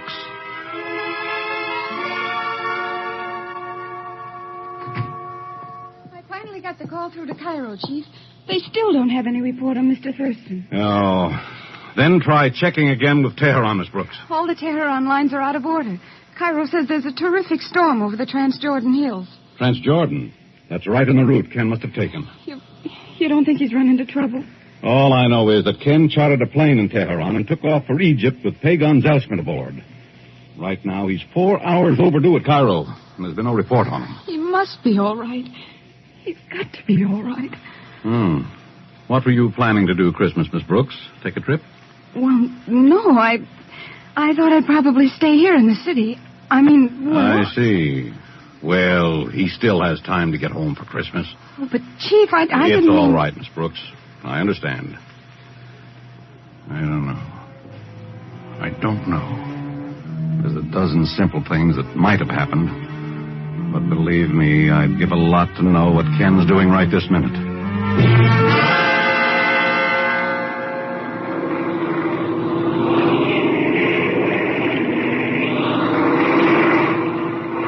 Blacker than the inside of a head out there, Mr. Thurston. Can you even see what to fly this plane? Pagan, I can't. Then what are we going to do? I know what I'd like to do is that mechanic in Tehran. Part of the instrument on this board is working right. Oh. The way we've been kicked around in this storm, I don't even know what. Mr. Rex, the engine's come out. Yeah. What do we do now? If I could only get one look at the ground, I don't even know how far up we are. I think I'm as good as death pigeon right this... Look! And there's lightning flashing. Here. Top of a hill. Get ahead. Rex! We're going to hit! If I can get her leveled off. Hang on, Pagan!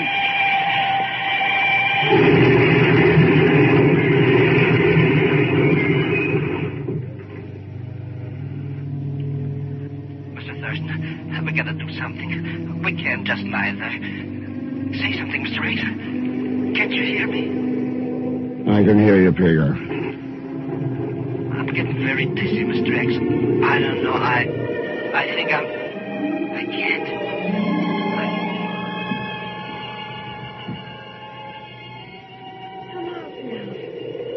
Come outside to the top of the hill.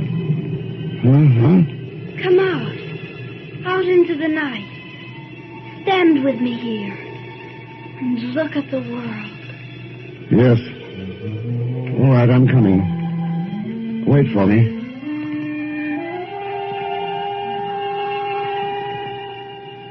I heard you calling out here in the darkness, child. It was you whom I called, sir. The storm was raging, but now it's grown very still. And there are a million glittering stars. There can be no storm where I am. Yes, I know. The friend who was with me, what about him? He lies there in the great bird that fell from the sky, even as you do. So will it be for a time. I understand.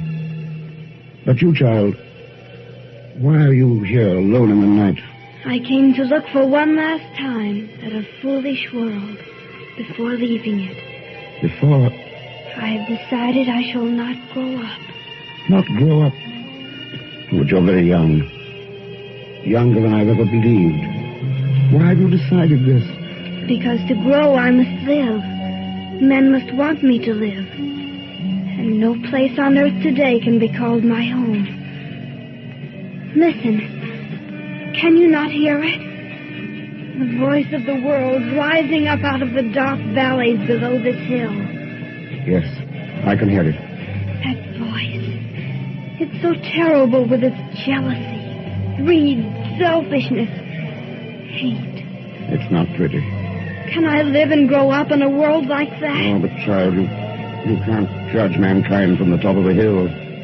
You have to go down among them. I've been down among them. Seen their wars and heard rumors of wars. There are other things to hear.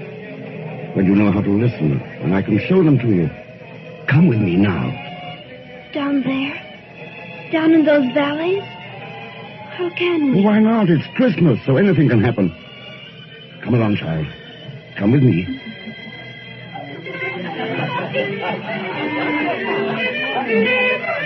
The little boy who's playing. Tiny Tim?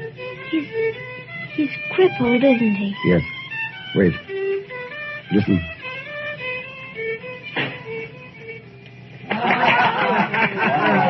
Ah, lad, you play it better every month. It's a great virtuoso you'll be, Tiny Tim. It's a marvelous song, Jimmy boy. Oh, thank you, everyone. Maybe when spring comes, I shall be able to play for pennies in the streets. Then I'll be a help to you, Father. Bless you, lad. Now I think I should tune my fiddle. One string was ever so slightly flat, you know. Such a serious lad. He says strange things sometimes.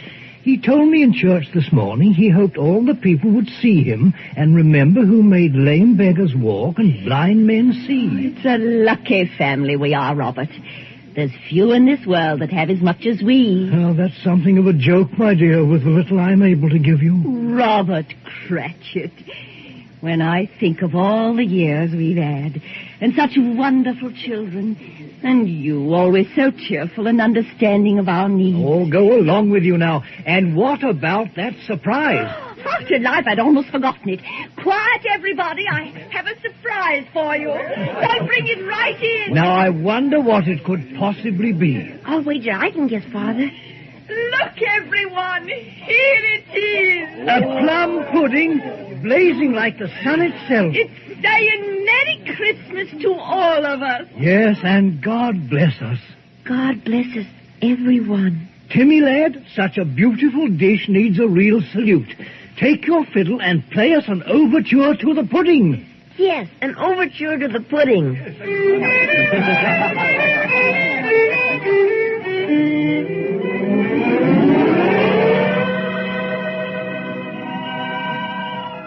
Any reason why you couldn't find a home there, child? Oh, it would be so easy if all people were like them. There are a great many like them, if you know where to look. What are their names? The family we saw. And that was the family of a certain Bob Cratchit, a clerk in the London firm of Scrooge and Marley in the year 1840. Oh, the Christmas Carol. Those were not even real people. They came from a book. Must I live then only in old books? This is here and now. Things are different. Are they so very different? Look up. Aren't those the same stars that glittered overhead 100 years ago? Or 1,000? Or 10,000? Real people sleep in the dirt and never look at the stars. Not all of them. I can think of one right now on the other side of the earth. In a little flat in Queens. I could walk up a certain stairway there tonight and ring a doorbell. Ken Thurston. Hello, Marion. Oh, Ken, come in. Oh, it's good to see you. Here, let me take some of those packages. Well, thanks. Guess I was pretty well loaded down. Who is it, Mommy? Who's there? It's Mr. Thurston, Donnie. You remember, Daddy's friend. Hey, sure I remember. Hello, Mr. Thurston. Hiya, Donnie. Look, packages. I'll bet you they're presents. Take them into the other room, dear, and put them around your tree. All right.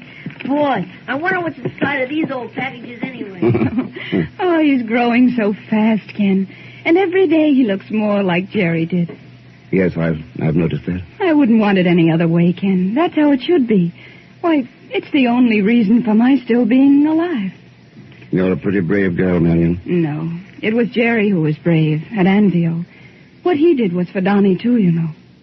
Are you getting along all right, Marion? Is there anything you need? We're getting along perfectly. Oh, I resent my job keeping me away from my son in the daytime. But we the evenings, and the park on Sundays, and snow in winter, and merry-go-rounds, and ice cream sodas, and... Oh, don't worry about us, Ken. We'll be all right. Yes. If there's one thing in this shaky world I'm certain of, it's that. You'll be all right.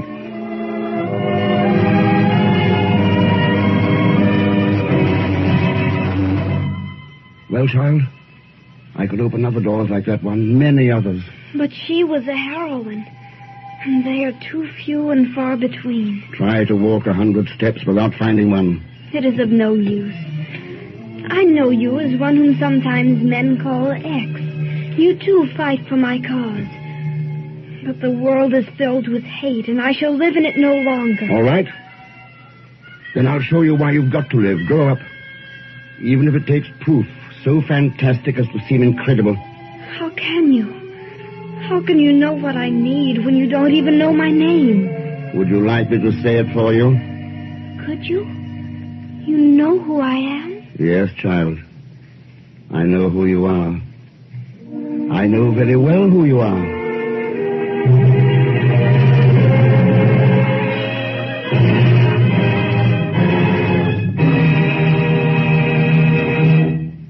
We'll continue with The Man Called X in just a moment.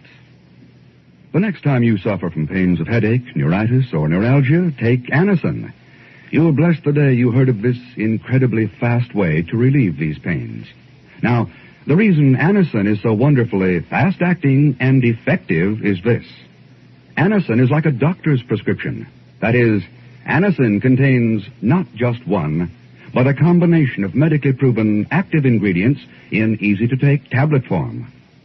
Thousands of people have received envelopes containing Anacin tablets from their own dentist or physician, and in this way discovered the incredibly fast relief Anacin brings from pains of headache, neuritis, or neuralgia. So, the next time a headache strikes, take Anacin for this wonderfully fast relief. Anacin, A-N-A-C-I-N. Anacin comes in handy boxes of 12 and 30. Economical family-size bottles of 50 and 100. Get Anacin at any drug counter. And now to continue with The Man Called X, starring Herbert Marshall with Leon Velasco as Pagan Zellschmidt.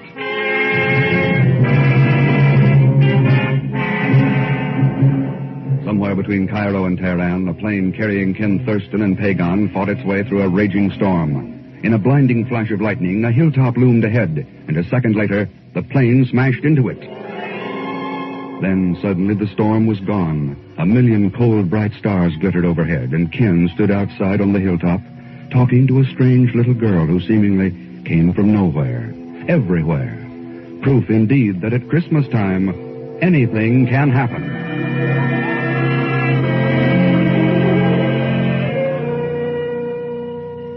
You must know that I want to live and to grow. I've loved this world, seen beautiful things happen in it, and found hope in them. And then each time I've seen that hope die. The world has not grown wise nor clean. The years have only made it old and unclean, not fit to live in. There's hope in it yet, child. Hope for both of us. After all, I think we're both searching for the same thing. I'm done with searching, and with hoping, and with living. And what of those who follow you, believe in you? What about those people who all their lives put the needs of humanity above their own needs? Are there such on the earth anymore? Are the stars still overhead? Do you know even one? I know a lot of them, down in those valleys below us. But let's take just one. A man I've known for a long time. I've got a pretty good idea where he might find him tonight. Look a long way off, child. Look half around the world.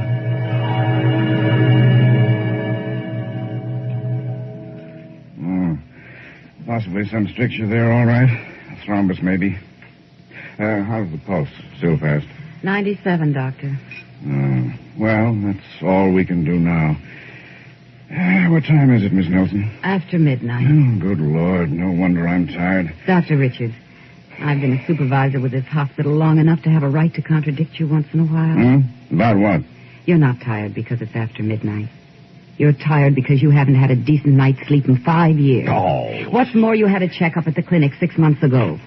I happen to know what they told you. Oh, they didn't know what they were talking about. A bunch of crepe hangers. They told you to work only 4 hours a day. Now, when are you going to start doing it? 4 hours a day.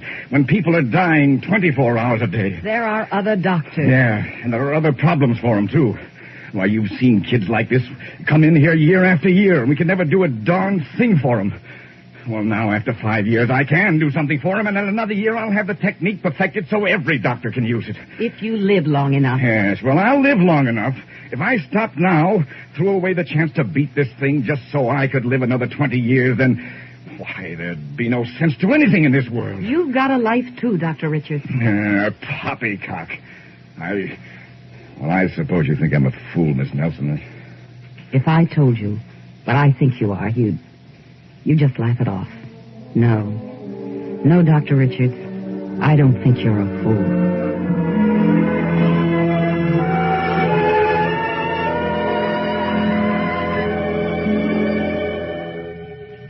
Can't you believe there are others, child? Other people who think of their fellow men first and themselves second. Yes. Oh, yes, there must be others. And can't they be called believers in you, these selfless people? Yes. But they, too, are heroes. Ordinary people must believe. If I'm to live and grow up. Well, what could be more ordinary than a boy and girl in love? Paris or London, Vienna, Shanghai, New York. There's nothing in the world so beautifully ordinary as a boy and girl in love.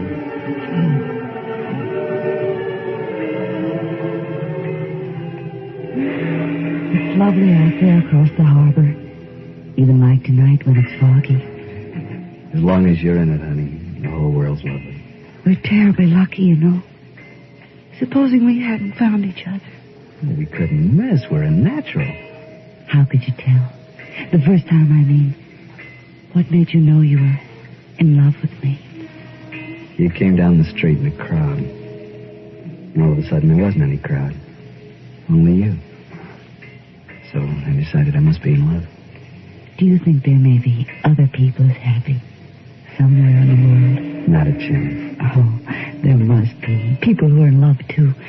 Millions of them. Oh, I love every one of them. Now I am jealous. No, but you do, too. You know you do. It makes you feel close to them. Yeah. I guess I do it there. Listen. Isn't that a mournful sound? I can't hear it. When I look at you, all I can hear is music. I know. I can hear it too. The most beautiful music in the world. It says I love you. I love you, my darling.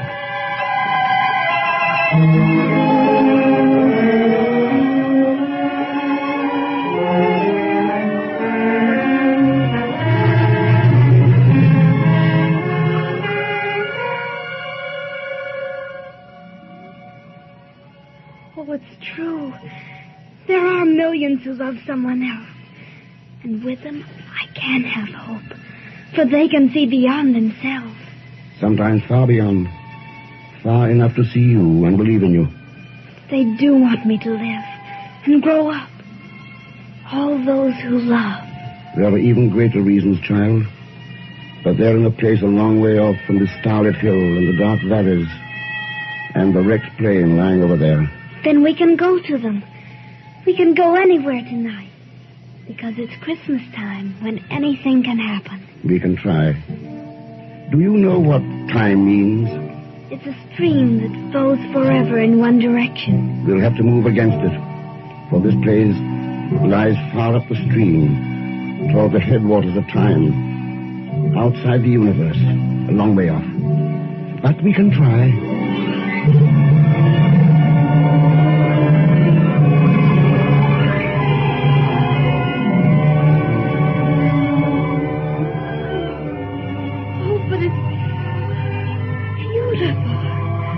What glorious place is this? To what wondrous spot in all eternity have we come?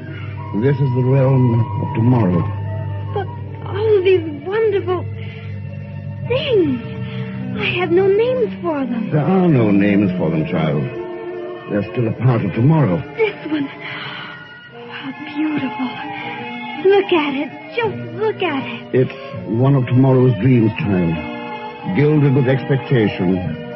Gleaming with fulfillment. And this one. Oh, how lovely.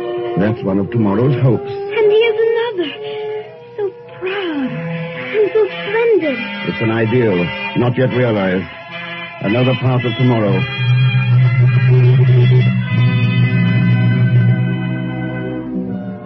Oh, there are so many wondrous things. Things never seen on the face of the earth. Nor will they ever be. If you decide not to live... Wait. This door. Where does it lead? Why not open it? Find out. I will.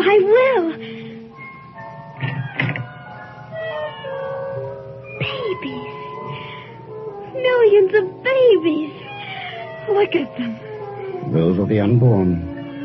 And there'll never be anything else unless you decide to live. Oh, they're so beautiful. Everything here is so beautiful. It can't be lost. We can't let it be lost. The choice is yours, child. It's your choice. I've made my choice. Let's go back. Back to the hill and the stars and the valleys of the world.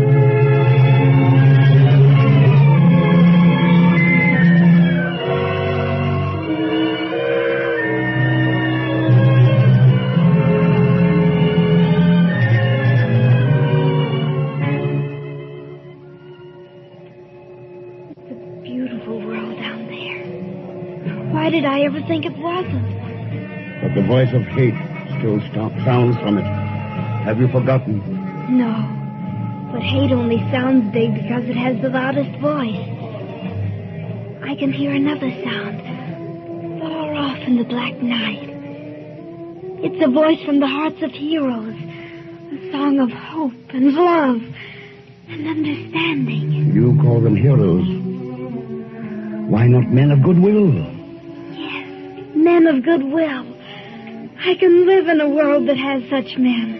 And you must live for such men. They are the ones who believe in you. Yes. And they must believe as I believe in them. Know this, you who are called X. I shall live and I shall grow. And someday I shall rule this world. Wait, don't go. I must. It is nearly dawn. You are waking up. You understand? You are waking up. You are waking up. Yes. Yes. I understand.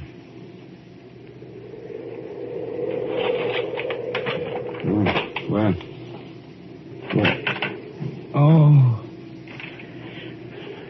Hagar. Look out. Look, we're going to hit. No, Hagar. What? Oh. Mr. X, what happened? Came in for a pretty rough landing in the dark. Must have been out cold for hours. The dawn's starting to break over there. Oh, I'm so stiff. I must have a broken leg or something. Let's get out of this wreck and walk around a little. Mr. First, you shouldn't have woke me up. I was having a beautiful dream. All about money. Yes, I had a dream, too. Hand me that map. Huh? Oh, here. Was it about money, Mr. X? It was about a little girl. A little girl? Anybody we know? Somebody a lot of people know. And a lot of others ought to know. Yeah? What's her name? Oh, the French call her Paix. The Romans used to call her Pax. Playground? Her name is Peace. Peace? That's a strange name. Oh, she's a strange little girl. Come on, Pagan. Let's get out of this wreck. Hey, look, Mr. X. Down there in the flat. It's a little town. Yeah. That's what I was checking on the map. Come on. I want to get a wire off to the chief.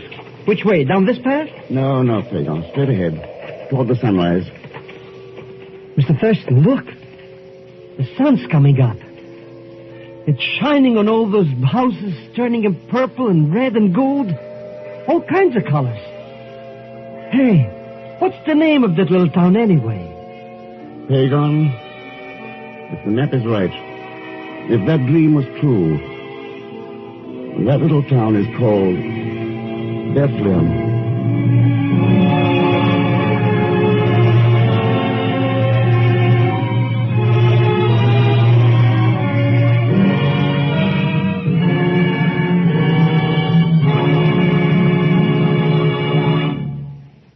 Here is our star, Mr. Herbert Marshall. Thanks for being with us. And thank you, Ann Whitfield, for your sweet performance. I wish I could see all of you out there, see you and talk with you and shake your hand. Because almost anything can happen at Christmas, I almost feel that I can. And so, I say to you, each of you, for all of us on The Man Called X, from the bottom of our hearts, Merry Christmas. Next week, Mr. X goes deep into the jungles of the Belgian Congo, the land of voodoo and superstition. And not the least of the things he has to contend with is that old headhunter, Pagan Zellschmidt, played as usual by Leon Belasco. So join us, won't you, when next I return as The Man Called X. Good night.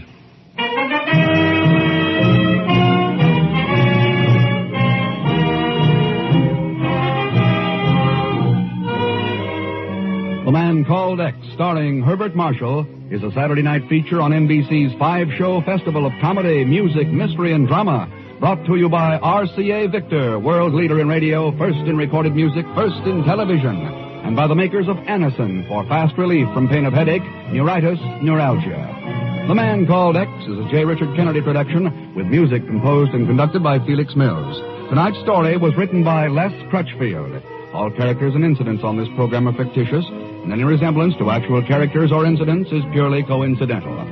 Also heard in tonight's cast were Will Wright, Barbara Fuller, Eric Snowden, Irene Tedrow, Henry Blair, Theodore Von Oates, Lucille Meredith, Maggie Morley, and Harry Bartell. Be sure to listen tomorrow evening for The Big Show with Tallulah Bankhead and a great parade of stars, the Sunday night feature of NBC's All-Star Festival. And until next week, same time and same station, this is Jack Latham saying good night for The Man Called X.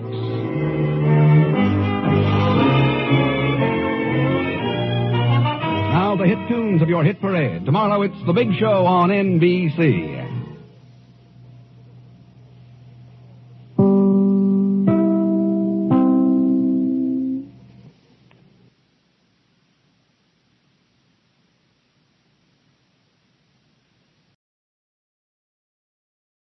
Tired of the everyday routine? Ever Dream of a life of romantic adventure? Want to get away from it all?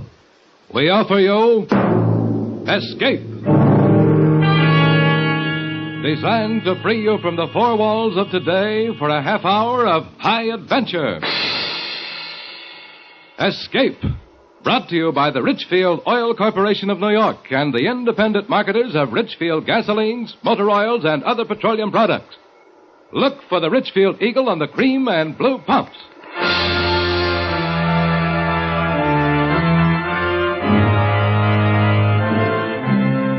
Tonight, we escape to a small town on the California coast, behind whose scenes exists a world of terror, blackmail, and death.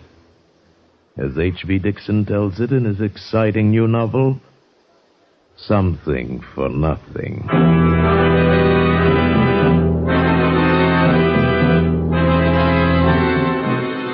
The moon wasn't up yet. It was after 9 and as dark as my pocket, and I was still 100 miles below San Francisco. The coast route is tricky driving, too. The road dips and curves like a squirming snake, smack up against the mountains on one side, and on the other, a sheer long drop to the sea. Thought I was driving north, and I had the inside lane, which wasn't so bad. I kept bowling right along. And then about 3 miles below Bayside, I was going into a sharp curve to the right when beyond it, coming toward me, the lights of another car flared up, a big cream-colored sedan on the wrong side of the road bearing down on me. I slammed on my brakes and skidded sideways. The other car barely skimmed past, and I saw a woman hanging halfway out the door on the driver's side looking scared to death. She didn't even try to make the turn. Our car went straight for the lip of the cliff, and just as it went over, the woman jumped. And the car went smashing down the face of the cliff, easy, a 200-foot drop all the way to the ocean. Hey! Hey, are you all right? Oh, maybe she slid over. Hey there! Oh. What? Where are you? Don't bother. Oh, there you are. I'm all right. Here, hold on. Don't fall over the edge now.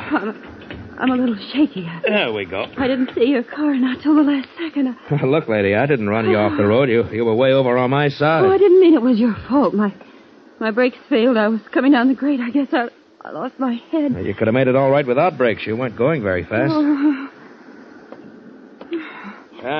I can't see your car down there. It's probably underwater. Might have landed on the rocks, huh? No, I heard it splash. Can I drive you anywhere? I wasn't going your way. Oh, that's all right. I'll go back to Bayside. I was going to see some friends down the road, but I don't feel like seeing them now. You can drop me in town. Fine. I'd be glad to. Well, you're pretty wobbly. Here, let me help you. It was a shock, I guess. Yeah, that was a close one. Wait a minute. Hmm? There wasn't anybody else in that car, was there? No. No, I was alone.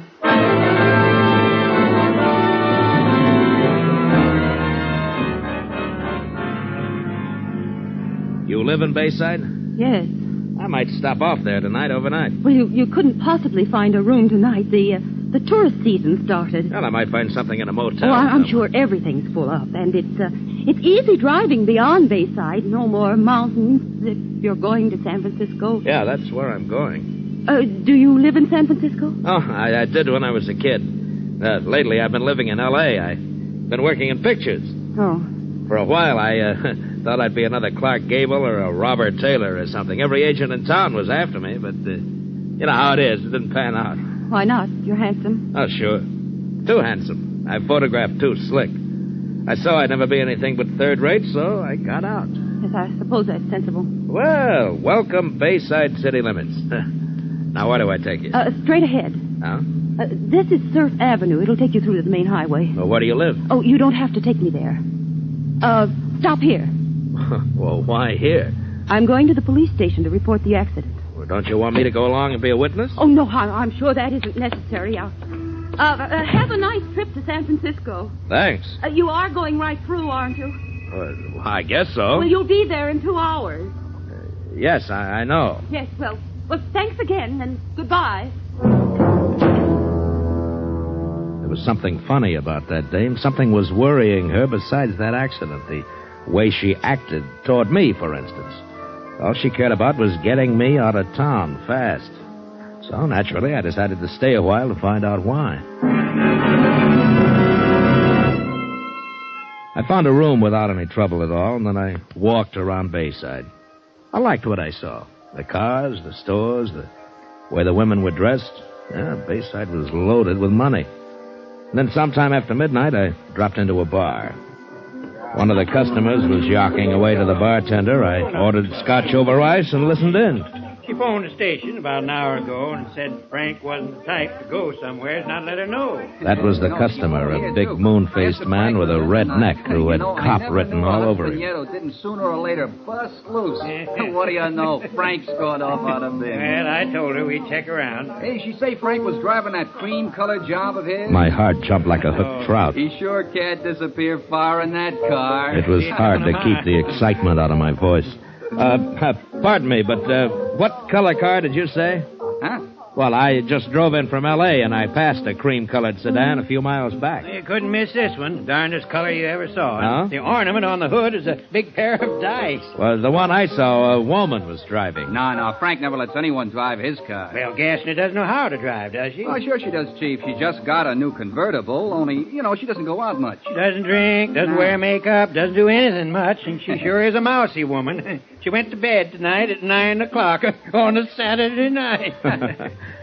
Tell me, who is this Gassner? Well, he owns this bar, a couple of restaurants, and he owns a Domino Cottage. Mm-hmm. He calls it a dude ranch, but it's really a gambling house. Oh, an important man, huh? Yeah, he is. And he isn't.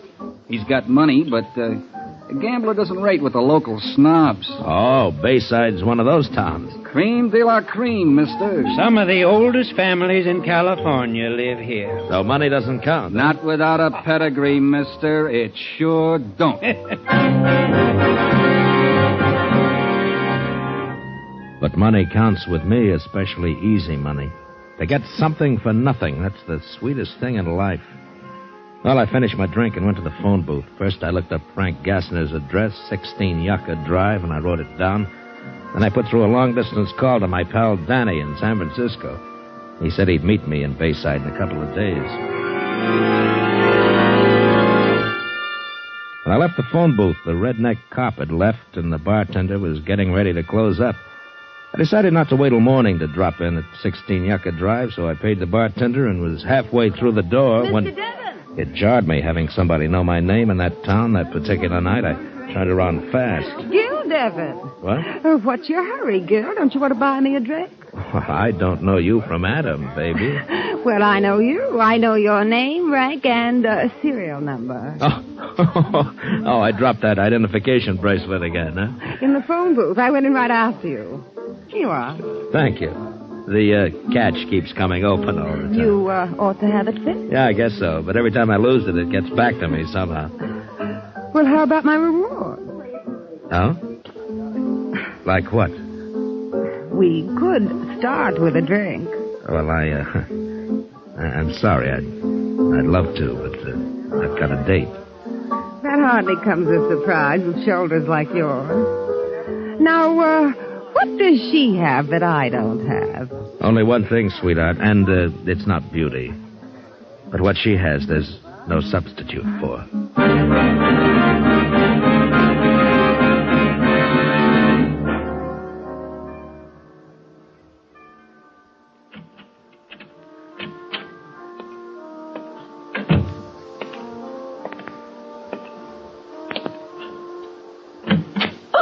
Hello, Mrs. Gassner. You forgot to lock the front door.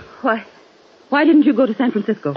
Well, when I get a feeling I'm not wanted, that's when I stick around to find out why. There was no reason for you to feel that way. Yeah, maybe. I don't know. Is there anybody else in the house? No, I sent the maid home for the night. Oh, that's good. That's real good. I just heard a couple of chatty men in a bar talking about a husband who hadn't come home and a wife who'd gone to bed at 9 o'clock. I don't see why you've come here to tell me that. Stop stalling. The husband's name was Frank Gassner, and you're the wife. And at 9:30, you were out on the highway driving his car over the cliff. I saw it go over, remember? If I give you $2,000, will you leave town? You don't think I'd let a thing like this go for $2,000? But I shouldn't pay you anything at all. I haven't done anything. So you'll pay me $2,000 for nothing? Well, these circumstances are peculiar. Yeah, I'll say they are. Your husband was in that car. You murdered him. Oh. Well, how much money do you want? No, later. First, tell me about it. Everything. Well, come on, give. How did you kill him? I heard him drive into the garage, but he didn't come into the house. I found him asleep in the car. He'd been drinking. Passed out cold? Yes, he often did that. I'd been waiting for a chance to kill him. So I started the car and closed all the windows and ran a hose from the exhaust pipe in close to his face. When I went out later, he was dead. Oh, carbon monoxide. I knew it might not look like an accident because he was too drunk to have closed the garage doors. So I drove down the highway and... Well, you know the rest. You had it all figured out, didn't you? You'd wait for a truck driver, a woman in distress. He'd pick you up, drop you off near home. Truck drivers always stick to their schedule, so he'd keep right on going, fast, no time for questions. But instead of one of those knights of the road, I came along. Yes, you came along. How much money do you want? Oh, you can't pay me off. Not with cash. I'll give you $10,000 and not a cent more. You'll what? Don't tell me what you'll do or what you won't do. From now on, you'll do what I say. But you can't prove anything. Shall I phone the police? You saw the car go over the cliff, but you can't prove I was there. It's your word against mine. And you think they'll take yours? Well, they might, seeing that I'm a stranger, except for one thing. You didn't have a purse when I picked you up on the road. No. No, it's in the car. I forgot. It has my initials on it. Oh, please, I must get it back. Can you get it, please, please? The car's probably underwater. No, please. Well, I'll rent a plane and fly down there, and look, probably have to use a boat to get to the car. Try. As soon as you can. Tomorrow? That's a little too soon. No, please, before someone sees the car. Just a minute, Mrs. Gassner. First, you and I have to come to a little understanding. Oh, anything. I'll give you anything. You mean everything, don't you, Belle?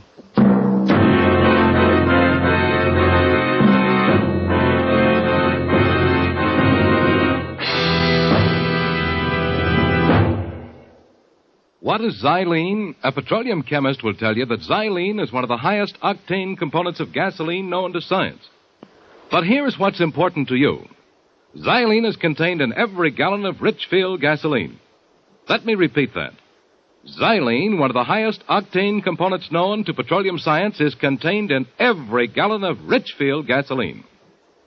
Xylene helps give Richfield gasoline that full power wallop that jumps you out ahead in traffic.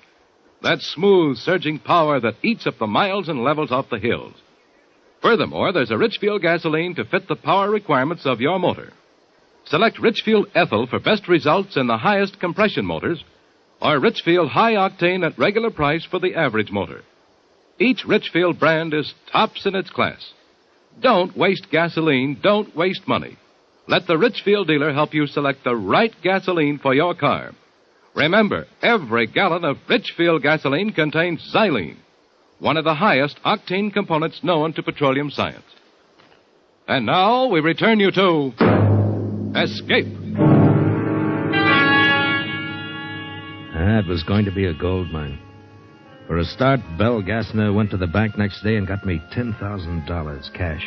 Then she made out a power of attorney for me. The next afternoon, I flew down the coast on a rented plane and spotted the car wedged into the rocks, right side up, under 20 feet of water. The next day, Belle and I went down in a cabin cruiser and dropped anchor as close to the rocks as we dared. Let the anchor out all the way there. Well, it's hit bottom. All right, now take a hitch in the line. Okay. That's it. There's no drag now. Oh, you can't even see the highway from here. No, but if somebody sees us, they'll think we're fishing. Well, how are you going to do it? Well, I'll tie a rope around myself. You hold on to the rope so the surf doesn't bang me into those rocks. All right. Wait a minute. Maybe we should swim over to that big rock there and try it from there. But I can't swim. No. Well, I'll swim over and pull you across. Oh, no, I'm terribly afraid of water. All right. I'll try it from here then. But you hang on to that rope, you understand? Yeah. If anything happens to me, baby, then you're really in trouble. I fastened the rope around my waist, then I waited for a backwash of surf, took a deep breath, and dove. My dive carried me down to the top of the car, and I hooked my arm through the front window and held myself against the force of the current. And then I looked in. It was a world of greenish twilight, but I could see everything.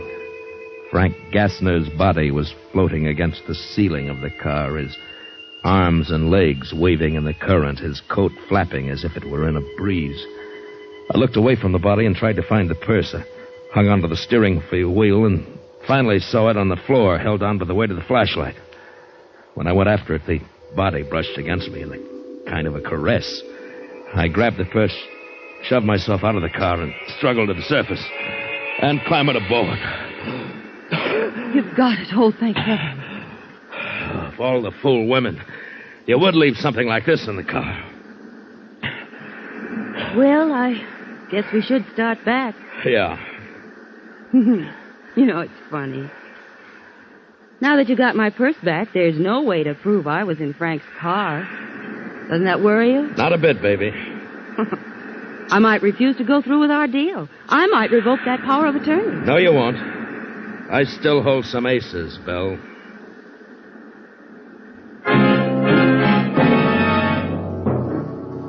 That night I started playing those aces. Belle Gassner had never known a man like me, only a husband that she'd hated. All I had to do was make one move, and she fell as hard as any of the rest of them.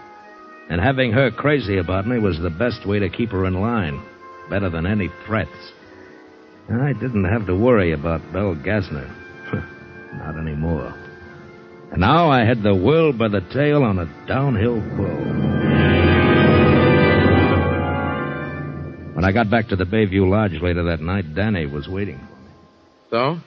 What's the pitch, Gil? Ever hear of a character named Frank Gassner? Yeah, sure. Had a place in Reno once. Last I heard, he had a gambling joint here. Why, you working for him? No, his wife. Huh? Gassner's missing. He took a powder, met with an accident nobody knows yet. So she's appointed me manager of the whole works with power of attorney. I want you to front for me, Danny. Why do you want to front?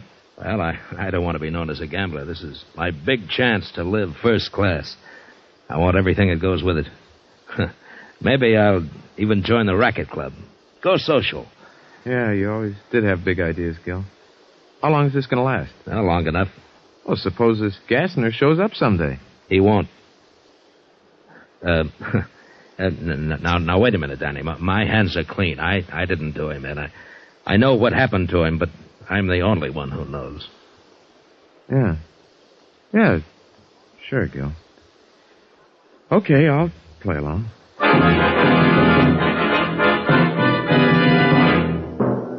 A week later, Belle introduced me around, and I took over.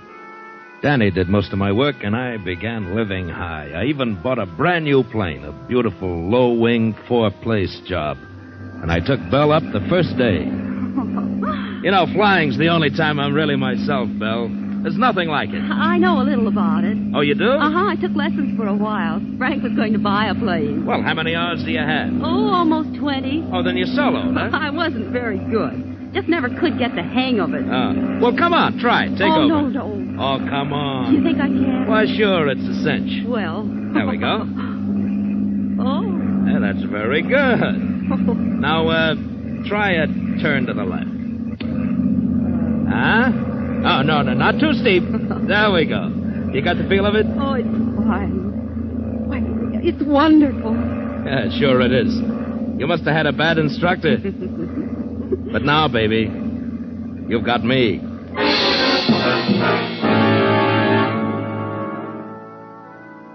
The money began rolling in. I bought a bachelor house on the beach. I joined the racket club. It seemed like there was no end to the good things I'd heard about and never known. Yet, slowly, little by little, a sour note crept in. Belle began to get on my nerves. She was so possessive, I began to hate the sight of her. One night at the racket club, she was dancing with someone, and I was having a drink at the bar.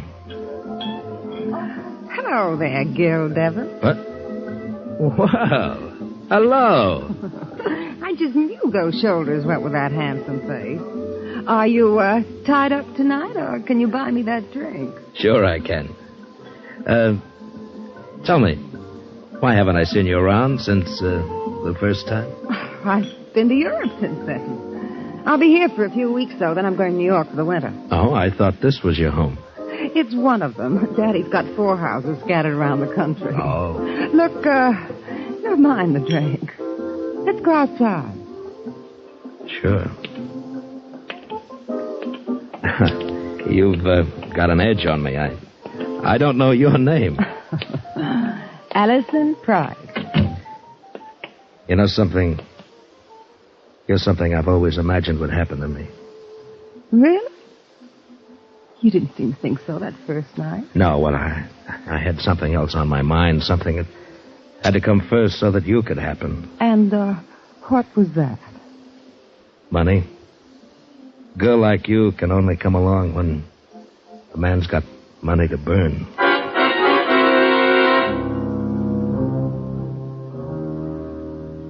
And on the way home that night, I was in real trouble.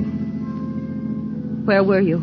I saw you leave with Allison Price. I told you, Belle, we were outside talking. I warn you, Gil. If you ever think of leaving me, I'll go to the police and tell them we both killed Frank, and I mean it, Gil. Oh, calm down, Belle. I'm not interested in that Price girl. Are you sure? Oh, sure. As soon as you're legally a widow, we'll get married. That's a promise, Belle. I felt like a steel trap had closed on me. Yeah, Belle was dangerous. She had to be handled right. I planned everything down to the last detail and then waited until one night pretty late. Yeah, Gil, they found him. What are you talking about? Found who? Gassner. Gassner's body's been found. The car's down the road a ways at the bottom of a cliff. Somebody spotted it from the air. It must have been an accident. Yeah. Look, should I call Mrs. Gassner? Chief Arnold's not going to tell her till he's poked around. No, Danny. I'll call her. Thanks for letting me know.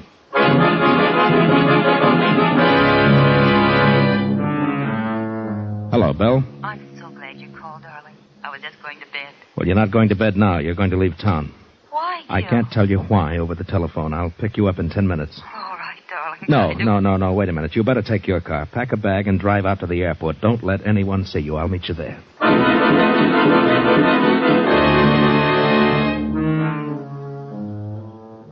They found Frank last night. Danny called. Oh, is that all? Well, what a relief. I couldn't imagine Wait a why minute, you'd... Belle. Danny says that Arnold's already figured out from the wreckage that Gassner wasn't driving the car. That doesn't mean they'll suspect me. And the autopsy shows that he was dead a long time before the car went over the cliff. They know it was carbon monoxide. No. And somebody on your street saw you walking home that night. Then Chief Arnold knows I was lying. Oh, what'll I do? That's why I asked you to meet me out here. You can take my plane. But I'm no pilot, Gil. You can do it, dear. You can fly up the coast past Frisco across the state line to Medford, Oregon. What shall I do there? Stay there. You'll be out of the state. Then when I straighten things out, you can come back. But I can't do... It's the only thing to do, Belle. Now, trust me, darling. It was barely dawn, and there wasn't a soul around. Belle stayed in her car while I got the plane ready. I rolled it out of the hangar and parked it just over a water drain, and then I opened the valves to the gasoline tanks and let almost all of it drain out, so she'd have only enough fuel for 15 minutes of flight. I rolled the plane out on the runway and got it warmed up, and then Belle ran across, and I helped her climb in. Now, just follow this course I've marked there. Yes? Stay over the ocean at least an hour. Why, Gil? Well, I don't want you spotted. It's safer that way. This engine runs like a wristwatch. All right, darling. Oh, Gil. Oh, you're okay, honey. Don't worry about it. Now, depend on me. Now, don't start crying, dear. You have to get out of here. Gil. Goodbye, darling.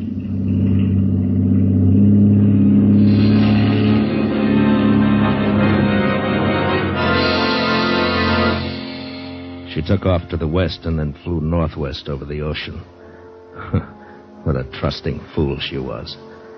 When I looked at my wristwatch driving back to town, it was 18 minutes since the plane took off. By then, it was down somewhere in the ocean out of gas. It would sink at once, and Belle couldn't swim. Well, it wasn't such a terrible way to die. And Chief Arnold would figure it this way. Belle had heard that Frank's body was found. She lost her head and ran because she had murdered him. Case closed.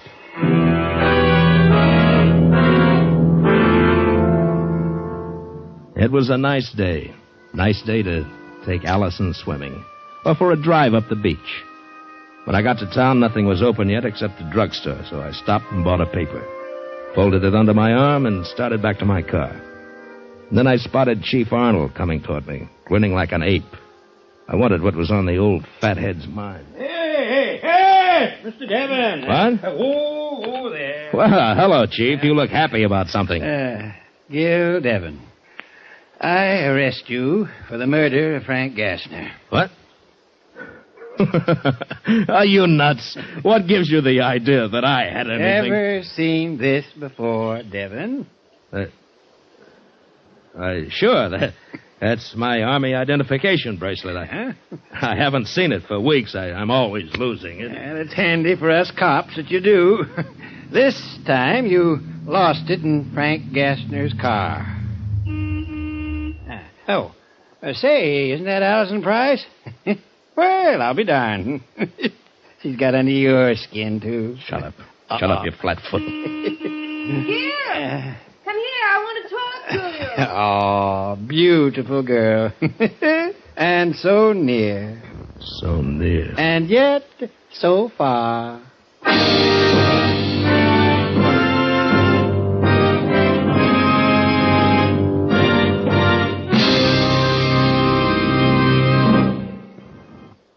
Say, here's a real spring tonic for baseball fans.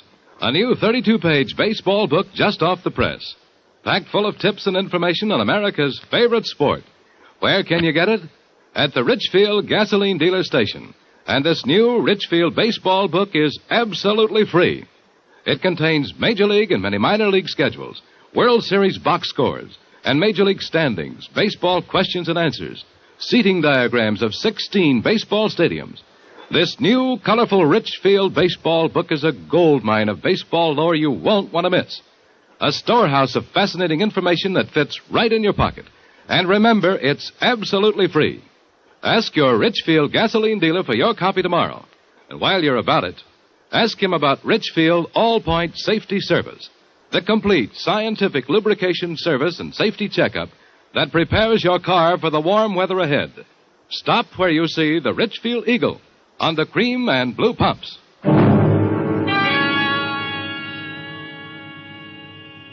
Escape is produced and directed by William N. Robeson and has tonight presented Something for Nothing by H.V. Dixon, adapted for radio by Sylvia Richards. Featured in the cast were Bill Conrad as Gil, Ann Morrison as Belle, Frances Cheney as Allison, Will Gere as Arnold, Rick Vallon as the bartender, and Paul Frees as Danny. Special music was arranged and played by Ivan Ditmars. Next week. You are being whirled through the streets of New Orleans by the gay revelers of Mardi Gras. But somewhere in the crowd, dressed as a clown, is a murderer. Your murderer, from whom there is no escape.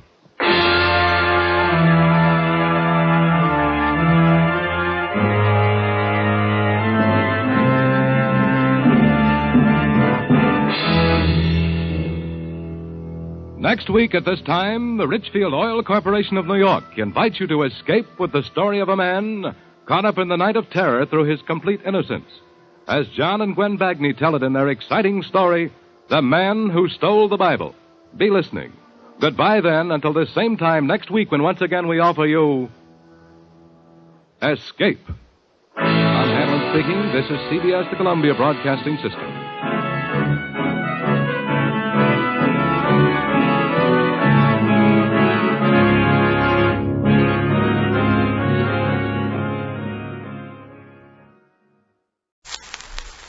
I was a communist for the FBI.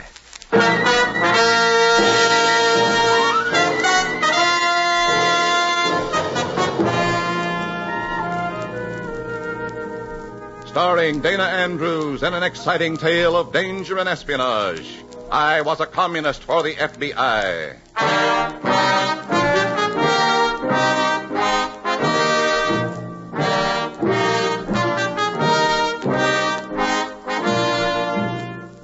From the actual records and authentic experiences of Matt Cvetic come many of the incidents in this unusual story. Here is our star, Dana Andrews, as Matt Cvetic, who for 9 fantastic years lived as a communist for the FBI. During my 9 years with the Reds, I learned that nothing is too large or too small for communist destruction. Complete nations, races of people, individuals, even mice are potential victims of Red treachery. In this story, the potential victims are 5 white mice.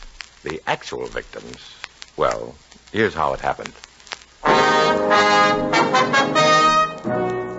In a moment, listen to Dana Andrews as Matt Cvetic, Undercover Man.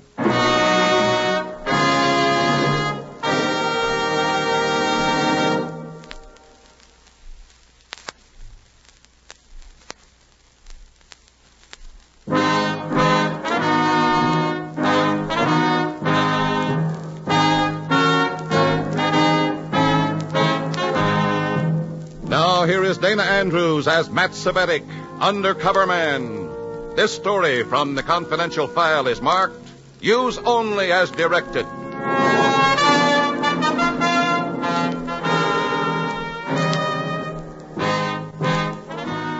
Another cell meeting. But this time, no pleasantries, no dialectic debates, no small talk about classless democracies and proletarian paradise. This time, tension, trouble in the air. The worst kind of cell meeting. There, Comrade George Ritchie, cell leader. Helen. Yes, Comrade. Comrade Helen Jonas, pretty, dark, face of an angel with a hammer and sickle instead of a halo. I trust you're still working at Gordon Laboratories? Well, sure, Same capacity? Yes, technician. And that new drug you told us about? Why, I told you, Comrade Ritchie. It's still in the early experimental stages. And you're doing everything you can to impede its progress, stunt the growth of the project? Of course I am. Everything? Well, yes, Comrade, I told you. Liar! Stop! Stop it! Cut it out, Ritchie. What are you trying to do? Please. Mind your business, Cvetic. This is my business, Ritchie. Stop playing Galahad, comrade. I know what I'm doing. The party has official means for punishing its members. Yes, as recommended by its cell leaders. Now get off your white horse and shut up. I'm not going to... This girl is lying. She's been lying for the last 2 weeks. No, I haven't. I haven't. You were assigned to work against the development of that new drug, Helen. Your reports claim that you've done just that. Well, I have. I have another report here, Helen, from another comrade. At Gordon? No. This report was filed by a party worker within the organization at the Merlin Pharmaceutical Corporation, one of the largest in the country. He states that the Merlin Corporation intends to invest heavily in the development of the new drug. That doesn't necessarily make a liar out of Comrade Helen. The Merlin Company operates on typical capitalistic instincts, Cvetic. They only invest in sure things. They won't put money into a project unless it's close to perfect. If Helen had been working effectively, they'd never... I tell you, my reports are true. I didn't know about Merlin, I swear. I swear I didn't. You're not going to prove anything that way, Ritchie. On your white horse again, Galahad? Protecting fair maidens? Yeah, I'm protecting this one from an unofficial one-man goon squad. All right, comrade. Inside. What? Go on in the other room. Now. Sending me to bed without supper, comrade? Inside, Cvetic. Now. What for? Inside, Cvetic. Now.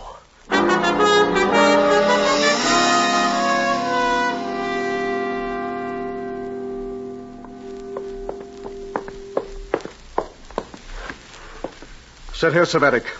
Thanks, I'll stand. Sit down. I'll stand.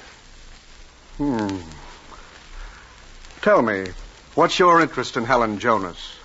Nothing in particular. My interest is in the Communist Party. I see Comrade Jonas as a promising young worker. That sort of manhandling can only discourage her. She is attractive, isn't she? Attractive girls are a dime a dozen.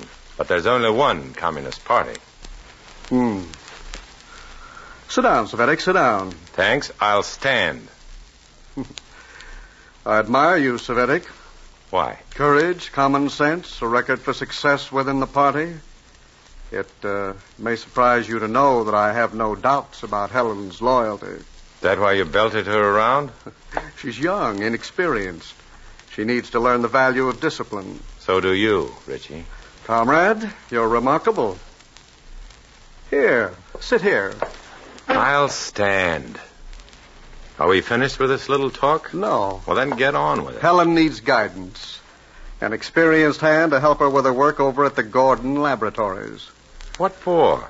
What difference does it make how many new drugs... Difference? Figure it out. That drug they're working on may well turn out to be another of those medical miracles, another propaganda bonanza for America. Our communist scientists are equally equipped to bring... No. Lately, communist scientists have done far too little in the field of medicine. Another miracle drug from America would just underline that fact to the rest of the world. And win new friends for the democracies. That it? Yes. And if a large company like Merlin wants to sink money into the Gordon project, it's bound to be a success. I want you to see that it's a failure, comrade. How can I get into the Gordon lab? They have security measures, haven't they? And we have measures for counteracting them. Helen has our direct contact at the lab, but she needs advice, guidance from you. Look, I don't know anything about... You'll do two things, Savetic. One, you'll find out if and how much the Merlin Corporation is concerned with the Gordon project. Two, you'll find a way into the Gordon lab to see that Helen Jonas sabotages the project quickly, competently, and completely.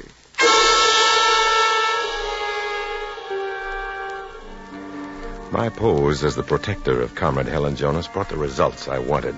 I knew now that the Reds had infiltrated Gordon Laboratories. I knew why they were determined to stop the experiments, and I knew which Reds were involved. But I didn't know how to stop them. Maybe the FBI would know that.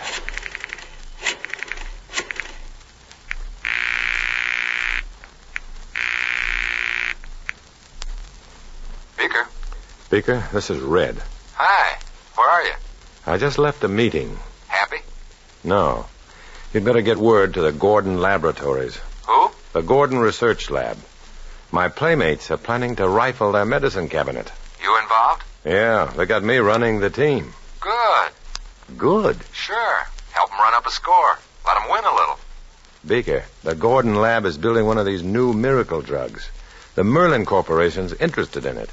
If my team scores first... Look, chum, we've been getting the word from the Gordon people. We know someone's been trying to upset their Bunsen burners for weeks, but we haven't any proof. No evidence. Nothing we can tack onto anyone. I can tell you who it is right now. Don't. We know. But we need evidence against her. With you there, we'll score the points we need. You'd better score heavier and faster. That's up to you. Yeah. If I don't get impaled on the goalposts. Next morning, step one in my commie assignment. A phone call to the Merlin Corporation. I posed as a reporter, asked for the research director, and got the public relations manager. I don't know how you newsmen managed to dig up these bits of gossip. Is it gossip, or is there some truth in it? Well, I can't deny it, old man. No, sir, I cannot deny it. We're dickering with the Gordon Laboratories, all right. Then you will be investing in their new drug. Don't jump to conclusions yet. The Merlin Corporation has dedicated itself to applying the miracle of science to the miracle of life. Yes, I know that, but Every new drug is a potential miracle drug. I realize that. But I'd like something specific for a feature story. What publication did you say you were with? Newsbook. Newsbook magazine. Ah, good. A fine magazine. I'm sorry I can't release a story for you now, old man. Soon as I can, I'll see that you get a complete rundown. Might even arrange an exclusive for you. Right now, our big news is the new type of absorbent complex that we...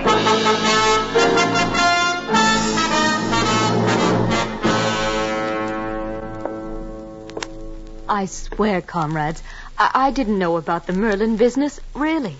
I think Comrade Ritchie knows you did your best, Helen. You'll have to do better now, Helen, much better. I'll try. How far along are the experiments at the lab? Well, they've gone into the white mice phase. But I've tried to prevent it. I've tried everything. It's all right, Helen. Don't worry about it. On the contrary, Helen, worry quite a bit about it. Those white mice are important in your life. I want that phase of the experiment to be an utter failure. But that's what I've been You'll have help, of course, Comrade Svetic. In the lab? It's possible, isn't it? I don't know. Dr. Collins, the director, is very careful about security. He's been getting fussier than ever lately. I'm not concerned with Dr. Collins, Helen. I'm concerned with the failure of that project at the lab. But my presence will cause trouble. We'll see that it's done gracefully and cautiously. The Red Party machine growled into operation. I became the phony reporter again. Helen had long talks with Dr. Collins about her friend, the reporter on Newsbook magazine. The party managed to filch some Newsbook magazine stationery. I wrote letters to whom it may concern, recommending myself, and Richie signed the editor's name. Later, he even forged a phony FBI affidavit, giving me security clearance. Then he phoned Dr. Collins, posed as a Newsbook editor, arranged an appointment for me, and... Well, young man, you certainly come highly recommended. What is your name again? Matthews. Well, it's a big story for us, Dr. Collins. A chance to tell the world how you scientists build a miracle, step by step. But every step must be cleared by me.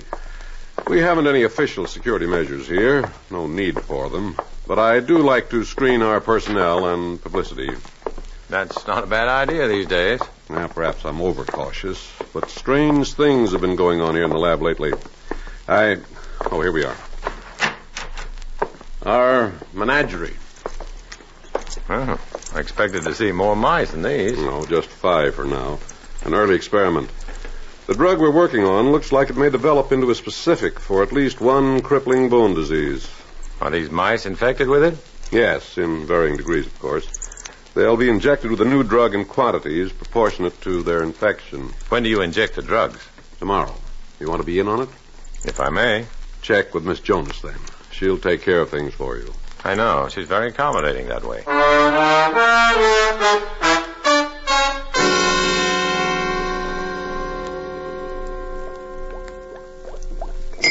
Well? What happens if those mice don't react to the drug? The experiment gets set back about 8 years. Can I tell Richie you'll be able to handle it? I've got to do it. How? I thought Shh, skip it. Matthews. Yes, Doctor? That memory of mine is giving me trouble again. I never forget a formula, never remember a name. Was my name giving you trouble, Doctor? No. What magazine did you say you represent? Newsbook. Why? Newsbook. That's what I thought. Is something wrong, Doctor? Strange, very strange. Oh, Doctor, there's, Would you mind stepping into the office for a moment, Matthews? No, not at all.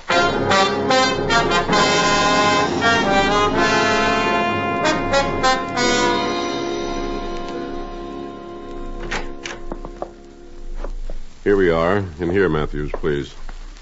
Okay, Doctor. Hi. Is this the guy, Doctor? Yes.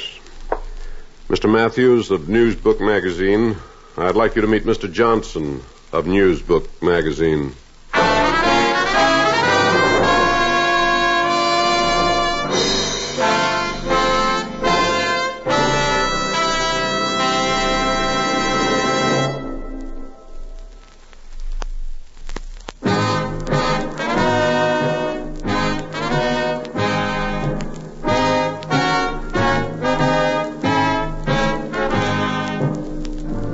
Back to Dana Andrews, starring as Matt Cvetic in I Was a Communist for the FBI, and the second act of our story.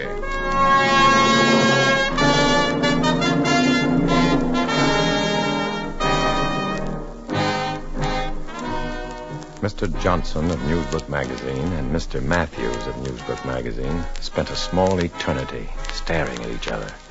Johnson knew I was the phony, but I couldn't let him know he was right. More important, I couldn't let Dr. Collins know if he found out the truth now, if he even became suspicious of me now. Well, gentlemen, you don't seem to know each other. To coin a phrase, Doctor, I think there's been some mistake. That's right, Matthews, and you're it. Doctor, this guy never saw the inside of the Newsbook offices. That true, Matthews? Look, Johnson, I've been freelancing for Newsbook for years. I've never met half the staff writers, or even the guys who pay me. But my credentials are in order. Dr. Collins knows that. That's true. That's very true. Now, wait a minute. All I know is my editor got a call from the public relations manager at the Merlin Corporation. Oh? Dr. Collins. May I see you a moment? Well, please. Now, just a minute. Doctor, if you have any doubts about me, you better call my editor right now. Excuse us a minute, Johnson.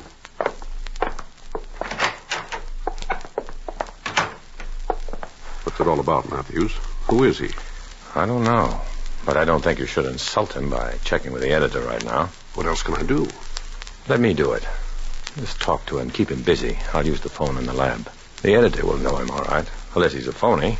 Just keep him busy. I'll only be a minute or two.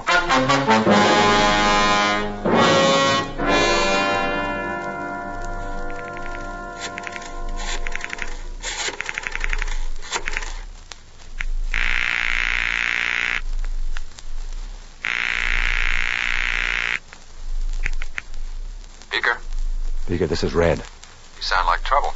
Right. Listen, call Newsbook magazine. Talk to the editor. Okay. Tell him the FBI wants to keep the new drug out of the news for a while. Tell him to call off his reporter. Tell him it's a sudden security move or something. Tell him not to tip his mitt, even to the reporter. You don't want any news slips. You can't explain why. Okay, Matt. And do it fast, Beaker. Right now. Hang up and call now. Right now.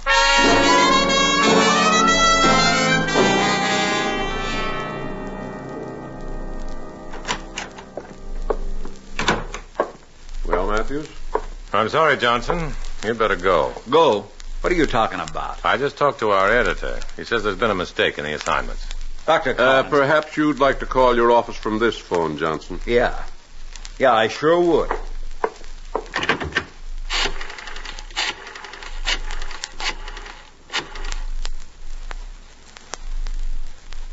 This is Johnson, honey. Give me Blake's office, will you? What? No, I'll wait. No, I don't want him to call me back. I'll wait till he gets off the other line.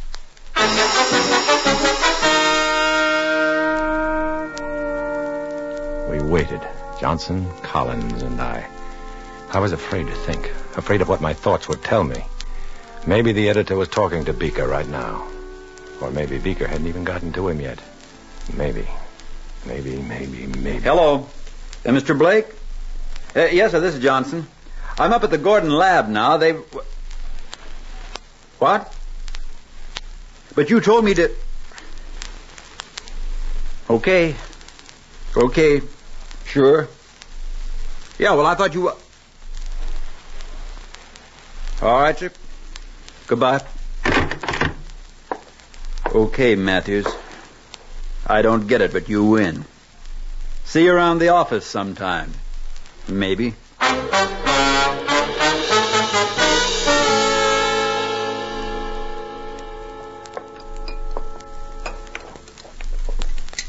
Let's see now, Miss Jonas. Is this the fourth or fifth one? Mouse number 5, Doctor. Mm-hmm. All right. Hold him now. Easy. There. That's that. What happens now that they've been inoculated, Doctor? Now? Well, now we wait and see whether we've got a miracle or a dud. 5 white mice, each one a barometer of scientific endeavor. If they live, all humanity benefits. If they die, 2 diseases profit by the loss. One of them, a red plague called communism. The principal carrier of that disease right now, an angel-faced comrade with the heart of a cobra and a head full of plans. You see, comrades, each one of the mice has been given just enough of the new drug to counteract the infection. I can't lessen the strength of the drug, but I can add to the infection. How can you do that? Septic solution. Give them another shot. Instead of the drug this time, use a solution containing the same bacteria they're suffering from. That way we make the infection stronger than the drug dosage. And nothing mysterious shows up under examination later. Comrade Helen, can you do this without being discovered? I hope so, Comrade Ritchie. Seems pretty risky to me. Dr. Collins is keeping close watch on his patients. The lab is locked up tight from midnight to 6 a.m. I have a key. You'll need someone to stand guard, check those burglar alarms. And I'd rather do it alone, Comrade. Alone? Why? Please, Comrade Svetic. If I'm alone and something goes wrong, only one of us suffers, not both. She's right, Svetic. If she knows what to do, let her alone. But I just Really, Comrade Svetic.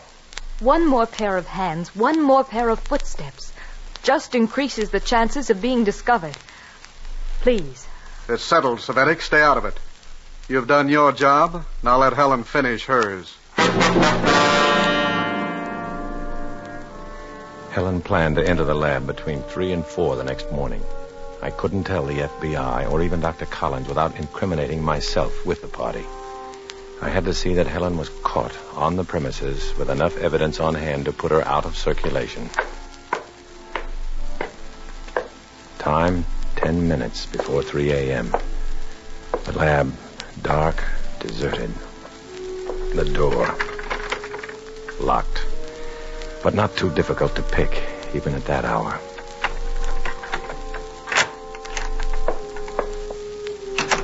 I reset the lock and headed for the supply cupboards that held the septic solutions. Not this one. Oh, not this one either. One of these I knew was... Oh, here we are. Lab technicians are used to finding the same supplies in the same places all the time. If I could just mix up these bottles of solutions, enough to delay Helen, to slow up the whole procedure... There. Septic solutions mixed up with bottles of antiseptics. It would take Helen time to find them here in the dark. And... Uh-oh. Somebody coming. Helen? Collins? Who?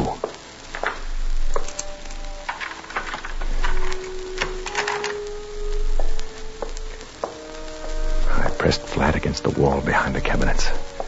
I couldn't see my visitor, but the steps were coming closer, closer. Helen, just a few minutes early. She was unwrapping a sterile syringe now. In a moment, she'd be looking for the septic solutions. Now, she was just 3 cabinets away from me, looking for the bottles I had just moved. Any minute, she'd be checking the other cabinets. The ones right behind me. Oh, she was going the other way, toward the room where the mice were kept. Now she was in the room, a door between us. If she'd stay there long enough, I could make a break for it. If she just stayed there long enough.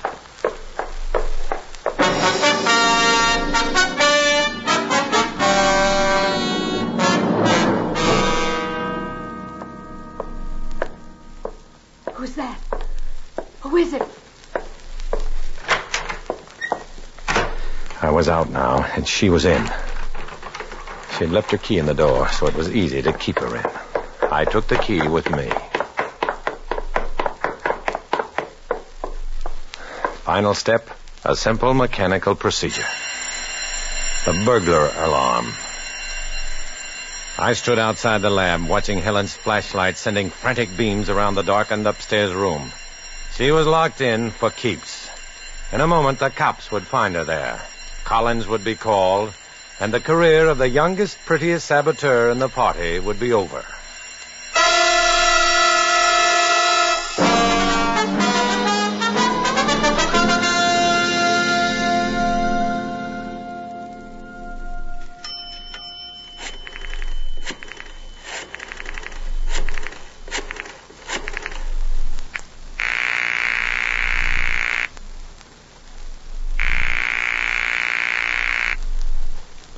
All right, big girl.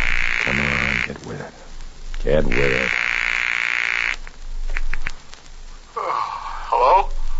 Beaker, this is Red. Who? Red. Red, wake up. At 4 in the morning? Are you in a jam or are you off your rocker? Neither one. The cops have your saboteur for you.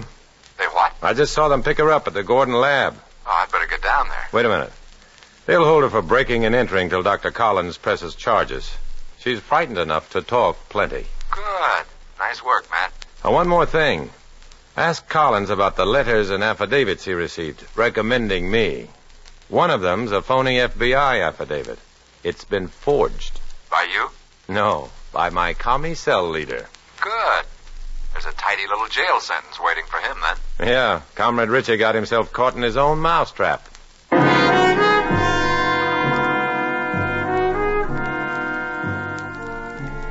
Those 5 white mice, by the way, didn't die. Dr. Collins saw to that. Once in a while, when it's dark enough and I'm alone, I walk by the Gordon laboratories. Usually there's a light burning inside. Dr. Collins, at work on another miracle. He works alone, I walk alone. But there's a difference. When he works, he's got the whole human race rooting for him. But when I walk, I walk alone.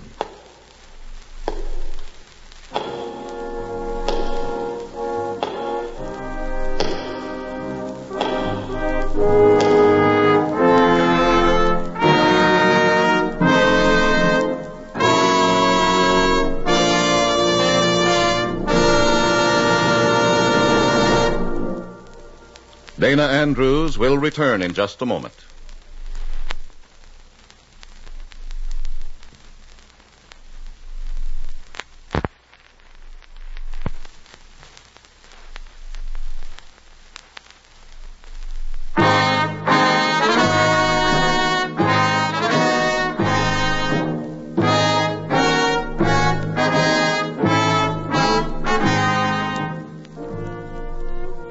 This is Dana Andrews, friends.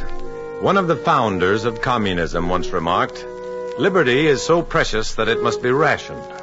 In a democracy, however, we've learned that liberty is precious because it cannot be rationed. When the tyrants in the world learn that, there'll be no more tyrants.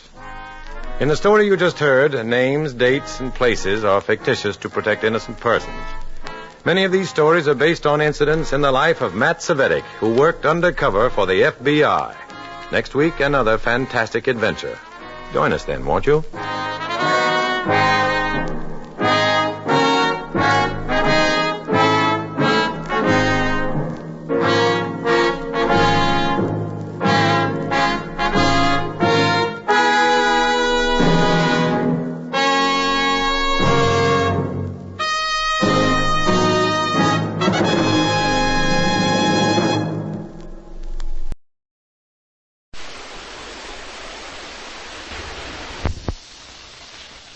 And now the National Broadcasting Company presents Inspector Thorne in The Mastermind Murder Case.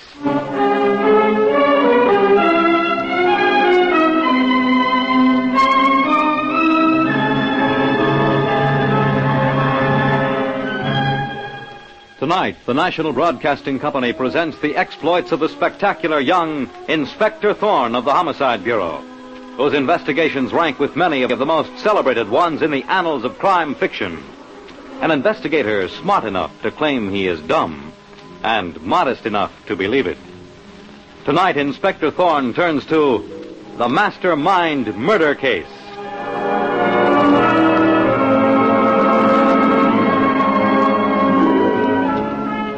The scene opens in one of New York's big banks. All is quiet and serene at a paying teller's window as the beautiful and socially prominent Jessica Monterey, wife of the bank's president, steps up to the teller's window, and we hear him say the words that are the prelude to violence and murder. Good morning, Mrs. Monterey. It's nice to see you here. Thank you, Mr. Lamb. I have a check for $50 I'd like you to cash. Certainly, Mrs. Monterey. Well, I'm sure this is one check we needn't look up, drawn by the wife of the president of the bank. I suppose so. Here you are. 20, 40, 50. Thanks. Is my husband here? Yes, in his office. But he has someone with him. He won't be more than a few minutes. Wouldn't you like to wait for him? No. No, I have a very important appointment. Mrs. Monterey, I see the door of your husband's office opening now. Oh, she's already gone. That's the bank alarm bell. They've blown up the big safe. It's a holdup. They're killing the guards. Call the police.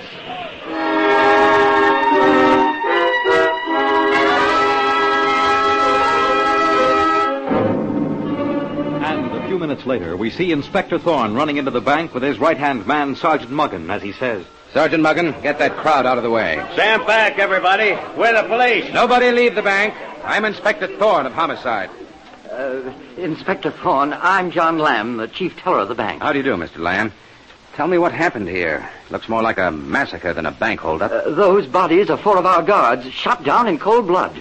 And the bank's main safe was blown wide open. What did the robbers do? Kill the guards to get at the safe? No, Inspector Thorne. I heard a terrific explosion as the safe was blown up. Then I saw the robbers run through here on their way out, killing the guards as they made their escape. You mean the robbers blew up the safe and then killed the guards? Strange. Sergeant Muggan. Yes, Chief. Take the fingerprints of this one body. Just from one body, Chief? Not the other three? No, this one only, Muggin. Okay, Chief. Now, Mr. Lamb, the president of this bank is Stanley Monterey, isn't he? Yes, Inspector Thorne. Follow me. I'll take you to his office. Mr. Monterey? Yes, what is it, Lamb? This is Inspector Thorne of the police, sir. Oh, yes. Well, come in, Inspector Thorne. Terrible business, this. Yes, it is. You may go now, Lamb. Yes, sir. Fortunate thing, Mr. Monterey, that your wife ran out of the bank the very moment the safe was blown. Why, she might have been killed by the bandits. My wife here? Well, she didn't tell me at breakfast she was coming. I cashed a check for her, sir. She asked for you, but wouldn't wait. Said she had an urgent appointment. Well, all right, Lamb. Go ahead now. Yes, sir. Well, Inspector Thorne, this is a dreadful thing. 4 of our trusted guards murdered. Our big safe blown. Millions in currency stolen. What is your analysis? My analysis is very simple, Mr. Monterey. Simple? It's an inside job. Inside job? How could it be? That's impossible. Mr. Monterey, of course, you've heard of the famous English bank robber, George Bridgewater. George Bridgewater? No, I haven't. You haven't? I thought every banker in the world had. Well, I haven't, Thorne. All the big jobs Bridgewater has pulled have been in collusion with someone who works in the bank. Really? Usually in collusion with a high official of the bank, Mr. Monterey. And you say you've never heard of him? I've already said that twice, Inspector Thorne. Well, from the whole setup of the job in your bank, Mr. Monterey, I'd say Bridgewater engineered it. From the inside. Very well, then. He did. Any other questions you'd like to ask? No, none, thank you. But it is curious that a banker of your standing never heard of the world's most famous bank robber. Goodbye, Mr. Monterey. Get any leads from Mr. Monterey, Chief? No leads, Sergeant Muggin. Only an idea that may be very right or very wrong. We'll start back to the Homicide Bureau now. I have some checking to do.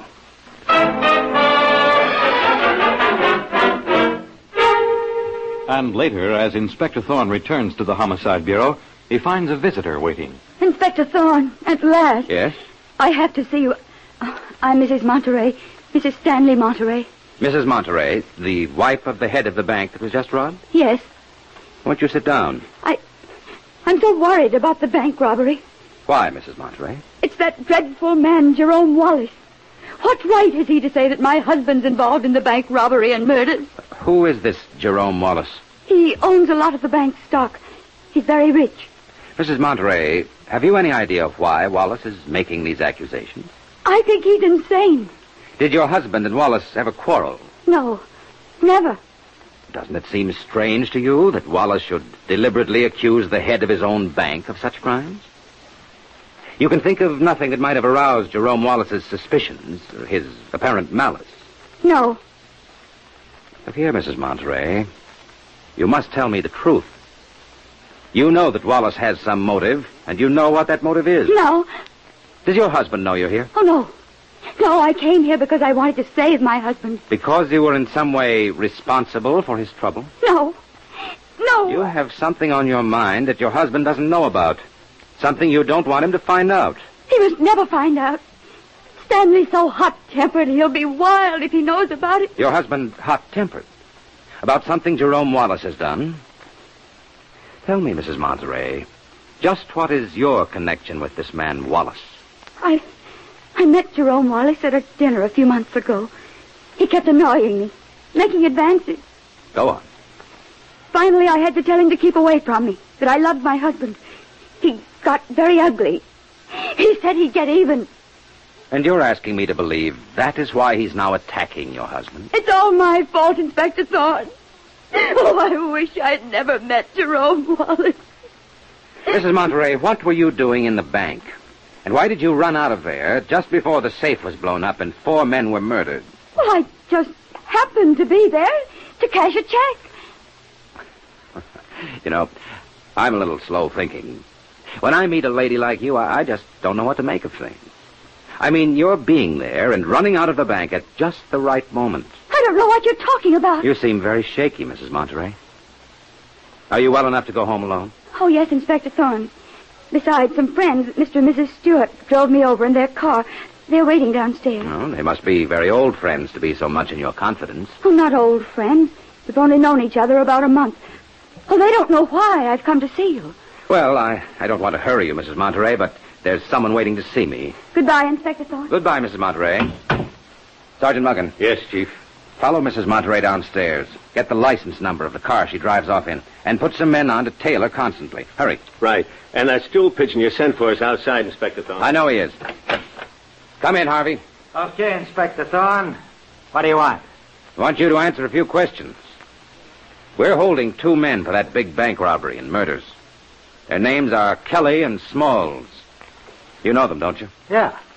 Now, you know as well as I do, Harvey, they're not smart enough to pull a job like that alone. Tell me who's behind them. What's the man's name? I don't know. I don't know nothing about it. Then why are you shaking like that? I don't want to end up in the morgue. Tell us who masterminded it, Harvey. All I know is they call him Mr. Big.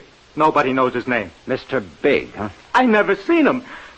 Honest, Inspector Thorne, you know me. I helped you cops many's the time, but this one is murdered.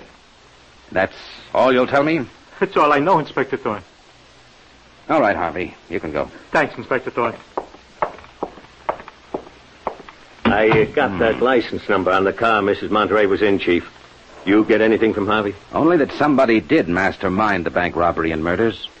A Mr. Big. Mr. Big? Is that the English bank robber Bridgewater you were telling me about, Chief? That's for us to find out, Muggan. You could have knocked me over with a feather when the wife of the head of the bank, that Mrs. Monterey, walked in. I tell you what, Chief. Come in. Inspector Thorne, they got that stool pigeon, Harvey. They shot him a block away. What? Killed Harvey? They work fast and effectively, Mr. Big's men. They sure do. Hello, this is Inspector Thorne. Inspector Thorne, this is Stanley Monterey, head of the bank. I must see you at once. Where are you, Mr. Monterey? The bank. This is urgent. I'll be right over.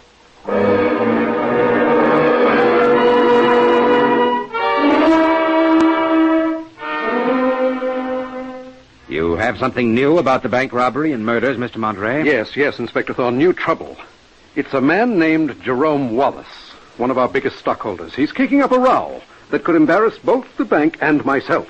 How? Why, this Wallace has virtually accused me of having a hand in the robbery. But you have a reputation beyond reproach. That seems to make no difference to Jerome Wallace, Inspector Thorne. What's this man Wallace's background? Well, he's made a lot of money in oil. Bought up a lot of the bank's stock. And you have no idea why he's making this charge? No, none at all. You know, Mr. Monterey, I've never heard the like of the story you're telling me. Well, whether you have or not, Inspector Thorne, I tell you this man is out to cause me trouble. And you still say, Mr. Monterey, you've never heard of the English bank robber Bridgewater? I told you before I'd never heard of him, Inspector Thorne. And I'm not accustomed to having my word questioned. Maybe that's because you've never had the police to deal with before, Mr. Monterey.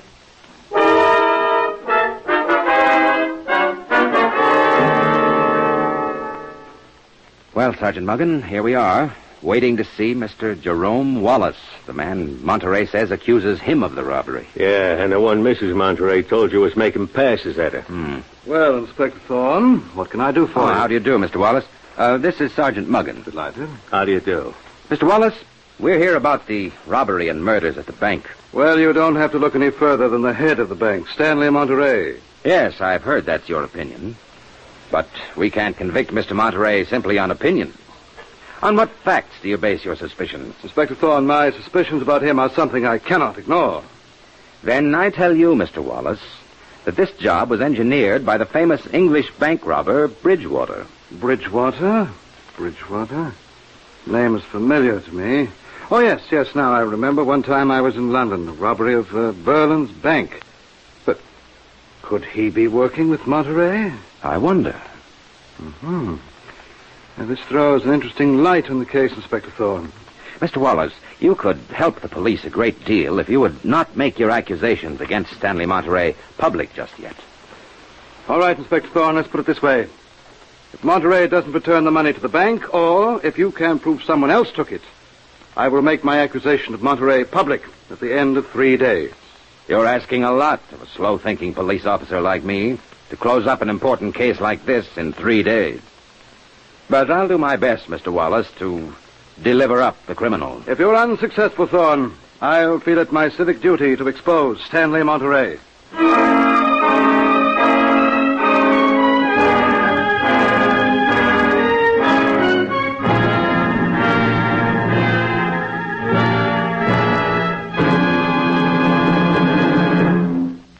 Inspector Thorne in the Mastermind murder case will return in just a moment. But first, it's the Silver Jubilee on NBC. Tonight, be sure to hear Mr. Keene, tracer of lost persons, as he brings you the story of the fire escape murder case. And here are a few reminders about Sunday evening's radio features. First, there's Tom Conway as Gentleman Detective Simon Templar, alias the Saint. Then screen actor Lloyd Nolan brings you another hard-hitting story as Martin Kane, Private Eye. And actor Carlton Young comes to the NBC microphone in the double role of Philip Galt and the Whisperer. As the Whisperer, he is able to enter the underworld, gain the confidence of criminals, and solve many of the cases which have long baffled the law enforcement authorities. Then later Sunday evening, join Mr. Moto, the ace Japanese-American security agent, sworn to uphold world peace and bring to justice those who would push the world into another global conflict. Then on Thursday evening, we present Dimension X, which features stories dealing in time and space, and brought to you in future tense. Hear Dimension X next Thursday. Well, there you have it, a brief rundown of the programs you soon will hear. Programs designed for the best in summer radio entertainment and heard on this, your NBC station.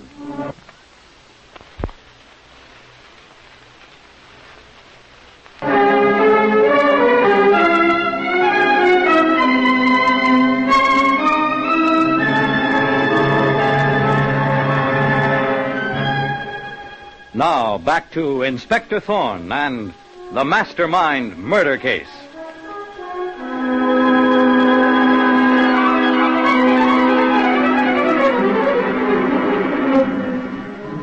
Now, at the office of the Homicide Bureau, with just 3 days to solve the gigantic robbery and murders at a great Wall Street bank, Inspector Thorne bears down on his pursuit of the mysterious Mr. Big, the man behind the crime. Sergeant Muggin enters, downcast. Chief, here's a report on the banker's wife, Mrs. Monterey. Oh, let's see it, Muggin. Look how often Mrs. Monterey has been seeing Mr. and Mrs. Stewart, those people who were in the car with her when she came here to see me. So what? They only met a month ago. A woman like Mrs. Monterey doesn't ordinarily make intimate friends so fast. Muggin, I want you to get 2 tickets to the Bijou tonight. You and me going to a show, Chief? This morning's paper says that Mrs. Monterey is going there with the Stewarts. You and I are going, too. And we're going to meet them there. Accidentally, of course.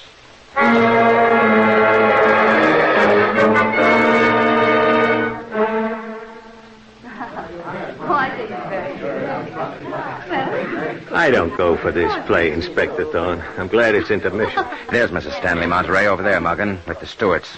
Follow me. Right, Chief. Good evening, Mrs. Monterey. What? Inspector Thorne. How nice. And Sergeant Muggin. Are you enjoying the play? It's too heavy for me. Really, Sergeant Muggin? My husband often gets bored, too. That's why I'm so glad to have Clifton and Virginia Stewart to go with. Oh, I want you to meet them. Mr. and Mrs. Stewart, Inspector Thorne, Sergeant Muggin. How do you do? How do you do? Inspector Thorne, the detective? I've often thought I'd make a good detective myself. Oh, is that so? But construction's my job. Will you excuse me? There's some other friends of mine over there, and I'd like to say hello. Come along, Virginia. All right, Jessica. Yeah, Inspector Thorne, I'd like a word with you. What about, Mr. Stewart? It's about Mrs. Monterey. She's in a state over the bank robbery. She is she? Have you been following the case closely, Mr. Stewart? Yes, I've been following it in the papers. They certainly had a clever schedule worked out. Schedule?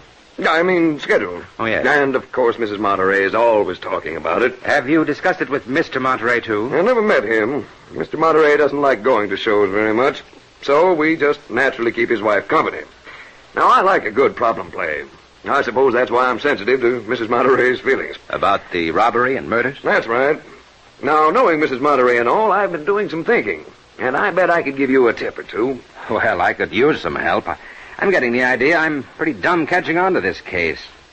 Tell you what, Mr. Stewart, here's my card. Oh, thanks, Inspector Thorne. Drop in and see me in the morning. Wait a minute. I think I've given you the wrong card. May I have it back? Yeah, sure thing. Here's the right one. Well, I'll be looking forward to your tips in the morning. See you tomorrow, Inspector Thorne. Good night, Mr. Stewart. That character's a windbag, Chief. Just a big butter and egg man, eh, Muggin? Sure, typical. That's where you're wrong. Clifton Stewart's not typical. He's cunning. And he's not an American. He's an Englishman. He's an international crook. What? Yes, Muggin. From the way Stewart used one word, I know he's not an American, but an Englishman. And I think the fingerprints I tricked him into giving me on this card will show he's the famous English bank robber, Bridgewater.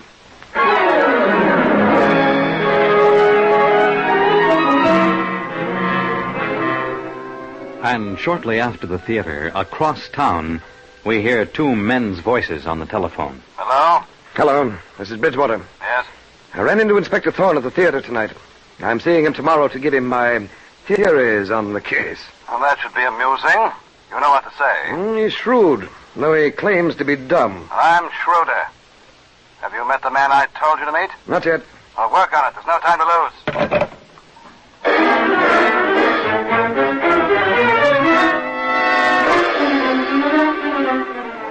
Now, next morning at the Homicide Bureau, things are beginning to happen.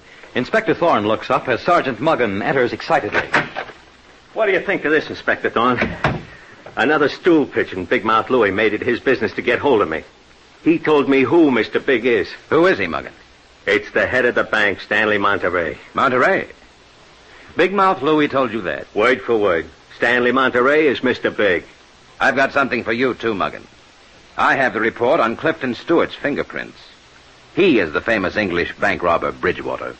Then Stewart's Mr. Big and Monterey ain't. Muggin, my hunch is that Bridgewater, alias Clifton Stewart, is working for someone else. And that this someone else is the real Mr. Big. Hello? Mr. Clifton Stewart's here to see you, Inspector Thorne. Have him come in.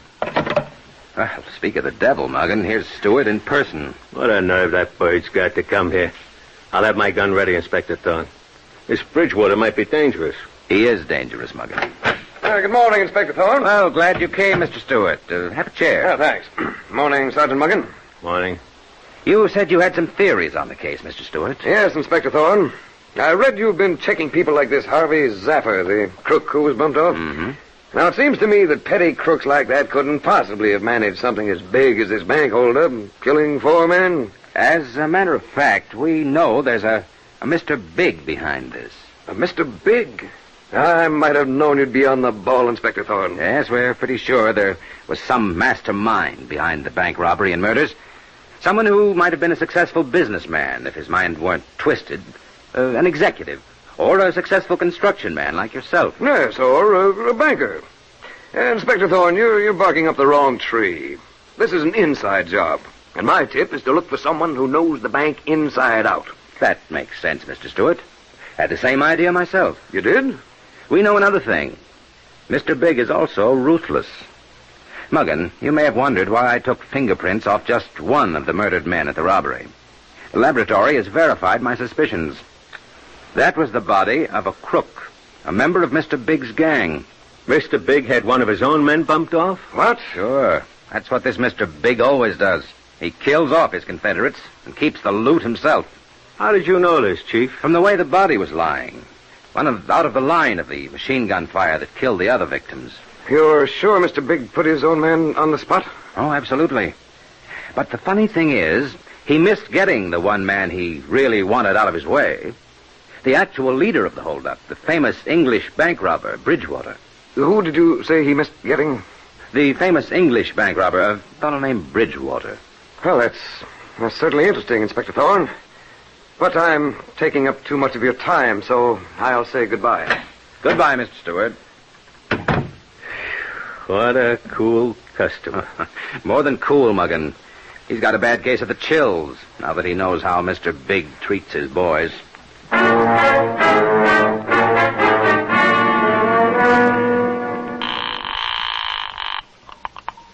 Hello? This is Bridgewater. Well? I saw Thorne. He's on to Mr. Big, but he doesn't know who he is. Listen, what are you planning for me? What do you mean? I know you had one of the boys killed.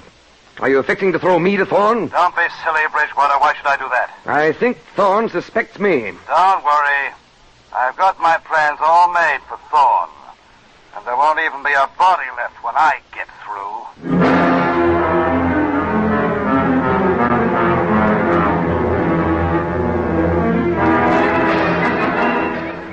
Now, Inspector Thorne, in danger of his life, moves in on Mr. Big.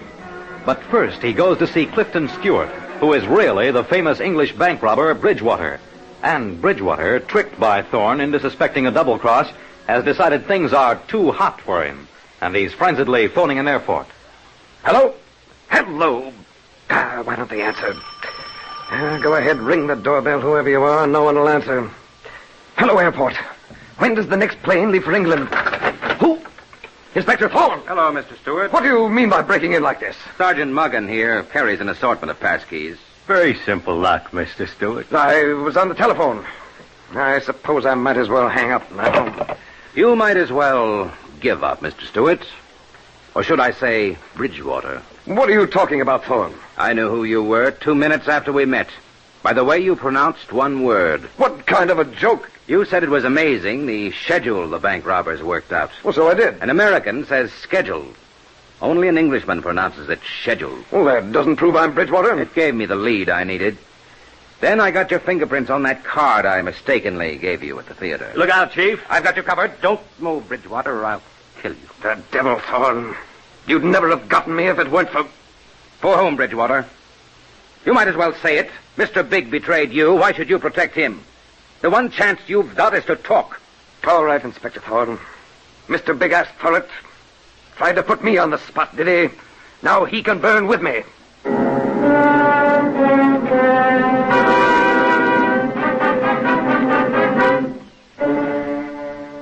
Here I am, back again, Mr. Wallace. So, you've come, Inspector Thorne. I was afraid you'd be late. The 3 days are almost up. Well, have you got your man? I think so. Good. I was inclined to think no detective could possibly live up to your spectacular reputation. Well, thank you, Mr. Wallace. You have a wonderful art collection. That painting is beautiful. Yes, isn't it? And over there, Mr. Wallace, on the wall, that pretty little picture. Pictures like that very often conceal a wall safe. Is that why you've got it there? Conceal a wall safe? I know it does. And I think I know what's inside of it. The millions in cash that were stolen from the bank 3 days ago, and 4 men murdered. Yes, that's right, Thorne. I'll show it to you. I'm so sorry to have to use this gun. Come over here. Here. A twirl of the dial, and here's the money. Oh, you've got it wrapped up very neatly. Would you like to know my plans for you? I guess you'll take me down into the cellar. Congratulations, you are smart. Oh, I claim to be dumb. I'll just relieve you of your gun. A small precaution. I think we're ready now, Inspector Thorne. Open the door. Down the stairs. Left turn at the bottom. Isn't that right, Wallace? You seem to have done this before. Oh, yes, you're smart, but not smart enough. For years I've outwitted you and your kind, Thorne. The police never knew I existed. They blamed the crimes on other people. Like Bridgewater. You know of that, eh? My compliments. You know too much. And that's why you're going to take me into the little room with the thick walls, and then dispose of my remains in the incinerator. You are too smart, Inspector Thorne. But you won't bother me much longer. Other men like you have cornered me, Wallace, without getting away with it. Other men were not Mr. Big. Now, there's the door to the little room, Thorne. Open it. Step in, Thorne. Step in! Get against that wall, Wallace. You're covered. Good work, Sergeant Muggan. You see, Wallace, while you were amusing yourself with me, Sergeant Muggan, with some of our men, took over your house. This time you slipped. You should have stayed at your job of being a straight criminal.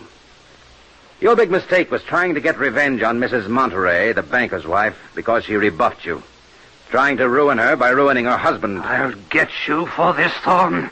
Tell that to the judge and jury, Wallace. Hold out your hands for the handcuffs. I arrest you for first-degree murder.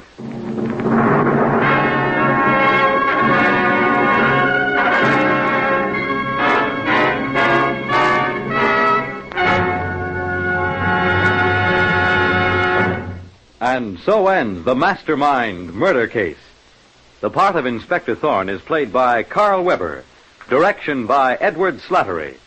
The script was written by Carol Warner Gluck and Edward Francis from the original story by Frank and Ann Hummert. This is Fred Collins inviting you to tune in again next Friday at the same time when the National Broadcasting Company will present Inspector Thorne in the Dark Cigarette Murder Case.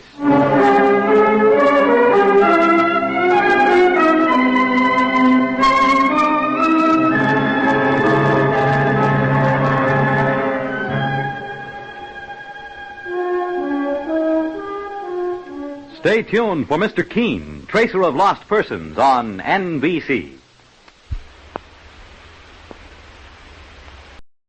International Incident Number 5.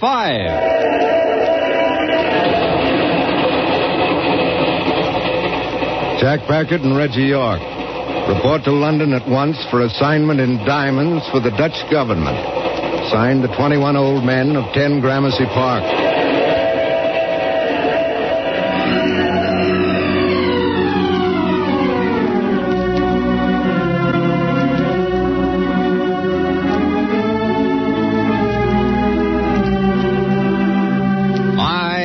Adventure. The American Broadcasting Company presents a new Carlton E. Morse production featuring the international escapades of Jack, Doc, and Reggie. Tonight's incident brings you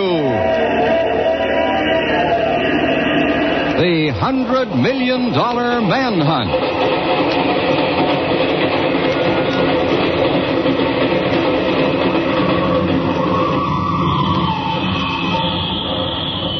All right, Cabby.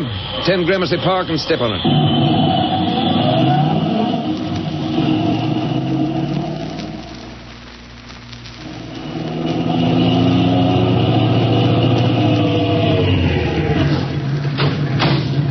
Here you are. Keep the change. Come on, Reggie.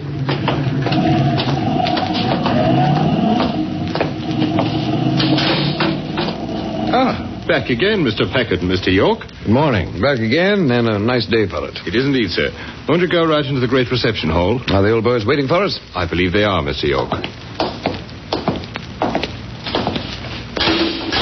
Right inside, please. Righto. So, I never get over how that great door opens so loudly from the outside and closes without a sound from the inside. The draperies have already been pulled from before the great mirror, which means we're about to go into session. Come on, let's move down into the room a little. Gentlemen, welcome back to London. Uh-oh.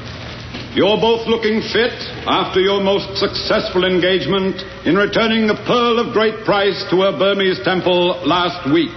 She didn't give us too much trouble. I hope you'll have the same to report after today's assignment.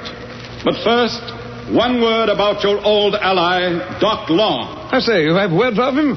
A rumor has come into our possession that Doc Long is somewhere along the outer Mongolian border. Then the red-headed Texan's still alive. There seems to be that possibility. We will continue to follow up our lead. Now then, a matter of great concern to the Dutch nation has suddenly come to a head. I will let Meneer Van Huygens, our Holland representative, give you your orders. This assignment involves the rape of my government's treasury of $100 million worth of diamonds and the circumvention of a group of unprincipled men who now possess them. Where do we start? First, the history of these gems. When the Germans swept into the Low Countries in 1940, the cities of Antwerp and Amsterdam were the diamond-cutting centers of the world. The bulk of the government's wealth in cut and uncut diamonds were in the vaults of those cities. Quite. Nazi loot. Exactly. They were taken to Berlin. After the defeat of Germany, they disappeared. $100 million in diamonds gone. You have a trace of them now? Perhaps. At least we have a clue. To intercept and recover them is your assignment. Thank you, Dr. Van Huygens. Gentlemen, you have 1 hour in which to board the American transatlantic stratoliner for Paramaribo, Dutch Guiana. You will pose as James Perry and Albert Young, businessmen looking for mahogany. At the Amsterdam Hotel in Paramaribo, you will be awaited by a trustworthy agent. Further instructions will come from him. So, Dutch Guiana of all places. That's all? That is all, except this. Yours is a most dangerous and urgent mission.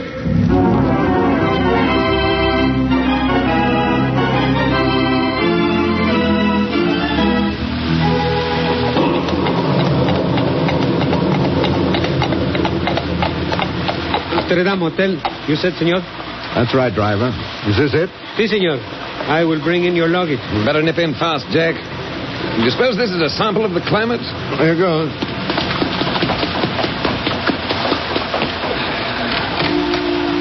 Ah, made it, by Jove. You know, if somebody'd break a bottle of champagne over my head, I'd be launched. Oh, see. This isn't half bad. After that trip from the docks, music in the lounge and all that. Senores? Perry's my name. This is Mr. Young. Oh, si. We received your wireless. Will you register, please? Your bag, senores. Very small. A little wet. Positively soggy. Here, keep the change. Gracias, senor. Here, Pedro, take those pads and show the gentleman to numero 21. 21? Say, that is a familiar ring. 21 old. Hey, Reggie. Quiet. Is something wrong? Senor Barin selected the room. He is expecting you. Senor Barin? Yeah, of course. Will you let Senor Barin know we've arrived? But that is not necessary, senores. His room adjoins yours. He is waiting for you. I see. All right, bring the bags, Pedro. Come on, Reggie.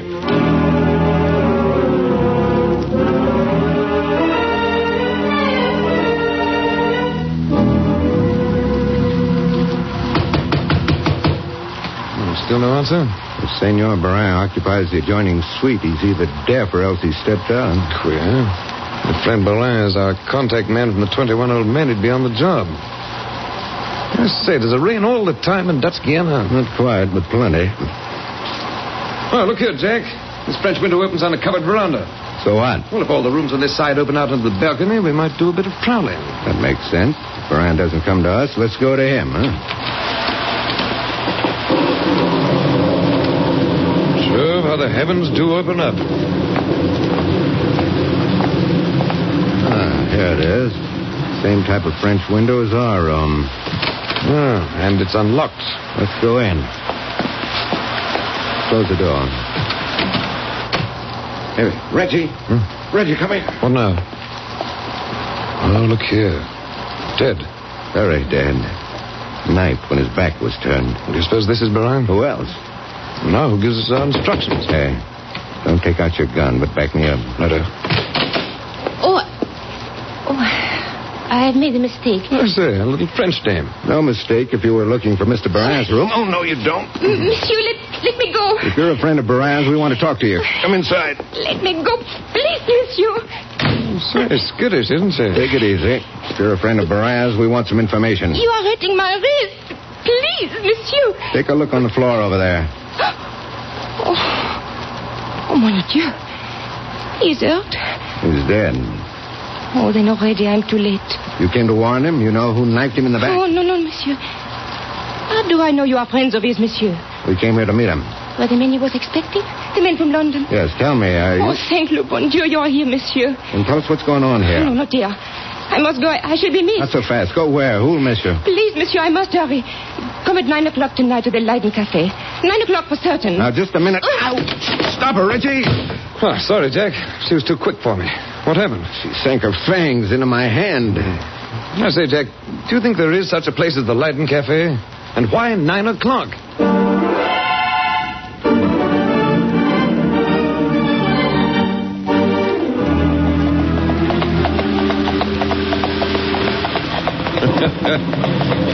What a business. Rain down our necks, police in our hair, and our contact man dead of night poisoning.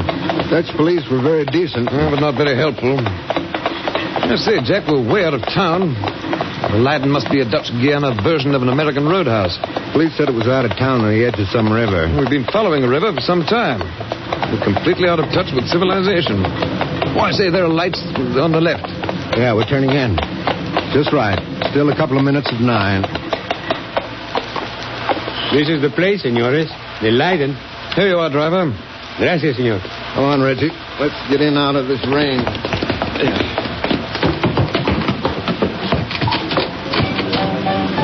Sure.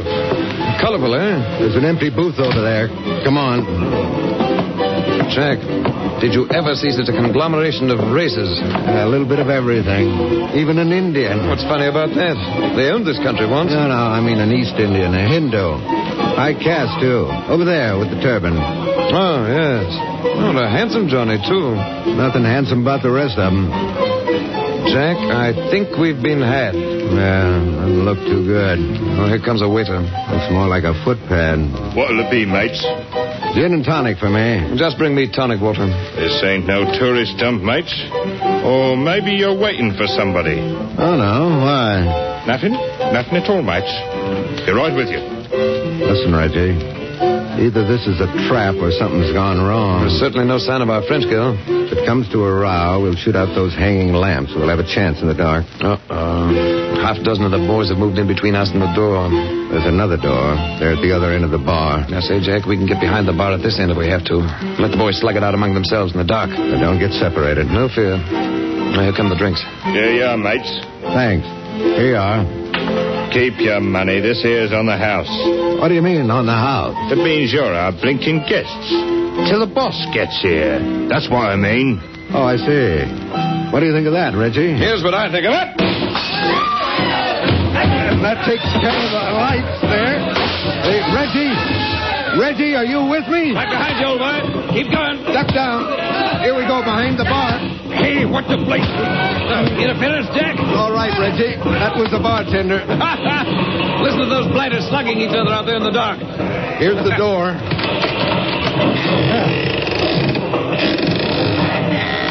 My word, but it's dark out here. And a good thing, too, or they'd seen that door open. I'll say this must lead to the second floor. Quick, Reggie. Up those stairs. Quick. Right. Easy on the steps. Right now, old boy. It's like running about inside a coal bin. Anywhere except into that lighted room at the end of the hall. Here, let's try this one. Close the door softly, Reggie. Though I'd like to get my hands on that little French girlfriend we were to meet here. She certainly led us into a trap. The window shades seem to be drawn. Maybe we could use a little light, huh? See where we are. Here's the light switch. Good. Yeah, that's better. Hey, Reggie, look here. By Jove, the French girl. Trussed up and gagged. Untie her, Reg, while I take off the gag. There. Oh, monsieur. You? Oh, mon Dieu, this is a miracle. You are alive. There. Here, let me help you. Oh, merci. Maybe I owe you an apology after all, mademoiselle. Madame, monsieur. Madame Barin. Barin? He was your husband? Oui. I have worked with him from the beginning. Somehow the enemy found out and... The enemy? There is a group of international gangsters. They killed my husband. Now they tie me up. No wonder you didn't keep your appointment. And you know what we came here to find out from your husband? Oui, monsieur. But of course. Do you know your way around this rabbit warren, a place where we can hide out or at least get away safely? Oui, monsieur. But we must hurry. What you seek is here, in this place. And if we fail, it will be gone forever.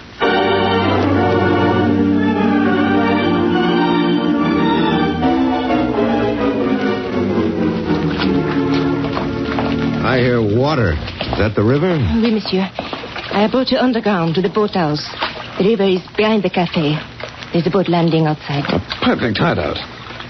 Oh, I say, it stopped raining for a change. Okay, now bring us up to date quickly, madame. Please. Not madame. I am Emily to all you are my friends. Well, that's us. Friends of all beautiful women. Hey, cut it out, Reggie. Emily, what's the story? You saw the Hindu in the cafe? Yeah, we saw him. They call him Your Highness. I think that man killed my husband. What makes you think so? Always my husband used to say to me wherever we were. In Berlin, in Marseille, in Tunis, Tangier, Algiers. Everywhere he said, Emily, ma chérie, someday India will come to us, or we will go to India. When that happens, it will be the end of the trail. That fits. Reggie, now it's beginning to make sense. What is? India diamonds. There's only one place in the world where $100 million in diamonds could be sold and disappear forever, and Baran knew it. By Jove. India. Those blighters hoard gold and gems. Oui, monsieur. I heard my husband say so. Well, then you think our Hindu Johnny's the buyer? Either that or he's an agent. And that is why I know he killed my husband. No, it wasn't any Hindu who killed Baran. But my husband, he said... The knife that killed your husband wasn't an Indian knife. More than that, it was wielded by a small person. Someone who didn't know much about the trick of killing with a knife. How would you know all this? Listen. Hey, the boat. Sounds like it's coming up to the boathouse. Watch it. I will look and see who it is. Be careful. Carl! Luigi! Hey, what are you doing? They are friends, monsieur. Come. Be careful of the steps down to the boat landing. Say, looks like we're in luck. We could use a little help. Carl, a bonheur, mon ami. Emily, who are these men? They are the men we expected, Carl. And be careful. Oh, so Surround these men. Yeah, what's going on? Another trap. Keep your hands where they are. Luigi, take their weapons. Ali, Hans, shoot if they move. We taking this, Jack? How about that? Tricked by the same girl twice. Tie them securely. They're dangerous men. Already the other gang has arrived. They bound and gagged me and tried to kill these two, but they escaped and saved me. Take no chance with these men. The Portuguese gang has come to the Leiden Cafe? They are inside now. They have a trap set for you. They were holding me as hostage. These men got me out. And so you thank us by making us prisoners. Quiet. Emily, they did not make you talk about that cache of diamonds. Carl, these men have ears. They will not be able to use them for long. Hans, Ali. Yeah. Load these men into the boat. You're quite a girl, Emily. You are nothing to me. Quiet. Load these men into the boat. Take them up the river. Feed them to the piranhas. Yeah, food for the fish.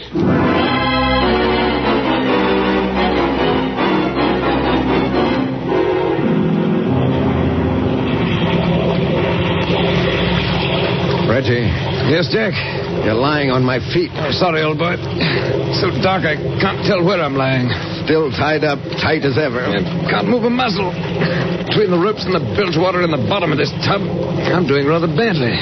Can you feel my right foot when I move it? Yeah, right in the small of my back. See if you can reach it with your fingers. There's a safety razor blade slipped in between the sole. Well, they're all for old razor blades. Why don't I think of things like that? Never mind that. Do you feel it? Just a moment. There. You got it? I have indeed. Roll over here, back to back. Maybe you can cut my wrists free. Right up. Hey, hold it. Quiet down there. Keep sawing, but keep it quiet. It's going to take a minute. Say, Jack, what's this piranha business? Huh? What about him? Well, that chef Carl. He said throw us to the piranhas. Oh, devilish little fish about the size of sardines. Millions of them in these South American rivers. Most voracious animal alive. Anything falls in the river and the piranhas swarm like flies. Clean an animal or a man to the bone in 60 seconds. Happy little critters, aren't they? Hey, how are you coming? They're slowing down. Any luck? Just around the next bend in the river, Hans. That'll be far enough. Try now, old boy. A little more, Reggie. How's that? I got it. Give me the razor blade. Now these ropes on my ankles. Now for you. This is good enough. Throw over the anchor. That's it. Now my legs. There. Now come on, you blighters. Lie still and lay you down in the cockpit, Reggie. Play possum. Come on, Hans. All board with them. Yeah, time to feed the fish. Now, Reggie. With pleasure. Well, that's one of them. And here's number 2. Jack, that second man didn't try out. He couldn't. He was knocked cold. Tried to catch him, but he went over the side. Listen to those fish fighting. I'm glad it's dark. It wouldn't be a pretty sight. I say, Jack, come on, let's get out of here. This place gives me the willies. I'll get the motor and head back downstream.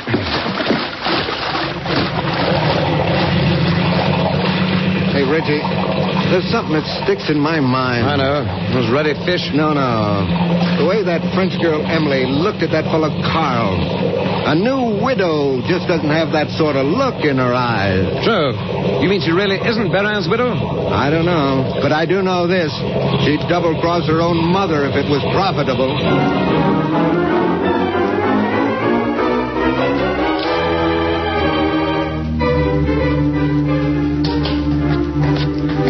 Well, here we are back at our jolly old hotel. Looks better in the sunshine. What now? Well, we start all over again. This is where we came in. Hello, new girl at the room clerk's desk. Pretty, too. I'll take care of that department. You relax. Listen to the man. Si, senores. What may I do for you, please? That comes later. May we have the key to our room? You are registered here? Perry's my name. This is Mr. Young. Si. We were expecting you. But you will have to register, please. We've already registered. Early last night, room 21. Oh, I will see. There is no record, senores. But that's queer. Perry and Young, room 21. Perry, Young. Hello, how are you? Name is Malcolm. Where are you to been all night? Mom, but I've been fair worried about you. Come upstairs. Just a minute. This is another trap we... Now, you're right to be suspicious, but perhaps these credentials will satisfy you. Hello. I should think so. All right, we'll go up with you, Mr. Malcolm.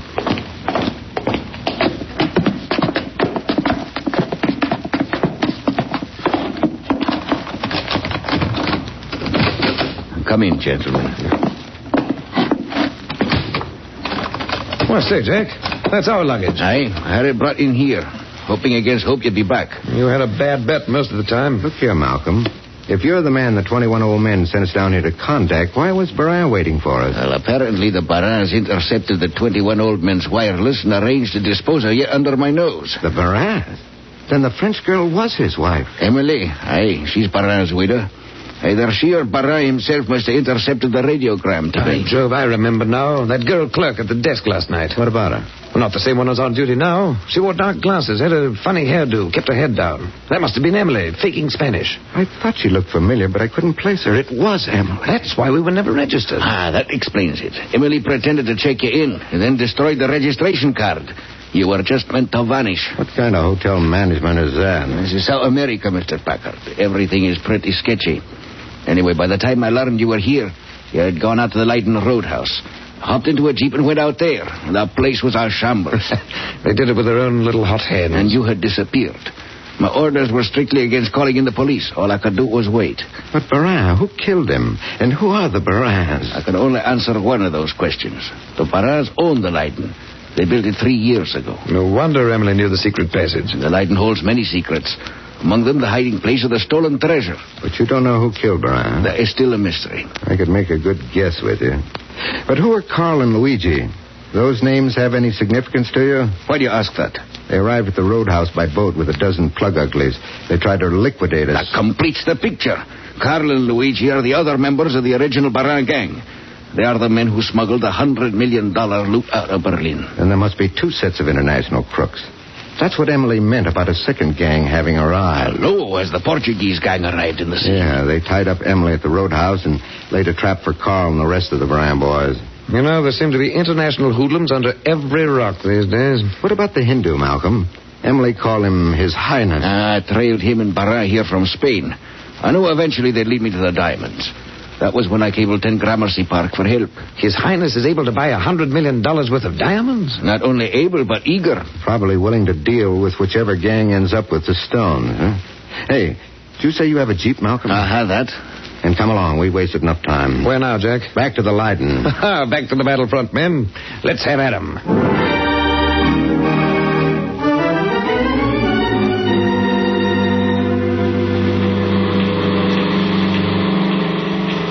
We must be nearly there. Right around the next turn, just ahead. Then run the Jeep off the road into these woods. We'll sneak up. We'll have cover almost to the buildings. Come on. Must be just a few yards through the trees. I say, you chaps smell smoke? Well, now you mention it. Hey, look. Dead bodies. 2, 3, 4 of them. Some of the Portuguese gang. Look here. Here's one of Barin's boys. I remember his face. What's that? Come on. It means we're in time. Here we are on the edge of the woods. Hold it, hold it. So, well, the 2 gangs must have had a private war. Look, the Leiden house has been burned. How about that? War to the death in the jungle. Gang battle and burned out. Nothing but the chimney and the concrete foundations left. There are more signs of battle. Those men sprawled out there. Well, they're not taking a nap. But which side won? We'll soon know. Don't forget that dynamite blast we just heard. You mean they were blasting for the treasure? Here they come. Keep back out of sight. Uh-oh. There's our girl Emily and Carl. Wonder where Luigi is. Emily's directing her men to go into the ruins. The treasure's in there, Packard. It's lost forever. The place must have been an inferno. Don't you believe it? Emily knows what she's doing. Positively. And I'll bet money that explosion we just heard blasted open the cement foundation. Of course. She and Barin must have concealed the treasure in the foundation when they built this place 3 years ago. Hey, look. Down on the river by the boathouse. Let's say, a yacht. An ocean-going yacht. Right, the La Cana of Bombay. Train your field glasses on her, Malcolm. I will do. Can you make out anything? Aye. It's Manbalaskars, Hindus, East Indians. Our Indian potentate ship. Aye, he's on the bridge, watching through glasses. Hey, here comes Emily with Carl and their men from behind that cement wall. Oh, they're carrying something. It looks like a footlocker. Good. Now listen, you two. The Maharaja is quite willing and able to buy the treasure, but I don't believe he'll have any part of a fight. And the 3 of us can handle Emily and her gang. We haven't a prayer if the Indian and his men come ashore. That's a chance we'll have to take. Yeah, there they come with the second footlocker. All the jewels are in those 2 cases. I know that much. And it's time for us to move in. Malcolm, cover us with your rifle, will you? Hurry. All set, Reggie? Ready and willing. Let's go! Carl, they're coming! Turn over there! Shoot them quick! Good work, Malcolm. Keep it up. Wade into him. It's a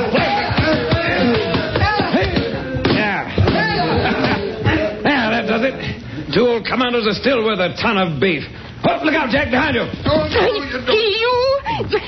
Let me go, I kill you. Emily, stop it, you little cat. Give me that knife. I bite you. No, give me that knife. Is this the dirt you used to knife your husband in the back because you were in love with Carl? You lie. You want to bet on it? Luigi's over there. He's shot in the back. Yeah, Emily and Carl are going to have it all to themselves. Too bad, honey. His boyfriend's gone bye-bye. Canaille. Dog. Jack, the yacht. It's pulling out in the midstream. His Highness doesn't want any part of this. Let him go. We got what we came for.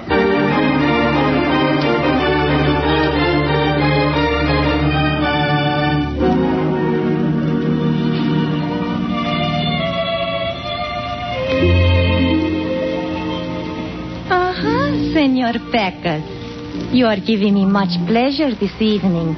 Yeah, that's my line. So? Sure, always let the man be the first to say he's grateful. But you are so brave. So very much a man.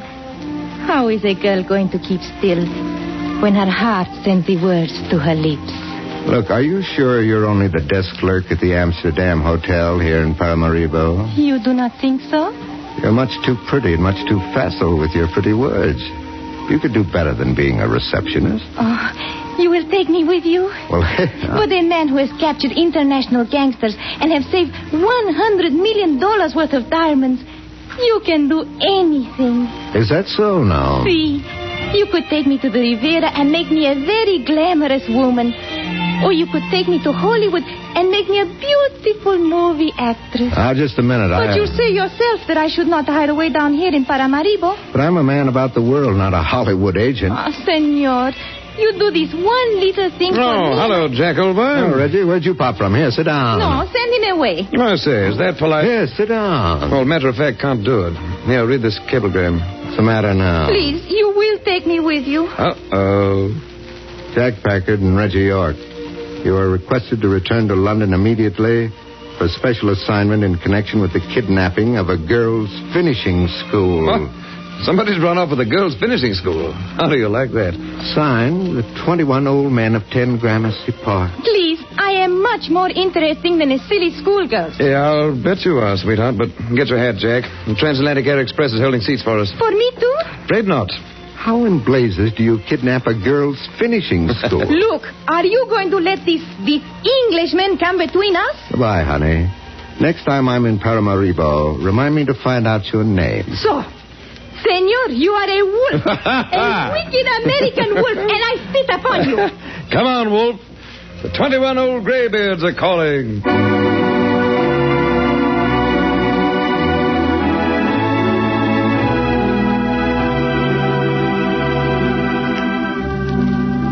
You have just heard I Love Adventure, a new Carlton E. Morse production featuring Michael Raffetto as Jack Packard and Tom Collins as Reggie York. Next week brings International Incident number 6, entitled The Girls' Finishing School Kidnapping, an affair ranging from the Adriatic to the mountain fastness of Tibet. This evening, the spokesman was played by Everett Glass, Van Huygens by Louis Van Ruten, Emily by Lillian Bayef. Don Morrison played the Mexican. Lal Chan Mera was Ollie. Dan O'Herlihy was the Cockney waiter. Alma Lawton was the Spanish room clerk. And Russell Thorson played Carl. The $100 Million Manhunt was written by Carlton E. Morse with John Paul Schofield. Organ music and effects by Rex Corey. Your announcer, Dresser Dahlstedt.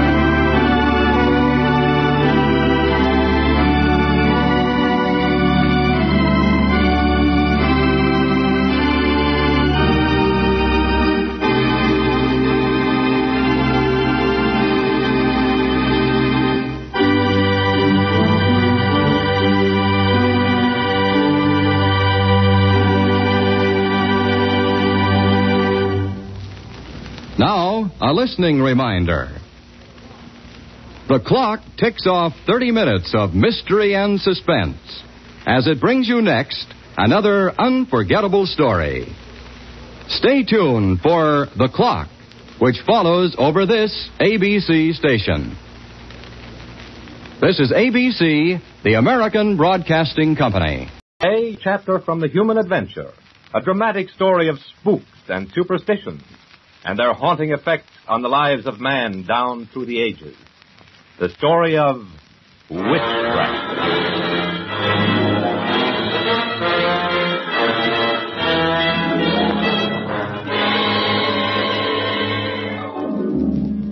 Round and round the boiling pot, the witch's brew is steaming hot. Round and round the witches go. Gather now and place your token. Do as I, the devil's spoken. Round and round the witches go. Evil charms and an evil plan. Evil acts to curse all men. Round and round the witches go. Round and round stir the pot. Stir it cold, stir it hot. Give it all the stuff you've got. You may be good, but we are not.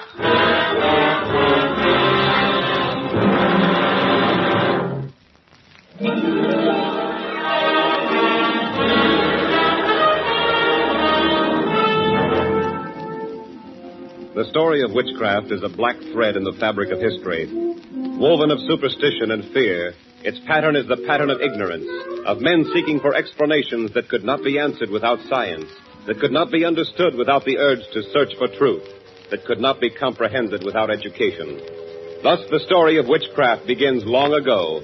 Older than written language, older than the wheel, are the demons men feared.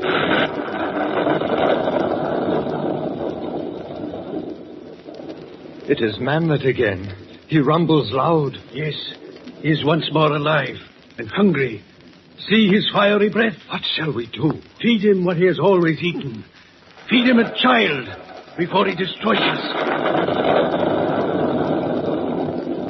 A child sacrificed, and the demon was calmed. The fire god fed and satisfied.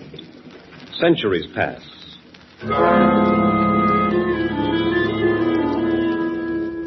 Look now at ancient Egypt. Advanced and modern in its time, its people knew of demons, and they feared. Thy enemy may be caused pain if you make a wax image of him and treat it cruelly. You may avert the evil eye if you encant the sacred words. Beware of the demons as you would beware of plague.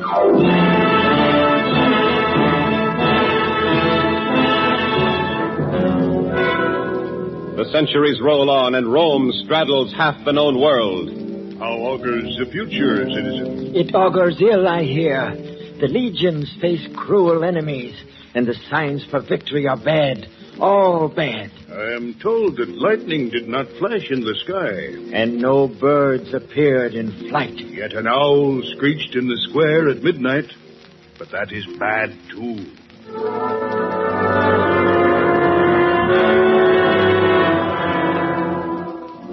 Down the concourse of the years, the records interpreted by modern university scholars like Wallace Notestein of the University of Minnesota and George Lyman Kittredge of Harvard University are strewn these tales of fear, superstition, demons, and magical signs.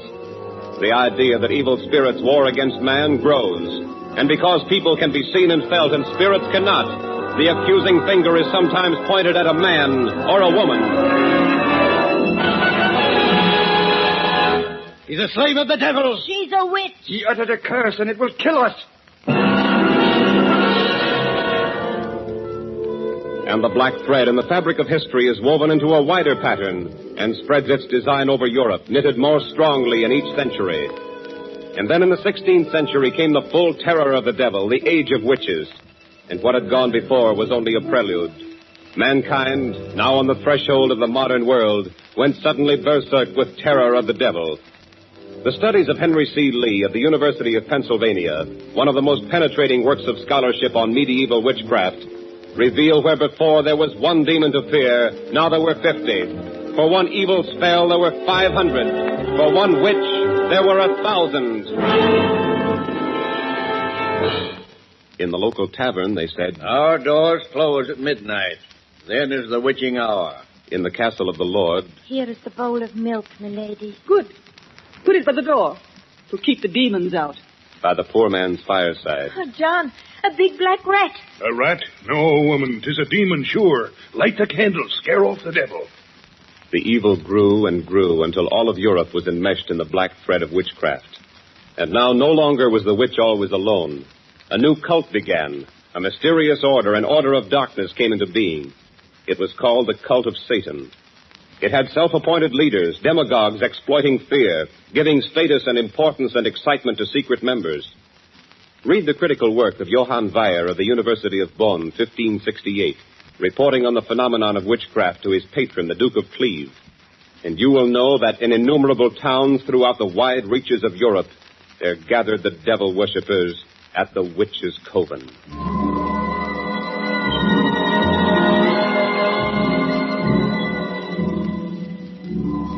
I will tell you what I saw.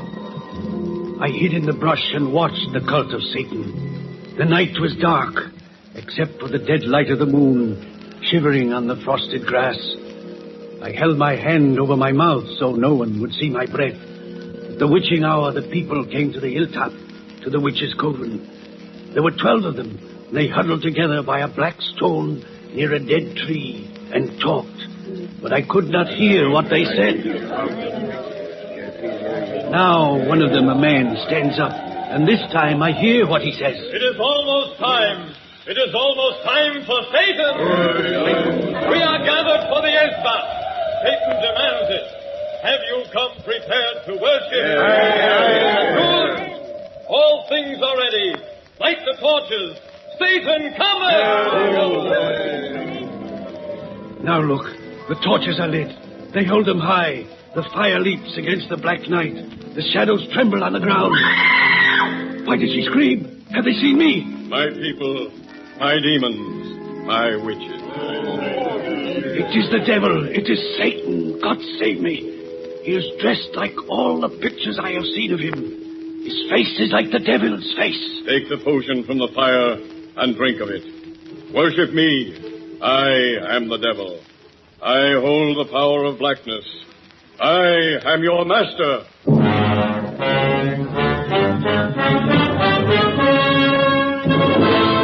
From the Pyrenees to furthest Scotland, there are people who gather in the mystic rites, the Witches' Coven. 12 and the devil, the magic number 13. But though history shows the black thread of witchcraft as a wide, cruel pattern in the 16th century, there appears also a design of action against the excesses of fear and superstition which held the old world in terror. In England, Henry VIII, strong-willed, caustic, called Bluff King Hal by his people, holds a session with his counselors of state.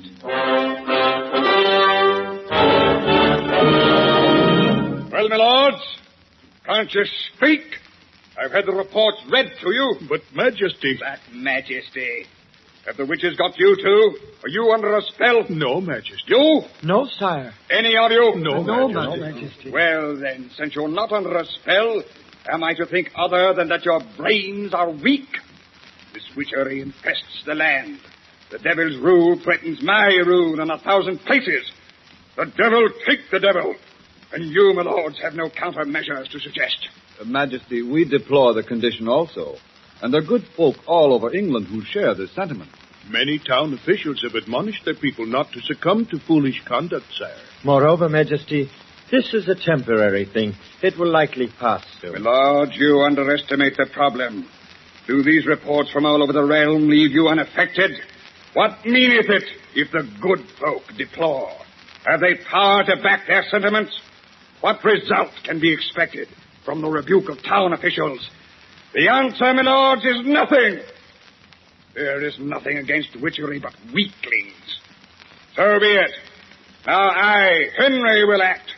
I am the king, the power, the might of England. I will smash this witchery. I will destroy this devil's work.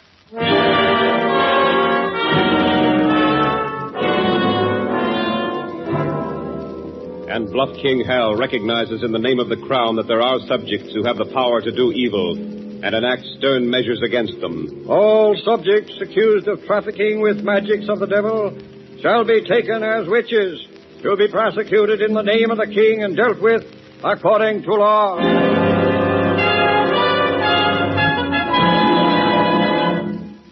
You're listening to the story of witchcraft, another chapter from the notebooks of science on the human adventure.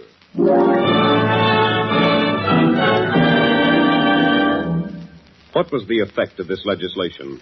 How did it influence the terror of witchcraft? The history of events is fascinating to observe. Scholars like Margaret Alice Murray of the University of London point out that for the first time, legal authority and judicial power were arrayed against witchery. It is late afternoon, the year 1529. Children return, not from schools, but from the fields with the herd of cattle. And a small child runs to her mother in great excitement. Oh, Mother, listen to me. Not now, Laurie. Go inside and clean your hands. But, Mother, I have something to tell you. Listen to me. All right. What is it? I was minding old Brownie, and she strayed away. And I ran after her, and I saw Squire Walsh. He was doing something strange. And I crept closer, and I saw him drawing things in the dirt. And I got afraid and ran away. He was calling the devil, Mother, like Granny Harris says. Mother, he's a witch, isn't he? Laurie, are you sure? Oh, yes, Mother. He was calling the devil.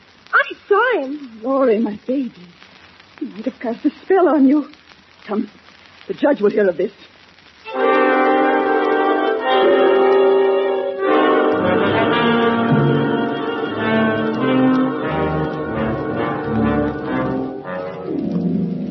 And I was minding the cows, and old Brownie strayed away, and I spied Squire Walsh by the big oak tree. He had a big black stick, and he was drawing in the dirt, and there was a lot of smoke, and a man jumped out of the bushes, and I ran away and told Mother all about it. He's a witch. I know he is. The word witch was enough for the judge. All the evidence necessary for a trial that was to follow in a week's time. Silence! The king's justice comes. Prisoner will face the bar. James Walsh, you've been called to face the charge of witchcraft. Before any testimony is given, how do you plead? Guilty or not? I am innocent. I have done nothing. The prisoner is seated now. The court calls the first witness, and Nora Martin faces the bench to tell of her daughter's experience. Then little Laurie Martin stands to give testimony. Like Mother said, I was playing in the field when I saw Squire Walsh hiding behind the big oak. He was all dressed in black, and he had a big black stick with a snake's head on the end. And he was moving on the ground, and the snake was biting the brown rat that was there. Then the stick turned to fire and smoke, and a big black man with horns and a tail came out. And he and the squire talked, and I ran home and told Mother. And I know he's a witch. I do. The judge quiets the courtroom, and then a stream of witnesses appear to testify to the squire's guilt. No, there was no lack of witnesses that day. It seemed as if every man, woman, and child in the vicinity had seen the squire performing some devilish act at one time or another. The evidence mounted rapidly. And then I saw the fish jump right into his boat. The sure sign of a witch. Why, Mare developed a lame leg that night, and I knew the squire did it, just like a witch. And by my dead mother, I recognized the mark of a witch.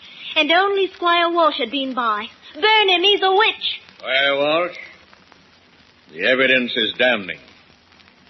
The law allows you one more chance. Confess to your pact with Satan. But they are all lies. I am no witch. I have no pact with Satan. It is for your good that you confess your crimes, or you'll be put to the torture. Now the front of the court is cleared, and from another room is brought the articles of torture. There's the rack for tearing limbs, and the iron boot for crushing feet, and the ladder for a man's arms so weights may be attached to his legs, and the fire and the red-hot pincers, and all the other devices needed to make stubborn witches confess. The crowd watches with avid interest as Squire Walsh is finally dragged to the heavy oak bench before the judge. Squire Walsh, will you confess? I am guilty. I admit it. Good. Now tell everything. When did you make compact with Satan? I was walking in the forest. I came across the devil sitting on a tree stump. He promised everything I wanted, and I signed a pact with him in my blood. Then I went home. The next day I found a little brown dog in the yard. Ah, true sign. The devil's imp. Go on. I kept the dog. Then I could make rainstorms and even fly with a broomstick. The devil saw him. Go on. But Squire Walsh had fainted again. He did this several times before he was able to make a full confession. Finally, the judge leaned back, and the hushed courtroom awaited sentence.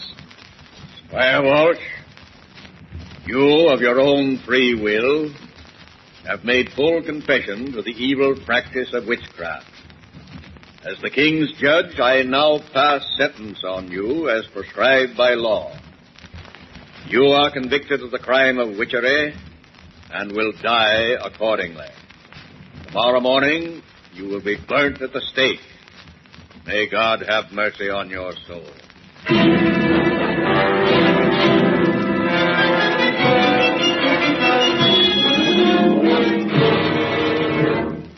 An innocent man condemned as a witch. Here was an effect that King Henry and the governments of Europe, who also placed the power of the law against witchery, had not foreseen. The terror did not abate.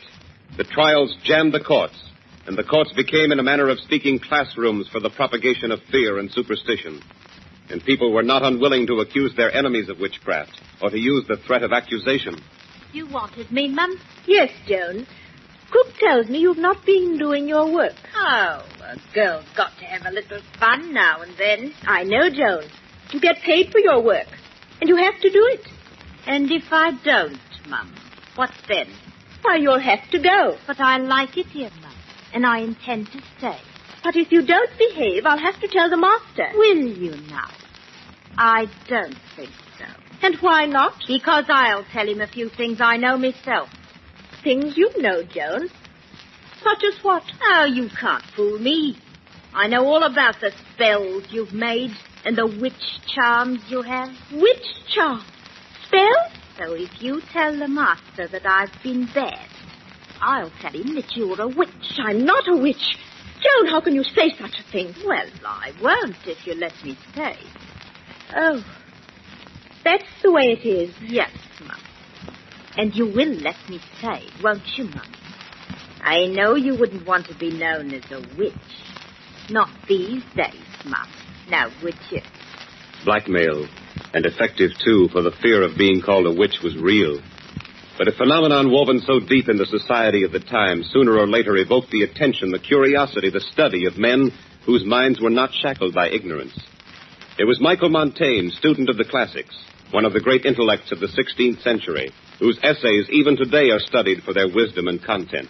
I think it easier to believe that men should lie or deceive themselves than that such marvels as witchcraft be true. There was Baruch Spinoza, the Dutch scholar who refused the chair of philosophy at the University of Heidelberg, lest it curb his complete independence of thought. I can only reject as old wives' fables, unworthy of investigation, the stories of witches and demons. There was Francis Bacon of Trinity College, England, statesman, scientist, scholar. Men must not rashly believe the confessions of witches, nor even the evidence against them. For witches are imaginative, and believe oft times that they do what they in fact do not. And lastly, we must remember that the facts of the case are not always scientific.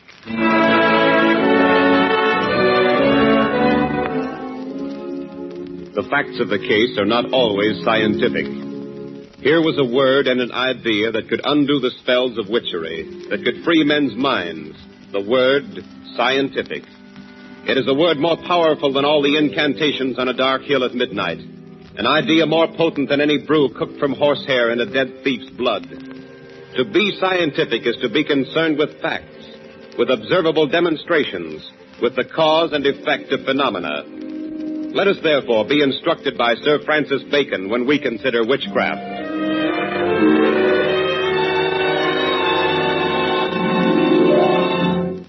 You can tell a witch by the devil's mark. Yes, and since practically everyone has a birthmark of some sort, there was no lack of witches. To prove someone is a witch, swim them. Sure, tie left hand to right foot and toss them into the nearest pond. If they float, it's the sign of a witch, all right. And if they don't, well, the mob is satisfied. There was no lack of witches. Look for personal imps, given all witches by the devil. And since the Middle Ages swarmed with rats and mice, it wasn't hard to find the imp. There was no lack of witches. If there be no free confession, torture must be used. Break enough bones in a man's body and he'll confess to anything. There was no lack of witches.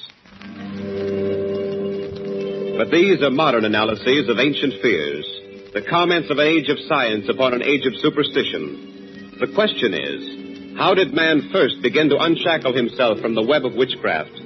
Who were the men who first applied scientific methods of observation to the cult of the devil? They are the men we should honor, because our modern knowledge, which permits us to smile at the foolish fears of 400 years ago, would not be possible without their courageous acts. Here, then, another case based upon the findings and research of scholarship. The case of Genois of Lyon, France, in the year 1673.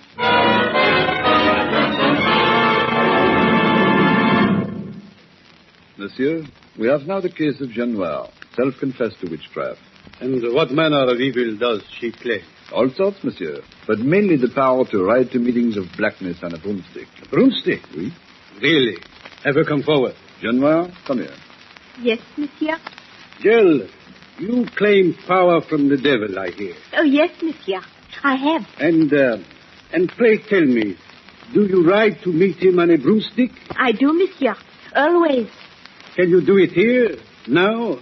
Can you ride away on a broomstick? I can. Fine. The court would see this done. Here, bring a broom and give it to the girl. She will demonstrate her master's power. The girl casually took the broomstick and prepared for her flight. From her pocket, she drew a pot of evil-looking paste and rubbed it on her body. Then she swayed and slowly settled on one of the rough wooden benches while all watched. What is she doing? I have no idea, monsieur, but I wish you would get started. After a few moments, the onlookers noticed a glazed look in her eyes. She looks a little blurry to me, monsieur. Shh. She seems to prepare for some great ordeal. Watch her. An ordeal it was. For more than an hour, the girl remained in a deep trance. From time to time, moaning slightly and writhing on the bench. Shall I awaken her, monsieur? No. This is too interesting. Let us see how long it will continue. Continue it did, until with a convulsive cry, the girl shook herself off the bench and opened her eyes. And did you have a nice trip, my guest? I did, monsieur. And I met the devil far away. In Paris, I think. I think not, my girl. You never even moved a foot. And as for flying, that was all in your mind. As I think are all the stories that come from this witchcraft.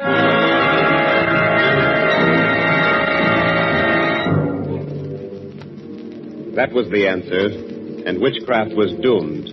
For slowly over the decades, the courts came to suspect that which could not be demonstrated or proved. And this attitude, this state of mind that questioned sharply, flowered as education flowered, as schools grew, as men of science began to probe and investigate. They learned that microbes soured wine, not a witch's curse. They learned how storms are born by winds and pressures, not by a magic gesture. They learned that the devil's mark had a medical, not an old wives' explanation. Sanitation was introduced, and the demon's imps, rats and mice, began to disappear. As man began to explore the unknown with knowledge, with science, with industrial development, witchcraft and superstition were doomed. Or were they?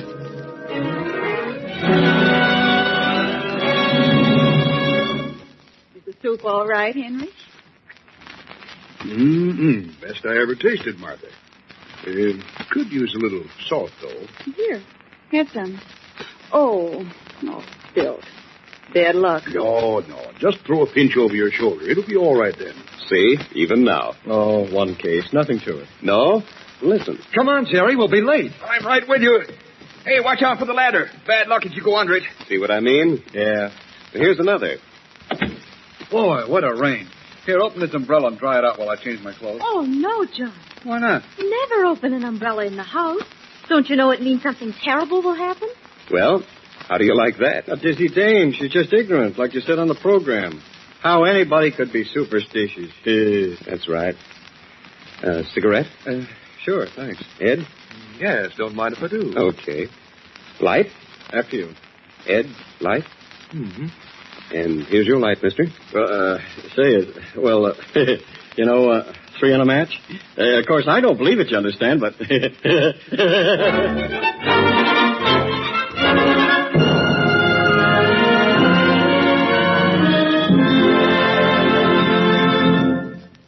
The story of witchcraft is a chapter from the human adventure.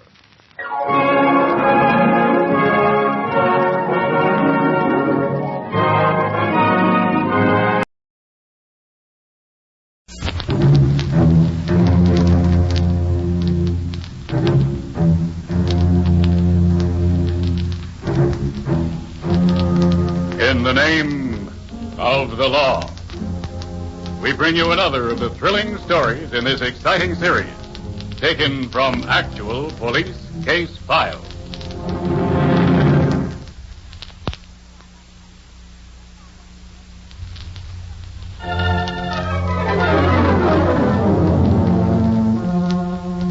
Our story begins on the night of November 27th, 1934, in Seattle's police headquarters. Headquarters. I want to report a stolen car. Stolen car? I'll connect you with the Detective Bureau. Headquarters.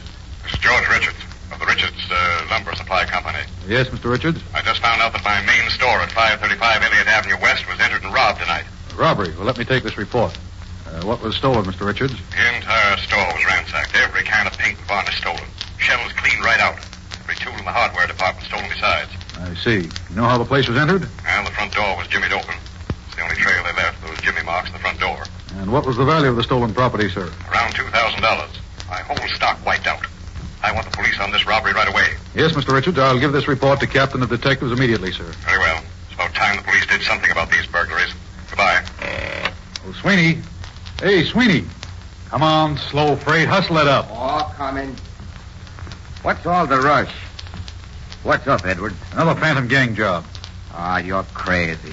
That Phantom Gang pulled that periodical company job last night. Tell it to Sweeney. I'm telling it to you, Sweeney. Come on, take this report into Captain Scrappin. Oh, he ain't in his office. Oh, trying to duck, eh? Well, he's in the chief's office. Here. Headquarters. Go ahead, fire department. That Phantom Gang's got Captain Scrapper tearing his hair. He won't make me a sergeant for bringing in this report. Lieutenant, this is Edward, sir. Reserves wanted, sir. Puget steamship dock on fire.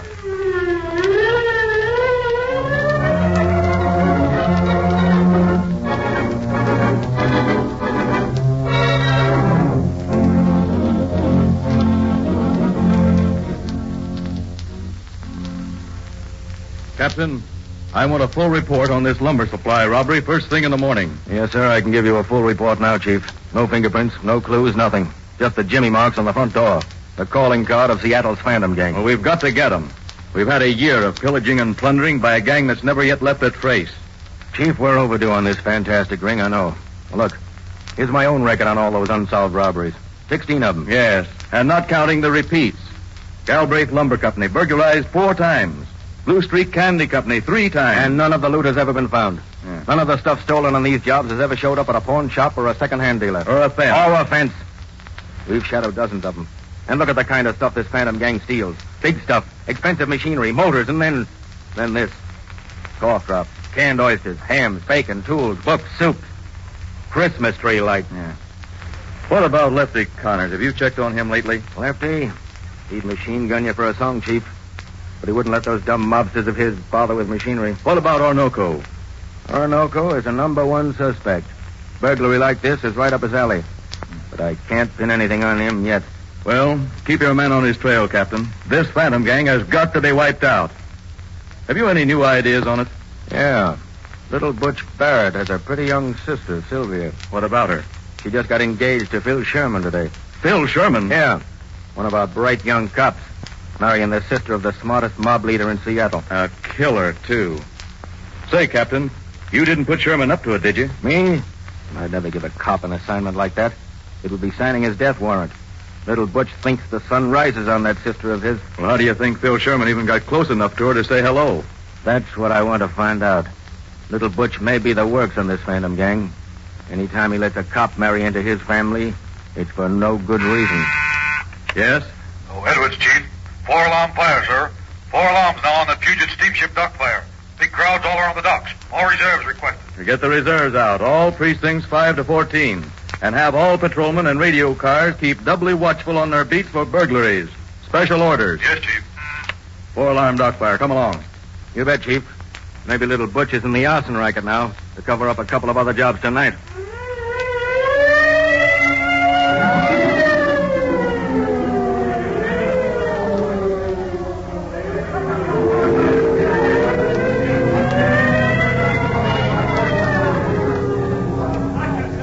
Stick close to me, will you, Sis? All right, Butch. Afraid of the big bad fire? Nah, but this waterfront is swarming with cops. Big shots, too. That's Chief of Police Cutley by that file letter. The guy next to him is Scrafford, captain of the detectives. Oh, so that's Scrafford. Heard Phil speak of him. Hope I can see Phil here. Yes, if Scrafford sees you with me, he'll know I'm not pulling off a job somewhere else in Seattle. Oh, why can't you go straight, Butch? I don't want the police to get my brother.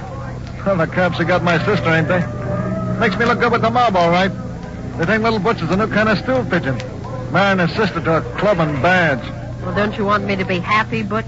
Sure, Sylvia. You know I'd give you my right arm. But not your promise to get away from that mob. I can't. I'm in too deep. They wouldn't let me go. Butch, let's get away from Seattle. Phil can get a job somewhere else. I'd never quit the cops here. He's on his way up.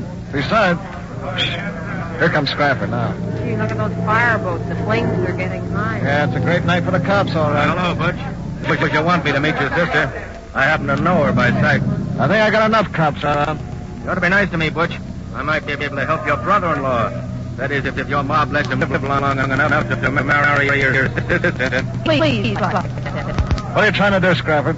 Tell me, Butch. How many jobs are you pulling off tonight under cover of this fire? You can't pin this Phantom Gang business on me. Who said anything about Phantom Gang? It's in all the papers. Are you marrying Phil Sherman because you think he's a policeman in the family will help your brother? Or... I'm marrying Phil Sherman because I love him. And if you don't stop hounding us, Phil and I'll leave Seattle. And take little Butch with you? That would look good for an ex-cop, wouldn't it? Phil can make good as a cop anywhere. He couldn't buy you clothes like those you're wearing on a cop's face. Why don't you let us alone, Scrafford? If you're so fond of your sister, Butch, why don't you help her? Come clean about the Phantom Gang. Wash up this suspicion that's hanging over you and her and this young cop he's going to marry. Dig your own potatoes on this Phantom Gang, Scrafford. I'm not going to help you. Ever since I was a kid, all I got from a cop was the wrong end of a club. All right, Butch.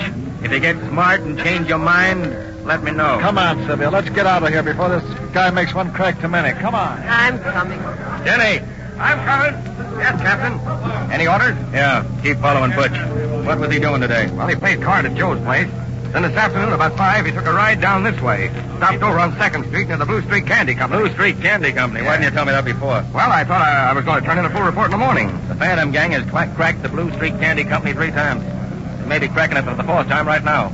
Jenny, you follow little Butch. Don't let him out of your sight. Get going. Yes, sir. Boy, I'll watch him all right. Sergeant Long. Yes, sir. Sergeant, motorcycle sidecar? Yes, sir. Come on. I'm detaching you from fire duty. Jones, Sports, Parsons. Coming, Cap. Here we are. Yes, sir. Listen, Sergeant Long and I are going over to the Blue Street Candy Place on 2nd Street near front. Get another squad car and 6 more men. Face them in behind us and round that block, understand? Right, we got you, Peter. Remember, no sirens. Keep as quiet as you can. I want this to be a surprise. Come on.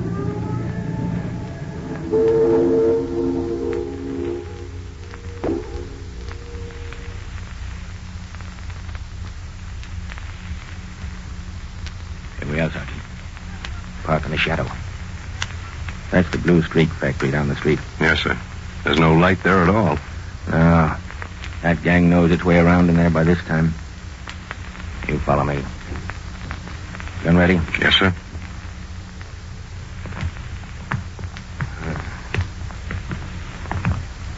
There's the door. Look, it's open.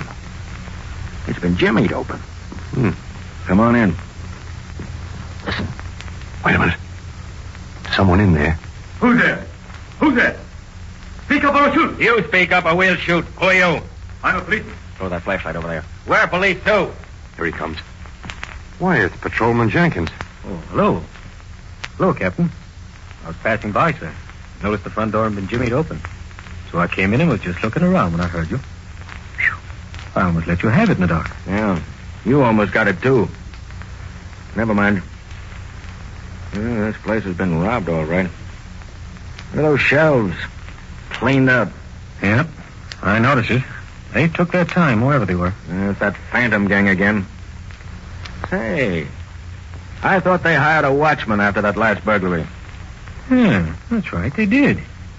I wonder where he is. Well, let's look around. All right. Here, hold your flashlight over here, Sergeant. Okay. It's a door. Huh. Looks like it leads to a kind of a cellarway, Captain. Yeah. Stand back and cover me, Sergeant. You too, Jenkins. Right. I'm going to open that door. Yes, sir. All right, Captain. Look out. Stand back. Good heavens. Well, the saints have mercy. Watchman. At the foot of the stairs. He's been murdered.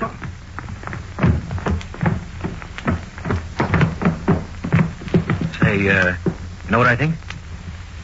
I think it's suicide.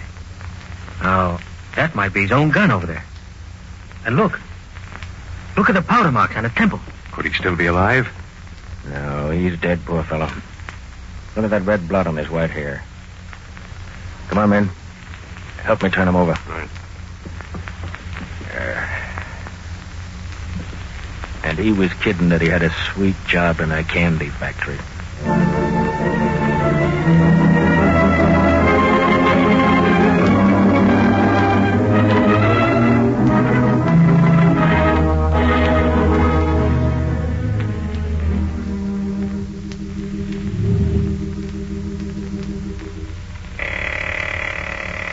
Headquarters. Hey, there's a big hole out in the middle of Park Street. Steam pipe must have caved in or something. Park Street near where? Near 7th Street. You can't see the hole in the dark, and it's liable to wreck cars and hurt people, right? Yes, sir. All right, thank you. Car 19. Car 19. Go to Park Street near 7th. Park Street near 7th. Hole in Street. Arrange warning for automobiles. Place red lanterns. Oh, good evening, Captain. Oh, hello, Edwards. Say, where's the patrolman on that Park Street beat? I was just going to call his precinct. We're short-handed on men, you know, sir. Any news on that Watchman murder last night, Captain? Not a clue. This depression is breeding crime in more ways than one. Every department short-handed. Policemen doubling up on their beat. Excuse me, Captain. Headquarters? This is the manager of the Harvey Electric Supply Company, number 11 Charles Street. I want to report a robbery. Harvey Electrical Supply, robbery. What, another one? Go on, Edwards. Let's have it. Yes, sir. Go ahead, sir. I came down to the office late to go over some figures for a new job. I found the store ransacked. The door had been jimmied open. Store ransacked. Door jimmied. That phantom gang again. I'll send a squad car right around, sir. You better. This town's getting to be a burglar's paradise. Bye. Pretty sore. Car 15. Car 15. Go to Car 15. Just a minute, Edwards. Isn't that Phil Sherman's squad car? Yes, sir. He's with Jack Miller. Call Sherman in right away. Send another man out to take his place. Go ahead. I'll get the chief to okay the order. I'll be in his office. Yes, sir. Car 15. Car 15. Officer Sherman, report to headquarters immediately. Sherman, report to headquarters immediately. Officer Miller, proceed to Harvey Electrical Supply Company, 11 Charles Street. Robbery.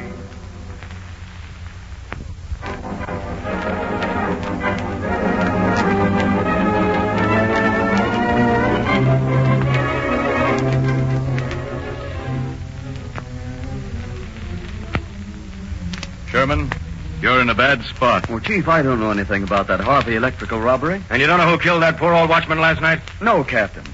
That Harvey burglary tonight was on my beat. That's all I know. Sherman, do you take orders from the police department or from little Butch Barrett? Now, Captain, don't bring him into this.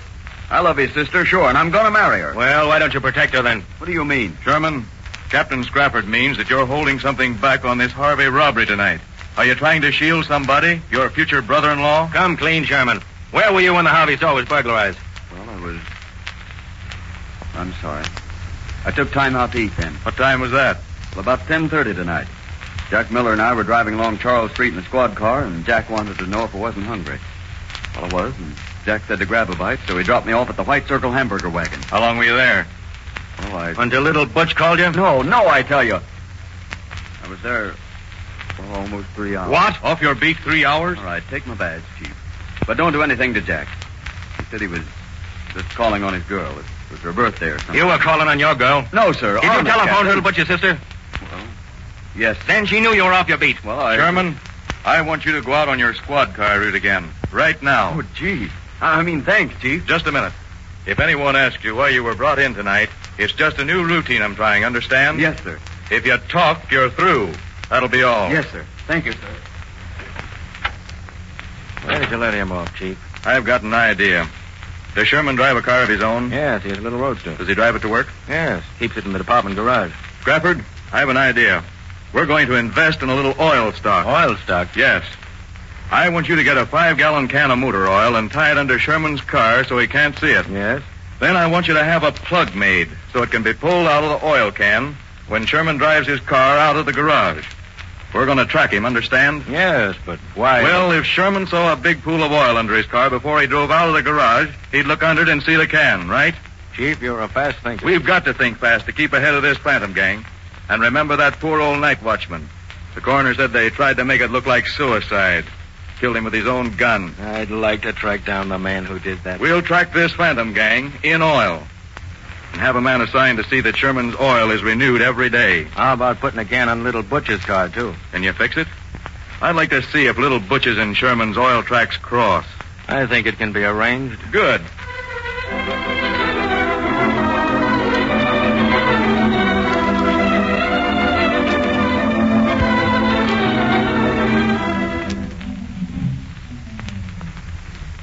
See anything, Sergeant? Not yet, Captain. The armory across the street there is pitch dark. Are you sure those oil tracks came here? Yeah, 2 of them. We found 2 pools of oil in the street there in front of the armory after the cars had gone. Well, a National Guard armory is the last place you'd look for crooks. And that building's a regular fortress. Swell view overlooking Puget Sound. Who's that coming down the street? Get back in the doorway. It's a man in uniform. National Guard uniform. Sergeant. Sergeant Stripes? Yes, sir. He's at the armory door now. He's getting out keys. There he goes in. Well, the chief got me a key to that door this afternoon. Shall we go over and crash in? No. Take it easy, Sergeant. Maybe we'll get some more fish in our net. Wait a minute. There comes somebody around the corner. It's a patrolman. Mm-hmm. Beat man, probably. What's he doing now? Just waiting there in the shadow of the armory. Recognize him? Mm-mm. Too dark, Captain. He's expecting someone. Maybe it's this car. It's a police squad car. And Jack Miller in it by himself. Wonder where his partner is. Jack Miller, eh? He's Sherman's partner in the squad car, isn't he? Yeah. Listen. Where's your car? Around the armory, Jack. Always park it there every day. On in? Sure. I'll wait for you with the key. Come on. There they go in. Bill. Bill who? Oh, we could tell from his car. He said it's parked behind the armory every day. Yeah. But we can tell better by looking him right in the eye. We're going in, Sergeant. Come on. 2 cops and an army sergeant.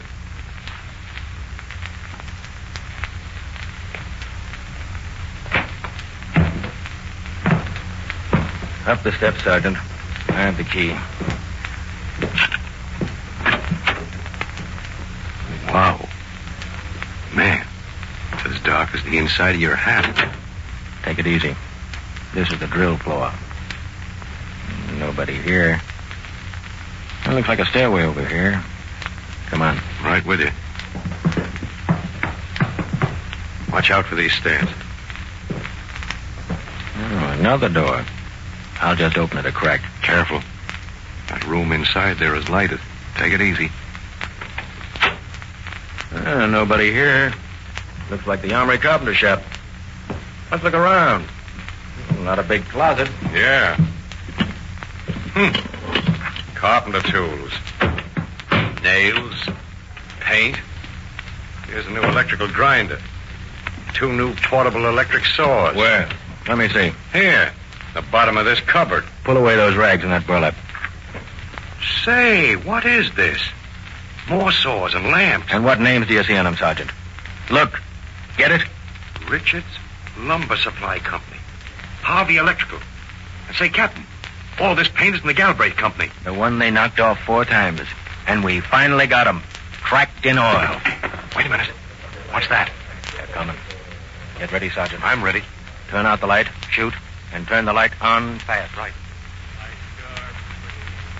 Hey, who turned out that light? Hey, stop, don't shoot. Turn on the light, Sergeant. All right. Captain Crawford. What's that gun? Put up your hands, Jenkins. You too, Miller. Now, just a minute. What are you cops doing in this armory? You got no right shooting in here or being in my carpenter shop? Keep 'em up, Sarge. Oh, so it's your carpenter shop, is it, Sergeant? I thought it belonged to the National Guard. Well, I'm regimental carpenter and caretaker of material. And how? You take care of material stolen by the Phantom Gang from lumber companies and electrical stores? That ain't so. No, Captain, that ain't so. Sergeant Lee called us in here tonight. He thought he heard a burglar. Miller, you and Jenkins ought to be in the zoo, in the snake house. Yeah, that'll be tough on the snakes, Take their guns and clubs away and strip off their badges. Oh, it's a pleasure. Hey, that's here in my uniform. You won't need that police uniform much longer, Jenkins. Where's the rest of the loot, Bill? Got it in your car, parked out behind the armory? Who else is in this with you? Oh. Want to play shut mouth now, eh? You can't make us talk, Captain. We know all the tricks. Yeah, maybe I've got one you don't know. Bring him along, Sarge. We'll send a van for the caretaker's material.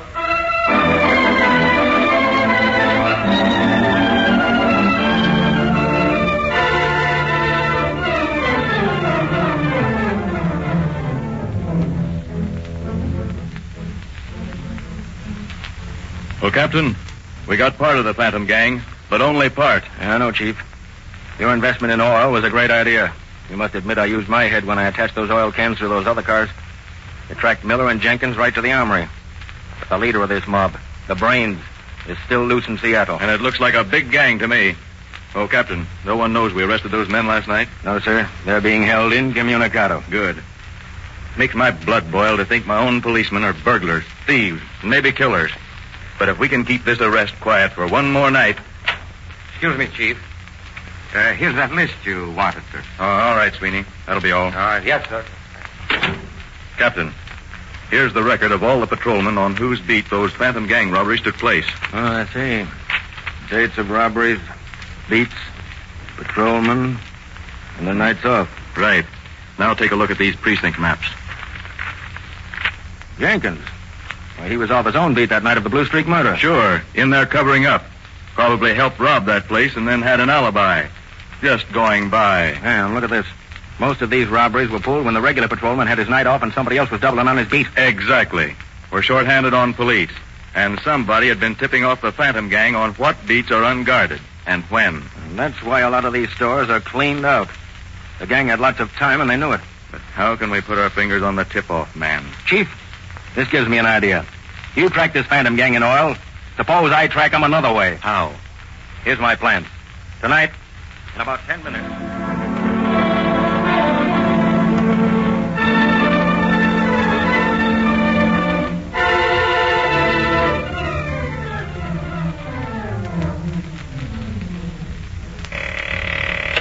Headquarters.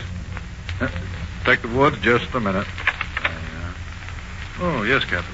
Edwards, Chief wants to see you right away. Special assignment. All right, Captain, but who'll take over the switchboard? Well, I'll take it. It used to be my old job, you know. Come on, give me the headphones. Yes, sir. There you are. I'll see the chief. Hello?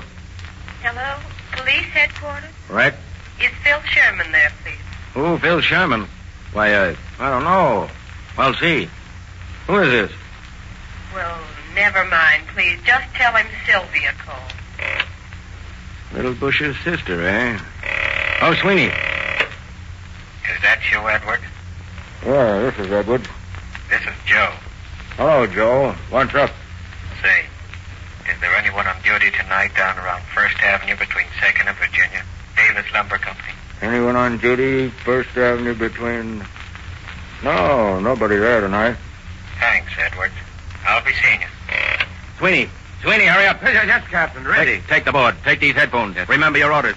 Yes, sir. Shall I flash everybody now, Captain? Edwards will be in jail any minute now. Yes, give him the works. And remember, Sweeney, tell those squad cars no sirens within hearing distance. Davis Lumber Company, right. First Avenue between 2nd and Virginia. Oh, Chief, you all set? All cars go to Davis Lumber Company, First Avenue.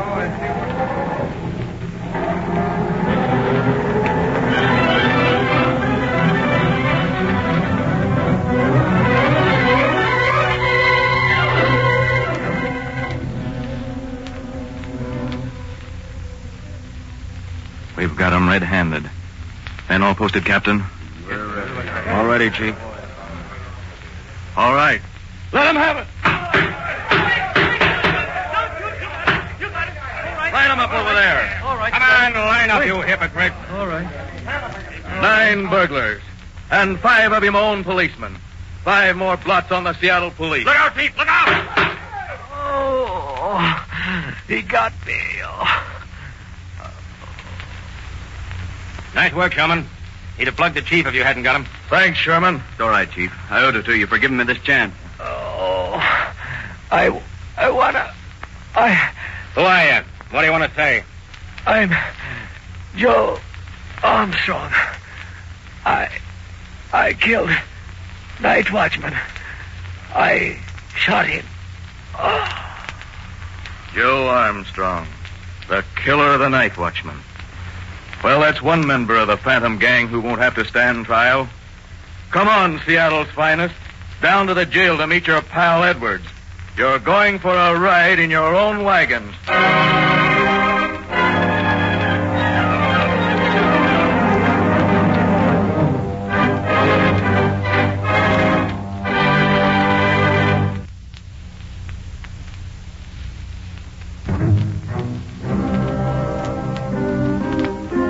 Be with us again when truth and justice triumph. In the name of the law.